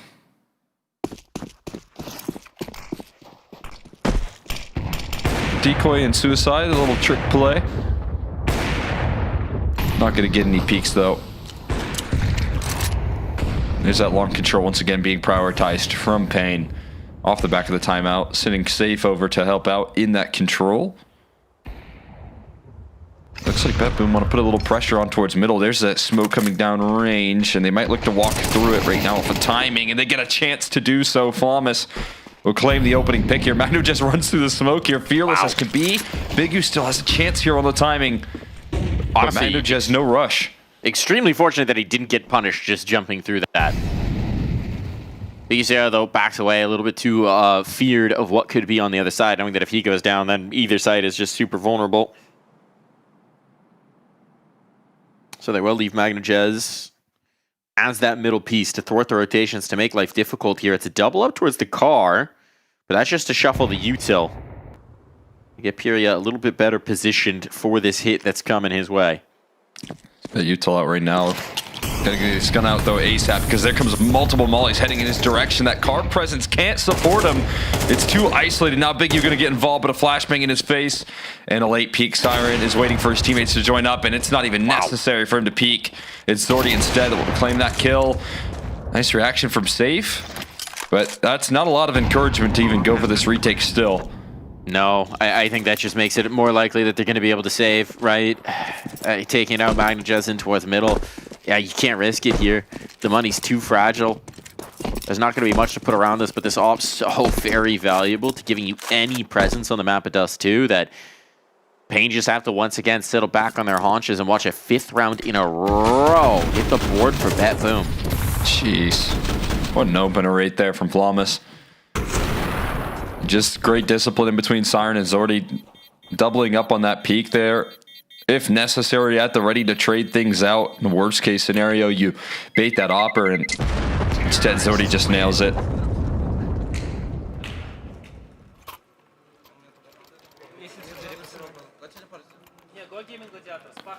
Been able to see BetBoom kind of work all angles in this map right now. Had some success out towards long in the early stages. Now they are putting the pressure on B, and if you're Pain, kind of feels like you're chasing shadows. And how you set up your resources early on. Double up is the solution. That can help. 2 scopes better than 1. We'll see how Snow is on the secondary. He tried to glass cannon earlier, didn't really get a chance to use it. What he's doing this time around, it's Safe though. He's going to take the contact, find the kill, an opener now. These have been few and far between, but the trade is instant as VSM once again holds up about as well as tissue paper out towards long. Now you can see the response, which is that Snow's going into support. It does mean the B side of the map is going to be vulnerable. But BetBoom, for the moment, he's determined to test Cat. Oh, a jiggle there. Big Vincere, how much did he see? They certainly know he's present. And so a smoke goes down. He'll start to back away. Even the B players now come out to deal with mid. I think they're very fortunate that there's no tunnels lurk currently worked in the map. He wants to make the move. He wants to make the move. No one's watching. The bold move pays off. Big Vincere slips back past that smoke, and he's just gotten away with robbery. That's maximum bravery right there. And they do need a little extra oomph out of some of these individuals here. So Big U willing to stretch out and secure himself an advantage. Looking for more. Their nice connection on the taps, but the Flames not doing him any favors. The molly in his face right now. 2 ops still to bypass, and they're both holding strong. Oh, wow. Snow and Safe looking to seal up this round here. Bomb is inside the smoke. Zordy with 25 seconds left in a very uncomfortable position with this AWP. He's thinking, look, 1 op on site, I'll duel that. 2? Come on now. I can't win twice. Oh, nice connection right there. Who's that? That was Safe. Not getting out. Bora.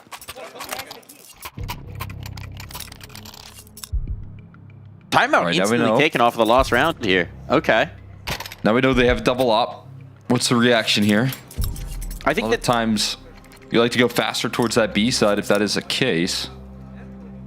I would imagine there's a lot that Fierce could be saying here, right? I mean, just based on what we were seeing around the map, the amount of time that they spent really stuck on one idea of the catwalk play, despite the fact that we could see with our mini-map view that there was all the availability to actually get in towards B. So maybe talking about keeping your options open a little bit more here, having more flexibility to rotate in the mid-round, maybe keeping some tunnels presence, because the lack of that tunnels presence really just kept them from considering the possibility of shifting up this side approach. And now that you have the double off, and they've shown a willingness to double them up on towards the sites, I think keeping their options open is going to be critical. One to float throughout the round here. That's not going to help, though. Snow braves the fight towards middle, and it's going to best. Zordy knocks him out early. A lovely opening pick, and that double off continues to sing. Mirage is going to go and scoop it up. Where'd it get off to? Oh, there it is. Had to wait for the decoy to blow up. As now Safe wants to get involved in some of the opening duels and sits inside the molly for the extra frag. I like this. I like this shift up with the ops. It feels like they're really letting Safe off the chain. Let him go forth and try and haunt. Giving over a little bit of space here on the catwalk afterwards, but taking in the Flames here. Another cross for Siren. Cross back. One to re-peek into the op here and towards middle, but the other one on catwalk. Perfect position for them to back up this play here. Boost above the smoke, trying to catch a visual here, and a smoke forced out of the hands of the CT side. Flash big in the face of Mirage as well. And now they're going to have to dance around this angle here. Safe at the ready at the edge of the smoke. Waiting for a target to show up on his screen. Another connection here out of the AWP, and he continues to compound it. These ops are firing up right now. 4 kills in the round between the duo, and Siren is all alone. That's what you want to see out of the double up. That's the way you want to play if you're Pain. And that'll be kill confirmed and round 2. And now they're building up the bank. They're keeping the numbers alive. That means they're going to be able to sustain this fight. It's an expensive habit to have the double up. But especially since both of them should have been retrieved here, they should have no problems. BetBoom in trouble. Pain are surging. It's one of the most frustrating things to play up against on Dust 2, right? Just the constant running into ops there. You see one out towards the middle. You hope that the catwalk play is a little bit more open, but trying to make it work towards the long side. This time, VSM able to provide the proper resistance. Smoke down in towards long doors. This is the early weakness we had seen, right? But this time, Zorta blinded out, didn't want to stick around, didn't want to deal with the utility damage coming back the other way, and especially now that they have the money to put full nade sets into this, you just know that Pain are going to be dumping a ton to keep them out of the early long fight. It's a great flash from Safe, but he doesn't peek off of it. So he's still able to post up on any potential re-swings. There's another flash here for him to get activated, trying to play right at the edge of that smoke here. transition a little bit more towards the A side defense here. That's not all that bad of an idea. Lurk smoke out towards B, gonna make things tricky here as well. But this is seemingly a ruse right now. Trying to fake out that this is gonna be a lot more B-centric here while the bomb is still positioned to go up towards the catwalk. They lose their mid lurk. Now you're hoping that Siren can create some commotion throughout the tunnels. But nothing spotted just yet. He could get sidelined from Car. That's exactly what will happen. Meanwhile, VSM holding it up to the post here on the A side and safe. Gonna have to deny a plant here. Wait for his teammates to get involved. That's a nice find early. Got a little overzealous on the hunt. Didn't play off your teammates. Now you've given them opportunities, but Boomich wanted more. And more will cost him. What a shot from Zorte. The flank will lay him low, and fortunate for Payne because he was not missing much. Just couldn't turn around in time right there. Big opportunity. And that 4v2, as you said, from a little overstep from the catwalk. You find that kill early, immediately the round is on, but safe. Continuing to find impact.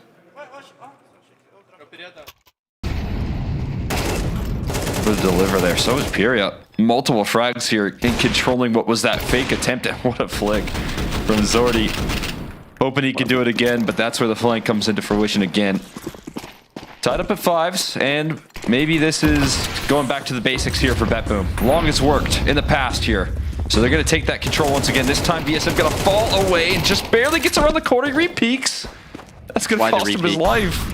Why the repeak, man? You've been having such a tough time here.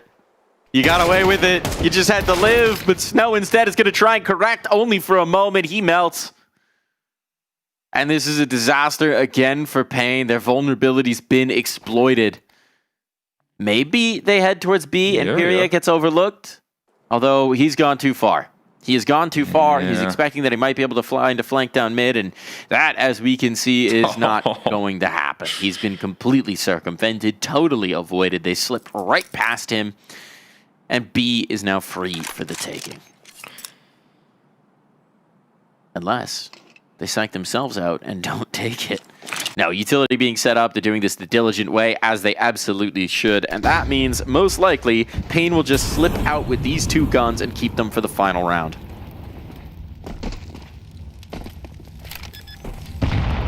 To avoid the brunt of that constant double op here potentially in the next round as well. Didn't have it in this one.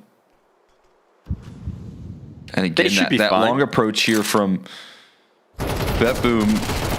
It's going back to, I cannot believe that VSM repeats right there. Why? That's absurd. Look, if you're shooting, so fortunate if you're hitting, to back away there. If you're having a great game, sure, whatever. Go for maybe a little bit more of an extension. Still shouldn't do it, but it's more justifiable. Right. But when you've been struggling on the position, when they've been killing you every time they choose to go there, and you get away with one? That is a tough one. That's gonna be some hurt feelings, I think, in the demo review. Yeah. I mean, it comes down to maybe him trying to make sure that he is getting involved in some sense, right? So you're forcing the issue, but as you said, that is just a massive extension right there. He's going to hand over a fairly comfortable advantage, force Payne on the back foot early. No long spawns this time, so maybe a little bit of relief here for the side of VSM. Pyria's job might be made a little bit more tricky. B smokes in order here. They're ready to smoke the flames as well, and they're going to target a single player on this site. Flashbang's downrange here. Pyria holding the line, though, with a spray down. 39 HP as the smoke blows open. He's going to find another headshot. Not bad at all. But the site will be claimed. Respect to Pyria. It feels like he's had so many of these dirty fights where he's not getting any advantages, where he's left on an island, where he's having to do it all himself, and he has delivered. Now he sets up his teammates with a prime opportunity to retake. That smoke creates a little bit of an inroad, but it's one that Siren is going to charge a toll on. Hello. Hello. Who figures it out first? Safe puts the no-scope on, but it's down to the clutch. Jazorte fires off the first shot, gets around the corner, goes to the sidearm. Util being deployed, smoke up. You got to stick it. Smoke, incendiary, Safe is just going to try and go for the defuse, but Zorte's jump through. He can't find the target, so Safe sneaks that one out. Safe pair of hands indeed.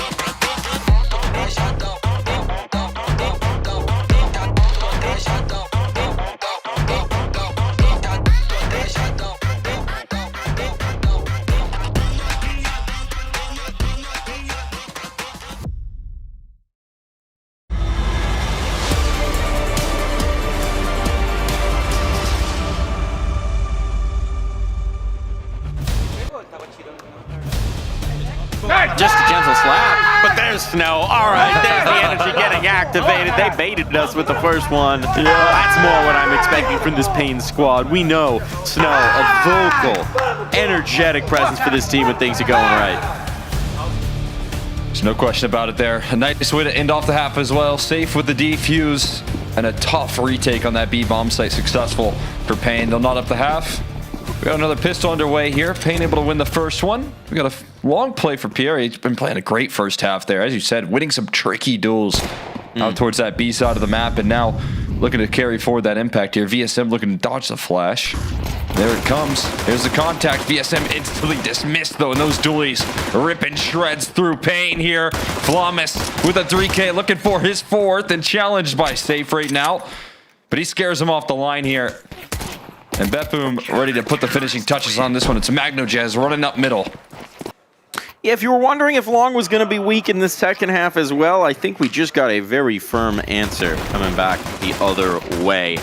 BetBoom will not be allowing the same vulnerability here. Flamus makes sure of that. So time for a new answer for Pain. And this time, they're only going to have Glocks to try and find it. So this round might just be a bit of a wash. I gotta say, I am so impressed with this BetBoom team, what they've been showing here in Atlanta. And particularly for a guy like, I know we were talking about Magnagez in the beginning. We even touched on Flamus as well. How about Zorte, man? He's been around a long time at this point, and it feels like he had the hype early on. He maybe went post-hype for a while, but he is having some fine shooting. He's had multiple stints under this organization as well, and he's looking damn good. That's the opener here. His teammate can follow it up. Easy as you like. Barely a whisper to talk about here. So how about that Zorte guy, Cole? Yeah, I mean, I'd absolutely love to see what he's bringing to the table. I actually got to talk with Nafany in one of those Tier 2 events afterwards, and Nafany had some very high praises for Zorte. Because, you know, they ended up, I believe, swapping Art Frost out for Zorte, and then Nafany picked up Art Frost, and they were playing with him for a little bit in Tier 2, and there's just high praises, said he was one of the best teammates to have in terms of what you know you're going to get out of your Opper, right? The security that he brings to the table in terms of your riflers being able to trust that, you know, you have an Opper that's going to back you up and hit the shots as well. That's high praise from Nafany, who's, you know, played with guys like Exile, Shiro, of course. Strong move here from BetBoom. Oh, looking for another one. Zorte holds the line. He's doing it with the rifle this time instead of the AWP, but they devoted a ton of resources to going for a tunnel crunch, so it's so critical that now they can answer back on the other side of the map. All right, you lost Flamus. But look at that nade PSM. What are you going to do, man? Just being hunted down. Zorte is not missing, and now Safe reveals his position, instantly eats an incendiary, a second one thrown for good measure, just to make, oh, a third, why not? There's no way in hell you're getting up the catwalk. Come on now. So he's got to reroute. Hurt as well. Footsteps, they hear it. Mind just as close, dumps the smoke. God. Where are you going to go, bro? Where are you going to go? Everywhere he tries, there's a nade, there's a molly, there's a smoke. T-spawn's the only answer. Hide. Run away. Sometimes you just want to go back to bed, man. This is one of those rounds. I mean, how is BetBoom all over the map right there? They triple pushed in towards tunnels, 2 aggressing, 1 with the flashbang set up. The answer and there's your is chance. Zorte. Boomich. yeah, he instantly is rotating. He's just flying all over the map, setting up flashes for the long re-aggro. And they're not making any mistakes in this one. Nice tap out from Safe. Tough fight there. Makes it somewhat interesting, but will be traded just as quickly. It is crazy, right? Because if we look at the macro of the beginning of that round, they go for such an aggressive tunnels play. Yes, they clear out the lurker, but it's the right response from Pain to say, we know they just went super heavy into tunnels. Let's take one. Let's rock right up towards A. And then Zorte just shuts it down single-handed before his teammates can come into play. That's a nice tag, at least. Pyria getting the scout to limp up Siren early on. We'll take it about even there. The tag back from that op. So a little bit of damage exchange back and forth here, but Pain need a catalyst on this T side, something to ignite. The victory cries once again. Well played smoke here from Boomich. But it will allow for a pathway up the catwalk here. Smoke spam, both close from the scout and the A1S. This is the right read. Catwalk is the vulnerability. There's a path towards a bomb plant here, and Zorte eventually is going to snap his head around, but will it be in time? Tunnel They're going to have a good execute here. Oh, he's coming in. Oh, give him the opportunity to get the dink at the very least. That's something, but Zorte's able to fade away. It's the numbers in their favor. They can't deny this bomb plant. Considering what was brought into the round, already a decent result, but let's see if Pain can somehow stick this landing. They don't have a lot to defend with no util specifically, but Snow catches one, only the one. BetBoom begin their approach, begin to take back this space. Flash provides cover. ESM connecting. Deagle's making it work. Keota indeed. And Boomich, the last man up, knows where Biguzera's dancing around, but he cannot connect the shot. That round stolen away by Pain. So much space handed over to Pain. There's so much respect given from BetBoom after they get aggressive. just on the gun round there around prior to it. A full control on that catwalk. Only Zorji playing in that passive position got dinked and scared off from taking any further stance. And Bigu, he's the catalyst here. Headshots rattling off from the Deagle here. And now Pain might get a taste of their own medicine. Double up invested here. Magnojez on the secondary. No stranger to rocking the secondary. Safe has a lineup for this corner spam. And the HE blows open the smoke here. And it's just a tag there. Flama's glad he was on top of those barrels. He's able to survive the exchange. Yeah, what a timely reposition, man. That could have been disaster. That's exactly what Safe was looking for. Instead, they walk into Zorta. They don't know it's a double up just yet. They don't know about Magnojez. They're going to find out. They're going to test metal. And as they take this space, it will be Magnojez they presumably find contact with. Could be Boom at range, I suppose. It looks like BetBoom are also shifting in towards a more dynamic move. They get Flama's positioned here, tucked in towards the corner. They're really committing Zorta towards this long fight, so it's going to take a while for him to get implicated. But as Flamas begins this fact-finding mission, now this is going to shift back over. Good time. So now they've got the man advantage, and they're just not content with it. They always want that next piece of information, that next piece of security. It's going to make things very difficult here. Siren playing inside the smoke, and there is a little bit of information, but he gets blasted through it. Magnojez immediately under notice here, and Bigu's cutting off any support system that he might have here. Flushed out of the round by the molly, forced into a save for Zordi and Boomich. What a great bit of diligence done there by Pain. I'm curious what that looked like in the smokes on the Pain side. I don't think they saw anything. I think they just said, this is a weird setup. Yeah. Somebody's standing in this. The Spidey sense tingled and they spammed. Well, they had the lurk smoke and, of course, that B smoke coming down from BetBoom as well. So there's that small gap inside of it there you don't want a CT player playing inside, surfacing through while you're entering into the bomb site as well. We'll see it right there. Okay. Yeah. No vision. Just pure something's not right here.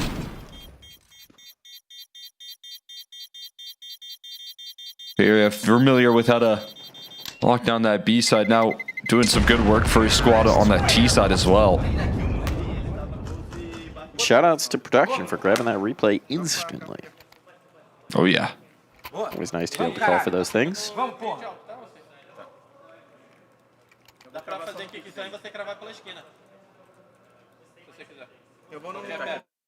Quick as can be. Pain right back in the saddle here. And look at this. I mean, they were running rich appetites with the double up before. Now they've got a 5-7 and a couple MP9s. It's a little bit more bare bones. It's a struggle meal right now in this round. Yeah, at least you have Zordi on the op here, and he's having himself a great game. Still able to influence that last round. Just, I mean, you mentioned it. He was positioned over towards long, couldn't get implicated in the late round. This time they're entrusting him with a whole section of the map. He is cut off from any support here. Forced to play this B in mid-angle, and he catches a shoulder early, able to find the first, but one has slipped out. And now Zordi in the danger zone here. Molly gonna flush in his face here, but another Molly tossed in. He's still surviving. Eventually will tumble down, but he's bought some valuable time for those MP9s to get implicated as well. And there's the rifle taken care of. Smoke for the doors, and this one gonna get that much more challenging for the CT side, especially with an HE doing some damage and more damage out of the op here. There's no health. There's no health. They have to back away. They just do not have the health. You do not want to try and get through these choke points with this. It's just on to Magnojez. The nade chased out Siren. He is out of here. I mean, that was great work from Zorte. Huge flash coming in from Magnojez as well to give him that chance to stay alive and get the second. But just the cavalry was too far away. And a quick hit from Pain doesn't allow them a chance to rally in and support their offer. It's well played from Pain. You limit the damage, even knowing that he's going to get it. You go straight into the jaws of danger and make sure that you take the space for the bodies that you lose. Yeah, I just have enough buy-in right there from Pain to trade things out eventually. As tricky as that was to deal with Zordi, stays alive on that backside for so very long. It comes down to, I think, mostly the rest of those guns not being able to fire up there and deal with the rest of Pain. I mean, MP9's in that doors fight versus an op. You know which way that one's going. So I think the economy getting the better of BetBoom and Pain able to take advantage of that. We're all even again. Timeout going to come through here from BetBoom. Question is, what are they even going to be able to bring into the mix here for another round? Not a lot. I think I want to watch a yoga video with Snow leading it, where it's just instead of saying, you know, Om or chants or whatever it is, it's just Boa Caralho. It's just daily affirmations. Before every round, after every round, mid-round, he's just thinking, no thoughts, just Boa Caralho. Running through his mind. I know everyone chases consistency in Counter-Strike, and Snow's got that down pat. Siren's trying to blink away that last round. Understandable. Clear his eyes. Keep them well moistened as we head into this one.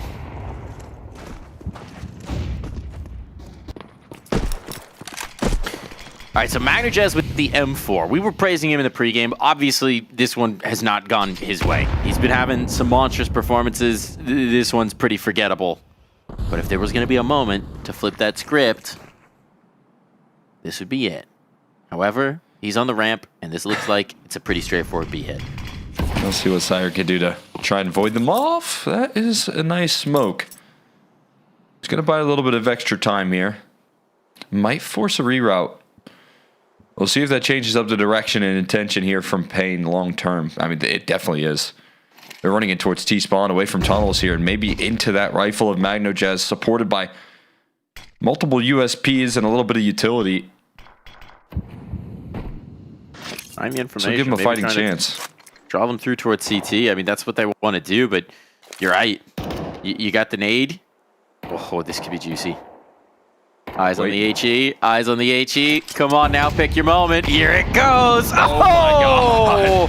That hit him in the face. Oh my goodness. First kill comes out. That was off the USP. Now it's danger stations for Pain. That's the bomb drop. They're fully committed at this point. No getting out of here. And there's a player in the smoke slipping around with the USP. That's Zork. You get nothing. You don't even get a kill for Pain. It's an impact nade into absolute devastation. Can we watch that nade one more time? I'm going to be greedy. I want to see that. Yeah. That's one of those rounds right there where you're going to look back at the demo and see that second smoke from Siren. That is available. Hit him right in the chest. There's the HE. I mean, it bounced off the chest right there and then landed on the rest of the team as well. That is maximum damage. So much value out of $300. Ouch.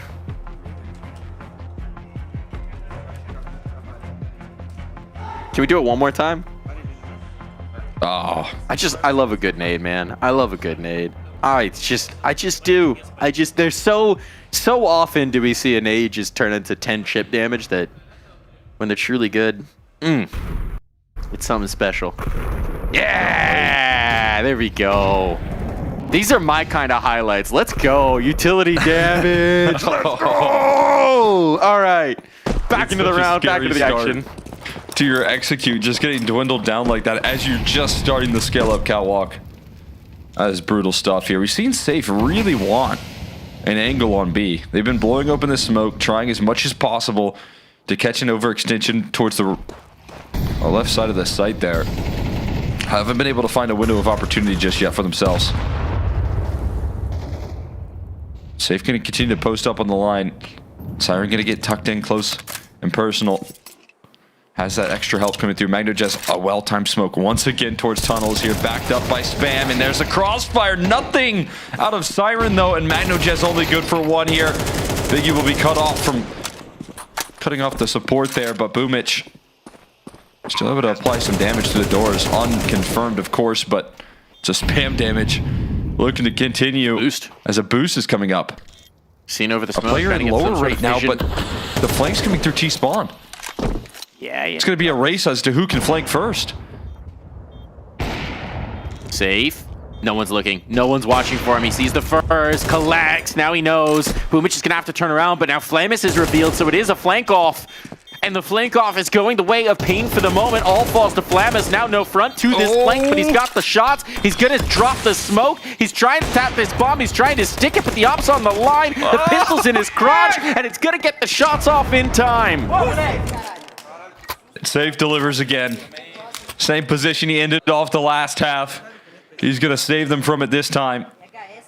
The sneaky defuse not going to be ripped away there. Payne going to call in another timeout. A huge sigh of relief for them.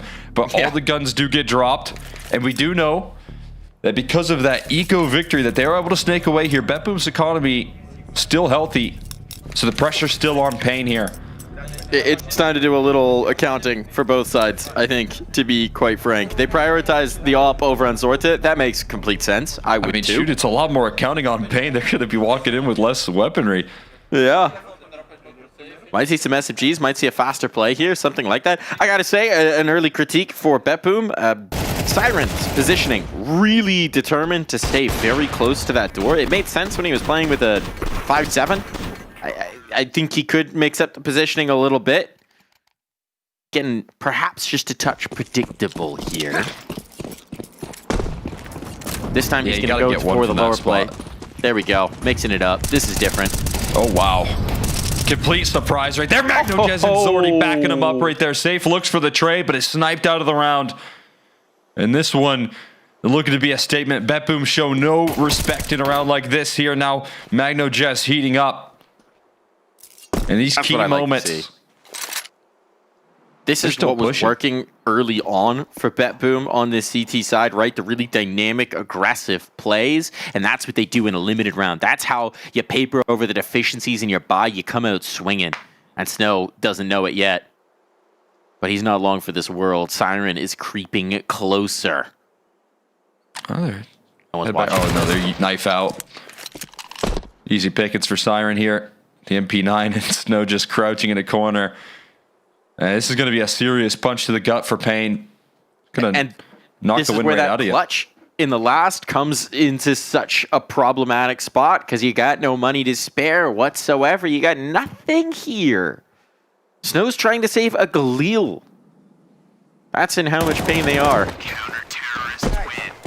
And Flawless makes sure that Galil's not going to limp through, so they are broke in a big way, and it's 11 rounds on the board for BetBoom.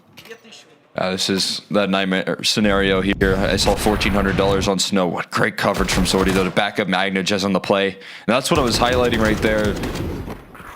MagnoJez emboldened by the fact that that Opper has your back.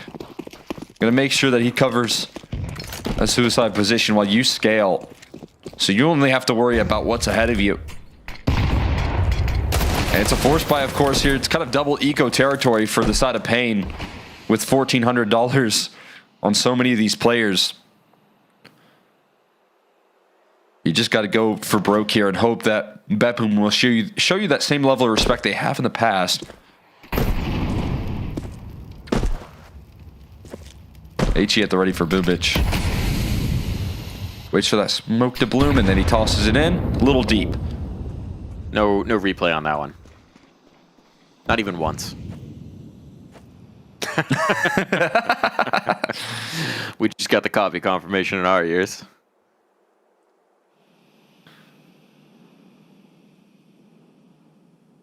Minute on the clock and no one dead just yet. This might be the slowest round we've seen on this Dust too. Yeah, Payne trying to wait out. Give them some control towards Catwalk right now and out towards Long there, Sortie. Able to connect. Finds the opening pick. Here's the rotate coming through accordingly. There's a gap in that smoke, but it's just going to lead to Snow's early grave, and this one not really going right for the C or T side rather. Force buy completely punished. This is a side swipe of a round here. Nothing out of the investment from Payne, and now they're playing with their back against the wall with another force buy having to be called out. Look, in isolation, you probably didn't expect too much from that round, but now without a bomb plant, without anything to show for it, without damage, they're just going to have so little to work with in this final potential round of play. What can you show? They had some great deagling before. That's how they won one of their rounds. Oh my gosh. Testing the op like that. Not a good recipe for your health. Almost lined up for him in that angle. Lucky to get one past Orty. 24-9 on Dust 2. Very clearly you can see why BetBoom put their faith in this map.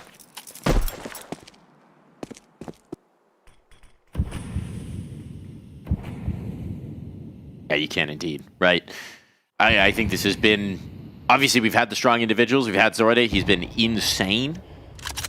But you've also seen the macro. You've seen the way they're rotating, the way they're manipulating, when they're throwing in the aggressive plays. It's been very nicely called, so credit on to Boomich. And here it goes. Let's see if Siren blows. Ninth out repositions at the worst moment. Oh. And Boomich can only find the one before he's toppled. And what on earth was that from the B defenders? Perfect timing from Pain. But disaster on, and suddenly, what was looking to be a nothing burger sees them in a man advantage retake with a flank now coming through from Snow. He's just got a Tech 9. This is going to be tough to pull off. He wants to get close, but he'll take both. Was that a collapse? A collapse? The Tech 9? Okay, now that we can replay. Oh, caught him jumping right there. Collapse? That is brutal. A Tech 9? When does that ever happen? When does this ever happen? Let's see this. Was it? One? It had to have been. Where three, else would the wall 4, been? 5. It was. There you go. Sorry, not going to be happy with that one right there. That was miserable timing for him. Missed out. I mean, big time. I mean, you were talking about him playing up close to the tunnels position right there. It's another example of it. Not only that, he has a smoke in his hand, and it's fully heard by the T side. That's when they choose to pounce, and of course, they thread the needle perfectly to survive on this map. That B side has been a big pressure point. And they're going to secure it up with a little bit of MagnoJez opping. Zordy on the same angle he's been able to thrive in. Has to be forced off by the molly. The flashbang going to come through as well. And he has no option but to fire a shot up. But another great HE tossed in from Boomich. To just chip away at the HP bars here.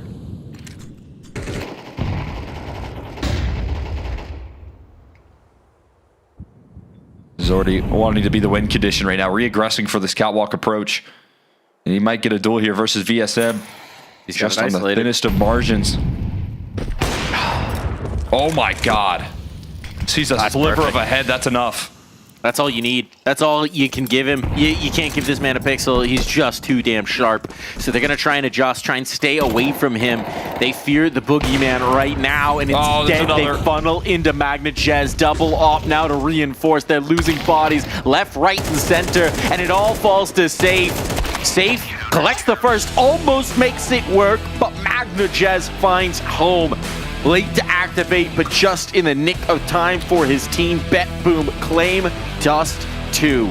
Despite a stumble there at the very end here, Cole, they move up 1-0 in this series, and their shooters are hitting hard.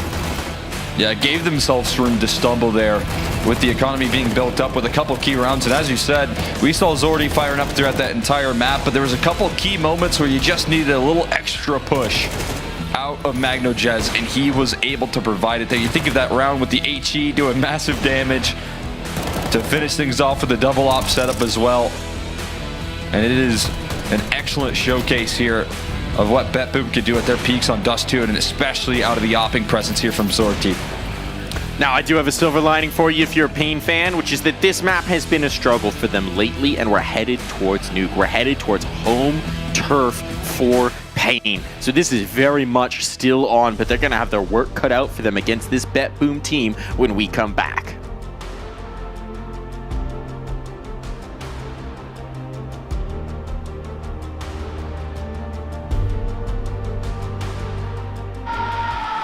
The pounding heart of esports beats louder here at Katowice.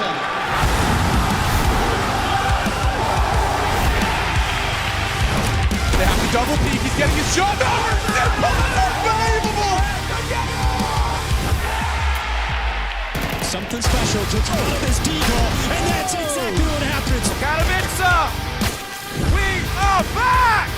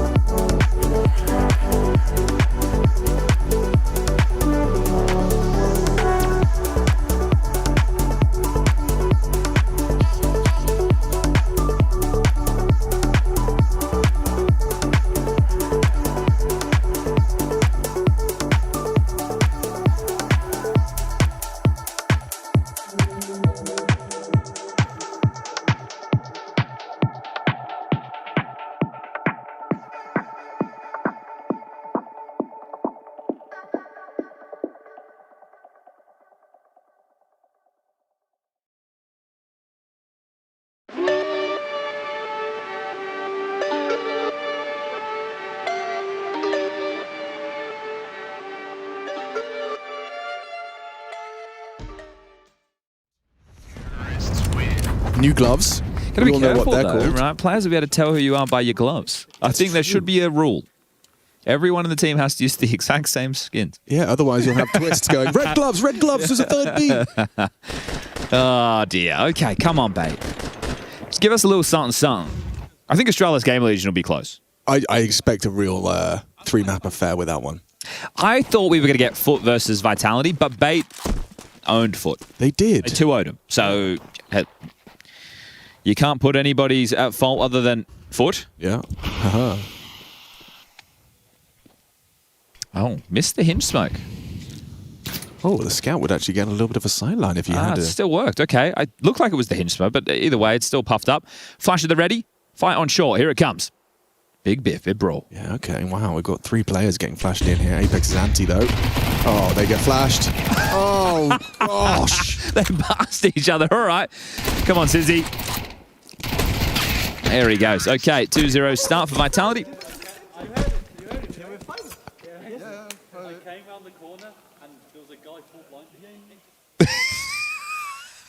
And so I went, yeah, we were out at the bar, and there was this guy. He came up to me. And they were completely blind. It's just this puppy dog energy that we're getting right now. Oh, it's a lovely pop. Look at that camera. Well done, production. Oh, dear.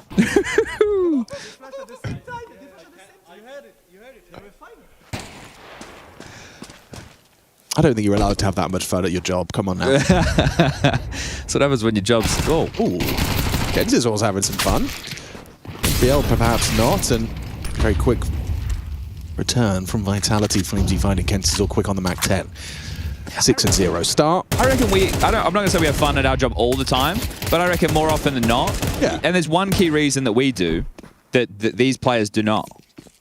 Well, what is that? We don't win or lose. That's true. We do not, no matter what happens, we are in a neutral state. Yes. We will never feel as good as they do. Sure. But we can never feel as bad as they do. Exactly. And I'll take that. I'll take that any day of the week. It's a trade-off. But you as a competitor, you don't get that adrenaline. That's for sure. That does suck. But do you know what else sucks? Getting knocked out of a tournament and then having to sit there on a 15-hour flight thinking about it. Oh. That's something I'm glad they're we don't going to have CAC, though. They'll be in CAC. Oh, God. So that's staying away from home for another I don't know if they'll go direct or not. I'll have to show the dates. But Yeah, right it's now, close. Sizzy's got his AWP. And that is we like something that. to We talk like about. Sizzy with the AWP.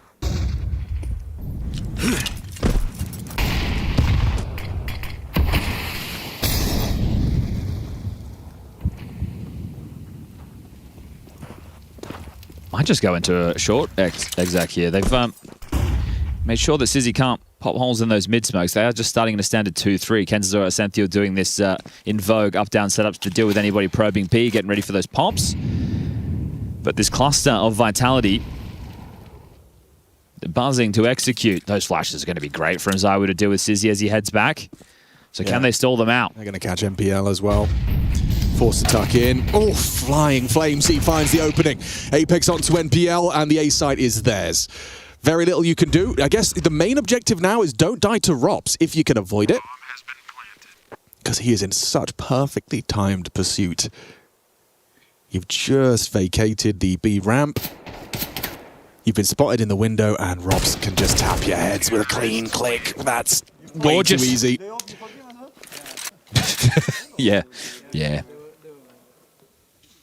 All right. Might be a quick one. We've got the clip ready, though, so it's fine. Yeah, we can play that again. Play that again. Play it again. Well, I think the figure that I saw on the little lower third was 33 consecutive playoff appearances for Vitality as an org, right? That's not with Robs. That was back when they had Spinks as well. But just to take people back in time, it was Katowice 2024 was the last time they didn't make playoffs. Right? So there would have been some history being made today if, well, the score was going the other way. And then they would have had their top 4 streak broken as well. That could still happen, right? Their top 4 streak can still be, because they can only be in the quarterfinals, right? They don't get the auto berth into the semis. That for this group is being battled on between BetBoom and Pain right now, who I think are going to be heading into their second map shortly. CT setup, just so everyone's aware, we did get it in the last rifle round, and you got it very plainly, but it was Kenzor and Ascencio over towards B. Alex, the in-game lead, will be anchoring down long. MPL will be the rotating A rifler, and then, of course, Sizzy on the AWP. Apex, can he take these away? Oh, no. Nice shot from Kenzor. I like that one. Right between the eyes. Zaiwu going to try and stall them out from picking up the AK. They've already got past this. Oh. Well, they were past. Zaiwu dodging, ducking, and trying to get out of the way. Okay, well, at least you get the AK for NPL. Yeah, that's nice. Well, they are going to be buying into the next round regardless, but at least I prefer this than the T-side start where they had those saves, which just put them in a pit. I think Alex wants to go down anyway. I don't really want to retain a scout, so he will be able to full equip himself. I also want Alex to get a kill a little bit earlier on than he did last time. Right now, we have Kenzor with 3 and everybody else on 0. Oof. Very reminiscent of the first map. Sizzy's got the sniper, though. Second time we've seen the AWP in his hands. Let's see if he can find the similar impact as we did on Mirage. Oh, just off perfect. No. And wanted to go for the fight, too. It wasn't just to monitor lower tunnels push. So the fact that they've fluffed that one ever slightly, it's not going to cost them anything, but we know how good Zaiwu can be.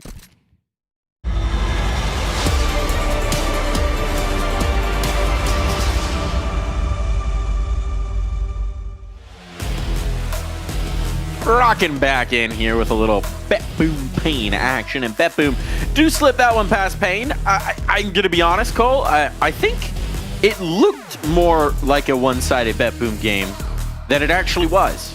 Yeah, I'm getting that sense too, right? It felt super, confident from the side of BetBoom. It was a 13-11 scoreline. They did split the pistols, so Pain definitely giving them a run for their money. I think they won a couple of key rounds there as well, right? You see the big Vincere Deagle round that got them a little bit activated on that T side, the Snow Collat that kept them alive for another round longer. But overall, you had BetBoom controlling the pace of that game and finding solutions on the fly that were helping them close out that map of Dust 2. Now we'll see Pain headed to home turf here on Nuke. Yeah, that's battling up against a red hot form here in Zordi, and he's going to look to be a menace on the CG side again on the rotates. That's the key detail. Painters have been so much better on Nuke lately. They've had a lot more success. Dust 2 has plagued them a little bit. I expect them to be better at Dust 2, to be honest, in some total, but maybe some more things to work out there. Looks like we're going to play at the hut. Siren's going to be there to receive them. Nope, never mind. This was just a fake. He'll quickly realize that. They're going back to the ramp. And Flemis gets caught a little bit with his pants down. Now there's a path towards lower. Opened up. Zorte looks to close it. Swing back in.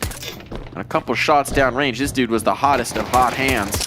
over on Dust, but this time he can't connect. It's Siren instead to cause a little bit of punishment. They're thinking about rerouting this one again, but there is resistance on the way through. That's the bomb on the floor of J-Hall. Necessary trade out of Snow. Well, I'm still stuck in purgatory here. Snow going to go and deliver that to the B-bomb site. And it's been around all over the place. Pain are giving them a run for their money right now. Their heads are spinning, man. I mean, they realized A was completely open and that they just lost their presence. And then suddenly they're all on B. What is happening here? Well, they're going to try and find out. Safe in the vent. Oh my god. Somehow does get that kill. Zortic, phenomenal awareness. Ridiculous awareness, but his teammates can't do anything about it, so it has to be Zorte. He can't chase out that first kill. He doesn't have a kit for this. This one's looking like it might just be done. Big Vincere confirms. I mean, nicely done there from Pain. A little bit of risk reward in terms of trying to route that one towards A. It looked like they were all in on that play. End up getting shut down by Magno just initially, but Snow provides the much needed trade. If Snow doesn't find that frag, it is a different story. That is Bomb in the control of the CT side, and 2 players just left with their hands in their pockets on B, but Snow, the difference maker here in this round. And making sure that BetBoom have no idea where the play's gonna end. That was kind of the main approach there for the CT side, but aggression through lobby is the main approach here this time around. And they're gonna take a couple kills, pick up some rifles.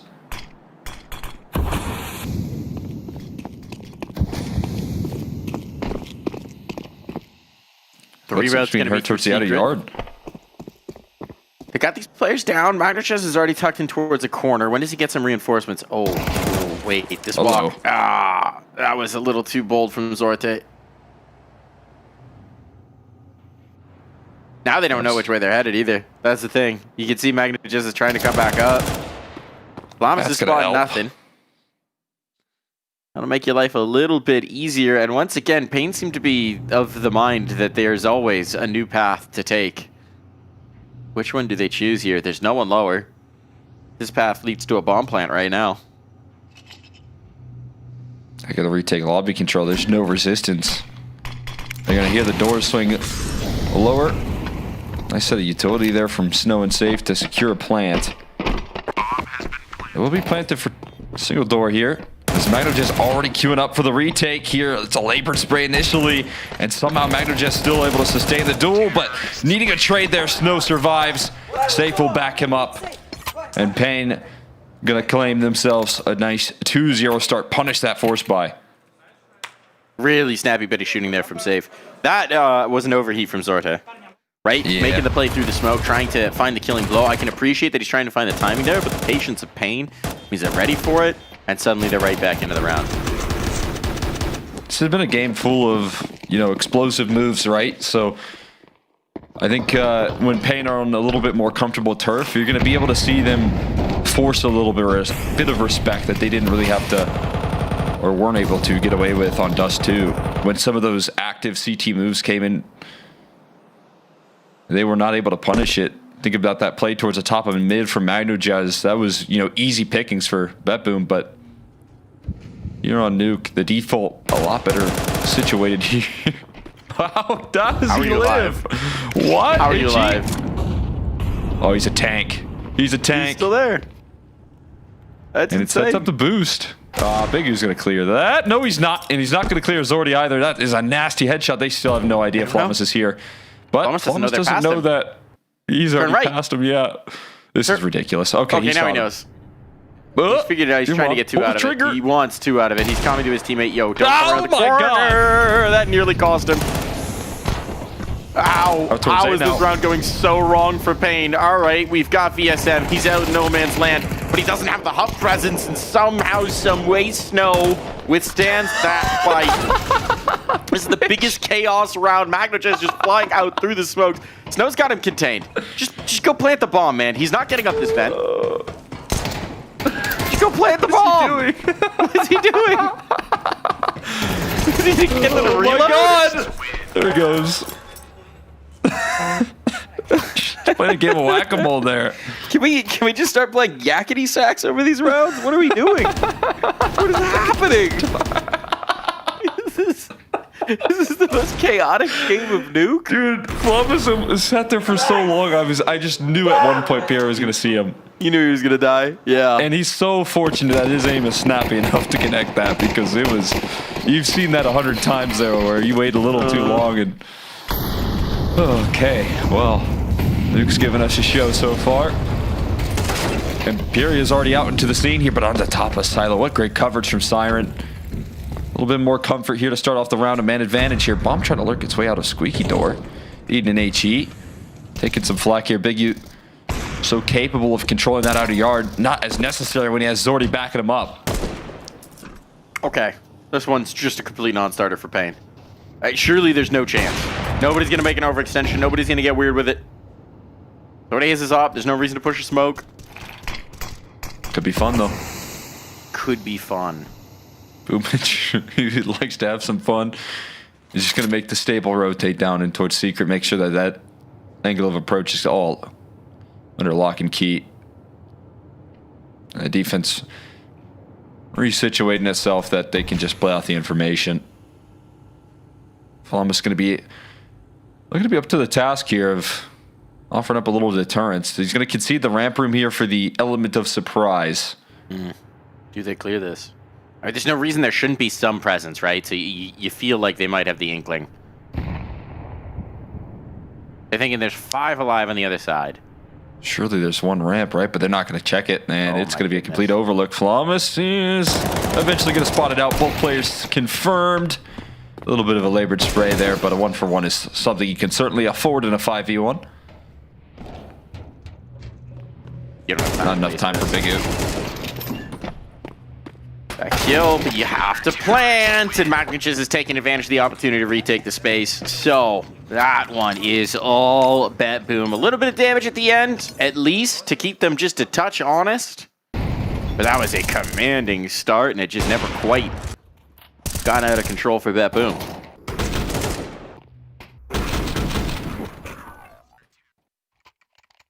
Not able to contain that completely there. Pierre looking for a sneaky play, but Siren doing a great job of covering off that A side. I know he's going to be looking to step up a little bit more in this map of Nuke. Had a couple of tough rounds there on Dust too, where some of the plays that he was making were definitely caught by surprise on that B side. This has got to be an upper bust, right? Oh, wow. That makes life worse. Pierre just peeked straight into his spray, coming back the other way from Boomich. Maybe thinking about it here, but they lost some utility to that smoke spam, so it'll reroute this one into Zordy instead, and not a lot that he can say about this defensive ramp. He just has to be forced out of the position. Snow dealt with, trying to surface through the smoke. They've already got the rotates down lower. This is an interesting angle here for Columbus, and a whole lot more dangerous now that he's taken down low, trying to get some help from Siren, but they're closing the distance, and Columbus still willing to swing, find safety inside the vent. He'll look to let his teammates do the heavy lifting, and they have come through in full force. Safe alone. Just needs to be traded, and he will come through quickly. Magno with the security.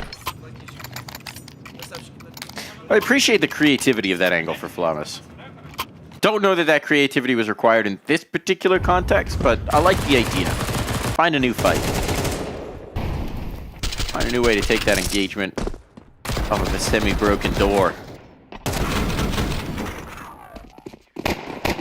One round away from the tie-up, no money for it for Pain. If they pull this one off, I don't know what I'll do. What'll I do, Cole?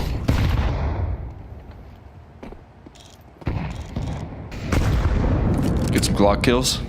You're stumped. Take some time to talk things over. Although they're going to let Flamus feast here instead. He's not letting them get any chance to discuss here. Glock burst coming through. Been getting a little bit of madness in some of these eco force buy rounds. Some pandemonium. Not in this one, though. Surely not. Nuke? Glock round? No. Maybe if you got a deagle, send someone towards the outer yard, you can start to, you know, spring into action there, but That Zordy's got it covered, right? You're not getting past him. Wallbang damage from the door comes through just in time. But Boomich the one that's going to eat up those ecos. We're all knotted up at 3s here.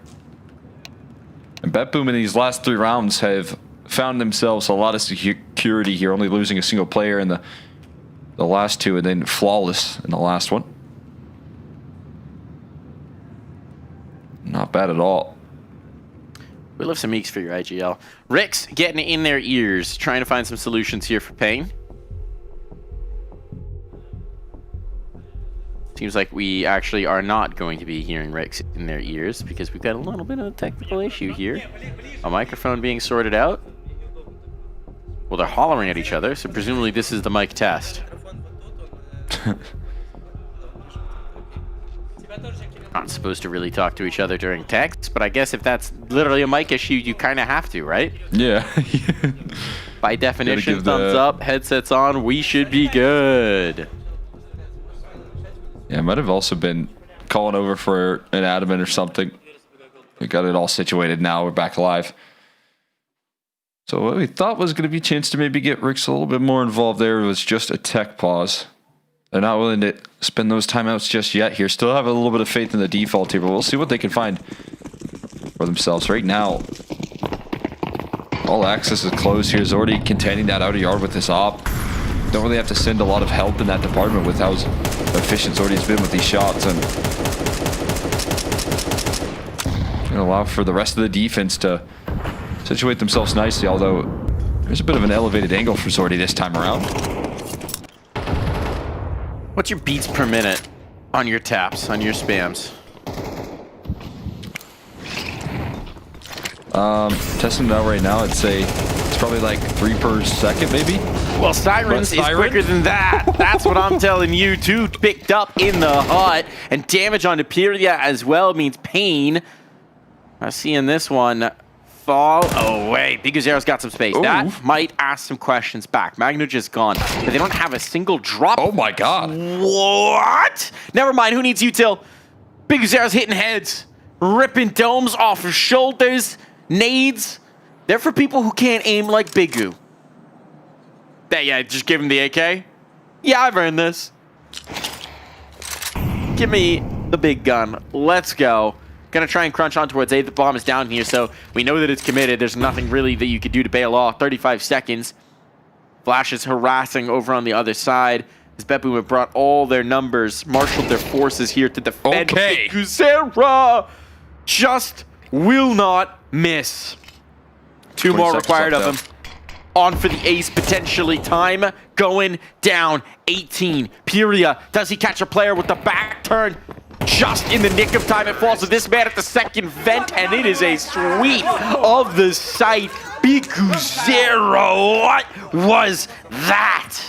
I mean, Bigu has been known in the past here to work some angles towards that out of yard. He's been so efficient in the past here, but has been more willing to let Snow be that lurking presence, but he goes back to the familiar, back to his home turf where he's most comfortable, and he makes sure to show what he can bring to the table. That is nasty work. Fully controlling that outer yard after the early pieces get punished. And now they're looking to keep that up-tempo play here. Bigu, they're going to lead the charge once again, and once again finding impact here, backed up by Pyria. But there is some trades available here. There's a fast flank through lobby. That's the reason. Number's going to be punched in on A. They're going down the vent for some reason here, and Zordy almost has a chance to get the advantage. Just barely missed here. HE for the smoke to pop, and he's going to have to target player on the top of the hut here. How do you pull this retake off? It's so challenging. The question is, can Flamus get in a position to actually use this utility to help his team? Biguzera down. I like the idea of trying to go a little bit more aggressive there, trying to give them some space to defend from, but obviously here it doesn't work out. Hello. Yeah, though, that makes life easier. Easy target. Now 1 at range. Zort, they just trying to slip away, and Snow does not allow him any quarter. No chance to get back involved there in that one. A great execute there. Nice reaction from BetBoom to try and speed things up on the flank, but in the post plant, you get Pyria again with that late move towards heaven. Got away with it. The round prior is going to do it again. And simplify things here for the side of Pain.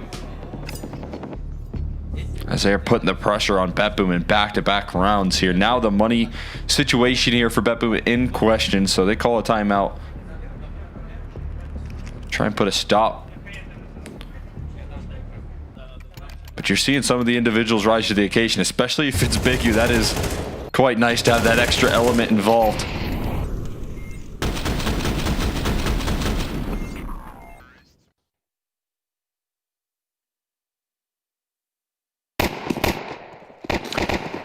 Away we go on the next. Full guns on both sides. Pain now 5 rounds already stacked. It's pretty dang good for the T side, right? We're seeing why they're so very dangerous. See if they can take that much more. See if they can crack this economy. BetBoom been able to limp it along for a minute, but this is coming to the end.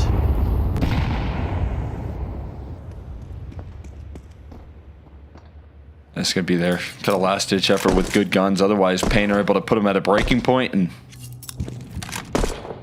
can start to build up even more of a foundation on this T side. You got Zordy, though. Once again, trying to control this out of yard here with the AWP. He's in towards Secret right now, poking his head up and sees a visual, and it's just enough again. Only a sliver required for Zordy to find the opening pick. And Snow already sidelined. They would love him to get back to his ridiculous form of Dust, but they'll take that, and Flamis will take a little bit more. Lock it down the ramp, nade the chase.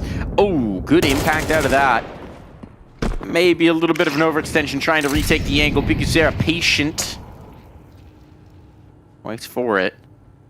And now Pain slink back towards the lobby.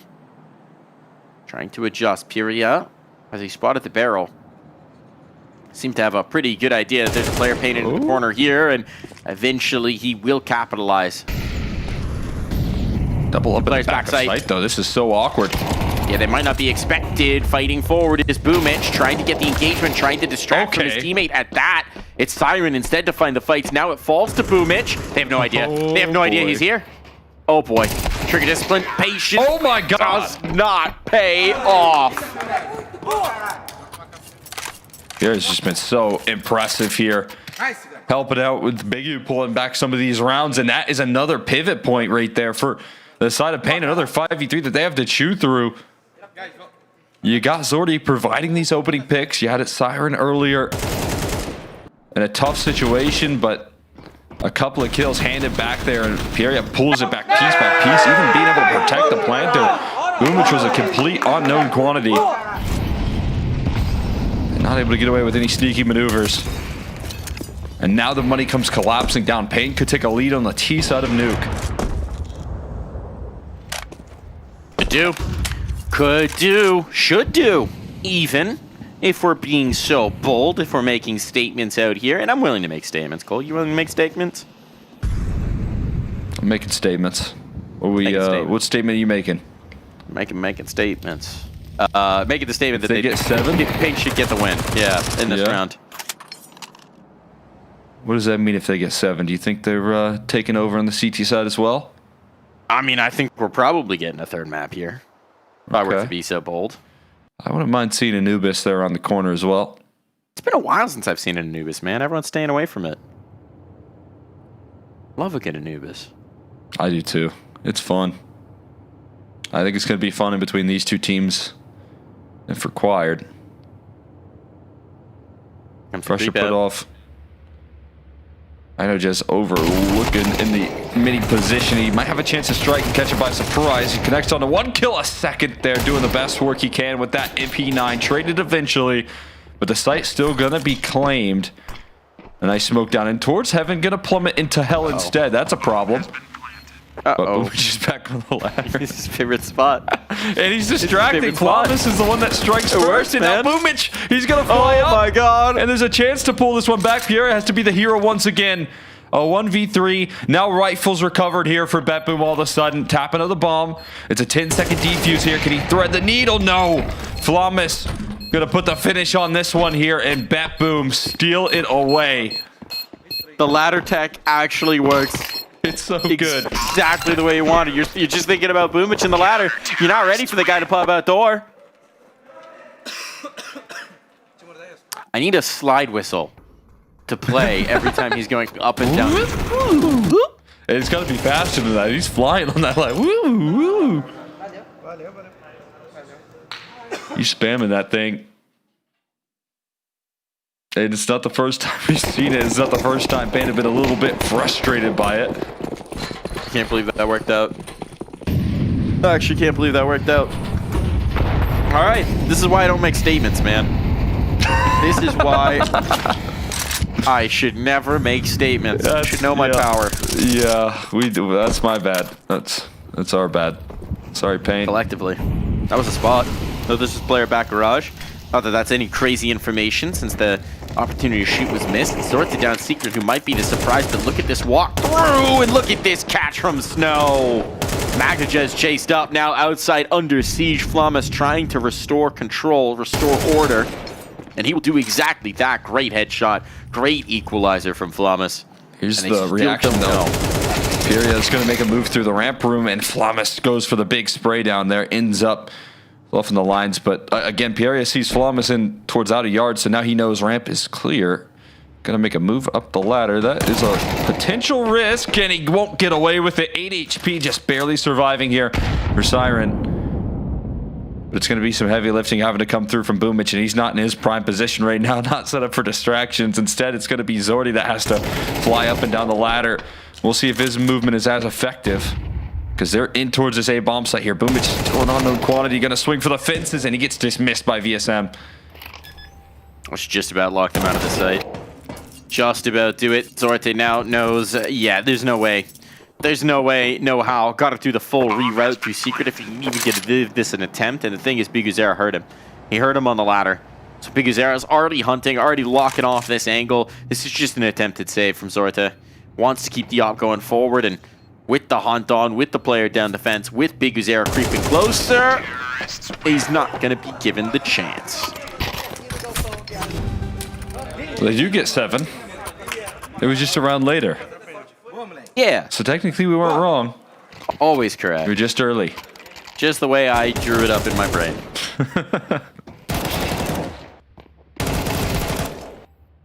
That's a big relief there for Pain, getting back on track there. And even ripping that last gun out of the hands of Zordy. Taking that op out of the server. What does that leave them with? Well, it still leaves them with a scrappy buy for the last round of half, including a Zordy op still in play. Double spam here through the squeaky door. They wanted to tussle and try and connect here, and reasonably so here. Boomich has been spamming that as much as possible, so they're trying to send the punishment back his way. But this time he just avoids the contact.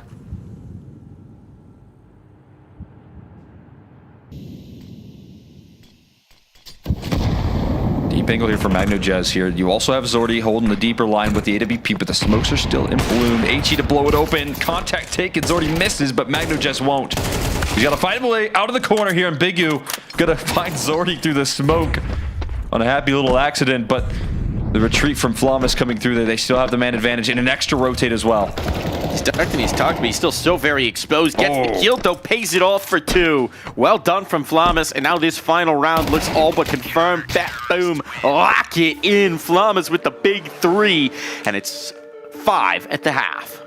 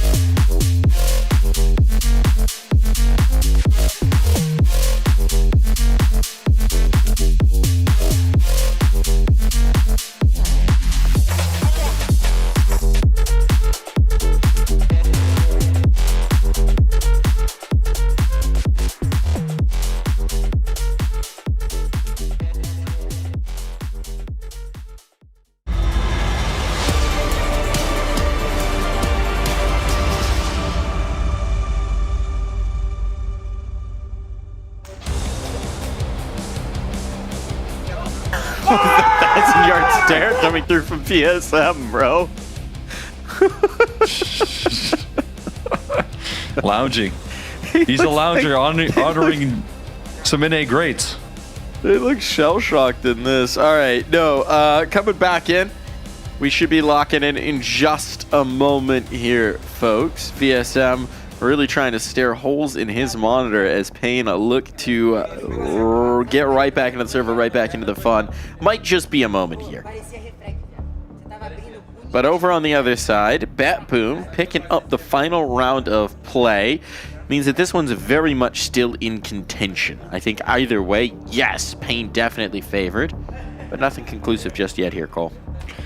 Yeah, I mean, no question about it there. Payne going to be feeling confident, but see some moments there where BetBoom also let things slip a little bit out of control there. Had a decent run of form there, cleaning up some rounds without too much hesitation. And then you see Vincere get activated, starts to hit hard towards that outer yard. And that was the spark back in for Payne to make it an even more convincing half in the end. So some promising moments. Leading by example here in the server is Bigu, providing some much needed impact. Snow's having a good time. Smiles for Snow, man. Always just such a happy dude. He's just loving life when he gets to compete, when he gets to play Counter-Strike. I think we could all learn some lessons from Snow. You know, just embrace the situation. You see him over there on the end right there. He's no longer eating Alicia's head, but... Oh, wait, which booth are we in? Who do we have on the side? I think we have the Snow booth. Yeah, he's looking to his right, and he sees himself. I see his fist. Can he... Yeah, there it is. All right, VSM, lean forward. Wait, is that Snow? Yeah, it is. Sure. I saw it on one of the cameras. I don't know if it was... There it is, yeah. All right, yeah, we do have full Snow face. What about on the other side? What about on the other booth? Who do we have on the wall? Who's on the wall for the BetBoom booth? Oh, let's see. Sonic, wild card. Oh, well. Nitro and Sonic? NRG jersey. Oh, I don't know who the other one is, but... That's tough. Yeah. That's tough.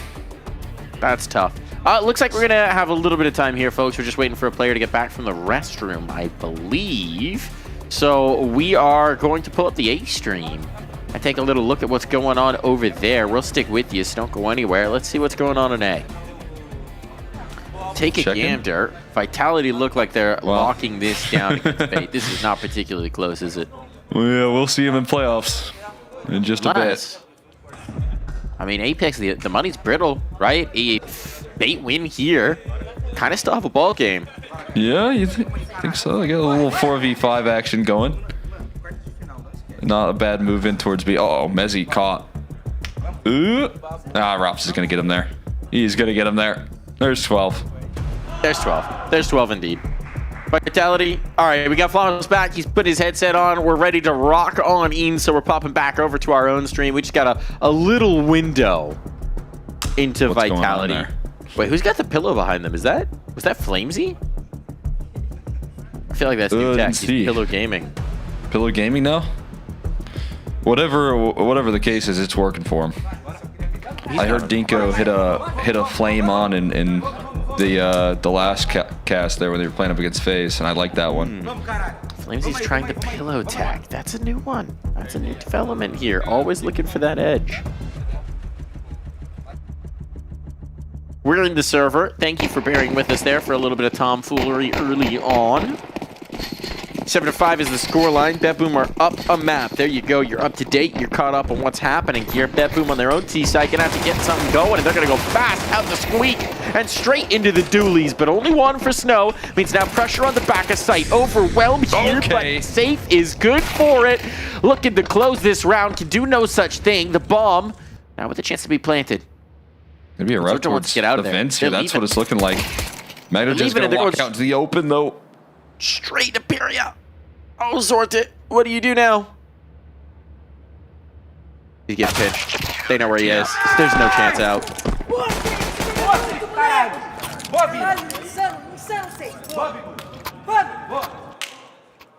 Oh yeah. Oh yeah. Snow feeling it now. In full force. Making sure to let him know they're nicely done by Safe in the back of the site. Doesn't get that multi. You're looking at a tough retake ahead. But he's able to deliver. Still, he's just find enough impact to slow them down, stall them out. No bomb plant either here. For that T side to operate with some extra cash flow. So they're calling it a full eco, and they could really look to take over. Covers off mini. See, a kind of interesting player credit. He's going to realize MagnoJest is passed. Well, he's got oversight, right, from Safe? Yeah. So this should be all right. Shouldn't be too much that MagnoJest can actually do with this. Not with a Glock. Certainly not. Not even a chance. What a player in big garage here. That's going to be a big ooh. Trying to make things do with the A1S. Again, it's only that Deagle that you're hoping to get anything done, and that is not recoverable in the top of mini. The Glocks for the rest, and some free farm for Snow. Not so free when Siren surfaces through Squeaky, but not too much value lost here in the end. Yeah, they're comfortable with those numbers. The pain accounting department can deal with this loss. Should move some numbers over here, swap some columns around, get a write-off. You know what? It's all good. Vincere is having himself a nice map. Yeah, Nuke always feels like a specialty of his. Ever since he's really picked up that IGLing role, I think he's always been super comfortable in how he's called around himself. Again, a little bit more sacrificial on the T side, but on the defense, he's still playing towards that outer yard and putting the pressure on. Playing with confidence Big here. man. Snow working around the angle there and lets one slip past. MagnoJest is going to make him pay, but there's 4 players at the ready of that smoke pop, and there is nothing MagnoJest can say about that any further at the very least. Oh, big win there from Siren, but again, there's just so much resistance here at the ready. Still, though, BetBoom somehow trading things out and making their way in towards this A-bomb site here. Safe on a flank. Might be a little bit unaccounted for here through the ramp side. Maybe. But is he going to phase this smoke? Northis just swapped spots with him. Okay, that's a gift. Now he's back in. AK upgrade as well, so headshots deliverable. Trying to isolate out these fights. He does have that extra time from the kit. But a high-low approach. Safe is wary that a flank could be coming through, and going back to check this gives precious seconds back over to BetBoom. Now there's no time to waste. They confirm his presence, his distance on the approach, and this one should be unwinnable. Safe knows it's just too far gone, and he will lose his life to the AK of Flamouche. Trying to back away right there. A little bit of a scary situation. There you go, BetBoom, a much needed win on the T side when they get those guns out, and it comes at the hands of having to deal with a hefty bit of resistance. There's a lot of players waiting for them around the corner. The numbers were thrown at BetBoom, and they still overcome the odds. Got Safe on a glass cannon here now. How does putting a lot of emphasis. MP7, you're gonna have to do something really interesting here. Try and get down Secret, but this might be a quicker A approach right now with how they're gearing up. Nade pop. Early presence in towards Squeak. Just gotta be so uncomfortable with this AWP that he's gonna get wrapped upon, but he's still good for it on the tight shot. Now, oh, huge missed opportunity. Vincere saves him. Leaves it all to Flamus, and Flamus doesn't have that bomb. It's retrievable. But in trying to slip off the back of the site, he leaves himself vulnerable to the op peak of pain. You got Rick's back there just scribbling away. I wonder what he's writing down here. After a nice clean victory there. Some much needed stability instantly goes pen to paper. Trying to keep track of something back there, but BetBoom not being able to sequence 2 rounds in a row. They take a lot of damage in their victory, so Pain have them on a little bit of a breaking point here where they're going to trust Flamus with the rifle. And it's just going to be a full investment here, forced by a little bit in the hands of Zordy with the scout. Why does Magnujez have a different sleeve color to everybody else? Why is this bugging me so much? Who wore the wrong jersey? Everybody else is the same color on their jersey. Look at this. Is it teal coming in? What are we doing here? What are we doing here? He's been marked. He's the chosen one. He's the Magnujez who will bring balance to the BetBoom. Flamus sold his AK. So I thought this was going to be a hero rifle round. Instead, it's going to be a hero scout. Not as scary, especially with one less player to worry about. And Pierre is not allowing them to pass through this A side whatsoever. That is a nice shot from Magnujez, but the op will secure things up. How good is Zorti's scout without the bomb in his control? There's a freebie. Pierre will walk out into the open. Hand it over without any resistance, but there's the op. A lot more powerful there. Zorti only able to add 1 to his tally before paying to rip it away.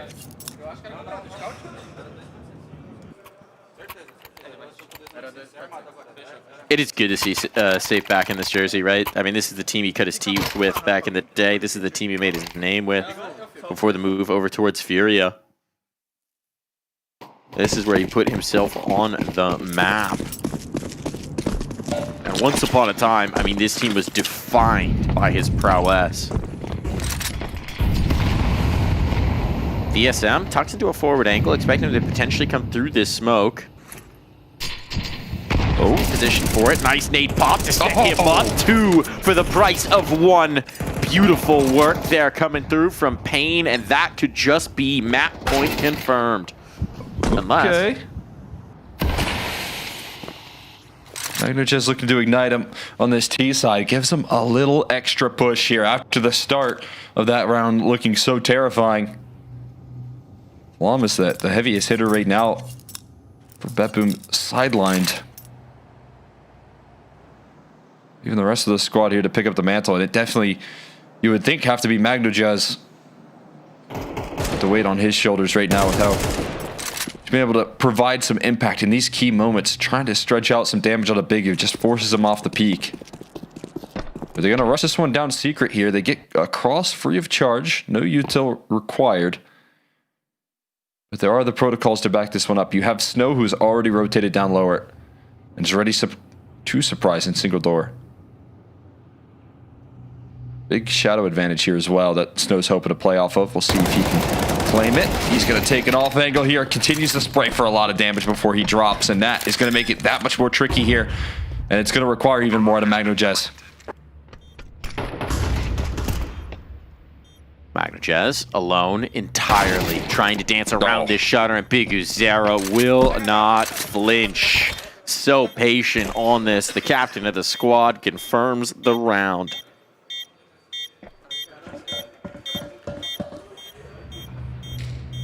And the play come to him. I think they're going to scoop it up that off before they defuse in the back of Biggs. Fun so it's going to be a little while. These footsteps while we watch their faces. There it is. I think I heard it get scooped. And there's the defuse. BetBoom get the stew in it a little while longer. That this one is slipping out of their grasp. And the strength of Nuke from Payne is going to show up here once again. 12 already secured. 6 more chances to close this one down. Take us to a third. With how confident it's been looking as well, I'm not even sure they're going to need too many. I like the aggressive move from VSM to start out that round. Let's see what we got here. They're going to be content to sit back on their haunches. They're going to try and deal the killing blow. That makes it a whole lot easier. Outside firmly under their grasp. Nothing doing here for BetBoom. They risk the cross, they risk the space, and they suffered for smokes. it. They've got to brave it up again here. Safe. Still at the ready, but the elevated angle could catch him by surprise before he adjusts. Okay. But as soon as they gain some leverage there, Pierre is going to deal the punishment right back here. Flamus looking to make a move through Mini. No. Doubling up here towards the outer yard. Continuing their campaign in towards Hell. VSM in charge of keeping this contained here as much as he can. Responsible for quite a bit, though, as well. He goes and double clears ramp. He has an angle advantage there. Just a slim pickings on his Zordi, but he won't be able to finish. Flank coming through the ramp side though. Peria already at the ready. Flamus alone and not finished off yet. He's going to keep this one alive for a little while longer here for BetBoom. Sitting forward in his chair right now. Locked in. He's got 40 seconds to try and put the pieces of the puzzle together. And these players are super isolated, right? Vincere and Snow are not even in the same zip code. So this is two isolated fights. Could he find them? Well, they're going to do the best to stay back. They don't want to give him anything for free, so they're pretty tucked in. 25 seconds. Eventually, he's going to have to start making audio cues here. He just doesn't have the time, and he knows it. 15 seconds. Gotta get the run boots on soon. Make the move, and blindsided by Snow. Not enough to work with their pain in the second half. Make no bones about it. Nuke is theirs. Yeah, and it's theirs comfortably here. Clean conversion on that T side. Being able to work through advantage half, winning the pistol, being able to dominate for the most part, only losing a single round in that second half before they shut it out from BetBoom. And even that one coming down to a clutch scenario. So an excellent showcase of Pain's power on this map, and especially up against a tough team, right? BetBoom, no easy roster to play up against here on this map, and they handle business. They'll take us to Anubis here as this decider, and again, some questions to be asked here for whether or not they're going to be able to make their pathway into the semifinals here. Big opportunity with the momentum and the win and the sales of Pain here. Big momentum for Pain, but the lucky pants on for Magno Jez. We'll see which one's more powerful when Anubis hits our screens after this break.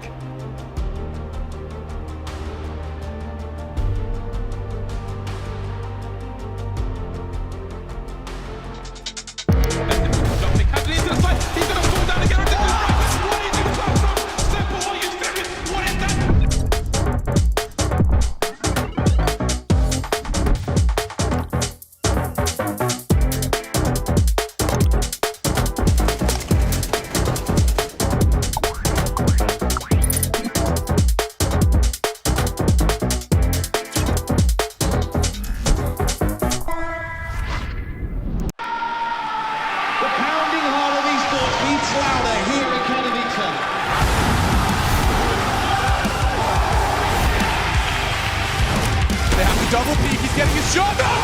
Unbelievable! Something special to throw up this decoy, and that's exactly what happens. Katowice! We are back!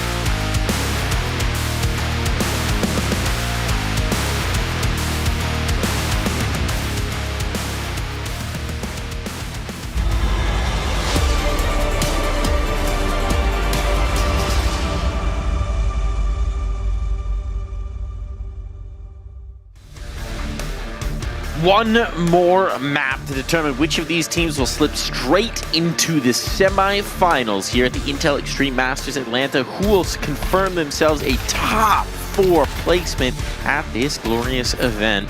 It starts with a knife. It's going to end with a lot of kills and a whole lot of rounds as we head towards Anubis. Yeah, it's going to be BetBoom with the side selection as well. Boomich secure in the little knife clutch, and quite nice to get your side selection. I don't know what that'll be here for the side of BetBoom, to be honest with you. Got their host of options. For me, though, again, Payne being able to control things on Nuke so effectively. You had a big step up in performance from Safe as well.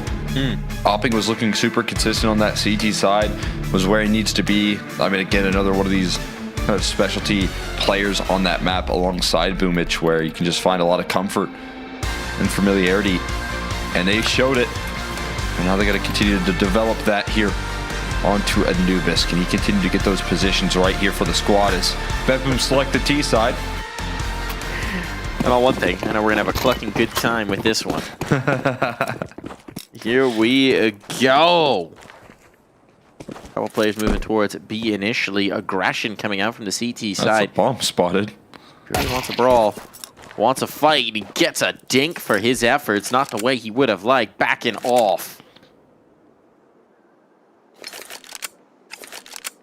Well, they're taking a more patient approach. They wanted that CT side aggression to head their way. They showed a little bit of the glimmer of the bomb. But there is absolutely no movement being made from this T side, at least not yet. Now they're just starting to inch their way through A main. Yeah, down from the rugs, down from the carpets. Threaten this site, give a little bit of a rumble, see what VSM can do. Reminder, we're thinking all the way back. He wasn't as implicated on Nuke, did just fine. If we're thinking back to Dust 2, VSM was a little bit of the weak point here. Look at the health bars. Nobody's died just yet, but we got 3 players who are gushed. They could not be feeling great about this one. Now the collapse on B. There are 3 players here, but 2 of these players gushed up. Can they hold strong? No, absolutely not. Vaporized is the defense. Magnujez just a hammer to smash open this site. And as the bomb gets planted, Payne are looking to save what little they still have.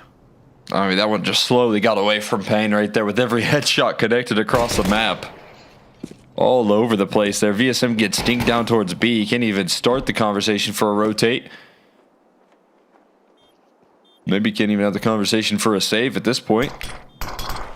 Smoking towards camera. Going to be disrespected by Siren. And he's going to rip away another kill. And Big U has nothing to really hold on to other than trying to collect some cash. He'll get dropped as well. BetBoom just as they drew up right there. Do all the damage in the early round, then explode on B. That's going to be nice as well, right, to get Magnujez going early on. He's been the guy for them lately, but in this series, hasn't been as much of the main character, right? We've seen Zorte have a lot of impact. We saw Flamus have some really big moments over towards Nuke. Haven't necessarily gotten a Magnujez takeover just yet, so if it was going to happen for them, that would be a big lift for BetBoom. Yeah, had a slow start to Dust 2, got a little bit more implicated later down the line. But as you said, him getting kicked off here early on Anubis, with how much setup they like to give him, is going to be important. But speaking of setup here, it's Siren with the opening flash play there and the finish on the kill. And this Force by not starting off all that well here. They've got a stacking towards middle, but an execute in towards A. They're just sending in Siren as a probe to see if there's any presence, and there's only good news for BetBoom right now. They've got a smoke for camera and full control of the site. It's almost like they don't believe it. They don't quite believe how little presence there is here. They're very suspicious, paranoid, as they should be.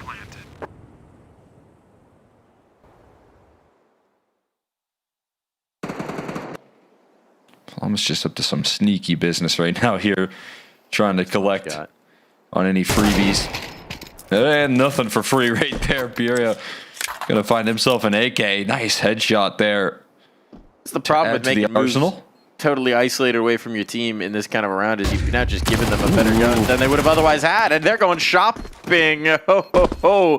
Upgrades galore for Payne right now. Some money made off those SMG kills as well. They are having a field day. That's just great work right there from Payne.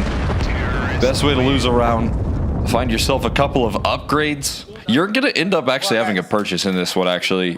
You know, what you would expect to be a third round buy, or fourth round buy, rather, is going to come through now. They've saved 3 guns, picked up money off the MP9s. That is everything you could ask for. One great flashbang from Pierre that was picked up off of Flawless as well. Interesting, they actually do decide to still save. They don't chase this. They're going to play discipline. I can't blame them for wanting to get a safe op out after what he just provided them on Nuke. Yeah. This is the diligent play. I'm going to be honest. I feel like this is a very justifiable chase. Like, you just had to drop 1 M4 over BSM, and you would have had virtually a full buy here. But they'll make the determination that they want that op. They want to keep it on schedule. Maybe they feel they can win with this. And they do have the smokes to potentially stall some players out. Get those choke points going. The first one gets deployed.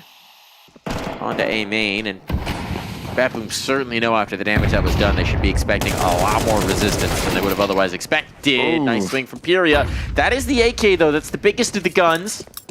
Now committing to B main. Not going to be retrievable immediately. Yeah, good information there from Boomich to go and check that flank. Otherwise, it could have gone wrong quickly.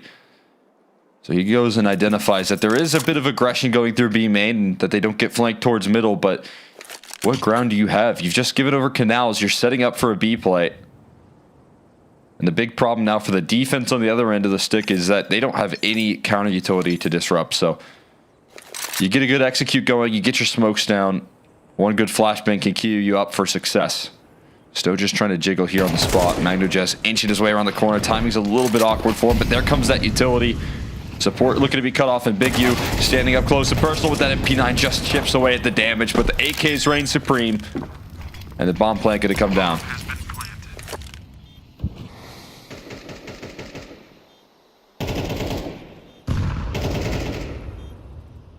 Well, the exits worked out well last time. This time, maybe not so much. I mean, saving something through would be nice, but the end result is that BetBoom are going to have this 3-0.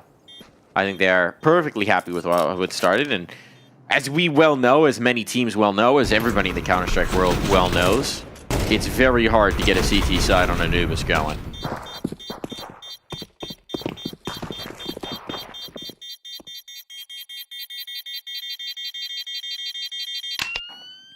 Go boom about that. Terrorists win. So they're going to have the AWP, presumably here. They're going to have quite a bit to work with. It's all about the aggression on CT Anubis, right? It's all about how are you going to try and take space. We saw Pyria trying to in the last round to not so much success. Where does the move come through this time around for Pain? Have to see what they have in store. VSM buying into a AUG right now. Playing over towards that A side. Backed up with a couple of scopes on A. There's HE to pop open some util there, but Pierre doesn't get a fair fight. And that is not a player you would like to challenge. Swinging into an angle. MagnoJez feeling confident already. Siren gonna brave a little bit of this control towards A main. There's a big old gap in that smoke for the op to peer through.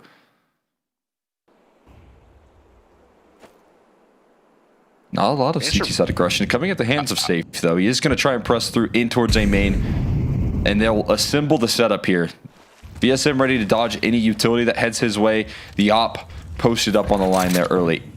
Still 2 Molotovs available. If they do take A main control, Molotov could be the problem. 1 deployed. Need to chase it. That's the pop. Now you take the space, and indeed, the set has been disassembled, but not before Safe gets himself a parting gift. Allows him to focus up towards middle as well. He's already on the scene, ready for the mid collapse here. 2 players up close, and he sees the first one early. Boomich chasing down the trade, burning in the flames here, able to survive.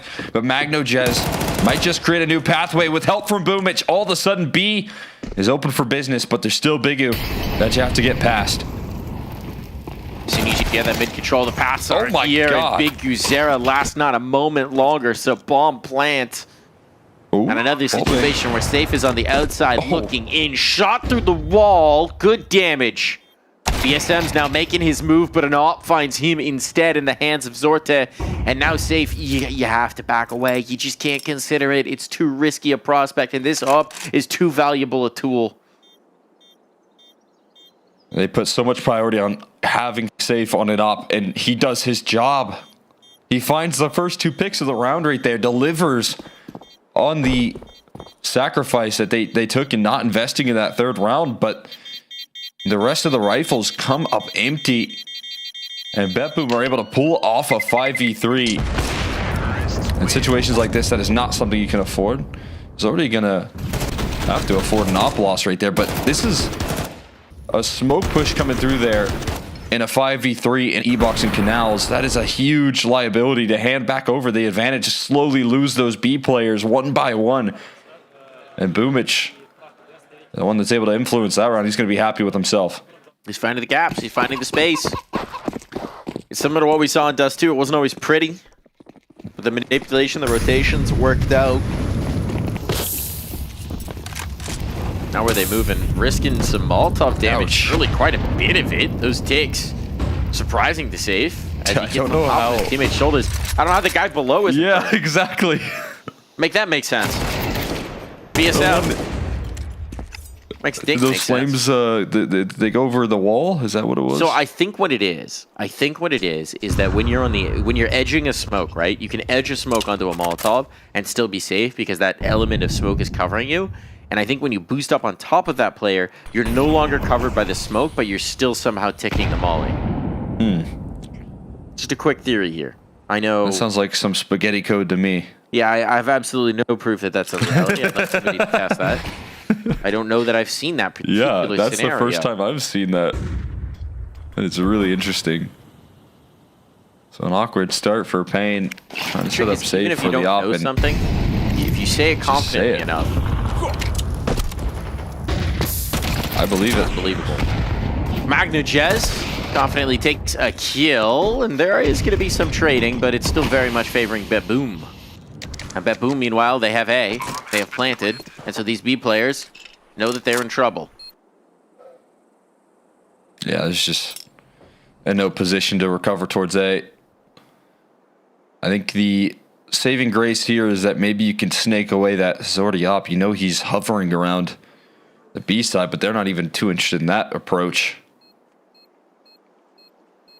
So another round being unavailable. This time the safe op eliminated without the impact. That A main setup gets punished. And they're left to hold on to their weaponry here. Another strong start for BetBoom in this decider. Terrorists win. And that op is going to stay perfectly posted. There's Magnujez doing it again right there. Double opener. Braving the op there. Having to swing into the angle. Punishes Safe. Secures up that A side.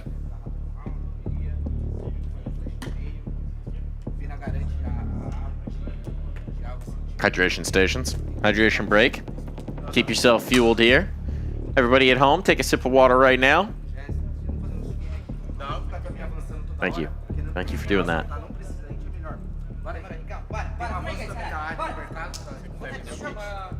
We're locking back in. Slaps up.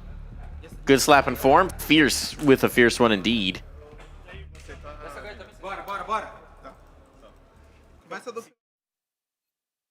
Rick's trying to build up the energy.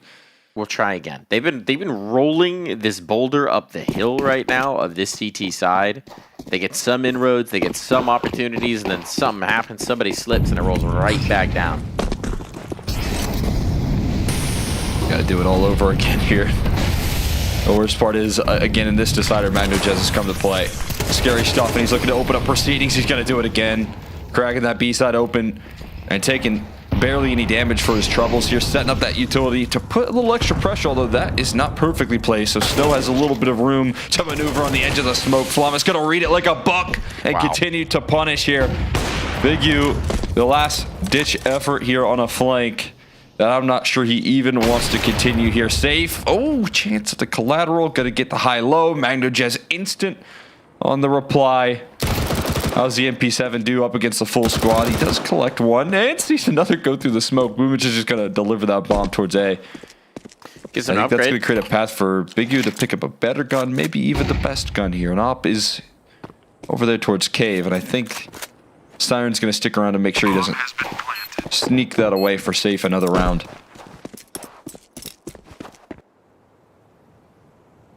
All that timeout, all that shatter, just to get instantly annihilated by Flamus flying into the site.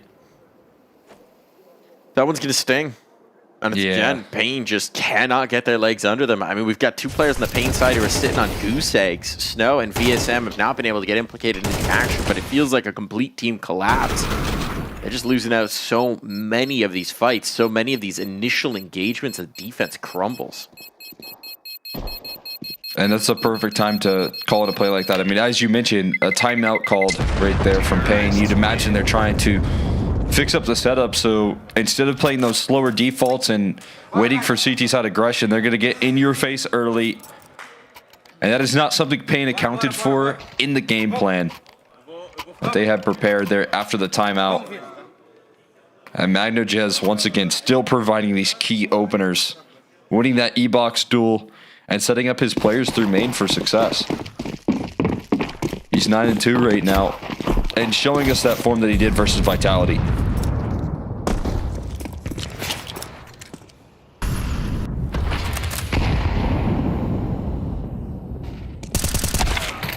Oh, ouch. Golly. He even had a silencer. He's not showing tracers. He's got the crosshair. I mean, you just feel that one coming, though. Zordy was on the money with where he positioned himself and just waits for that smoke to be punched open just a little bit.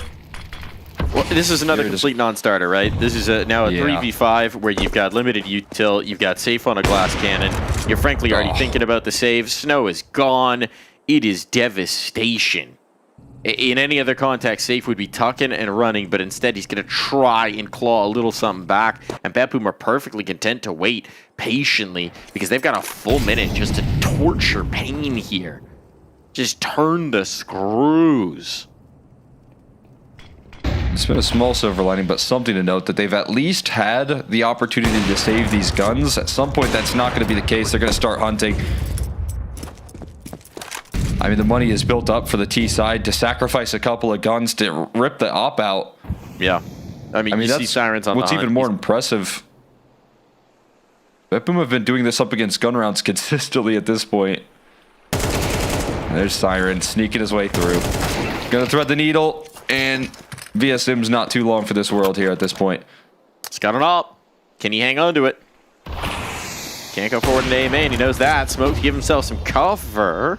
Gonna get his pound of flesh here. Make this one at least a little costly, but BetBoom certainly no reason to be shy about it. You painted the scenario, and they're running him down. The clock will be enough. No escape. No op for you. No money for Pain.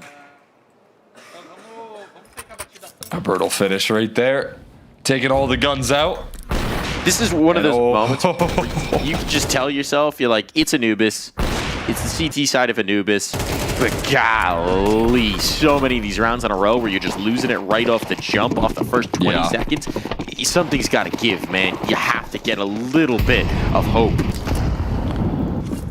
Don't feel like there's a big sense of urgency either in Pain right now. And as you said, CT side of Anubis can be tricky, but you got to give yourself some leverage. Something to work off of. Right now, 7-0. BetBoom are providing you absolutely nothing.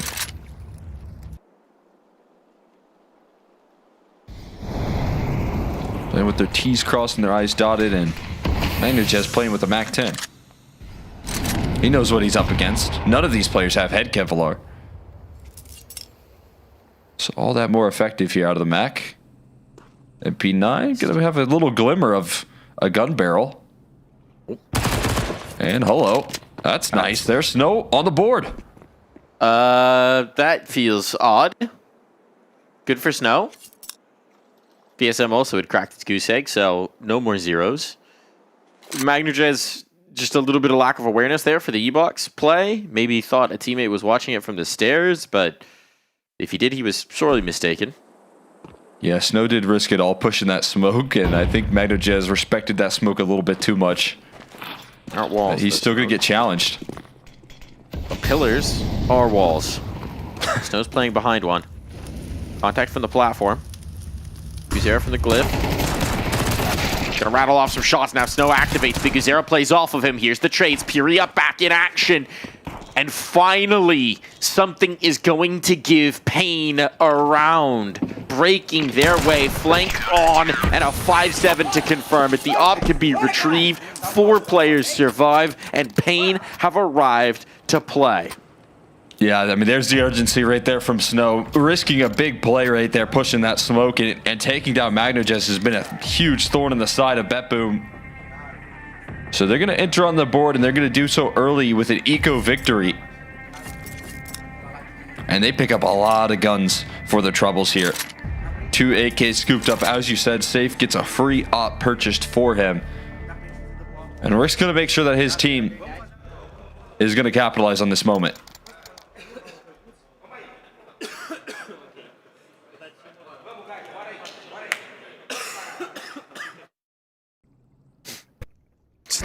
The open mouth cough while you fist bump your teammates, man. It's concerning. I don't know if I'm touching that fist. I'm not gonna lie to you. I'm like, bro, come on. What are we doing here? Bump elbows. That's poor quarantine etiquette there.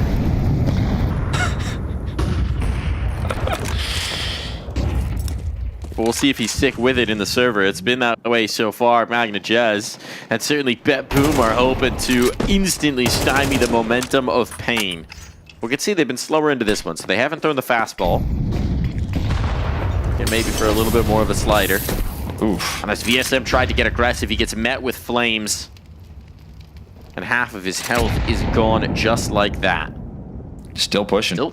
This is the first time we've really seen them take some initiative. I know we saw Snow in the last round work it through E-Box, but there hasn't been a lot of priority on taking canals for this CT side. And you mentioned it early on, but CT side aggression is so important for Anubis defense, and they're going to contain some nice space here early. Problem is Boomich has so much room in towards mid, and with the smoke up, I mean, he could just rock over towards A. This player in smoke hears him. Oh, who moves where? Oh, flashbang's good. Does he check? Vincere. He was right there. Boomich. Oh no. Vincere, he was on your screen. He was next to you somehow. Bigu comes away with that one. Heavy damage done, but a kill. All that matters. VSM cleaned out. They realize the aggression's come through. And this is going to turn into a massacre on the B-bomb site. Flamis finds Pyria. Body dropping away here for the defense. Pressure on in a big way. Big goo. A wisp of health, not enough. It falls to Snow. They've got a double up retake required of them now, and Snow wants nothing to do with this. This was the investment to try and change their fortunes. But now all of that investment goes to waste. The round isolated. The ops dropped. And it is truly pain they feel. Even a miracle that Biggie walks away with that kill. And it's still not enough. Timing absolutely brutal towards middle, but Boomich can't capitalize. At least they're able to distract long enough, do enough damage. But again, look at the execute on this B side. The cutoff and the details from Siren to avoid off that aggression. Oh, he knows how much that means. Knows how much that means, and he wants them to hear it as well, because they know the pressure that they're under right here, right now. Shot missed. That was a primo opportunity. And now instead, 5 healthy players are making their way forward. Boomich taking space in mid. God. Assassination delivered. And Vincere gone. Down and out. It goes from bad to worse for Pain here. Biggie got away with the big time versus Boomich last round, but not going to have that same success this time. The sneaky play works wonders. After seeing that boost as well, the fact that Boomich ignores all caution and just rushes into the mix is phenomenal. MagnaJez with a flashbang to move in towards E-Box. That is a fully blind Pyria. who has no chance to fire his gun. Snow with a little bit of a shoulder scene is enough for MagnoJez to continue tearing through this B-bomb site. He's officially unstoppable. Look, you hit shots like that, you can open mouth cough all over me, as far as I'm concerned. I'll take whatever he's having. Bomb's going to get planted. Round is over. Oh, but it's desperation here for Safe as he tries to flood right back in towards the site. Full momentum, full devastation. It's sloppy at this point. And for Pain, I mean, full on despair. Just nothing can break their way. There is no safe haven. There's no way they can tuck in and hide. Smiles for BetBoom, man. They're thinking, guys, we can do no wrong. On their pathway to the semifinals, it's going to be paved here. If they can keep this up. I mean, I'm pretty sure with the mindset that Safe was in after what MagnoJez just did, that he's thinking the bomb is planted on B. But they're all on A. MagnoJez was a one-man army set up by a single flash. And Pierre takes half his HP to early utility. That is brutal.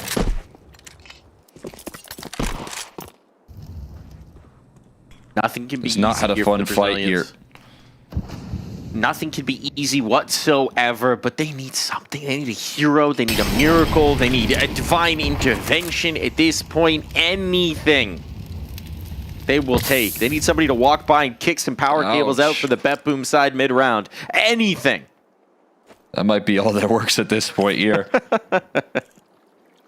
They can do no wrong, as you highlighted here. Now going to push through the smoke. VSM dodging. A little bit of a sound cue. Cues up for VSM to be prepared. But he's just playing a timing game here. Does he look straight into the flash? Another smoke recycled. Question is, will BetBoom respect it? Looks like they will. Molly held out, ready for Siren. Still have the time to wait. Waiting for Boosh to activate. And he's going to activate there. Wanted. Now the threat's here, and now that's going to limit the rotations. Now the pop comes through. That's what they were waiting for. Oh my First God. Kill. Oh, it's a TK even, but that's what's necessary and well worth the price. Yeah, you took some casualties, but you've got the site. You've got the bomb getting planted. And for Pain, there's a smoke and a flash to try and get back through. Big Vincere at least has a kit. But is he backing away? Not in this one. There is not. He's moving forward. They're just rerouting this one all through the beach side, and Boom is going to spot one at the very least. They still have extra presence here as well. Flama's clearing out camera. This is all the information you need. Flama's going to be the element of surprise. Meanwhile, Zordy's plucking them out through the smoke before they can even activate. What could go wrong? It could be Bigu. He has no chance. No time. Wallbang attempts here coming through here. He's just looking for exits. He's going to try to dive on the bomb. In a losing effort. Zordy doesn't have to leave the bomb. Anubis a bit of a dud there. And Pain going to watch that round fizzle out. I actually don't think he even had time. By the time he taps it, it's pure desperation move at this point. But Zordy does well to make sure that there's not a potential margin for error there. Why save your own op when, at this point, money doesn't matter? One more round in this half. And Pain looking to double up their scoreline as they have just been the punching bag of BetBoom in round after round. Nice. Oh my God. Hits early. The damage is devastating. Airstrikes, mortar rounds landing all over. And Pain feeling shell-shocked here. Kiria knows he needs this, but he can't find anything. Oh. VSM. What's ahead? No Siren knows. Oh, Siren's ready. God. How does that kill go against them? They just cannot die. Nothing can go against this team. That's ridiculous. Siren getting away with murder. He was dead to rights. I don't know how this is happening. I don't know if BetBoom can believe some of the duels they're winning, but that was the exact same motion that Siren brought in the last round. Now, Safe has slipped a gap. So there is a silver lining here. He's got to do it all. And he's going to wrap this one up on the flank. There's a molly down from Snow to just try and buy a little extra time there. A couple extra seconds for Bigu to get involved and for this flank to do its damage. Safe. He's peering around the corner here. A couple backs turned right now. How much can he gather out of this flank? Everyone ready on the B defense. Everyone's seen, but Safe gets his knife out and hands it back over instantly. Snow repositions on the back of the site, and all they needed to do is take down the FAMAS. He's still standing. Snow Still fighting for this round here. Has Bigu close by, but he's seen in the back of the pillar. Vlamis needs a dispatch of him because Bigu is making a motion through the smoke here. It's all on the shoulders of Snow, but he gets dropped quickly. BetBoom gonna take 11 at the turn of the half.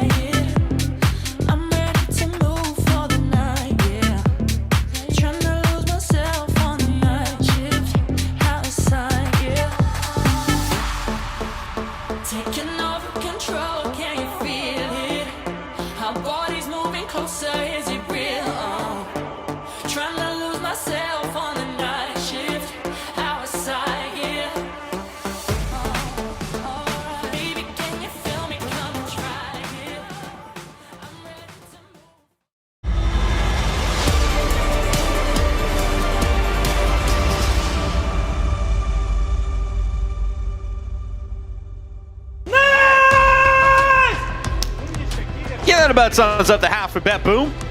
Not a whole lot of flaws that we could possibly find, and that about sums up the half for Pain.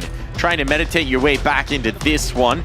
Reminder, this is a match for the semifinals, so both these teams will be in playoffs. That much is guaranteed, but never feels good to get absolutely blown out on a decider. No, it does not, and that is exactly what is going on right now. Pain not showing us a lot on that CT side. Had a couple opportunities to make do, but couldn't quite course correct there. And now it feels like a put in for the rest of the game for BetBoom. Just a couple moments there. MagnoJez coming to play here for the third map early, and he's making sure to show that consistently.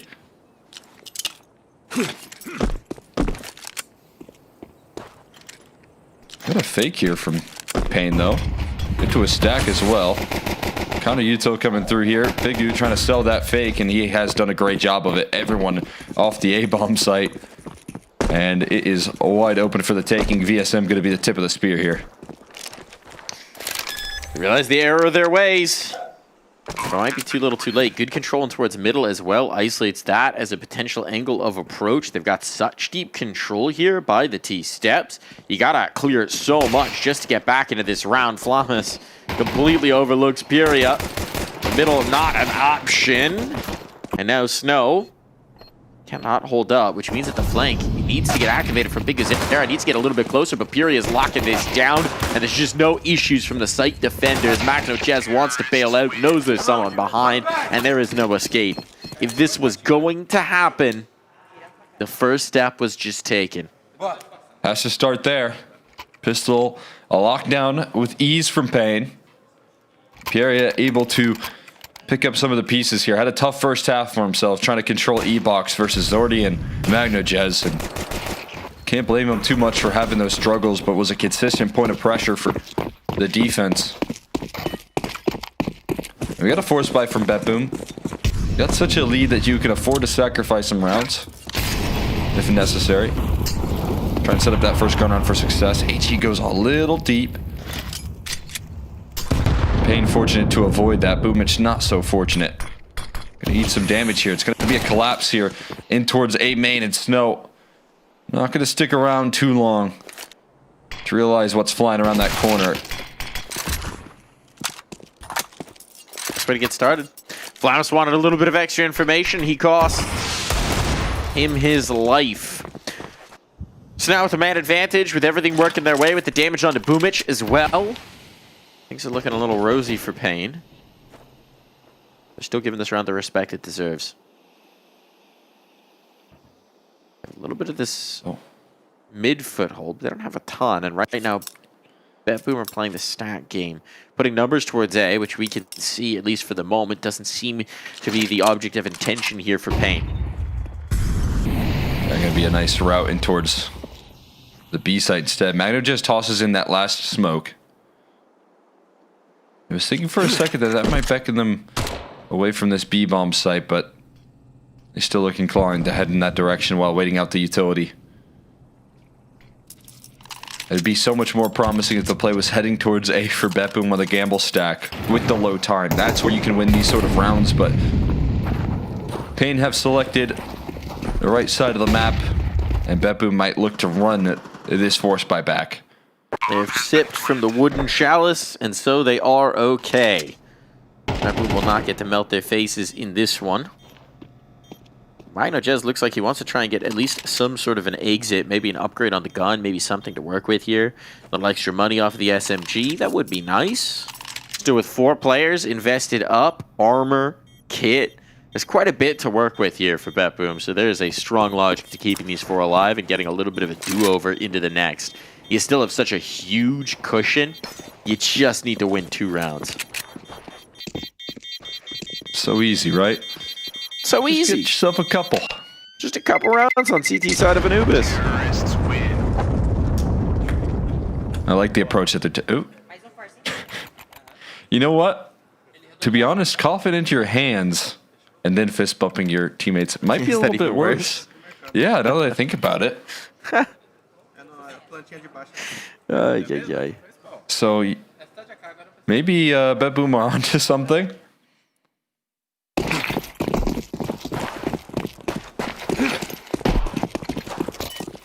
This is, you know, allergy season, I think. Could be. Could be the case. This is one of the challenges of travel. Your body's not always used to the allergens you're around. Also the germs. You know, we'll leave them alone for that for the moment. Ain't expecting maybe some sort of aggression. They're playing these early rounds slow. Methodically. That's a good HE right there. Again, not so good. Doesn't do the damage anticipated. The Molly a little bit better. They're going to chip away at some of Bigu's HP. They're still fighting their way for middle control, though. And Magnochez has a very thin margin playing inside this smoke. What is he going to be able to capture here? Puria on the reload. Putting a little bit of pressure. He's going to walk right into Bigu. Baited up perfectly. Now the A play going to spring into action. Snow not as concise with the SMG. Boomich going to fly through the smoke here. Anything out of Zordy's Deagle would be nice. He's able to provide 1 frag here, but on 1 HP. He will be dropped. And Pain do what they have to start climbing up that mountain here. Some of those engagements got really frisky against the Pistols. I mean, the damage done, right, in sum total, quite substantial. So maybe Pain getting away with a couple of those, but they will take it. No problemo. Take it if you give it to them. Now we've got the guns. Presumably coming out. DB2 up on safe. Everything invested. Everything you could want, bar a Galil on Pyria.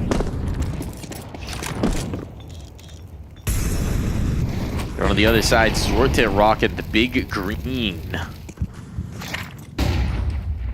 We see aggression early here out of BetBoom. Something that we didn't see until later in the half for Pain. So we can see them try and take the initiation here. It's a full flash Eden, but continued swings coming through from the CT side, and Boomich is somehow good for 2. Doubling down on the opening pick, and there's that aggression already paying dividends, but Zordy doesn't get a chance to pop that op shot off. He'll be dropped quickly. And again, a pathway opens back up for this T side to make do. They needed this, right? But now this does ask a ton of questions. I like the contain that Boomich is showing, though. Is he going to be able to get the trade? He does indeed. Nice. And fades away so that they can't catch. Keeping the advantage in his favor. Siren has to be careful here. Coming up from camera. Still seems to be worried that there might be an A-main player, so they don't have full confirmation that both players are here. That gives a little bit of misdirection, potentially the way of Pain. We go through Beach and towards the A side. This is interesting. It's a slow route, 35 seconds. Right amount. Siren's leaving the A-bomb site. They've got a pathway in for free. Now Siren will turn around. Boomich is putting the jets on, and AK scooped up. They think it's a B finish, and it's a complete bamboozle. I don't know whether there was a... Maybe Flamus thought he heard something? Either way, now they know. Now they know that they've been rumbled. They have to get back into this. And all of Boomich's strong work, well, it will go to waste if they can't capitalize here on this retake. Pyria on the fountain is who they have to get past. As he sees the util come sailing through, these flashes don't blind him in the slightest. His vision is clear, and Safe's is clearer. Tap on that bomb, an op shot goes wide. Boomich gets another chance, but he doesn't have the kit. This is a 10-second defuse. He's just sticking it under heaven, just braving it, risking it, and Safe has all the time in the world. That halftime meditation paying off right there for Safe to keep his cool. And the Boomich 3K gets nullified. 5v2 advantage is going to vanish. And we saw the same thing happen as soon as the guns came out for Pain. They had themselves a massive opportunity with the double kill from Safe. And the round went awry. Same case is true here for BetBoom. And they find a pathway out of it.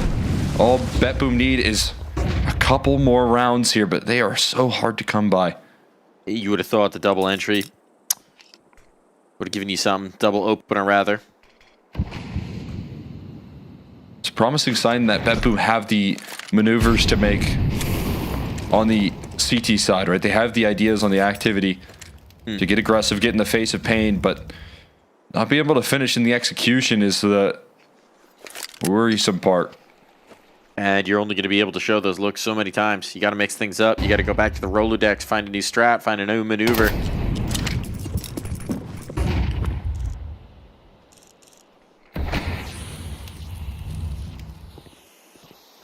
Once again, Pain just keeping them at arm's reach.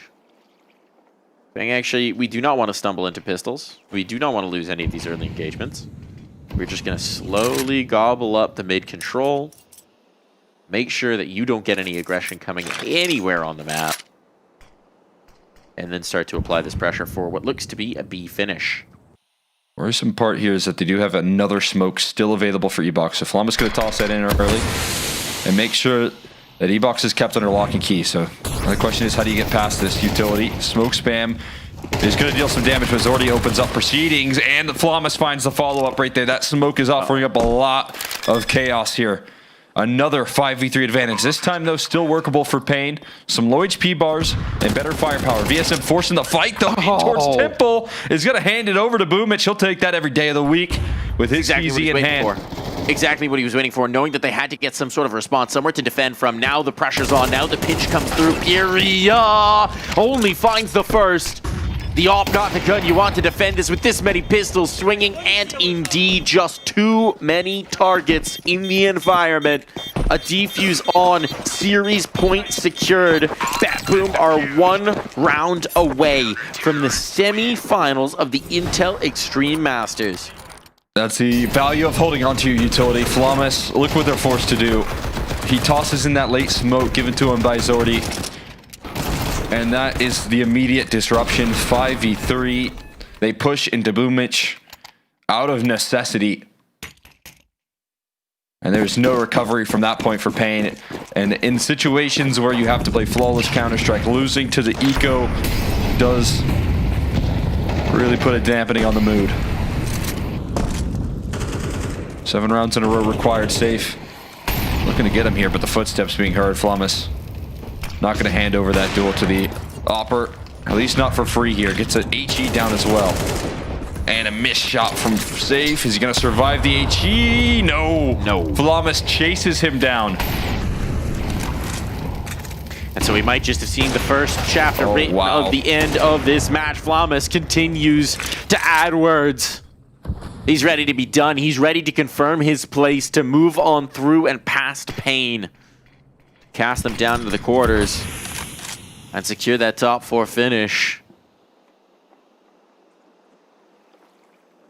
What a result this would be for a BetBoom team. This is their first Tier 1 LAN of the year. It's been so long since they've been able to compete at this level. They've had to battle tooth and nail even just to qualify, and now they are steps away. One man stands between them and the semi-final glory, and MacnoJez puts them over the line. BetBoom are back. They are here to deliver. They demand your attention, they demand your respect, and they've demanded a spot in the top 4. And we've seen some of the success in the Tier 2 events. We've seen what they've been able to do, some really impressive results, but to be able to hop into the server versus the best by far, take them down to secure a spot in the playoffs and continue it up against Pain as well in a scrappy 3-map series. Impressive stuff. They'll be finding their way into the semifinals of IEM Atlanta and their first big event of the year. And that is a big statement being made by this squad. Massive, huge, and considering the implications for the VRS, they take down Vitality, they take down Pain, they're going to have that prize money that comes with the top 4 finish as well. This is going to slingshot them up the VRS, giving them that prime opportunity to earn invites, to be back in this circuit, to be back in these tournaments, to maybe, just maybe, not sign up for a qualifier sometime, make it straight to the event. That is such a luxury for these guys who've been fighting their way back in. Having to do so as well. Huge result. With a stand-in situation, right? They've had to, figure things out on the fly, play with different rosters at times, practice with different rosters at times. I mean, how are you supposed to make things work on a consistent basis? They have found the formula for that, and especially with this event as well. I'll say Flam is definitely earning his place here. We got Boomich joining us in the conversation. Boomich, congratulations on this win. Top 4 placement guaranteed. What does that result mean for you? Oh, it's a little bit shocked because when the tournament was started, our second game versus Vitality, and I think no one in our team can expect the result, but still the tournament is going, and we have 2 or maybe 1 match next one, so we will see. Yeah, I mean, I want to follow that up with how you were able to do so with that stand-in situation, playing with Flamus right now and having to deal with the, different rosters that you all have been playing with. Definitely an impressive result, but, how are you making that work on the fly with the multiple rosters you've been having to work with? Oh, yeah, of course we have the stand-ins. We're just trying to think in one way and just play and make the best result what we can do. Just, we don't have pressure and just trying to be relaxed and work on the tournament every day, and think how we can play better. Let's talk about Anubis, because you guys took it over Vitality. You obviously dominated on it today. What is it about that map that's working so well for you? Oh, I really don't know. Yeah, I think everyone is feeling comfortable on this map. And if we're talking about this series on Anubis, we have a great lead, great economy. So everything was working for us. And, 11-1, it's okay. Just okay. One final question. You've confirmed your spot in that top 4. You've got a semi-final berth here at IEM. Do you think that this is now a BetBoom team that's demanding respect, demanding to be back in this conversation of Counter-Strike, demanding that everybody puts you on their radar and takes note? Maybe. That's all I can say. Always going to qualify it, man. Congratulations. That's a hell of a victory, a hell of a run so far, and I can't wait to see how far you guys go in playoffs in front of that crowd. Thank you, guys. Thank you. He's been here before, doesn't want to get ahead of himself, but let's be real. This is a crazy event result for a BetBoom team that we just didn't know what to make of coming in. Yeah, I mean, so impressive what they're able to do. Again, talking about how the pressure is off. I think they played with a certain level of intensity on Anubis that they knew what it would mean to lock in a semifinal position, right? They were playing with some aggression. They were playing with heart. And I think, as much as they'll say, the standard situation might be lower in the expectations, playing versus Vitality, it might be, oh, we're not expected to win this. Every matchup they've been able to prove otherwise here so far and consistently show out in these games. That they have. And it's been different players showing out at times as well, right? Zorte had some phenomenal work, especially over towards that Dust 2. Magnojez, super powerful here on the Anubis. Flamus having some great moments, whether he's stand-in, whatever version of the roster he might belong to. Damn, he's looked good here, right? I think that there's so much to be excited about with this BetBoom team, so much to look at as being potential firepower pieces that at any point, if 2 or 3 of them are erupting, they can take down just about anyone in the world, as we saw. No question. I'm definitely with you right there. They can continue to keep this up. Now, the next step is going to be the stage, and I think that's going to be the toughest ask for them. Pressure definitely going to be on there in that environment, but excited to see what they can do. We'll have to see. The next step for us is we're going to dive into our next matchup to confirm our next semi-finalist, as well as Legacy take on Na'Vi when we come back.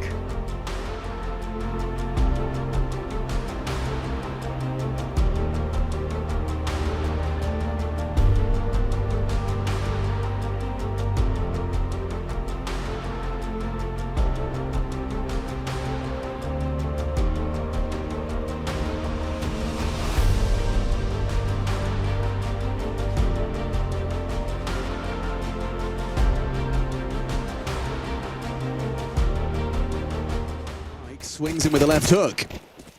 Hooksy finds him. 2-on-3 now, looking to rectify. Hypex making it difficult. Hooksy's got to come up clutch here. That would be one way to get Astralis started, wouldn't it? But from behind, PR just taps him in the back of the skull, and it does look like it could be quick. Pack her up, boys! Running through this one.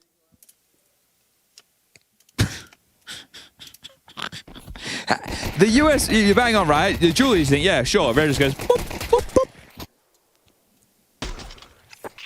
It is America and it is Rez. Is this IEM Oakland? Yes, I think there's something. He does well when he's had What about the 2017s?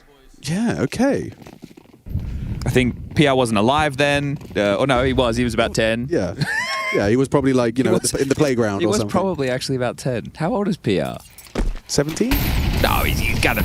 19? Well, here we go. B. Rez on short side. Already got himself one. Finds Ryu, and the Tech 9 did slip the net, but still Towson gets to him. Wow, this is rough. Well, yeah, this is the end of Mirage, essentially.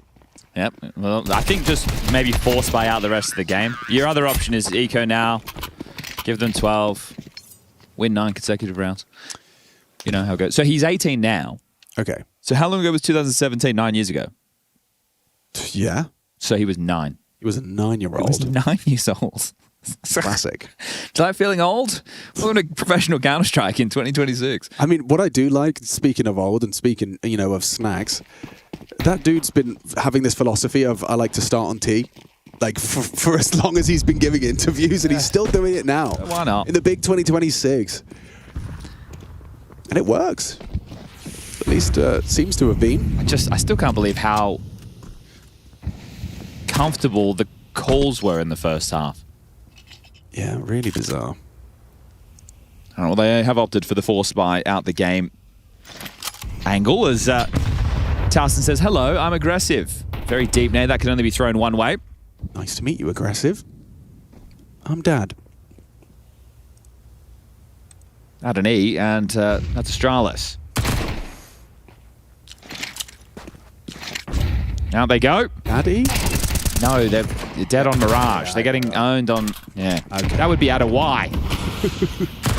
They might be asking, why did we leave this map in? Yeah, well, I guess, you know, options are limited.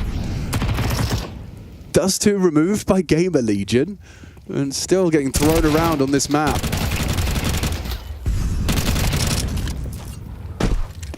Okay, Yabi, here we go. It's nice when the Counter-Strike can do the talking for us. Just mauling. Truly. Oof. All right, another force buy. Let's go.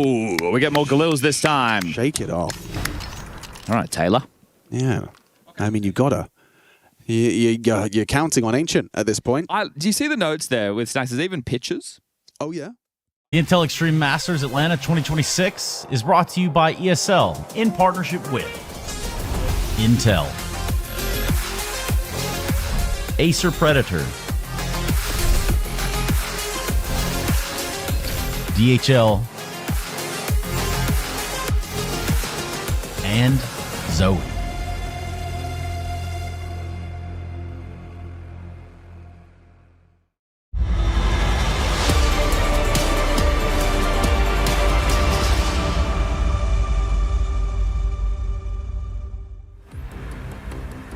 Welcome back to the B stream here at the Intel Extreme Masters Atlanta, where we have one more team to send straight through to the semi-finals. And this time, it's perhaps a little bit more of a mismatch. We've got Na'Vi taking on a Legacy team that's surging once again as we head into the summer. I'm just saying, Legacy Summer might be a thing here, Cole.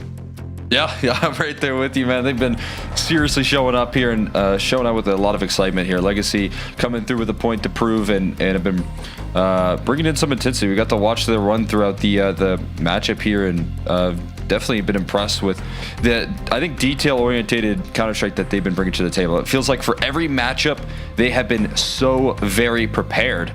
And look at this, man. Satson on the up there in third right now in ranking. And you got Lotto up there as well. This is very impressive there. I think Satson always coming through as a aggressive opper there, but really willing to support his team, showing out with the impact. And even Art there involved in the top 10. I was going to say. Great work. I think that's the most impressive part, is not the two in the top 3. It's Art in the top 10, man, rolling back the years. And we were seeing it, right? We were watching them yesterday, and it's a new Art, right? It's Art with the aggression still, but the calculated moments to hold back as well. And Sadzin certainly going to try and be the difference maker in this one. He's a guy who they've told me is always hungry, both in a literal sense for food, but in a figurative sense as well for victory. All smiles, all op kills, all sad Zin. And they're trying to get locked in here. ADR, some final words. We saw Ursula on the other side, performance coach for Na'Vi, getting them fired up. It's one of these matches where, yes, you've both made the playoffs, you've had that release, you had this big moment, you had this crescendo, but you can make it that much sweeter. You can earn yourself an extra day to wait, and Makaze might just be the guy to earn that for Na'Vi because he has been the hero for them in so many rounds. This guy has been so legit in this year of play, was already coming on strong for Na'Vi, but has become one of the true superstars right now, it feels, for this team. Yeah, he's been able to ramp up into this level as well. I think that's what, you're really hoping to see out of Na'Vi. It's not that instant, addition to the roster that's going to be really letting them thrive, but with the impact that he's been bringing throughout the year and now into this moment here, it's been really impressive. Na'Vi to try to grab a seed. Makaze, how are you feeling today? Na'Vi jump back into the server this time to try to grab a seed. Makaze, how are you feeling today? I'm not the best, but it's fine. Okay. Yeah. Sick in the server, though, right? Na'Vi on a tear right now. Is that fair to say? I mean, like both of us in left side, me and IEM, we are sick, but no excuses. But in-game is what I mean, like sick in-game. I mean, hopefully. Yeah. So this Legacy team is definitely feeling themselves in-game right now. Tell me about going in a seeding match against the Legacy side. I think we play only one time, and it was an online match, and they was dominating us in online. But now it's LAN. Let's see how it will go. Expecting something a little bit different. Yeah, that's interesting, though, especially the difference between playing online and on LAN. Do you know what maps you're playing today? Yes. I think it's Inferno, Ancient, and what is the third map? Overpass. So you've got Ancient, Overpass, Dust 2, and Inferno in there. Bandit first. Yeah, 4 maps, bro. We play 4 maps. Yeah, never before seen here. All things considered, Navi Nation Overpass watching Armor. is their People love perma. watching Navi play. They want to see you guys succeed. Makaze, you in specific, great storyline to grab onto. So is there anything you'd like to tell them about this Navi team playing today? I mean, we will try our best, even that we are sick a bit. I mean, we will try to get revenge, because last time they smashed us. It was online game anyway, but they still did. And hopefully we will get revenge today. Thank you so much for your time. Thank you. You know, after Makaze kept saying he was sick, the Trace went for maximum arm extension on that interview. That's why he's a pro. Yeah. Savvy veteran on the interviews going on in there. Look, we just saw Magnajez cough his way through absolutely dominating on Anubis. So I'm just saying, sickness might not be the problem you're thinking. Yeah, you're not too worried about it there. Maybe playing even better with the sickness, but it's interesting to hear him say Overpass is a decider. If they made it that far into the veto with Navi, that would be... maybe they didn't show up for vetoes. That would be the only explanation. I think that's just wonderful, crazy. actively trolling his teammate. Okay. Oh, I Imma thought actively Makaze said it in the trolling. interview. Okay. No, he asked, "What's the third map?" and Imma said Overpass, Overpass. knowing that was the veto. That's funny. Just actively trolling the young guy. I feel like Makaze's the guy that will show up there and play, whatever map. He doesn't care what he's playing. He's not ready there to go. think, man. He's there to shoot. Yeah. Popping into the server saying, "Where am I playing?" All right, I'll do my job, and that's what Makaze has been able to bring to the table. As you said, this is a matchup here that both teams have already, I would say, considered this a success. Navi want to extend that all the way into the semifinals here to continue that conversation. And it was interesting that Makaze highlighted they got owned by Legacy Online. That was in Pro League Season 23. And they did indeed. Legacy got the 2-0 over them. That would, of course, be a Pro League. That wound up working out okay for Navi. Online. Could chop it up to that. This is on LAN here. This is going to be a new test, but I still think, again, Legacy have just been bringing in such great prep work here, so it's going to be a battle of the brains. We know that Blade likes to change things up here. We'll see what he has in store. It's a massive bracket setup here. This is perfectly painted for Navi. It's exactly where they want to head. Trying to disrupt the setup of the dualies, and the USP already firing up. It is full control for Bit and Makaze, shutting down access here on Legacy, not allowing Sads in much of anything. Last-ditch effort from Nissim out of apartments, not going to happen. That's a nice shot into Makaze. A little something to show here. Surely run down there, and those dualies are going to seal things up. Bit has it handled. 3-piece for Bit. Nice way to get started here. But it's interesting that, Bit, for as great a player as he is, has sort of been a third aspect of conversation in this Navi team. It's been Makaze, the storyline recently, but even beyond him, Wonderful's had a huge surge in form, especially in some of those big game moments. Has started to really pick up his level, whereas before he was inconsistent. We're getting a little bit more of the positive Wonderful, and then if you add Bit into the mix, I mean, this is a team that's increasingly in the conversation to contend for trophies, and every trophy. I mean, the finals that they're making at this point, feels like it's only a matter of time before they finally crack one through. I know that Bit's had to take on some more firepower in terms of how he's been able to play out, and he's been more and more responsible for the success of this team, but isn't that kind of where you would like Bit, right? That third best player where you got Simple and Electronic playing alongside you. You know? Wouldn't you like him to be your third best player in your squad there? That'd be ideal. That'd be pretty ideal. So who's simple and who's electronic in this metaphor? Well, it'd have to be wonderful and wonderful and. I was asking who's who. That's an obvious comparison, surely. Let's see. Wonderful peeks it through. Got the Famas doing his best impression of everybody in general.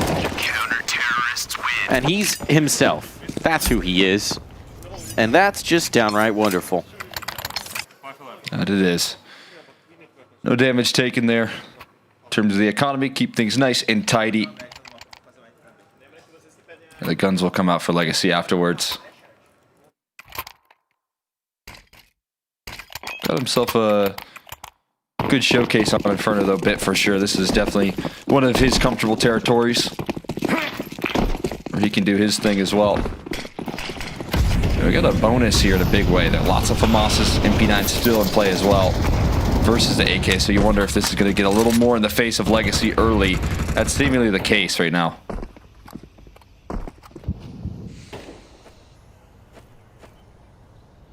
Trying to pressure down Banana. They don't stick around too long, though. Already shifting the setup here. You got a little bit of a Yuto dump from Ema towards Banana, and going to try and rely on that for as long as possible. Keep control of this side of the map.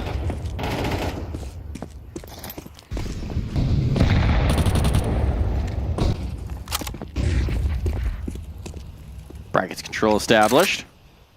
Otto taking the space. Wonderful, getting closer towards that smoke. But as it fades, this could be the duel that determines the round. Lexi B trying to come into support. Oh, what a nice reposition for Wonderful. Finds the gap in the smoke. Ima now strikes from the porch, and that's a great collapse. 2 players found. Meanwhile, Incendiary instantly goes down from Makaze to allow his teammates the time to rotate in. You're absolutely right. No CT smoke means that this one could be dire, but a drive-by from Art trades himself out. Maybe ask the questions, grace the space, but Wonderful is more than capable of answering. That's just a great decision right there from Makaze. While your teammates are collapsing on brackets, you molly deep Banana, forcing the smoke out of the hands. The last one available from Legacy to be tossed in. There is absolutely no hope of making it into that B-bomb site. It also buys enough time for the rotates to get involved there. So there's just so much coordination going on in that round for Na'Vi, and that is exactly what Blade's going to love to see there in the background. So it's kind of a fun story, which is that the last time Na'Vi lost to a team not named Vitality was Fury, April 14th in Rio. IEM Rio. But before that, it was another month before, and that was Legacy in the ESL Pro League that Na'Vi did wind up winning. So they haven't been losing to a lot of teams not named Vitality. And they're not going to be losing in this round, I'll tell you that much. It's all on Anissim, no health, but a kill. But surely just the one, being whittled down by the nades, being peppered down by the bullets. There's just zero chance to get out of that mini pit.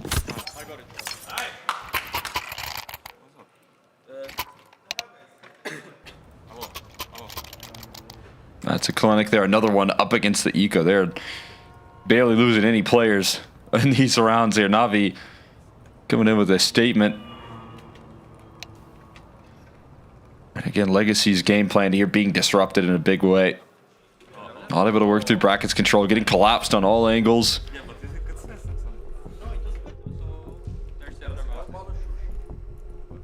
Got a bit of a tech. Yeah, it's already over. I was about to say the talking is going through, so freeze time is ticking away. That was a lot of yapping for a tech. Fortunately, just a brief one. We're right back in. Legacy, what's the next answer? What's the next attempt here? Beating it up. Already up the brackets here. They're trying to take some quick control. They're eating Yuto, though. Smoke spam. No, this is going to connect, but they're going to wrap. Question is just, can they get the bomb to join them? And right now, the answer seems to be yes. That's in. He's being allowed this space. I'm nervous about him staying alone for so long, and Bit is trying to reclaim this space, but now this is chaos. Yimas had to come back to try and address it. And if one kill goes against Na'Vi, they're in a lot of trouble. This B player's in a world of hurt. Makaze needs to come up big for the team. Battle back in. Nissim holding on in the library, and he's checking them out.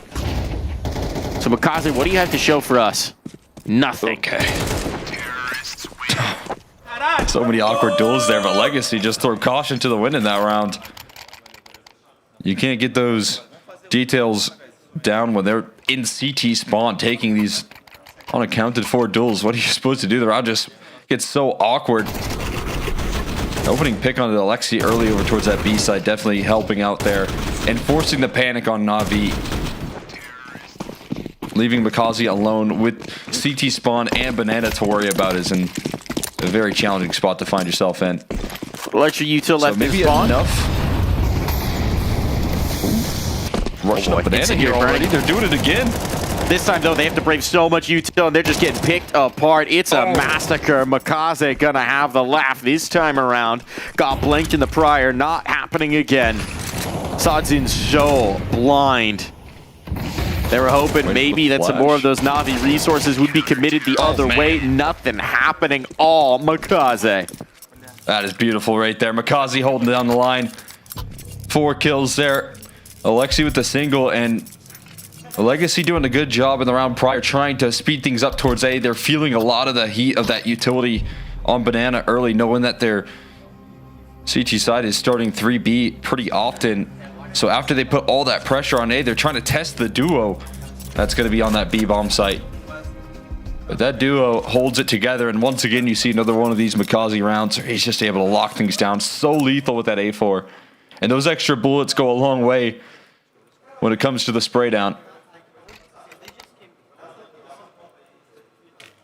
I mean, to couple that, the utility damage that they did was just devastating. I mean, when that is the way that you're starting your B rush, it's not going to get any easier. And that's why teams don't rush Banana. Not against this squad. Sadzin has an ult. Can work some sort of an opener with it. Tough map to do that on.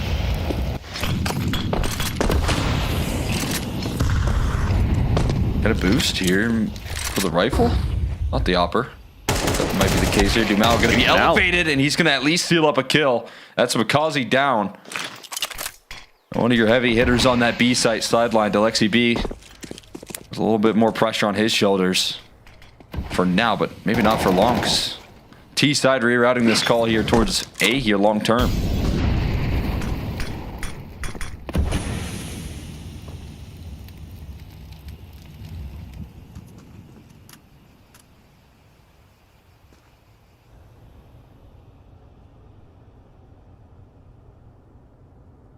Everything goes quiet for a moment. To rotate off of B from Alexi to retrieve more util. I mean, he puts a lot of faith in that smoke, and to be fair to him, they have respected it. Tossing a molly as well here. Has another smoke to toss in, and that's going to be at around 40 seconds. Oh, no, he doesn't. Just a double They're still leaving their options open. 2 in boilers at this point makes me think that this is going to be a rotate, and they've pulled the presence. They've gotten what they want. And here comes the bomb. So it's on to Wonderful to keep this C4 off, but they're going to have to test him. They're going to brave him in a smoke to cover it. Perfectly timed. The nade pop probably a little late. He spots him. Shot goes wide. Now his teammates are back onto the angle, but the rifle can't find the kills. Ima forced off. Wonderful back and away, and this bomb getting planted means it's now a prime position for Legacy to snatch a second. Should be an early safe call. I know they've got money to work with, but this is the A side of Inferno. You don't like to retake it all that often. It's labored from bit, but it is a kill. That might encourage them forward, but still not fully convinced just yet. They're hanging around. Alexi B a bit. Maybe they can sacrifice a little bit more than Wonderful can here for some exits, but yeah, we'll be called off in the end. If they play contained, if they keep these players towards the bomb. Saz is on 1 HP. I mean, he should be dead, no matter what the case is. Anywhere on this map, you're not safe in. Bit, at least able to seal up a frag. Close to the bomb is Lotto, and he drops, but the art up is going to be safe in his hands here. Drop a couple of bodies. They save a couple of rifles on the CT side, but Legacy are finding their way through these late round calls. And that is not an easy task here to do versus Na'Vi. No. No, certainly not. Stacking a couple. What are you going to be able to array around it, though, with this AWP? There's going to be limitations into this round. We might see some SMGs come out. We might see some limited util.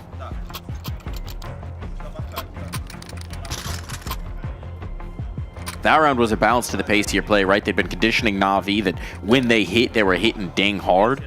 And so you saw the maybe hastier rotation that Na'Vi would normally deploy over towards that B site, created the gap, created the space.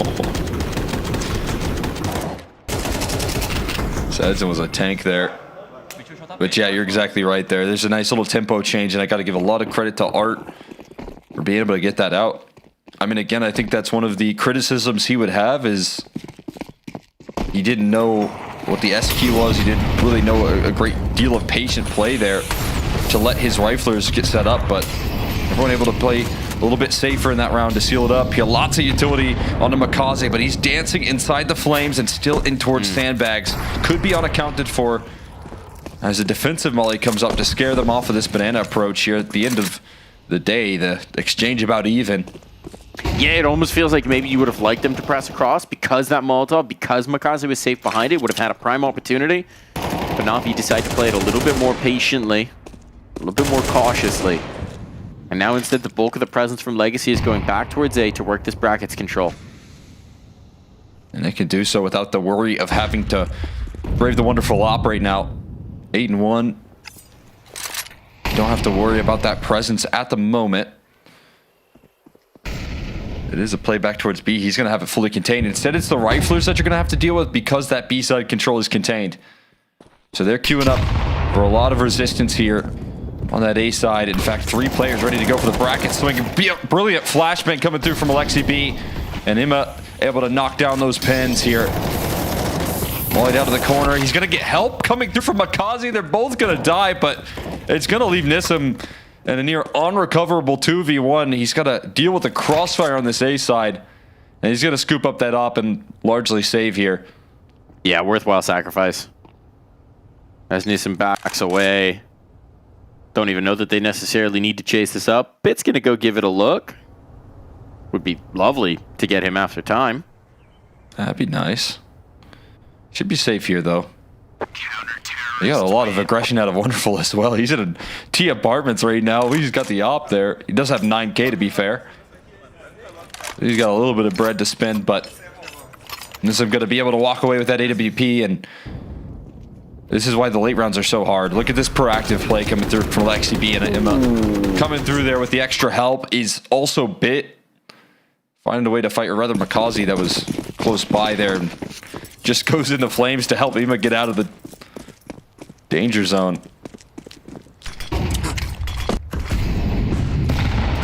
Shout out to Robin on the replays. And cutting up some nice ones for us. Oh, that's a nice one. Popping over. That's a great start for Legacy. Now pressure relieved. Makaze's committed as well, playing around the edge of this. They know he likes to play the sandbag, so the spam comes through, and it connects. Imma, the backstop here to try and hold the invaders off of B, but he's just trying to buy time for Bit to come in to support as well, so he's dumping everything he's got in the util belt. If he falters, he knows this round is lost. 1 for 1 might not be enough. Bit the next line, but Wonderful is a little bit too far removed. Good damage back through. And he paints them into the corner. Incendiary to try and force these players out, but it's just not going to spread. Nissim is fine. Dandy here in the pool. And with Wonderful gone, Bit in a world of hurt. Still going to try and give this a look. Oh, man. Not going to be able to escape right there. Sadzing, you talk about the difficulties of having success on the T side, opping here. You don't get a lot of opportunities to thrive here, but he cracks things open with the elevated angle, secures that nice little micro adjustment, and that's going to facilitate the rest of the roster. Dumas with the smoke spam, reading into Makaze. This is what I think Legacy have been doing the best at this event right now, is how they've set up their rounds. Feels like they know the tendencies of their opposition so well. So fully prepared for that element of surprise playing on the edge of that smoke.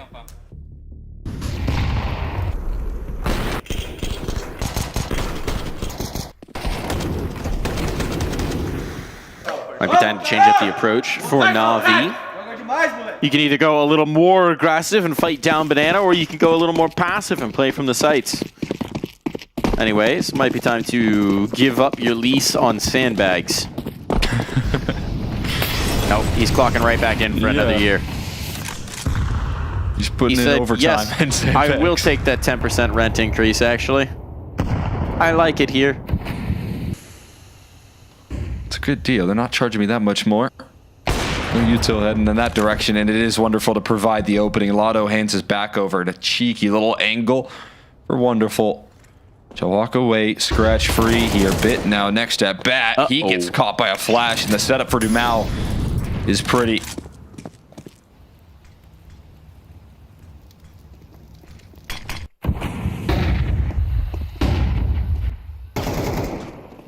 Oh, that's a nice assassination coming from Dumal. Arch player doesn't activate either. Will be able to take back the space, but now Alexi's thinking about going through this smoke, and he does. Oh, no one's looking. Very fortunate that Art gets that response, that it only falls to just the one, but now can Imma get something more? Good flashbang, good clear, labored spray, but eventually a kill coming through from Art. Sends Makaze back on his haunches, off retreat. He's got to save. There's another part of the aspect of Sadzin that goes overlooked right there. It's that supportive utility he's able to toss in. He's got great flashes, and we've heard from Art earlier that there's a lot of aggressive pieces on this team, so sometimes Sadzin with the op not going to be one of them that can get really activated, but he's going to make sure to toss in that right utility to help out these riflers, and there is a prime example of it. A fully flashed Imma can do nothing. That's a last-ditch effort. Kazi going to secure an op here for Wonderful in the next, but Legacy are pulling this T side back together after a very slow start. Surely somebody at some point has used the Counter-Strike bomb going off as the intro to a base drop, right? I don't think so, but it would be sick on a music kit. It'd be a little bit confusing, though. How would you make that work on a music kit? Yeah. You'd have a different 10-second sound on the music kit? It's just the bomb beeping twice. That would be terrible. That would be the worst. Maybe it'd help out. I think that'd make it way worse. In your step.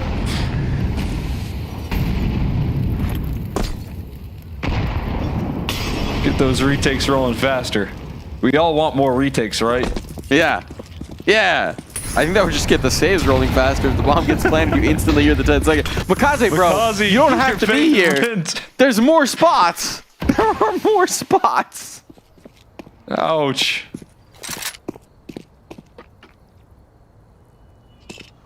I mean, I get it. I like sandbags too. As much as the next guy, but...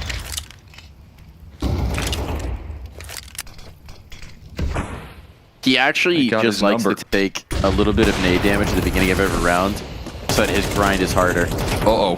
Right now they're being ground right into the dust. At least Alexi B catches one coming through that smoke, but this is looking like a non-starter in last bit. Okay, 5-7, tight angle, no.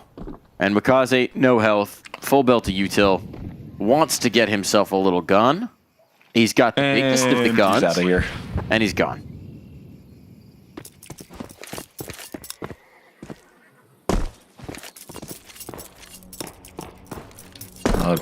Bad decision here. He's going to get another chance for Wonderful. He's going to save that op again. Legacy are pulling this one back.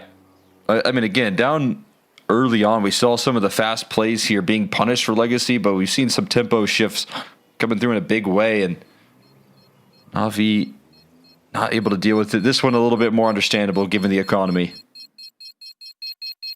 The util usage here from Legacy is nullifying Wonderful in his stance that he's trying to take. Got fully flashed on the hope that he could hold that arch. Got smoked off and then spammed straight through it. Navi feeling like they've got no good options on the defense here. We'll see if they can end it off in the right direction.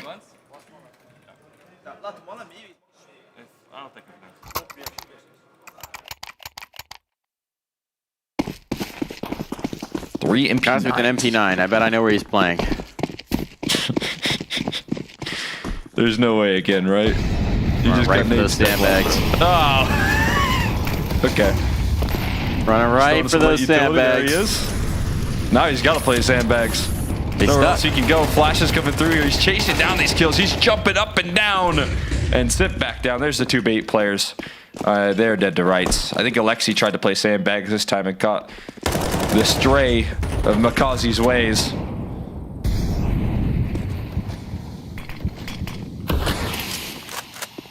HE might do the trick on Art. Oh, he backs away. 1 HP there, survives the HE with a bit of fancy footwork.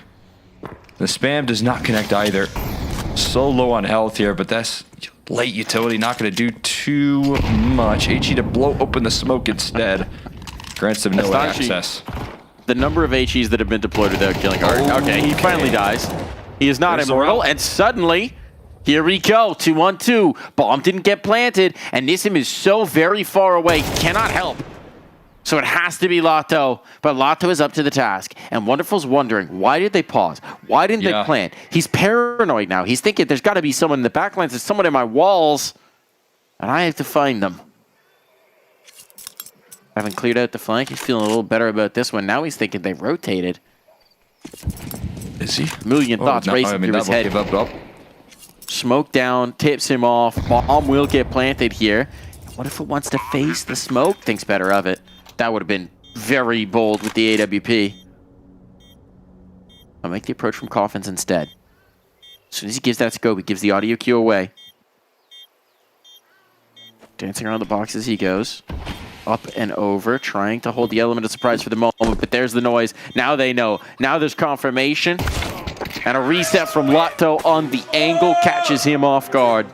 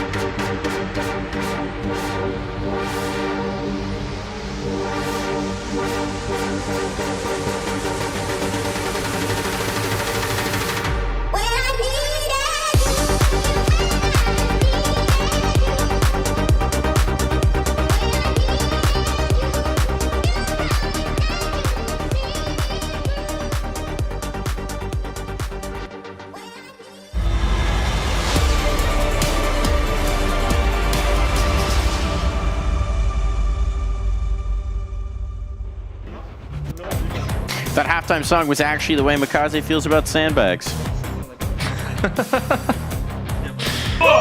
He needed them. He needed them. Those sandbags Legacy do not protect you against HEs as well as you would think.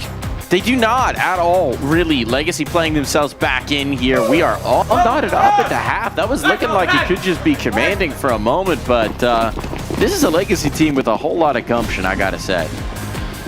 Yes, it is.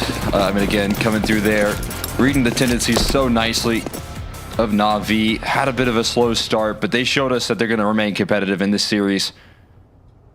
And they're bringing that fire that they've been showing out throughout this group. It's an awkward start, though, to this round. Emma happy that he's still living. Caught with his knife out. Going to drop right back down from that balcony. Na'Vi going to look to bounce right back into this B-bomb site. Makaze over there towards that B-bomb site. He's close enough to sandbags to feel comfortable and at home. And the B-smoke's going to fade on through there. Hopeful smoke spam. Not going to connect in it. So retake a 4v4 now that Emma's lurk is dealt with. That makes it a little bit easier, but that's a nice answer through from Sadzin. Just RNG perhaps through the smoke. One flashbang. One flashbang. Here it goes. Got to be deployed.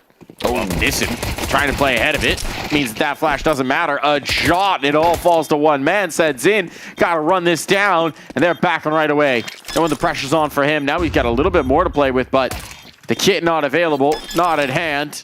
And that means a 10-second defuse is just too much to ask. He's come off of it. Makaze is playing with the time, confirming that round, and making sure the pistol goes for Na'Vi. Even got to find the kill. As a cherry on top. Both pistols converted here by Na'Vi now. Able to claim that second one there. Makaze, the opener and the finisher of this one. A little bit of wonderful in between. Na'Vi ready to take that advantage here. They're going to have to deal with the force buy, including a Dumao rifle that's afforded to him. Might have been Sadzin that tossed that one over there, I think. Or no, it is Art that actually did it. He's got the util belt, no armor, but a 5.7. So Dumao set up for a little bit of action here. So play for him to get aggressive. He's trying to dodge up some flashes, and he plays close to the wall right now. And there's a whole lot of targets that he's going to have to deal with in the banana side. Deep smoke, double HEs at the ready, in towards logs, and there goes two. Wonderful of Makaze sideline for free, but there is a response at least. Alexi B with the MAC-10 chases down the frag on the Lotto. He's down low though, and that's going to be finished off by Art. He gets his util out here, needs to get that 5.7 running, and another multi. This time provided by Art. It's all bit now left standing with the bomb in the control of the IGL Legacy queuing up a beautiful round here on Banana. You can see his brushstrokes all over that one. A true Art round. Well, you like logs? We do too. Molotov down, Bit knows he has to brave it to recover this, but it's a double setup, and Sadzin is the line of defense that they need. What a hell of a response from Legacy. Instant equalizer. And Art already scheming up the next round. Deep smoke there. While the counter utility is being attempted there. Double HEs dunking down on their head, and the fact that Art, he has no armor here, sacrificed the rifle for Dumao. Managed to scrape away a multi-frag. That's why he's a top 10 player in IEM Atlanta. That's true. Coming in at number 9. Art.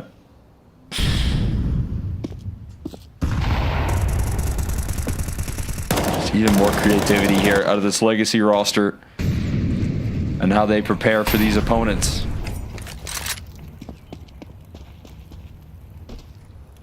They've been putting in the work, and it's showing in the results.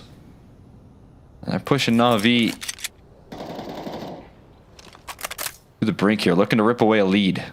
Rifle in the hands a bit. You know, he's good for a headshot or two, but that's not going to give him the duel. It's a bit haircut academy. Moving out towards Arch, but there's enough crosshairs here for Legacy. They have the bodies in the right place. It's that first spot. I didn't realize. That's in. Erase. That's an extra gun that can potentially be picked up en route towards the site. Nice response from Nissan, though. Take the space. Recognize that they probably have something coming out of the apartments. And now Art is just ripping. Oh my God. Dancing around the SMGs. More than enough. I thought he got that third. A lot of helping him out right there, but Art doing a lot to seal up some of the gaps in that defense there after Sadson goes down. It provides a crucial frag to start to wrap things up, but the utility in towards apartments gives no space rather to him. This is what he sees as the round ends for him, and this is what Navi see. And back-to-back rounds, Art with a multi, giving him no good options. And this is rocking a 5-7 right now. He's saving up. What's he saving up for? He wants the premium A1S. Extra magazines. Heard about that reload update.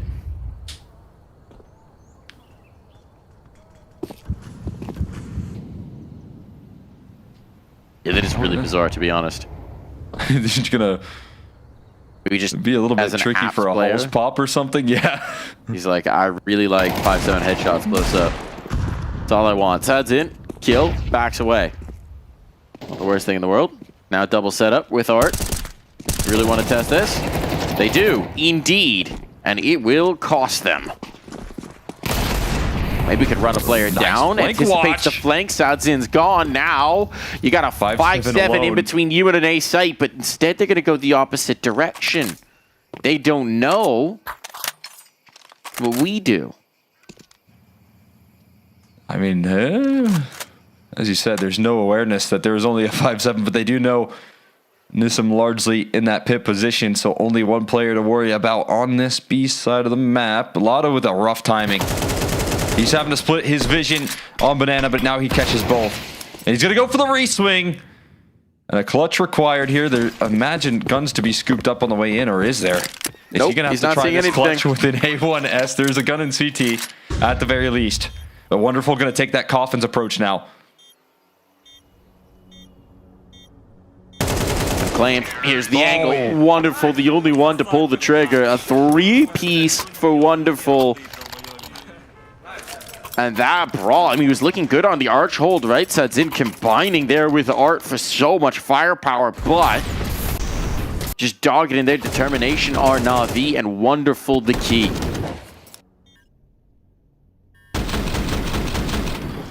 He's able to open up that door. His rifling right now is creating a ton for Na'Vi, right? We saw in the first half as well. I mean, 16-8, so the numbers tell the story, but the impact of those kills are even beyond the numbers.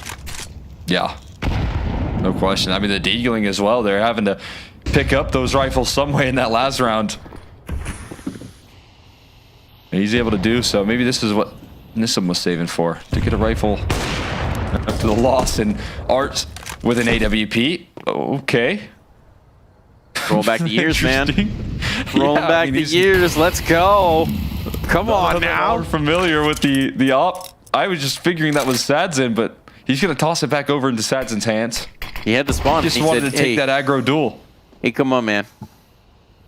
Let me show you how it's done. Yeah, this is what you got to do. How we used to do it. Art. Maybe wishing he had an ult for that engagement, but it's going to be Sadzin, who more than is capable of delivering. Trying to swing back out of the library will cost him. Lato, 5-7. 5-7. They love a 5-7 here. That's going to fall into the 2-on-2. Bomb planted. Both B players trying to rotate in. Nissim and Dumao. Okay, very much far afield. It's going to be a tricky retake here for them. Crossfire is well situated. Nothing down on side either. Time's an issue. It is just out in the open. Fortunately, they didn't check him. Looking back the other way. Now we'll send Dumao on his tails. Getting the heck out of dodge, just trying to find the damage, and that he may have. Will indeed. Oh, but he's not going to be able to get out with his own gun, so who's laughing now?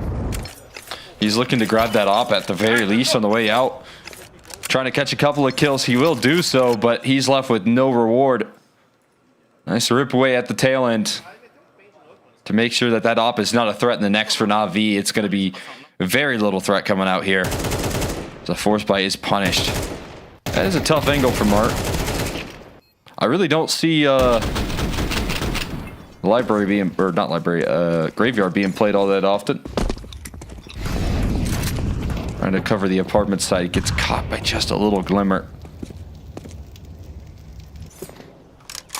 They're continuing to have a field day here on Inferno, as we so often see from him.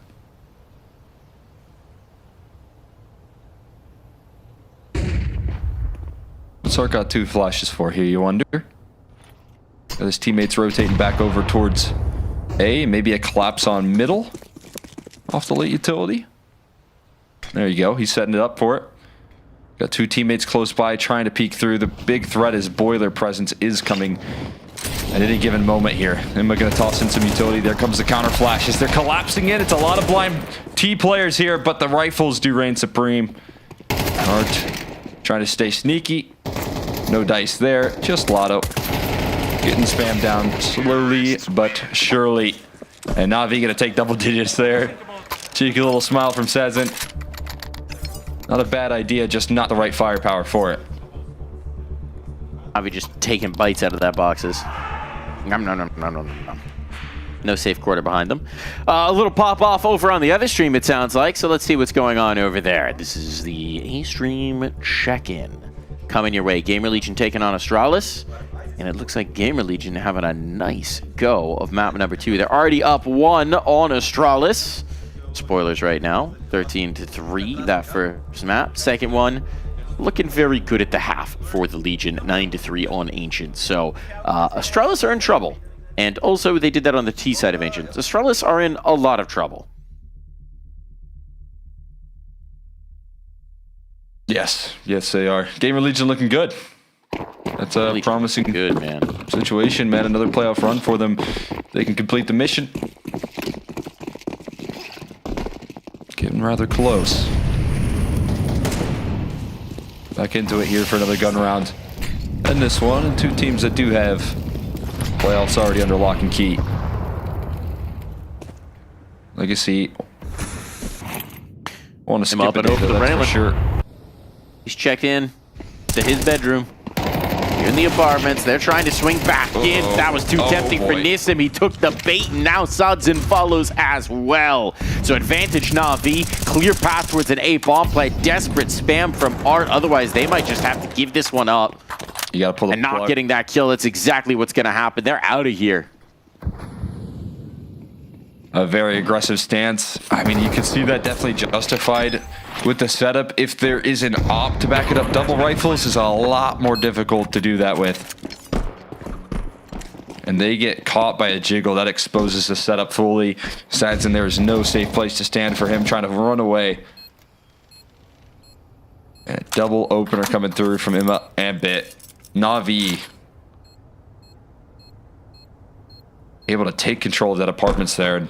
They do so with a lot of presence. It's not just a one-man lurk. That was a lot more of what you're hoping for. If you're Legacy with that setup, it's 4 players ready to collapse on you and 3 players spamming you down afterwards.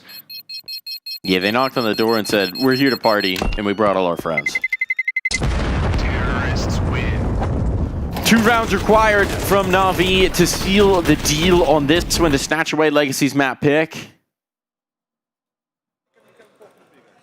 And it's all business right now. No smiles. They know what this round means. Na'Vi calling in the timeout. Okay. Blade getting involved. What does he want to implement? We know the legends of the Blade timeouts. His success rate coming off of them. But it's almost surprising to take a timeout here because Legacy devoid of them. This gives them a chance to have a chat. I mean, a lot of discussion in between Alexi and Blade as well.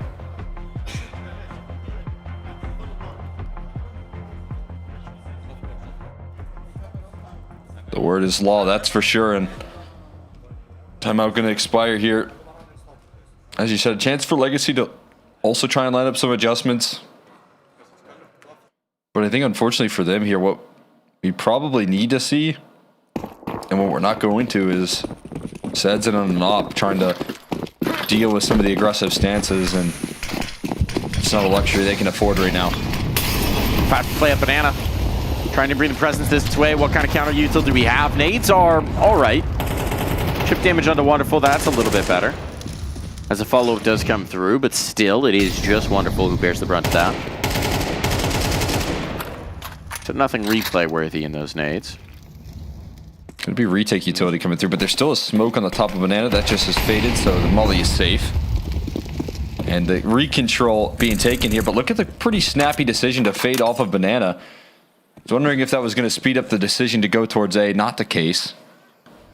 Instead, they're just going to let the late utility that Legacy have spent towards B dwindle. Second smoke towards the top of Banana. It's going to be blocked by Alexi. Might create a little gap in the smoke to work off of. Mal's resources now are just a single flashbang. You're going to brave this on the flash. Do they check the sandbags? They certainly should. They know how much it can be used. And Makaze, yes, has found his love. I found Dumao in it. Smoke up for the cross means that Lato is isolated. Flashbang to support. Art's waiting for the timing on this one, trying to find the perfect moment to save his teammate, to bail him out. It's got to go now. Now he's been spotted. There's the flash. There's the kill. Nice execution. Nice combo through. And a follow-up chain. Art nearly catches that one. Instead, now Na'Vi are accelerating up the lane, trying to find his kill towards A. And Makazi still causing problems B. They don't know about Nissim. They don't. They don't. It's an element of surprise. Sudden has provided him with just enough of a distraction. That Wonderful has no clue. He realizes in time, and Bit nearly was on the line. Limps past 11 health. But the time runs out. They've done enough, and so Legacy survive. Nissim, that element of surprise right there, still hanging around in the site.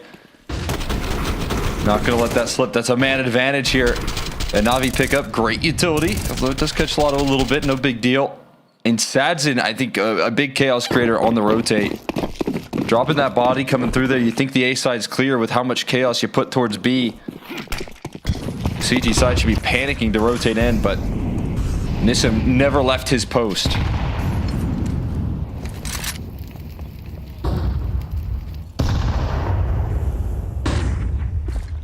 That decision buys them the avoidance of having to deal with at least playing against map point here versus Na'Vi.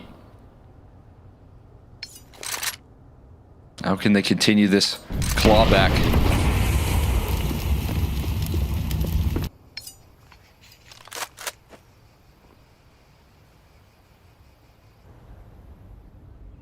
Gonna again wait for that banana control here. HE to blow open the smoke. It sets Dumao up perfectly. He's able to thread in that damage, take down Makazi this time, get his revenge. And they want to continue to fight for this space here. HE goes a little bit deep. The counter utility is still present for the CT side, and that smoke's going to come through just in the nick of time. But is it going to block them from gaining access? They're still executing. They're still pushing past it, trying to maybe flash through it, but that is a scary bit of utility. A secondary smoke coming down range. And they have scared Na'Vi off the approach. They've been completely scared back. You're absolutely right. Decided that was a little bit too much of a risk. It's only two mollies and an HE back towards A. There's no flashes, no smokes. Something, though. Something at the very least. Let's see if they can break this crossfire.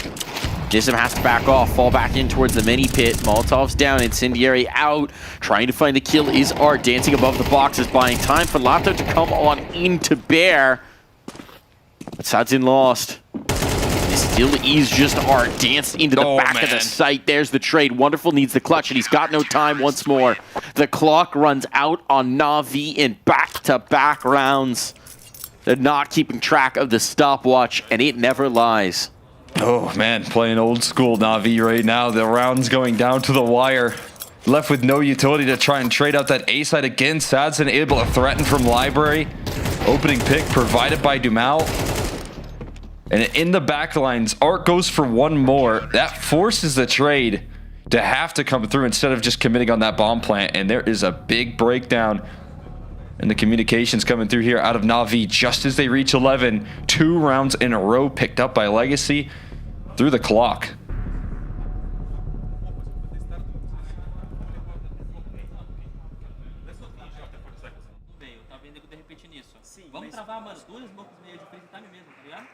Nissim contributing some ideas here. To change up something based on what he's seeing. Don't always see that. Usually a little bit more of the strong silent type for this team, but weighing in.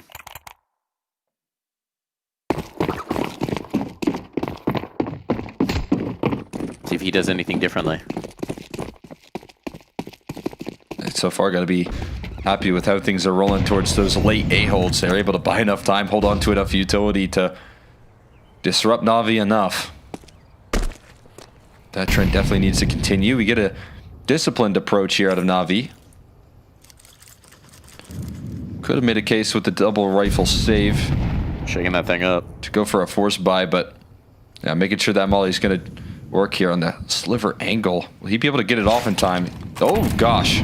Playing a dangerous game, that utility coming through here. He's still firing up for one, but instantly traded. It's Art and Sadzin, though, keeping things contained here and limiting the options, taking down Na'Vi. Oh my goodness, that looked like Na'Vi were going to catch him completely off guard instead.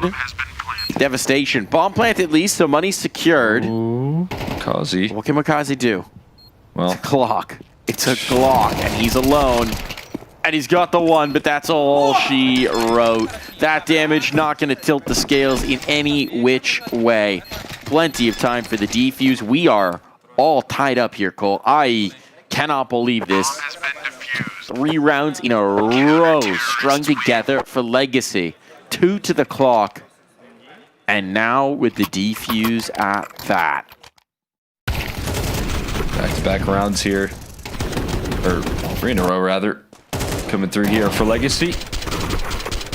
Able to stay healthy in this one as well.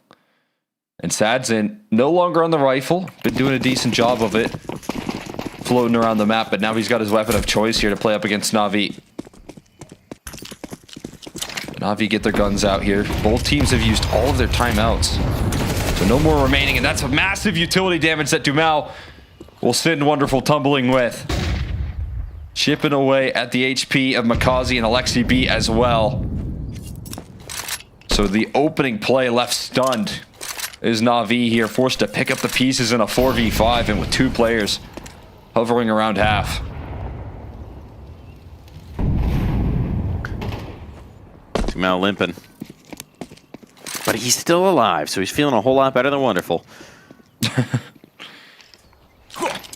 They're abandoning a lot of this presence on B, trusting the Smoke Deep Banana to buy them the time that they need, and Na'Vi is going to test it.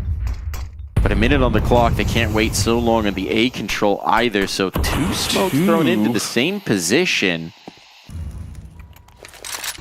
Double up there. That leaves them with 1 smoke to try and play towards the B side. A refresh on the smoke from the CT side. They're going to have to go through this. They've got the flashbangs for it, but they got to do it. And risk running out of clock again. On the site here with his teammate instead of playing back in that CT side smoke. So you're going to have multiple opportunities for Lotto and Art to get involved. Sadzin started the rotation. There's a smoke to cover off his angle. They need to get through before that fades. Sadzin trying to come in to help out his team, throwing flashbangs to support them, stalling out these players, and there come the kills. 1 more man to get past, painted into second oranges. Down goes Art, but look at the damage that's been done. Bomb has to be scooped 10 seconds, and again, just running out of this clock. Sadzin doesn't go for the peak, doesn't risk this. Wants to play for the retake, wants to play for the time. So Bit slips ever closer to him. Zin communicating to his team. They haven't slipped back in a new box. I've seen it.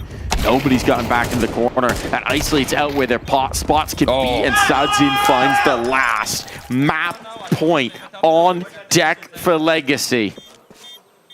And an Alexi B who's trying to reach into his own brain to pluck out the idea that'll bring this into overtime. Yeah, this one's stressful for Na'Vi now. 4 rounds in a row strung together by Legacy. Sadzin, a chance to be the hero there and deny the bomb plant, do exactly what they've been doing best and run that clock out. Decides to play it a little more patient and ends up delivering the finishing blow. Huge sigh of relief right there for Sadzin, making that clutch that much simpler. Am I crazy? Did this all start with a blade timeout? Yeah. I mean, that's where things started to go wrong, to be honest with you. That's where the clock dwindled. Saw a little bit of back and forth as well between Blade and Alexi beat. That's crazy. I wouldn't say it was disagreement, but the rarest slower defense. pace. Ineffective late timeout. Still, if they can get the round here, still a chance to crack this in overtime. Limited weaponry to do so, limited utility to do so.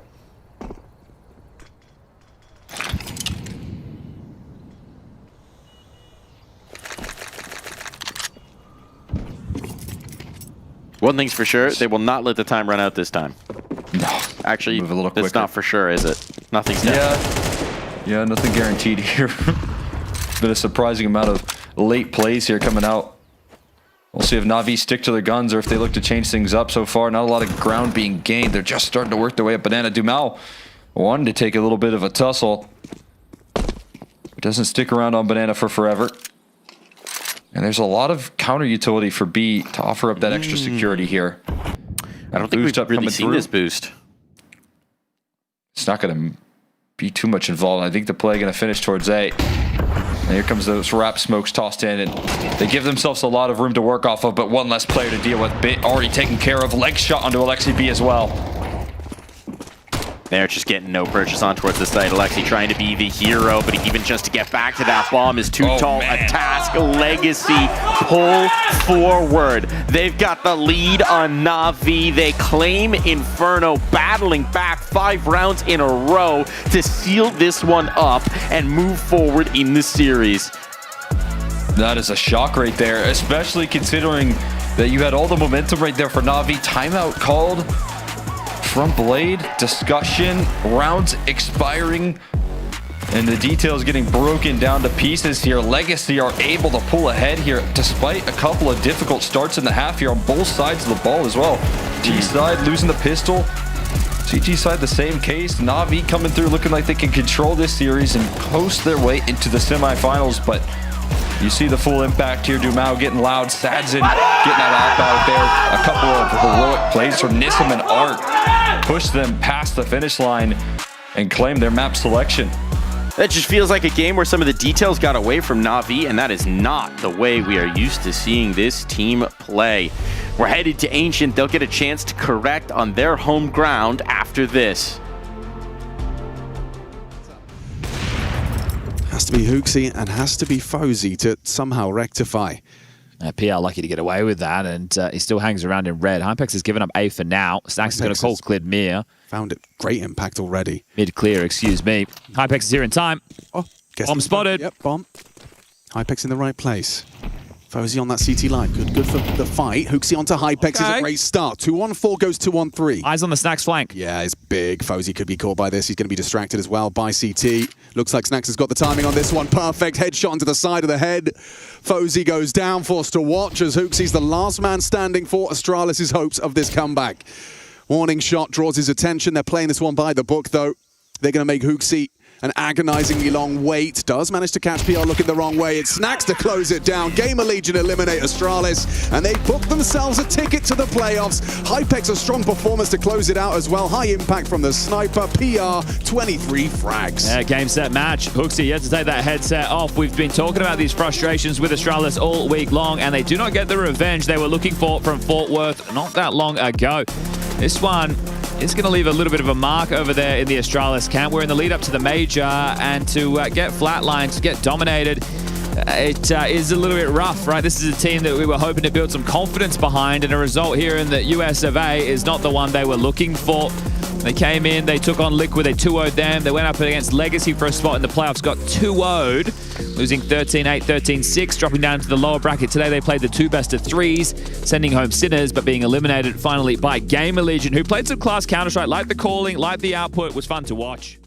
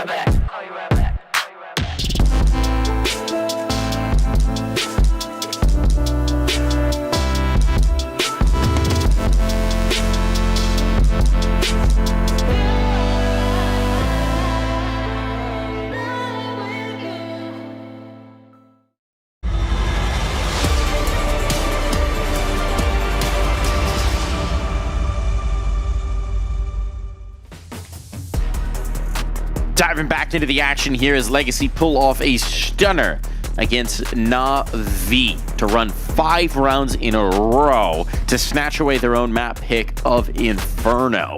So now we've got a firm series on our hand because we're headed to Ancient. If we know one thing about this version of Na'Vi, Ancient is home ground. Yeah, this is their chance to battle back here. Something went awry in those late stages for Na'Vi when they had a full head of steam. Now they gotta patch things up, and again, doing so on home turf. Just open up the window though for Legacy to claw their way back in on Inferno is a big concern. They had that series in the palm of their hands, both pistols, everything you could really ask for. Now are they able to course correct here, get over some of that frustrating feeling that they had on the T side, not being able to close much out. Gonna be a bit of an endurance test here for Na'Vi. It will be indeed. And that'll remain to be seen, but we're going to be diving into the action here. One thing we do know as well, Kazi tends to have a good time on this map. Now there was a loss already here on Ancient, though, to Gamer Legion at this event. Kind of astonishing. 13-1 that, so maybe this isn't the firmest of firm things. Wonderful though, gonna make it so. 1, 2, 3, 4. 2 kills for each pistol, no problem there. Wonderful chewing through, spitting them out. That is clean as could be right there. Dooley's gonna keep those pistol rounds rolling in favor of Na'Vi with the extra finish coming through from Alexi B. You got that molly kill going as well, but Legacy can't scrap together a pistol. I've been looking good on the gun rounds. See if they can get that out. I don't think you're going to invest too much in this one. Yeah, they didn't get any frags. So no extra economy to go in for a force buy. They're going to run it back. They're going to feed the beast. You're going to give it to Wonderful again here. He's got an A4 ready to spam you down. And yeah, I would want nothing to do with that. Vince repeat the same idea. Crazy concept. They're rotating back, maybe hoping to have conditioned them to overreact, give them a chance to catch a player on the flank, on the periphery. Not sure exactly what the idea is here. If they do head out the doors towards B, though, they're going to meet another smoke. And they're going to meet a couple players here. Well poised to catch a multi-kill of their own. And this time they're just going to wait. They're going to group up. They're going to burst through. Let's see what Bit can do. 1, 2. 3, 4. K of his own. Dumal runs him down, but it's swiftly answered upon, and that A4 can be retrieved, so no problems here for Na'Vi. Back-to-back 4K rounds to start this map. Not too bad, Bit and Wonderful. Both stepping up with some confidence here early. Able to scoop up that A4, as you said, so not a big price to pay. As they hop into the gun rounds. This is what Legacy were after. To get nothing really going for themselves. Did select into this T side here as well for them. So they want a little bit of action. They want to be able to dictate the pace for themselves. As we said, this is a team that likes to get aggressive. Wonderful handling it over towards that A side, but the B side, not so successful. The aggression gets punished. Either way, Wonderful, good for 2. Delivering on that rifle once again here. Emma gonna seal up a follow-up kill into Art, take him down. And the resistance here from Dumau needs to be successful. A multi-frag, a nice little spray transfer. Molly's taking them forward. The smoke spam working wonders there. Lotto through the wall, through the smoke, it doesn't matter. He doesn't need to see his opposition, and Emma gonna look to surface through the smoke here. Has to deal with the mid-prong here as well. Gets a visual on target, can't get traded out either. Lotto set up in a 1v1 now. And has to scoop up that bomb first things first. He can make a quick move towards B. It would be open for business and it would be free of charge. But he's got to get his boots on here now and start running. Run right into the bomb plant. Still wary. Exit confirms. The more time he spends clearing this out, the more time he has to potentially get closer, but right now, no urgency to the movement. Which means that no matter how much time he whittles off this clock, he should still have a chance at the plant. At some point, you can see Emma just afford to commit to one idea or the other because the time is ticking down so low, and he's going to hear the bomb plant, have an early play towards Cave, and Lotto has a lot to think about right now. Just going to stay in the off angle. Has the right read on the positioning, but not the shot. Imma slides just a little bit too far down in the elevation. And that one perhaps overcooked from Lato. Nicely done in the clutch. A big sigh of relief right there. Dumao putting that one into contention, but safe pair of hands to close out the clutch. This is a wonderful kicks it off. Playing confidently with the rifle. Look at the transfer from Dumao. Didn't really feel like Makazi even fired right there in the trade attempt. Not sure what happened there, but gave Dumao a lot of time to react for the double swing. And it's another force buy off the bomb plant, and it coming down to a 1v1. A little bit of loss bonus stacked up. They're going to try and keep the pressure up here, our Legacy. Out towards middle. Flashbang underhanded, and it is no dice for Dumao. Makazi slips into that smoke as well. Backing away. Lato and Art, though. Holy cow. Kick down this door. Imma trying to shut it behind him. He'll do exactly that. So Lato is the only man. The bomb didn't come along on this mission. He's got no health to spare. His teammates have disappeared like dew in the morning, just vaporized. There's a clinic right there. Imma in back-to-back rounds being the hero. That B site was looking lost, but he comes through from that shelf side just in time to deny the bomb cross. And look at that. Body shot bandit ends up landing ahead there as well. A 4-0 start this time. Not as much ground being gained there from Legacy to try and keep up the big investments here. They'll go for a half. They'll go for a timeout.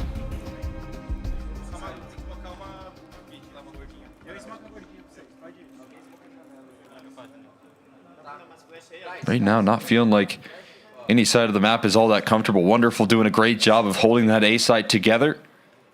And Imma over there towards middle, helping out towards B in certain occasions. Doing a great job as well.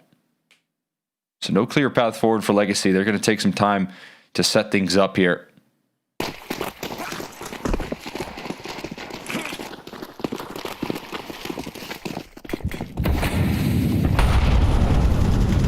Straight through the smoke, not respecting that in the slide. Is taking his control towards B main. A damage could be a whole lot worse, so not too upset about that one. Well, Lexi B wants to avoid getting too isolated here in the cave, so he dives back in to join his teammates, but as he does a check, that was risky. Incendiary comes out, makes this a lot more comfortable. Through the smoke they go. Imma down, and suddenly danger zone here for Na'Vi. They're locked out of the site on the wrong side of these smokes. This bomb's now ticking away, and even with the limitations for Legacy, with numbers on B, they can make this work for them. Auto on low health here, start off this retake. Personal. Just gonna spam straight through the smoke there. Wonderful, still firing up with the op. It's gonna have to be a hero play from this. I'm thinking about moving through that smoke. Is there any timing for him? It's something onto Wonderful, but Chad's in with a lonely P250. Plucks a clean headshot out here. Now needs to find Bit. No armor for him. Headshot connected, but still need to find the kill. Running low on time is Bit. He has a kit. It's gonna be close. He's got it. He's got it. No, he's not got it. Oh my God. No. Fraction of a second more was all that Bit required, but it wasn't to be had. Legacy sneak that one past the keeper, and they are on the board. What a showcase of impact right there. Sadson in the corner. Gonna face Bit. Look at this. I mean, it was done. Look at that. Oh my God. Just a small little gap. The tiniest of margins right there, but Sadson does just enough.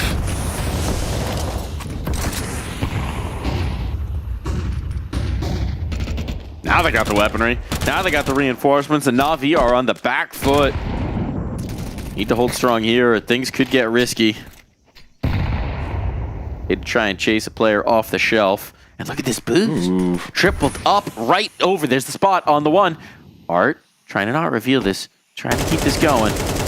Tumbling towers here, and Art finds what he was looking for. You might know there's another one as well from the early spot. Imma should have been seen here, still overlooked, but before that, Nissim strikes for a frag. Art looking to trade things out. The Molly will do the trick, but both players on the scene here of the B bomb side, are they going to brute force it, is the question. It might be the answer as well as Lotto turns the corner for 2. And Legacy are able to get back-to-back rounds and right back in this map. What a boost coming through. Completely catches Na'Vi unawares. Pit just not look enthused about that one. Dude. Frustrated here from the get-go. Was he on Mikaze's list of sick players from the beginning? He might have been, I think, actually. Might be feeling it. Yeah. And it's not a lot more get time boost to be wallowing in that, though. They got to get the move on. Do you know, Art? I think it was Fury that had that cheeky little vertigo boost. Do you remember that one that they got up on the rafters? Mm-hmm. I know that triple boost has been around for a little while, but just being willing to put that out in such a critical moment to break the economy of Na'Vi definitely shows some guts. Well, B has been taken entirely. Whoa, Nissim's gun has been claimed.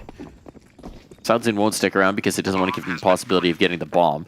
Duval's a little isolated, but it does seem like Na'Vi are pretty happy to have gotten that 1 AK and get out of there.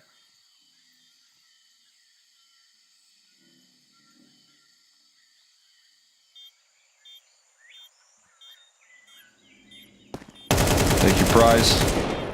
T-side Molly. AK in the hand.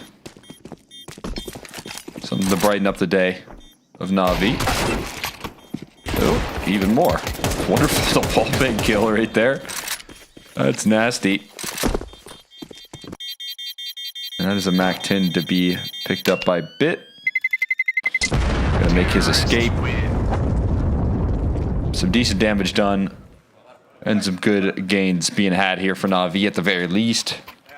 Legacy, though, a familiar feeling. Having a little bit of a slow start. Not yet able to capture any pistols, but clawing their way back into the game off the back of a timeout of their own. Now we're going to see Blade get involved once again here. Felt like a awkward turning point for Na'Vi in the last map.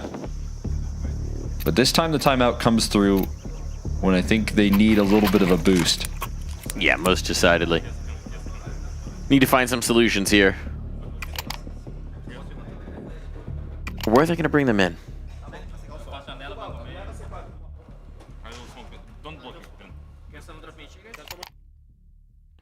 Getting vocal, that's a good sign. Discussing what the next steps are. Maybe that speaks to a little bit of site aggression coming through. It's still going to be a missing Smoke through towards mid. What do we get? Aggression down middle. Let's go for a brawl. Let's go. In towards the donut. Something a little bit more dynamic coming through from Na'Vi, and they're up on the shelf, and Imma's continuing to bring this through. Wants to get into the cave. Ooh. Wants to slip this smoke entirely. Bit holds the line for the moment, and now Imma activates. It's only the tune of 1. The flashbang from Mikaze actually catches him just a bit. But now it's Dumao and Sadzin in a 2v4 to try and mount a recovery. Well, that's something to bring a smile to Bit's face right there. Lovely multi-kill. HE blows open the smoke. There's just a small margin for Sadzin to fire through it. Unable to connect here. They've got him boxed in on B. Flank being covered by Mikaze. Middle held together by Wonderful. But they're going to back away. Might be looking for a more retake-centric approach with the way that they're playing. Have given over the site. Waiting all of that utility out here from Legacy, and all of it's going to be expended here. Flashbang goes in. Tough ask for a bomb plant here. We'll see if they can provide the protection. Sadzin going to lock in the digits. Now the coverage not going to come through from Dumao. Sadzin definitely exposed and vulnerable, taking flak from the wall bangs, and he will be finished off. Dumao on winnable position. Mikaze, the one to seal things up, and Na'Vi get a quick bounce back, and it's at the helm of Bit, saving that B bomb site from being broken in. Yeah, very nice work from Bit. Right, the general idea is that fast play from Imma, but they're so quick up the ramp that if Bit hadn't been able to hold on this strong, they just would have been past him before it even mattered. So that's the rally that Na'Vi were hoping for. Puts them in a much better economic situation. And now with 5 rounds to the good, how much further can they take this half? Let's see the ops Change come up out the both presence sides this time.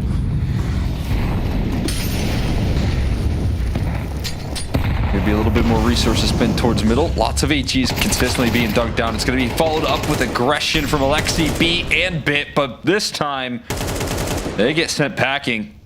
Well prepared Legacy are not going to allow that to slide. And now they got all the time in the world to work through this 5v3 and wait for Na'Vi to make the next move.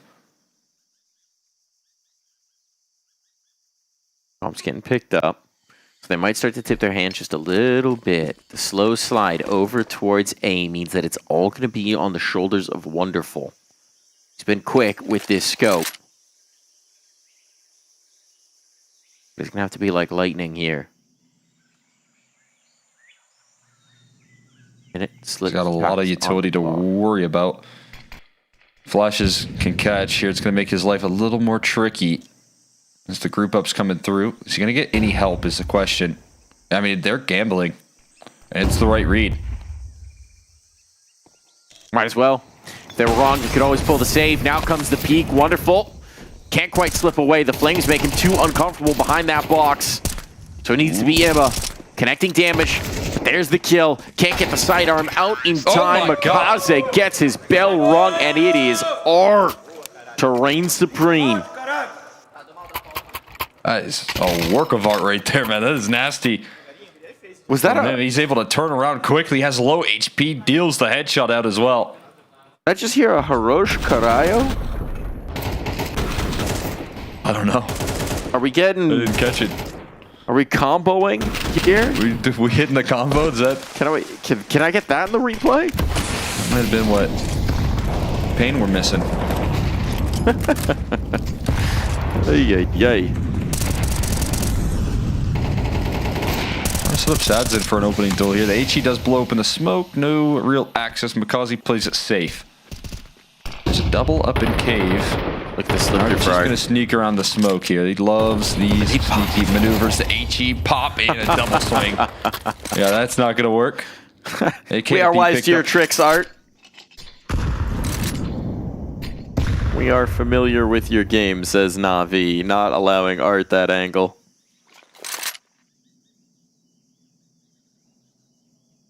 So what's the next he's got enough reps versus Art to know a thing or two. Because he's seen a thing or two. That's right. And right now this nade pop is going to reveal not a whole lot in towards middle. Wonderful sees nothing. So he'll just try and anticipate a potential A main play. Meanwhile, Emma comes over to support and make sure that they can't, in fact, get through the middle. And that is the angle that they want to approach. So Emma has no stall-out util. That could be a bit of a problem if he winds up in a fight. Just going to have to do it with a gun. This is wrapping towards A here right now, and that's kind of the only pathway to possibility here for the Legacy. And it's backs turned here, handed over to Emma. He's going to deny that path in a big way. Still stuck in the corner. He's going to be painted out of it eventually. Demao on a reload is going to walk into the wonderful op. 2v1, and Sadzin almost lands the reaction here. Smoke to try and plant the bomb. That is a big if, though. He's going to tap it. It's a fake, 7 seconds, and it's a panic. Smoke spam here coming through from Wonderful. Another tap, and this is going to be the end of the round here at this point. Sadzin just trying to keep his op in play, keep his life on the line. He's going to rip it out of Wonderful's hands. Walk away with the prize there. At the very least, going to hold on to his guns, but Na'Vi going to move forward with the round win. Yeah, taste of what Na'Vi were experiencing at times over towards the Inferno. Letting that clock run out.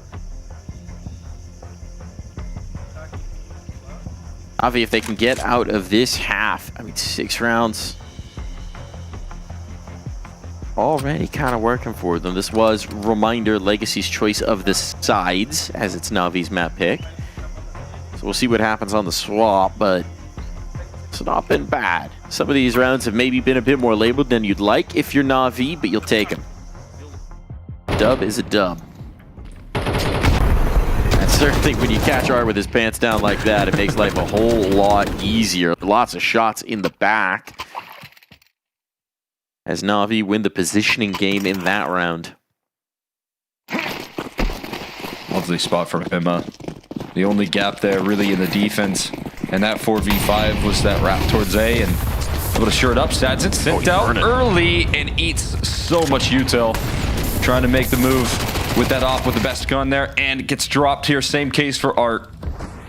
So no ground game here for Legacy. Got to see middle. He was just blind and then dead. Kamikaze looks to lock the middle down. This is his domain. Got to be a little bit wary of this Lato and smoke. He will wisely back away. You got the 5v3. You don't really need to overextend. Give yourselves nice defensible positions and play together. That's what Na'Vi are thinking right now, and that's exactly what they're doing. There's an opportunity for a bomb plant towards B. Alexi B's long range with that MP9 and low health. It would have to be bit to just annihilate people, which, to be fair, he's somewhat known for. And perfectly capable of bringing that into the picture. As you highlighted here, it's just a reserved play. I wonder if that op was retrievable that Sadson dropped early. Doesn't seem like it because those Tech 9s walk right over it. Interesting. They're still giving this one a little bit of a go, but they gotta really hit a move on right now. There's only 20 seconds left. There goes the MP9 early. It's the information revealed, though, and there's a lot of players waiting on the A site right there for them to open up. They are. Is there a path? A little bit of seconds left. A little bit of a crosshair. Oh my goodness, just trying to risk the bomb plant. That's never going to work out. Not with this many bodies here. It's a bit of a massacre, but yeah, the time's gone. They've lost the clock once again, and so Dumao just has to tuck in and save, and he's not even going to be allowed that. He gets clocked. No money for this final round as Na'Vi now build the gap. This is the start of the round right there with the AG stacked. The damage being done. And Na'Vi giving them a taste of their own medicine, watching these rounds expire. That has to feel good for them. Taking down a heavy hitter like Dumao, leaving him with no armor in the last round and a Glock. I mean, he's just a decoy at this point. His Art burning in the flames here. A tough couple of rounds in a row for him. I don't know if he quite realized how fast he was ticking there. I don't know what's going on, but that's going to sting. It's also the big gun now completely out of the round, but it has provided a distraction, allowed players forward. Problem is it hasn't allowed the bomb on towards this site, and now you know you've got control of that C4. So the troops are rallying, the reinforcements are here, and Nissim doesn't matter a jot. Strong lead for Na'Vi as we switch sides.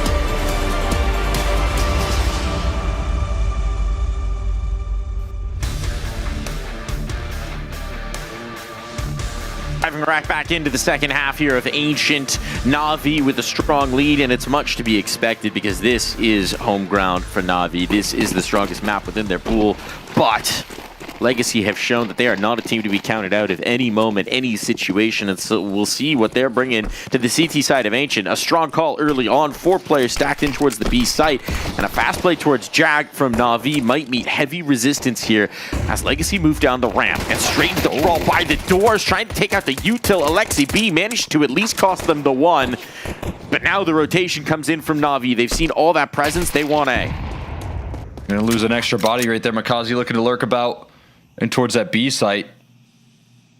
And we got more interesting pass being crossed. Dumao and Bit inside the smoke with each other, none of which realize Anissa might pay the price for it. He's still able to live, and that's when Dumao can come through and pounce. It's going to be a post plant. But if Na'Vi want to remain flawless on the pistol, it's going to have to come through with the hands of Wonderful and Emma, the heavy hitters of this map so far. That's a quick tap out. All falls to Emma. 1v4 defending that bomb, and Art will not allow him a second thought. Quick, surgical retake just coming through from Art, and that's all they require. First pistol missed out on by Na'Vi. Get a bomb plant at the very least. Had some opportunities, but caught some really tough timings right there. Makazi moonwalking into Nissim for free. Nissim identifying the danger of that lurk through from Bit. And then Art comes through to clean things up. Second timeout coming through from Na'Vi. You know they got something cooked up here. Is it going to be a big force buy? Looks like it. Didn't do a ton of damage in that last round, but they give themselves a bomb plant. They're going to give themselves some Tech 9s, utility deagles. Gully on Emma. But they just look, I mean, they look a little dejected in these timeouts and these pauses. I mean, we kind of heard that this was a team that I think is plagued, feeling the best. Yeah, that's a good way to put it. Beset by the illness. It's a plague of their houses. Mm-hmm. Feeling quite rough. I mean, Makaze wasn't hiding that, right? We need to get, maybe we need to get Blade like a plague doctor mask for behind them. Need to stuff their pockets with poultices and medicinal herbs. Dude, I think probably like Ursula can go find a forest somewhere near Atlanta and go on a quest for the magical healing herbs. I'm not sure. Are there any forests near Atlanta? I'm not up on my Atlanta geography. I don't think so. Well, maybe just some extra sleep and rest and a nice hot shower. That'll do him a trick too. This is a nice route. They found themselves. Look at this. A nice little A-bomb site for free. I mean, this is completely overlooked. Art is going to be stunned. And he knows where the second player is. That is going to be a huge surprise. And Emma has managed to route his way through some of the geography of Ancient. And they're not even all that interested in turning the corner. They know what they've given over. What a timing. What a gap. Well, who needs the healing herbs when you've got a route like that, when you've got a flank like that, when you've got a bomb site delivered to you on a silver platter? That'll cure everything. That's just what the doctor ordered.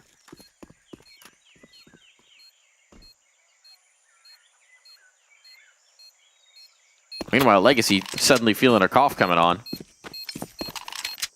And these sites for Apple. That might require a prescription of dust too. I think that is kind of the challenge if you're not V here and you're not feeling the best. You know it's going to be a long one there with Inferno going the wrong way, but gives yourself more time to get prepared for playoffs. A day off could lead to some well rest. That's what you're after.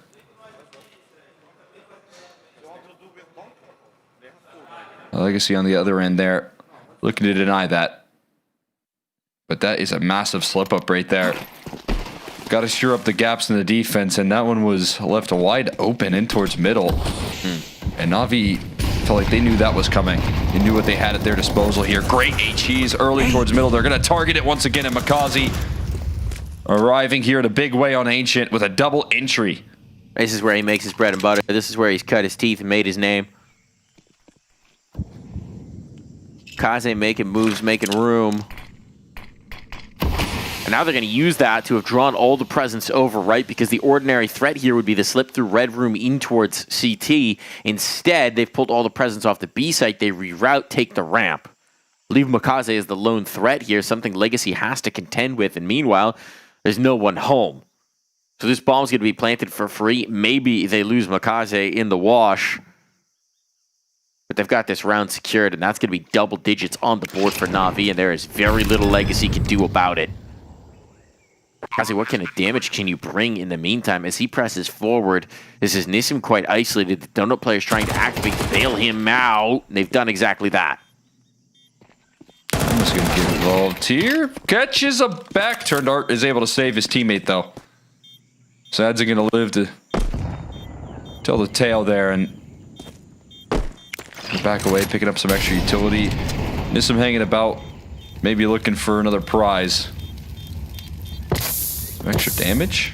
He has a kit. Ticks in the molly, though, a little bit too much, and Bit doing his due diligence, making sure not to leave that bomb early. There's where the bodies lie of Makazi with the double. 7 and 8, had a bit of a quiet one so far. Started off hot on Inferno, but in towards middle, able to line them up, set up by the Ima flashes, set up by the monster util that was tossed in early. Yeah. I mean, by the standards of Makaze and Ancient, yes, this is a whisper quiet game, but I don't expect that to last.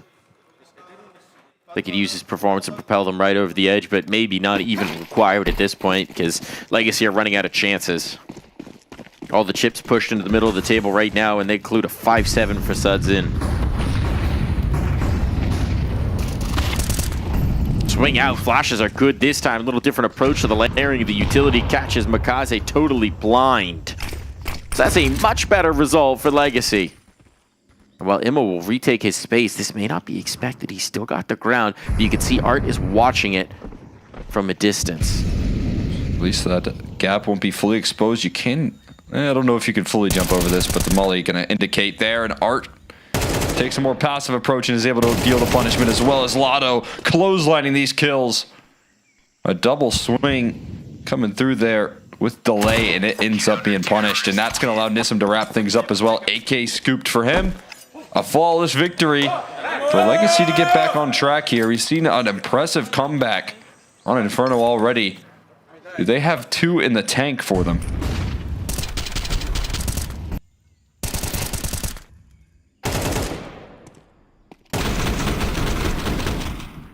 Snappy shooting coming through from Art, right? He's looking very good mechanically today, very locked in. Was top of the board rating-wise over on the Inferno. And again, we mentioned it coming in, 9th highest rated player of the tournament before this series. He might be moving up as well. Making some serious waves just on the individual ability. This is a dance. Imma, he's past the player. Dumont, does he realize? He does now. Certainly. Shadows betraying Imma, giving him away, and quickly Dumas going to realize he was the only man here towards main and focus his attentions elsewhere. I have donut control. I guess that's nice here, but it does seem like, again, Legacy a lot more weary of the gaps in the defense when they leave mid so open. Smoke fades in towards Donut. Dumao might have to risk the peek in towards the op. Is that going to be a liability? It is. Wonderful post, so patient on Temple, and eventually gets rewarded. And that's going to create leverage in towards this A site.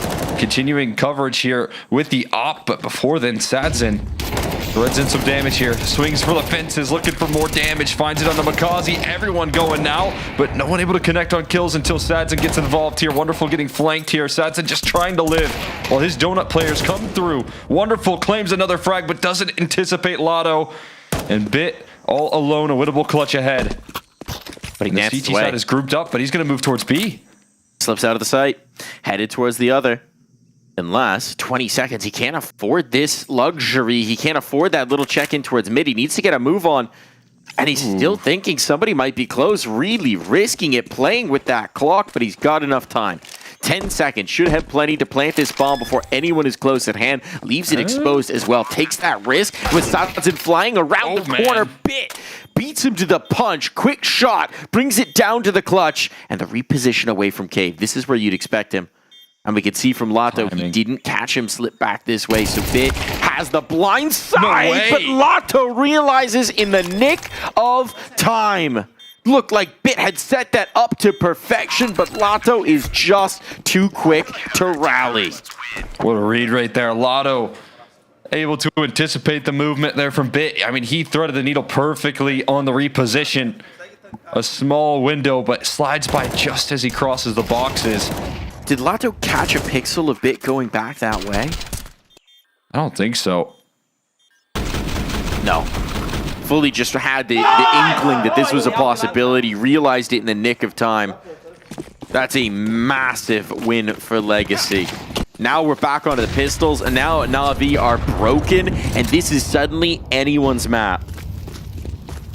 Resiliency from Legacy lives on. B-play coming through, though. Scary stuff with the Tech 9s, but the rifles holding it together. Lato been so perfect on the headshots here, and he's going to continue to do that.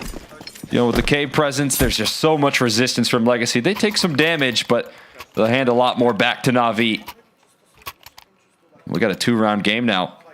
We do indeed, and with no bomb plant there as well. It's nothing burger of a round. You mentioned it as it applies to the third map, maintaining the energy levels when you're not feeling so good. That also applies to a long map too. It's a bit of a marathon Counter-Strike sometimes. A lot of mental energy. Incendiary this time covers the ramp off a little bit better.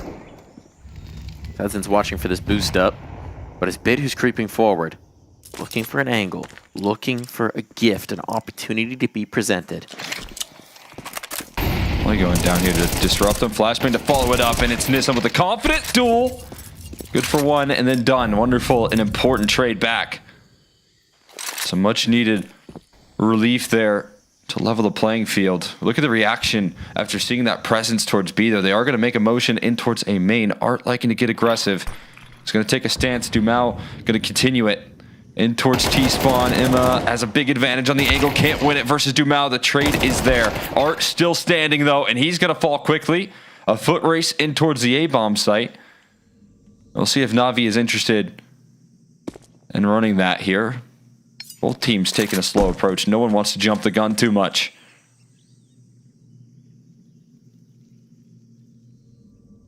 Here they creep forward in towards the site. 35 seconds, so there's still some margin here for Na'Vi to play around with, and that's exactly what they're letting Makaze do. Trick is going to be linking him up with Alexi B, and at least for the moment, Lato's not giving them an angle. So smoke to make sure of it. This should be a bomb plant. Considering the lineup. Deny it on the spam. Oh, oh my god. Like he was drawing circles on them, and he is indeed. Someone check him PC, because Lato's just tracing them through that smoke.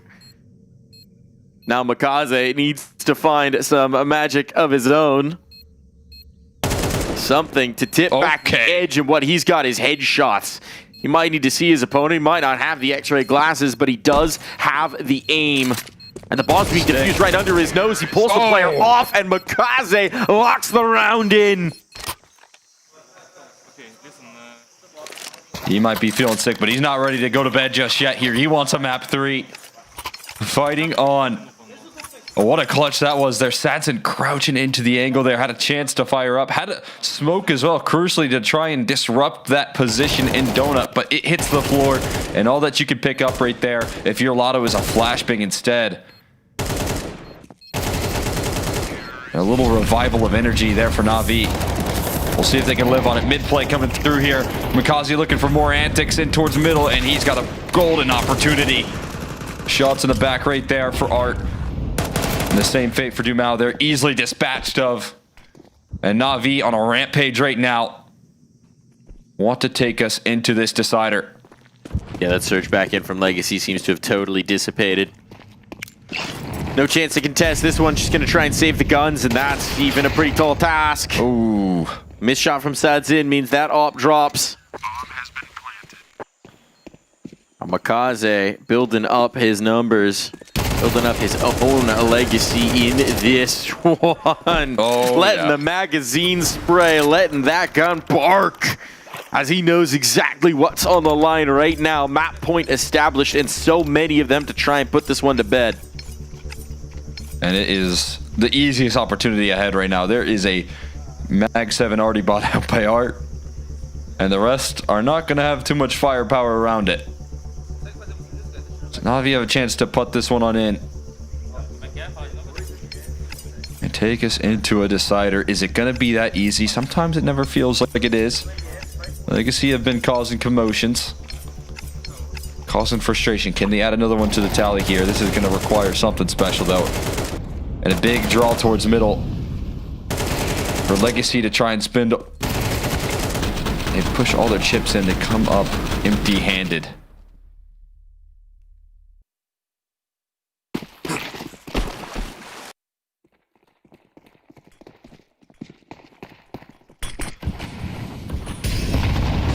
Tough to imagine they'll stumble here. Up against the 5-7s. Bit of a missed red room smoke though. Out of the What about T against side? That's awkward. The Mag 7. What about that? Art's got that shoddy out. 5-7s are good. Mag 7s. Better. They even better? Oh, nice little pre-fire. Unfortunately, right now, I don't think the retake Mag 7 is much to write home about. So they're going to just have to hold A. They've done well to not lose anything thus far. And now Art slipped in towards Jag, which this will give him more opportunities. They're coming to test him. Oh Let's boy. be on the other side. Surely not. Unless. I'm isolated. Oh, did Image just spot a little bit? I feel like you saw a little something with how he's posted up now. So he's getting help as well. You're getting your extra teammate to rotate over, but you activate early. Mag 7 out for Art. A double. Ripping some guns away there and making this one possible, but Makazi's still ready to strike, and it still might be Art with a retake. Mag 7 upgrades to an AK instead as Makazi facilitates access into this B-bomb site through CT. It's very open for the taking. And now how does Legacy come about this approach here on the flank, on the rotate? Art's still looking to get involved. I'm surprised nobody else routed through window. They could get an extra rifle. That could give them so much more firepower in this retake, but no, all three instead making their way through. And now Art needs to make his move. Bit drops him. Gun is gone. It's back to the pistols, and those pistols are not enough. We're going the distance. We're going to 3. It couldn't end any other way. This team Na'Vi might be stretching their energy to its limits, but that is enough to take care of Legacy on Ancient. It's Dust 2 next. Yeah, pushed into a little bit of panic, but Makazi with a huge bailout opportunity with that 1v2 clutch, taking the win right out of the sails of Legacy. They had so much control there in the map, and it felt like that clutch was going to be another one to add to the tally, but with Makazi's impact there, disrupts the wave that Legacy were bringing, and from that point forward, it is a strong finish there. Had a little bit of flair from Art's Mag 7, but it does require a third map here.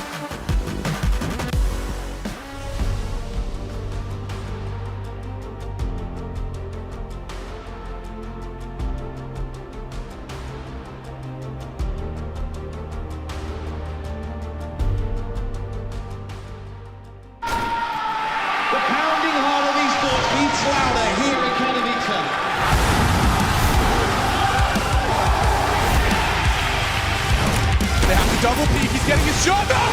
Unbelievable! Something special to throw up his decoy, and that's exactly what happens. Katowice! We are back!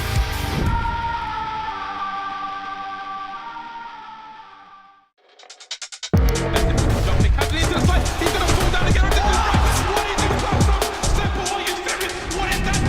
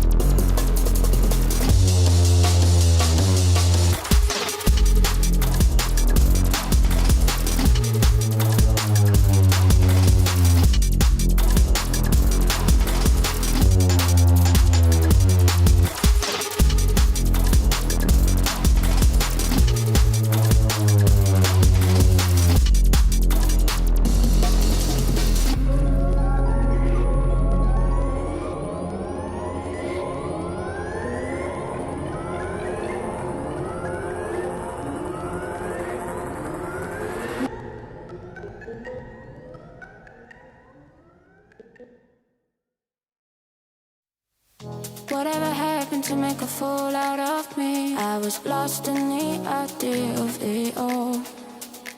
Too many years I'll be suffering here, burning down right now. And I don't know where I run to, but it could be oblivion. I dream I was making love to a whole new life. Learn my lesson once, I'll skip the reminder of what's left for me if I turn around.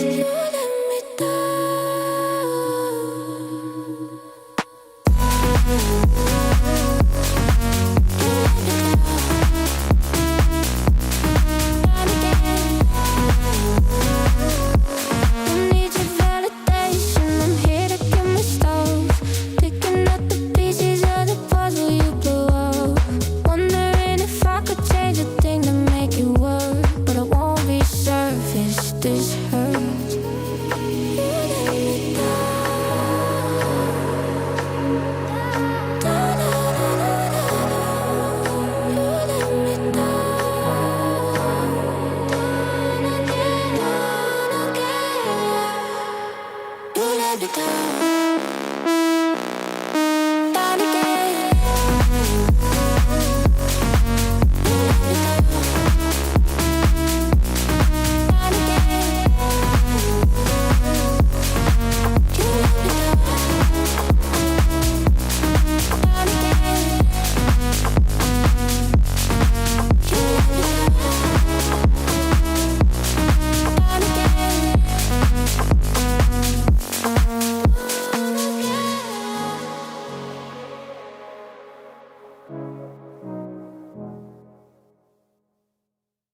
Give me time, but don't go yet. I'm sure I could be what you want. It'll only take a second for me to change who I've become. I know you think me wrong, but I can change who I'll be.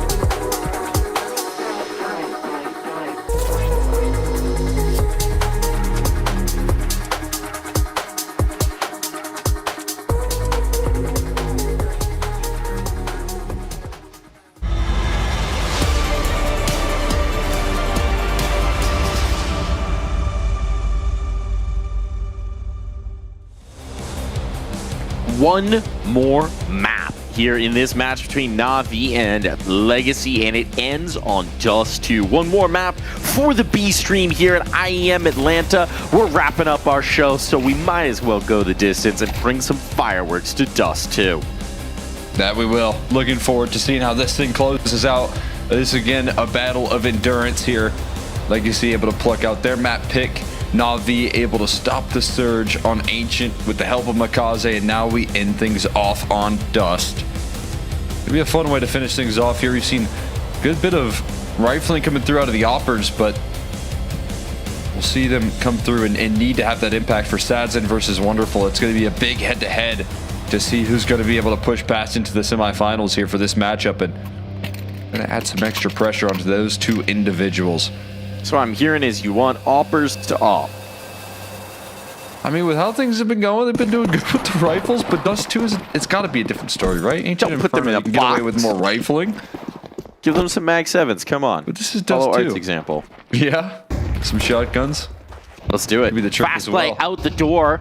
Bit trying to get right into the action. There's 4 players here ready to receive from Legacy. So Bit's now committed, but in the meantime, his teammates are using this distraction to make their way up Catwalk, and this could be a problem for Legacy. They've conceded this ground. Finally, they will get the kill they so eagerly crave, but now they've realized, uh-oh, the chick might be up. Lato not prepared to concede. He wants his pound of flesh as they make their way on towards the site, and so Lato continues to fire off. It all falls to Wonderful. Has to get the ace if this is gonna happen.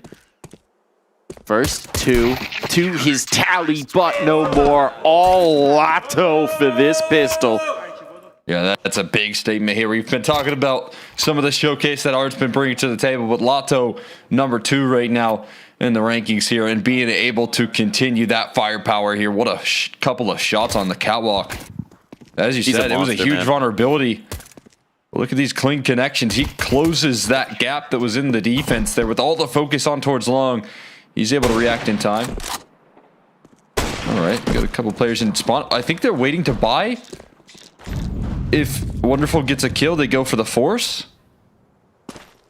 So they were all sitting in the buy zone there, waiting for what Wonderful could do at the start of that round. That's pretty interesting. That's an interesting concept. If he catches one of the doors, suddenly we're fully invested, rocking it with Tech 9s. I like that idea a lot. I haven't seen that one either before, but very, very tricky. Seems like instead we're just going to get a burst on towards the B side, nothing behind this, so not much of hope for it. SMG from Nissim should shoot through them like a knife through hot butter, and the dish only gets through the first. That butter needed more time out of the fridge, but Lato doesn't care. He'll take a bite right out of the stick. All onto Alexi B, and no chance for a plant, no chance for more money made. Lato, the backstop here. Nicely done there. Back-to-back rounds. Big impact here. Key player stepping up to the plate as well. And Lato just surging with confidence here to start things off is exactly what you want to see if you're Legacy. Got the eco farm, got the pistol round. He's 7-0. Poor Lato. There's an op already out for Sadzin. Talked about how that wasn't all that present throughout this series, but first gun round, and he brings it into the picture here early.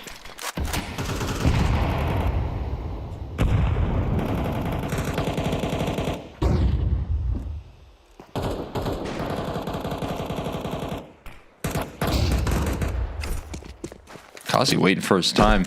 A little bit of utility tossed in towards middle. Doesn't ever check the catwalk there. Did have someone waiting for him. Mid to B smoke tossed in. You've got long control here. Na'Vi are working all over the map, but they're not meeting any resistance wherever they go. Might get a bit of long recontrol here being taken though.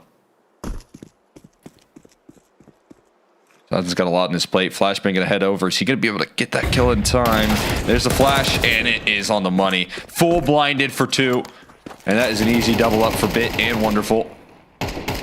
Wonderful finds a nice prize on the ground waiting for him, as well as Dumao trying to buy as much time as possible. There's a nice kill coming through. There's the multi from Dumao, holding the line on this bomb site. Can he find anything extra? They're playing with him at this moment, but he's still holding on. 3 kills out of Dumao and a complete denial of this bomb site. Wonderful running away from his claws here, and he will chase him down. And he's going to get loud after that. I think it was the last bullet in the magazine. I think that was the last bullet in the magazine for Dumao. Can we get a replay from his perspective? I think that was the final bullet he had available to get the kill in the player ramp. Oh my goodness, that's a deserved pop-off indeed. Here we go. First player through the smoke, pops up over the box, perfect. And then the ramp fight, we didn't quite see that. But that is strong work coming through from Dumao, laying down the law. And there's that impact that we know he can bring to the table here. Again, throughout this event, all of that required to step up. He's had that deadly trio of Sadzin, Dumao, and Lotto doing a lot of heavy lifting. But that is the pop-off potential that he is bringing to the table, and that is a big defining round there. Na'Vi taking so much space, had all of the room to work with towards long, found the double up without taking a point of damage, and somehow Dumao deals with all the pressure. You talk about that trio, you're leaving off the most impactful one so far in this series. Art, highest rated player for Legacy, I believe, across both maps as well. If I'm not mistaken, he was indeed. This dude is having massive impact as an individual, as a caller, everything you want from him. Really blossoming in this leadership role here at Legacy. Obviously, leadership not new, but it seems like this team in particular is suiting him just fine. Sometimes you just need a new scene there. That was a nice one, Deke. There's it on the catwalk there. Gonna blow open that smoke twice. And they're gonna grab a gun here. Makaze on a rifle, a chance to redeem that missed opportunity from the last round to try and deal with Dumao. Push past a little early, and that cost him his life. But not so convinced this time. I want to take a little bit more of a patient approach, and I think they're right in doing so. This has been a defense that's been shifting all over the map, and speed play would be a lot more welcoming. Doubling back in towards A, and that's the op. Sadzin is in a bit of an awkward location. He's going to jump back over towards A, and he's being loud about it as well. This is a tough angle to hop from here, can't lie, but he's still going to make do. Art here as the element of surprise, set up by a flashbang, perfectly placed by Sadzin, and jumping up and down here looking for the kill to deny the plant. That is exactly what will happen. Sadzin right on time, it seems. Right on time, right where he needs to be. Bring this one through. So Na'Vi now trying to rally. Never fun to start from behind. We've seen this before. They got the op out in the hands of Wonderful. This is the fight that you wanted, right? You wanted to highlight Wonderful. He's had a pretty strong series himself. This is Dust 2. Should be his playground. He's going quick in towards an attempted B pick. And it's Nissim on the other side with that secondary op. And Nissim is not up to the challenge. There's one op taken care of for Wonderful. Not the head-to-head I was expecting, but I'll take it. Wonderful already able to strike with that first op available, and this is a timing for Makaze waiting to pounce. Sadzin, is he prepared? It might not matter because B is fully open, and he's going to fall as well. Makaze creates the space in middle, while the rest of the team can just mosey their way on in towards B. This mission might just be about trying to retrieve that op that's been dropped down. Art knows he wants to get his hands on it. That's exactly what it is, and now they back away. That was the prize. Risked it to earn it. And he'll keep Bit off of the chase, which should just about end the hunt for Na'Vi. They'll content themselves with getting around on the board with having threatened that B site. And they'll concede these guns over toward Legacy. Doesn't know the fall back there. He's not shying away from a duel. To use Nissim as the secondary opera on a team with Art. I know it's just because of his positioning on towards B, but is kind of a funny concept there. Yeah. It is a interesting approach, as you said. largely positional, but not the start you were hoping for out of the big investment. That is a lot of money left on the table right there for Legacy to let slip. But hey, shake it off. Try and get back on track here. At least you do save one of them, and Hart's going back to the Mag 7. Worked out for him one time. A lot of utility here towards middle, put early. HE to blow open the smoke, almost creates enough vision for Stads, and he gets the vision. Makazi shows, but he will not fight. Somehow managed to avoid the scope. Alexi not avoiding the utility. His armor has blown open. Saw that on the HUD there. It was in the danger zone, and now he's got nothing left.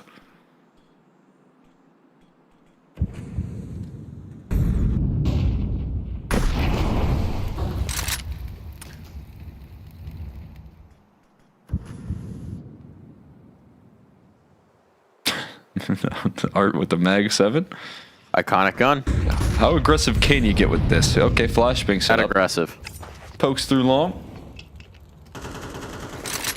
Just confirm the presence. He's got the information. Now they back away. Forces respect that a bit as well, as you can see. I mean, he's very weary of any aggression there coming through. Just the flashbang alone puts a little bit of a fear factor in the possibility. I think if he heard the Mag 7, he'd be even more afraid. Understandably he would so. never. Here's the tunnel smokes up. No one's really close at hand to do anything about this. Could get a nade pop. Sudson doesn't have a nade, so that would be rather difficult for him. A lot of might be seen here. He's in an awkward angle, and Makazi's been able to slip around the edge of that smoke. Gonna swing here and gonna find Alexi B low on HP. Only sees a single player, though. And this mid play coming through could be lethal. Lotto with another, Sadson with the miss, but everyone else handling business nicely. This one without question, and it's going to be flawless as Nissan comes through with the finishing touches there. Legacy bounce right back. So I was actually curious because I was trying to see if the reality matched my general feeling that I never see Nissan with the AWP. And it does. In the last calendar year, he has 29 kills with the AWP.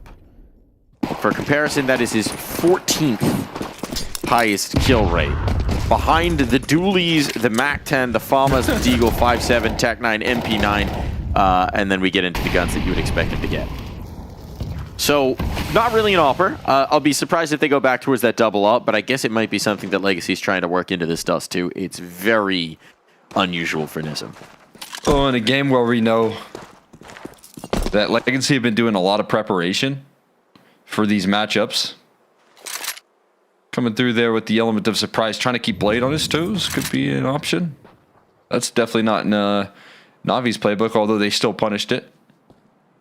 But as you said, that is probably a lesson to be learned right there more than anything for Legacy. That might not be the move here. You want Nissan on a rifle. And he's got it right now, but he's got a dangerous angle here. Jiggling out for information, trying to get that smoke out. But no one offering up anything right now. Nissan on the jiggle, spots out the information. Not getting his util off in time here, but is going to get a rifle for one here. A lot of limited, but Sadson still striking with the AWP. He's going to take the window approach. Another frack from Sadson. One more surfaces the smoke, and Sadson going to send them all packing. Now that's the man who needs to hold the scope for this team. Oh, that is hot from the trot for Sadson. This bodes very well for Legacy now. The win conditions are coming online. The players are hitting. Lato's starting strong. Sadson's heating up with the scope. They've already got so many rounds on the board, and Na'Vi are firmly on the back foot. Pause going to be taken here as they know they need to find answers sooner rather than later. 6 rounds already to the good for Legacy. And the hopes of an easy semifinal berth could be slipping away here for Na'Vi. What a contrast it is in the player cams right now. I mean, the energy is riding high for Legacy, and Na'Vi look like they're scraping the bottom of the barrel. This is, I mean, the exact start Legacy we're hoping for. They're able to bounce back, punishing scrappy plays. A bit of a fear factor right there, but they had all the rotations. Sadson coming through there again, just where he needs to be on this map with the up. We saw it on the A side earlier, setting up Art for success. Now he's feeling a little bit of swagger. Gonna push in towards lower tons. try and take a more aggressive stance. Been useful in those late rounds. What about in the early stages? Can he find these opening duels here to dodge the flash, and that will be his cue to leave. But the cue to also toss in those HEs that have been doing quite a bit of damage on Alexi B in particular. Sometimes you just feel like you're cursed, certain maps. Alexi B usually the one that's handing out the util damage. Famously. Does too. Maybe he'll get it on the CT side, but... Kind of a pioneer of what you could do to maximize the nade drop meta. I mean, he probably has defined a way that you control catwalk in a lot of rounds where you have good util. Here comes the hit. Art ready to receive it. Not blinded up just yet. Can he get anything out of this position? He's got his teammate coming into support. That's the AWP on the angle. Art strikes first. Does that distract? That's it. Doesn't take the corner. And why is he so? Because Wonderful is waiting. That's exactly what Wonderful was waiting for. Player in the car, though. This might be unaccounted for. Lexi B is going to clear. HE's to blow open the smoke. Lexi B feels like he has an idea, but Dumao going to surface up again and deny this A-side access. Just so like he did in the previous rounds here. Dumao, it's a complete surprise, and he's going to work through that smoke, and just on the timing. Wonderful is almost dead. Guaranteed here. Never going to anticipate this, and it's going to punish there. The op just trying to escape with his life, but Dumao lets out a screech. Oh man, the strongest lung capacity in Counter-Strike, individual form notwithstanding. Dumao's got that volume right now, and you know when you've been hearing that for so many rounds in a row at this point, that's got to be grating on you in Na'Vi.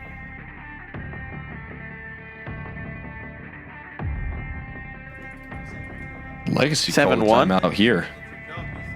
But Brazil is happy with this one. For the good.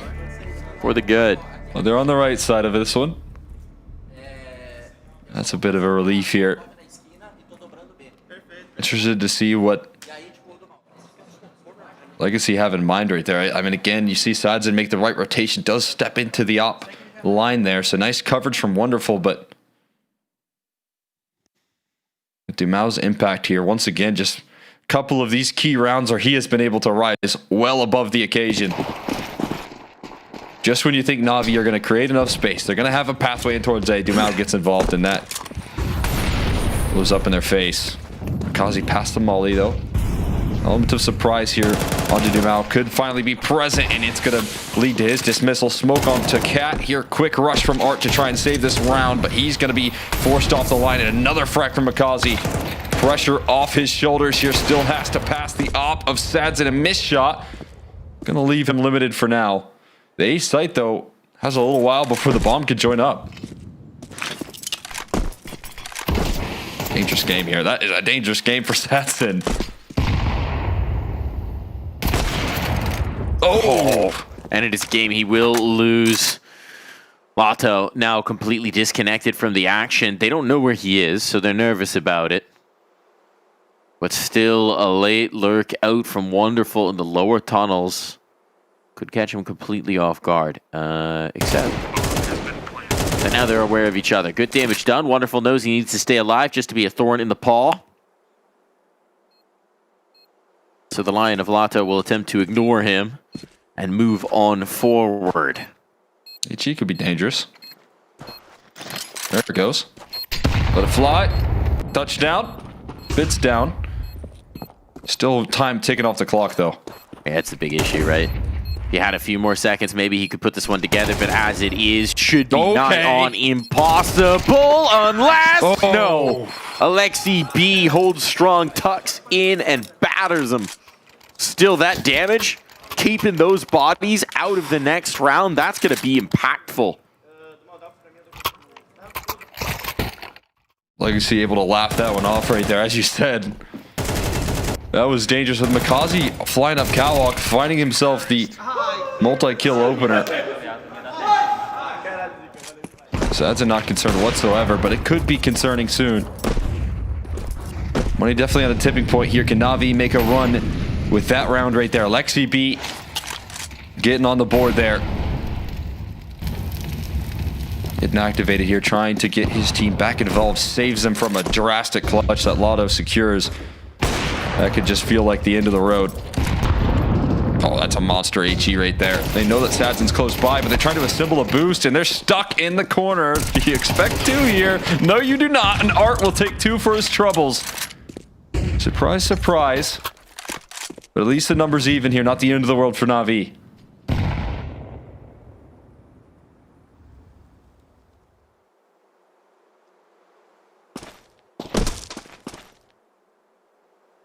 Dumal's going on an adventure. I feel like that might have Lato been left hurt behind, from Ima. waiting for the Sima play. Oh, the bomb's coming back out. The bomb's coming back out. And Wonderful is okay for it. Safe pair of hands, though it'll be even back up. Now the path towards A is very much confirmed. Nissim, they're pretty confident, is over on B. They know where Lato is. They should be able to get this bomb down, though. Molly could delay. Wants to challenge the smoke. That's a high trajectory there. It will land. A little bit. Wonderful, able to get a safe plant here, but it's not planted for Bit whatsoever, so that could create some complications. Bit forced to get involved here. It's going to drop with the op in hand. It puts it all on Wonderful's shoulder.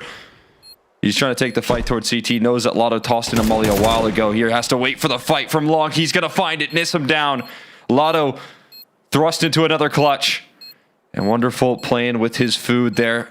Has the element of surprise with this reposition. It feels exactly the same as the last. Can this time Lato deal with the angle?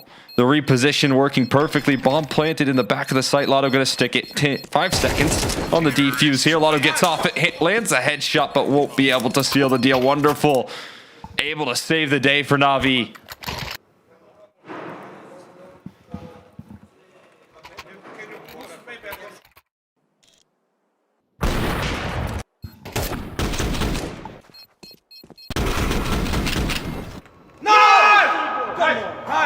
Slim is the margin to these rounds, but wins are wins, and that's what Na'Vi need right now. 2 more chances to bring them through, and this time MP9's a raid on the other side. A scout for Sadzin, it's limited.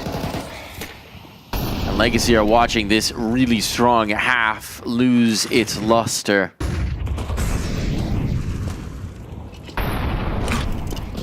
Aggression on Catwalk seems to be the solution they're trying this time around. Smoke to gain the space. It's the kind of angles you maybe want to fight when you have just an MP9. Need to pop it. Ouch. No one on the other side. Takes a little bit of flack for that one. Sacrifice for the information, but this is very nervous towards the B site there. Not sure how Nissim will hold with an MP9 versus 5 players. Heading that direction. He's going to need that support and might have it. Dumal going to inch his way past the smoke here, trying to play the angles, and it's Wonderful to fall first here. Flashman goes down, and there's a surprise from Dumal. Picks up a rifle, going to continue to fire away with that. Oh boy. 5-7 there, and finds a kill through the smoke there. Alexi B lucky to walk away with his life. And now it comes down to Emma. Can he find Nissim? No. No, he cannot. Okay. Not thinking about it at all. Alexi B knows. I mean, 17 HP in a 1v3. Trying to pick up the pieces of this jigsaw puzzle. It's been knocked off the board, and Sadzin beats them right back down. Dumal, the explosive play. Dumal and Lato playing together, right? The chemistry that those two guys have. 6 years of competing as one. Showing itself on the server. And then Nissim just completely overlooked, forgotten about. 8 in the first half. 8 rounds. CT side does 2. Can they make it 9? It might be not, or Nissim rather, completely alone this time around. And I don't know if the support's coming around in time here. He's playing outside the site, so this might be a retake here, one in which they'll have the advantage. Nissim, another multi-kill.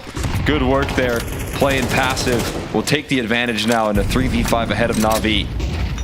That's a hell of a way to earn it. A hell of a way to do it. Right back into the fray. Nissim does not want to allow them the chance at a plant, and Bit painted into a corner and painted out of this half. 9 rounds might just be enough as Legacy look to book their spot in that semi-final.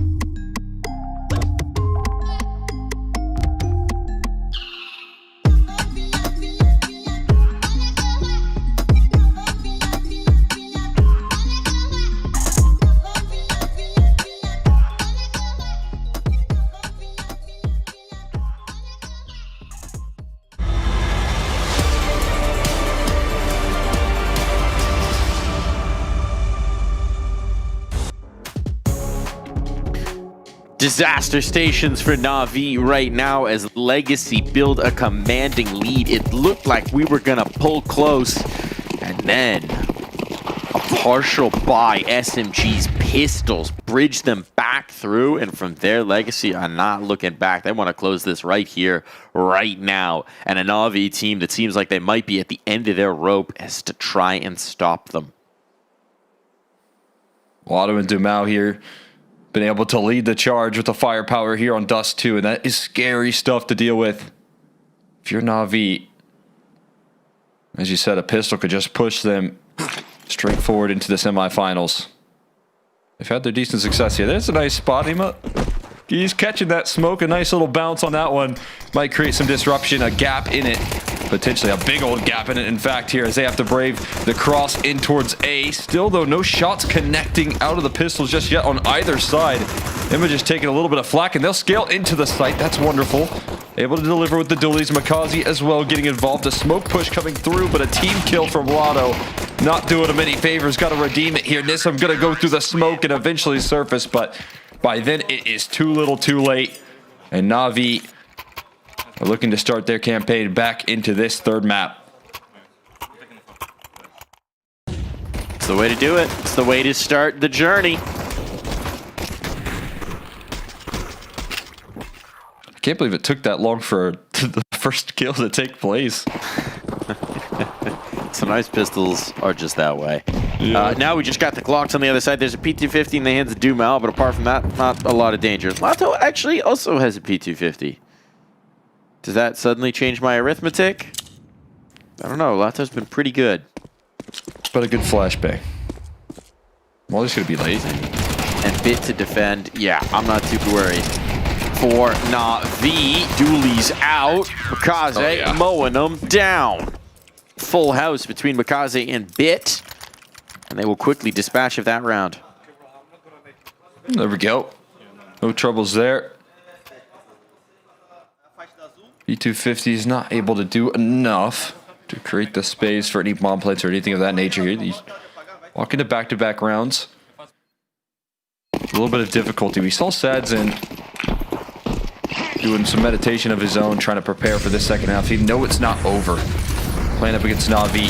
Sadzin going to try and fly out towards long. A labor duel here. IEM makes it into the pit, but not so fortunate for Alexi B. In the same case for Wonderful here. IEM now going to get flushed out by the flames, and Sadzin, that meditation treating him nicely as he finds a double up in the long side here. Makazi going to try and give him a taste of no medicine. They're spamming this car, though. They know where he's positioned. They've done this to Na'Vi once or twice here. Dumao, he's going to finish the job there. So many low HP bars and so much potential for Bit, but a lot of this unconfirmed is going to leave him just walking away from this round largely. Maybe walking into this one. He's going to get flanked. Nisam catches him with a back turn. The only healthy player going to take the duel. And no one drops on the side of Legacy.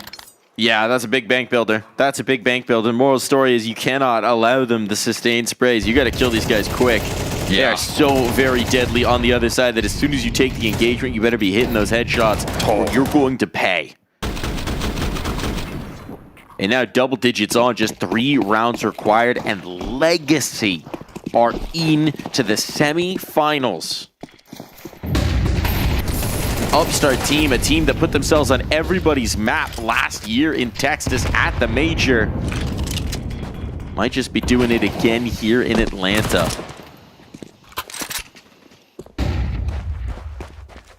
No question, man. This is going above and beyond the expectations here. Coming into this event with the quick adjustment on the coaching as well here, having to adapt on the fly and been able to build up a game plan that has gotten them this far, at least into the playoffs. Are down a man in this round though. This time the long duel does get cleanly connected on him, able to chop up that kill fast enough to deny. They're going to try for a second approach, a second prod. It's Alexi they'll test. Alexi B low.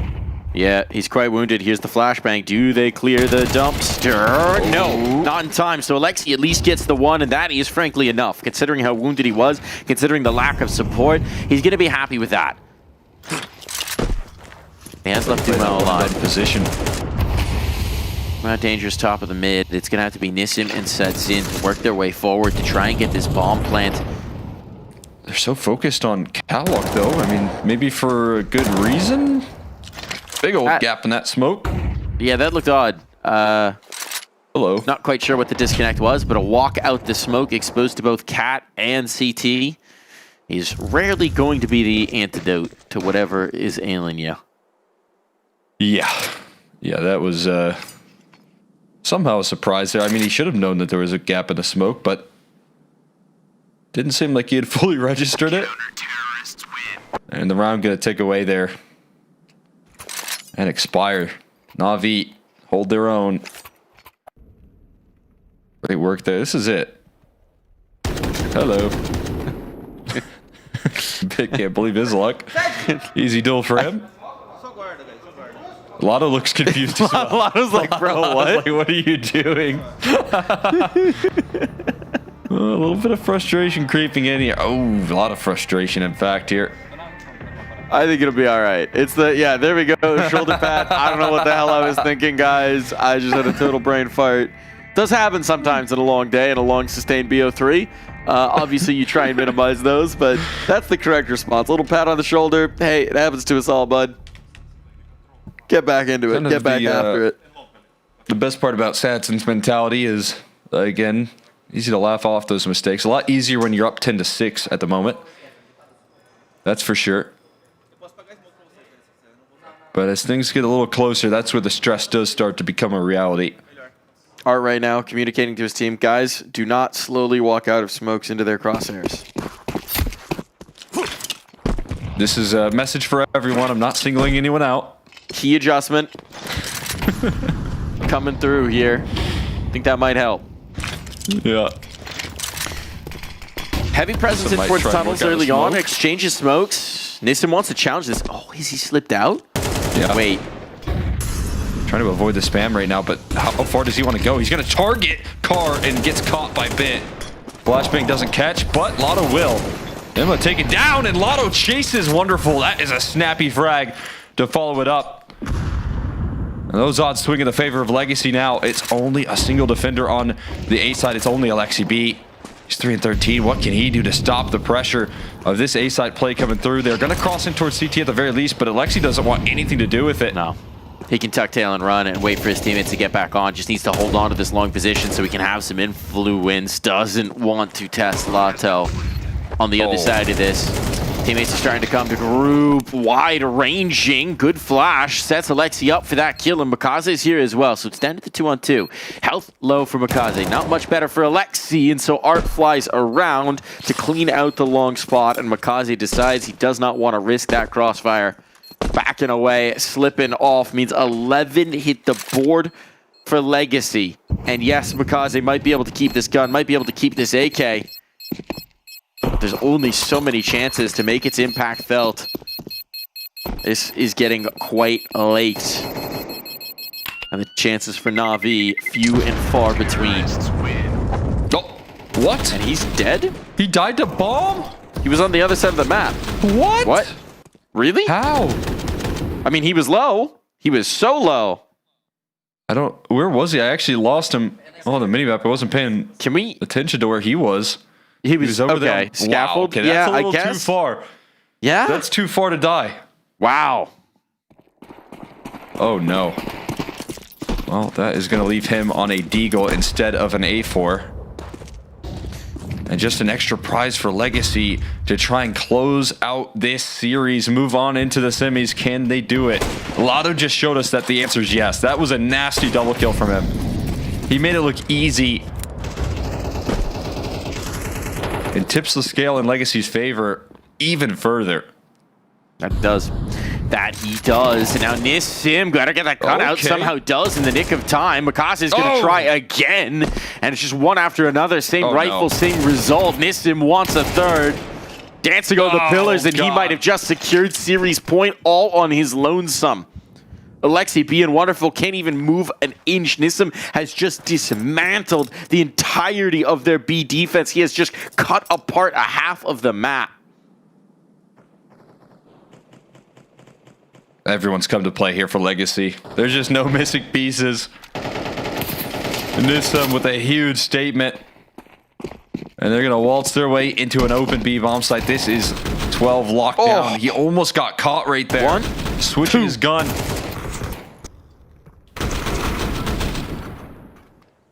Barely takes damage in those first 2 exchanges. Gives him enough life to take down the last. And that's series point for Legacy. And what's going to be left for Na'Vi to pick up these pieces here? They're going to have MP9, a wonderful scout, and that's an if they can hold on to these guns. The hunt is on.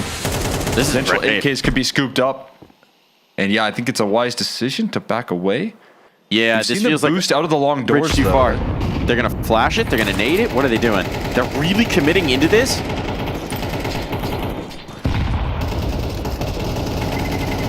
How far do they want to go? That smoke is going to fade. I mean, smart decision. Legacy not going to give over the better weaponry. Not just that, they didn't have a lot of money themselves. Yeah. I know they have a huge cushion here, but you might as well keep it sustained so you can get a lot of gun rounds behind it. Na'Vi are already going to be limited here. So they do keep all 5 alive. But they keep them tense right up until the waning moments of that round. Now, 6 rounds, 6 attempts, 6 cracks at bringing through series point. They're going straight into the B rush. They're going fast. Scope on the angle. Nades close up, Smoke's here, but there's no Molotov, and now Makaze is under siege. He's trying to back off. Wonderful catches a kill through the doors, but Makaze is gone, and that bomb, it's down on the dirt, but if a smoke can come through, it can be retrieved. That's exactly what happens. Are they going to rush this retake? They're going to try and push through the smoke. They've got to. They got to do it before that bomb goes down. They've got to do it. They don't have the util for a sustained engagement. And Doomau is sweeping them off the server. Get out of his house. Wonderful. Stuck in the corner. Scout to try and save. And a nade to chase him out. Legacy are your semi-finalists here at the Intel Extreme Masters Atlanta. A team with a fresh captain, with a fresh approach, with a fresh coach, with fresh leadership across the board, make their mark at an IEM and guarantee at least a top 4. Oh, that's going to be everything for this squad here. Momentum building for this team all the way throughout this upper bracket and able to seal the deal with the cherry on top, having to take down Na'Vi, a roster that hasn't been doing too much losing. Had a tough time over there in Pro League online, but it's a different story on LAN here when you're challenging up against this squad, and they made them work on that first map with that surge, with that comeback on Inferno, and end up sealing the deal with dominance on Dust 2. A victory over the number 2 team in the world. That is a statement win for Legacy, and they didn't do it the easy way. They battled them through the series. They squeezed it out on Inferno, and they dominate on Dust 2. Sustained engagement here, and this is a Legacy team that's here to play. This is a Legacy team that's bringing so much firepower to the server across the board that everybody had better sit up and take notice here, Cole. No question about that here. This is, I mean, proof all the way through. They came in with confidence versus M80. It looked like they just kept on calculating the game plan for the opposition. Really dominated Astralis, didn't give them a chance to breathe, and then come through with a difficult matchup versus Na'Vi. So impressive here, and they continue to get that performance out of these key pieces, right? Lotto stepping up to the plate big time in some of those big impactful moments. You look at Art continuing the firepower that he brought throughout the group stage, and unanticipated, top 10 performance here so far in the groups, and of course Sad's it on the op as well. And look at that, I mean, clearly they're not satisfied. There's something that Nissim and Art are discussing. Something about what was called, some setup, something that they want to change. This is a team that is still very much finding themselves, very much building into it. Man, for this big a victory, this looks like something's stuck in his crawl right now. Yeah. He's got some words. All right. That is. Little curious about what's going on there. Yeah. Hopefully we can find out in the post-match interview. Either way, this is going to be a massive victory, right? I mean, this flies them up. We are unfortunately going to be unable to bring you a post-match interview. So let's just talk about what this means for Legacy, right?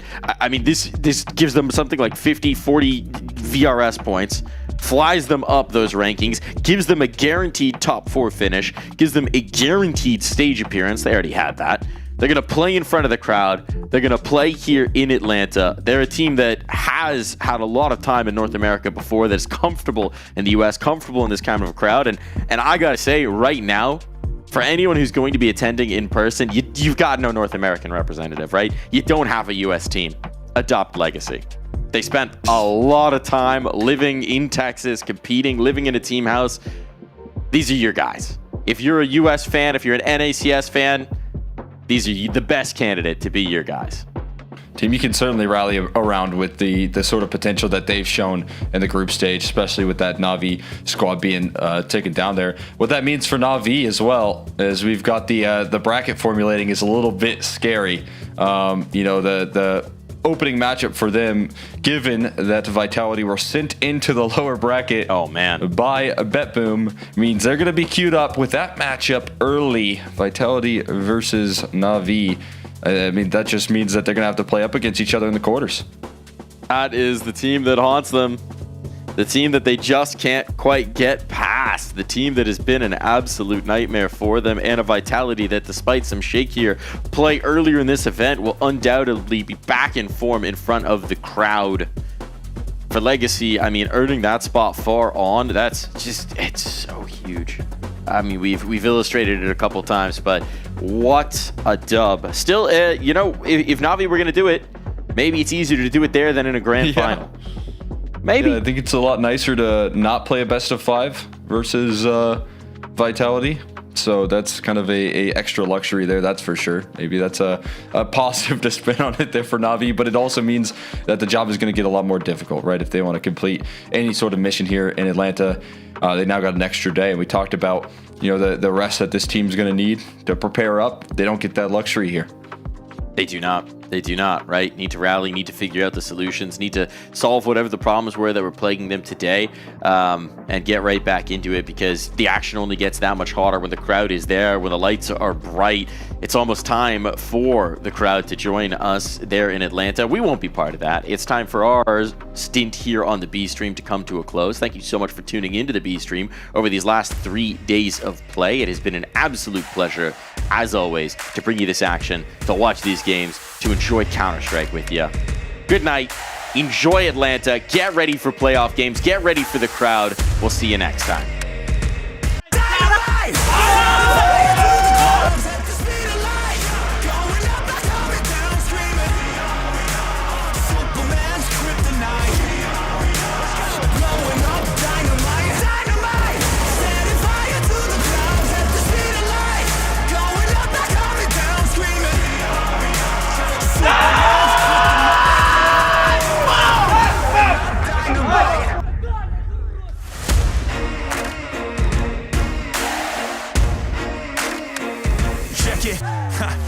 Troubled days, lonely nights, lot of tears, lot of fights, big dreams met with bigger lies. It ain't what it seems from the outside. On my downfall they pray, will I surrender or will I betray? Given the trauma that lives in my brain, or use it to fuel up the fire in my veins. I never complain, I boss up and do it. If there's a battle, I'll fight my way through it. If the wind blows, I thank God that he blew it. Cause what is a blessing depends how you view it. The fruits of my labor are in abundance, indispensable, I'm not redundant, incomprehensible the way I've done it. When the struggle pushes me, I'll shove it, I'll rise above it. Fight or fly, we will stay. Through the perils we dare not to stray. Spark the match, light the flame. Out of luck, out of sight, dangerous, dynamite. Dynamite! Setting fire to the clouds at the speed of light. Going up, not coming down, screaming. Superman's kryptonite. Blowing up, dynamite. Dynamite! Setting fire to the clouds at the speed of light. Going up, not coming down. Superman's kryptonite. Blowing up, dynamite.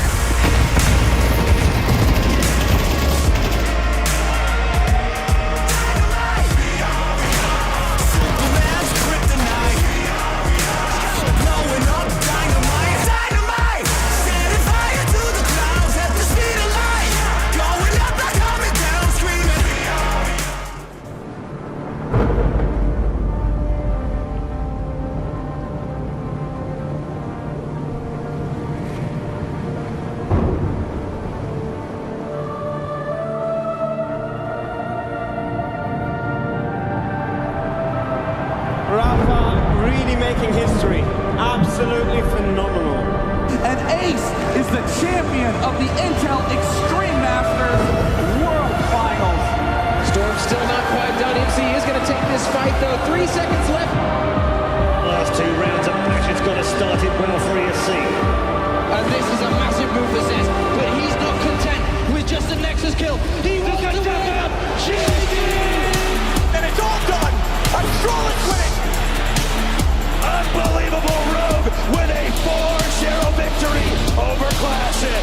And they did it again in the grand final.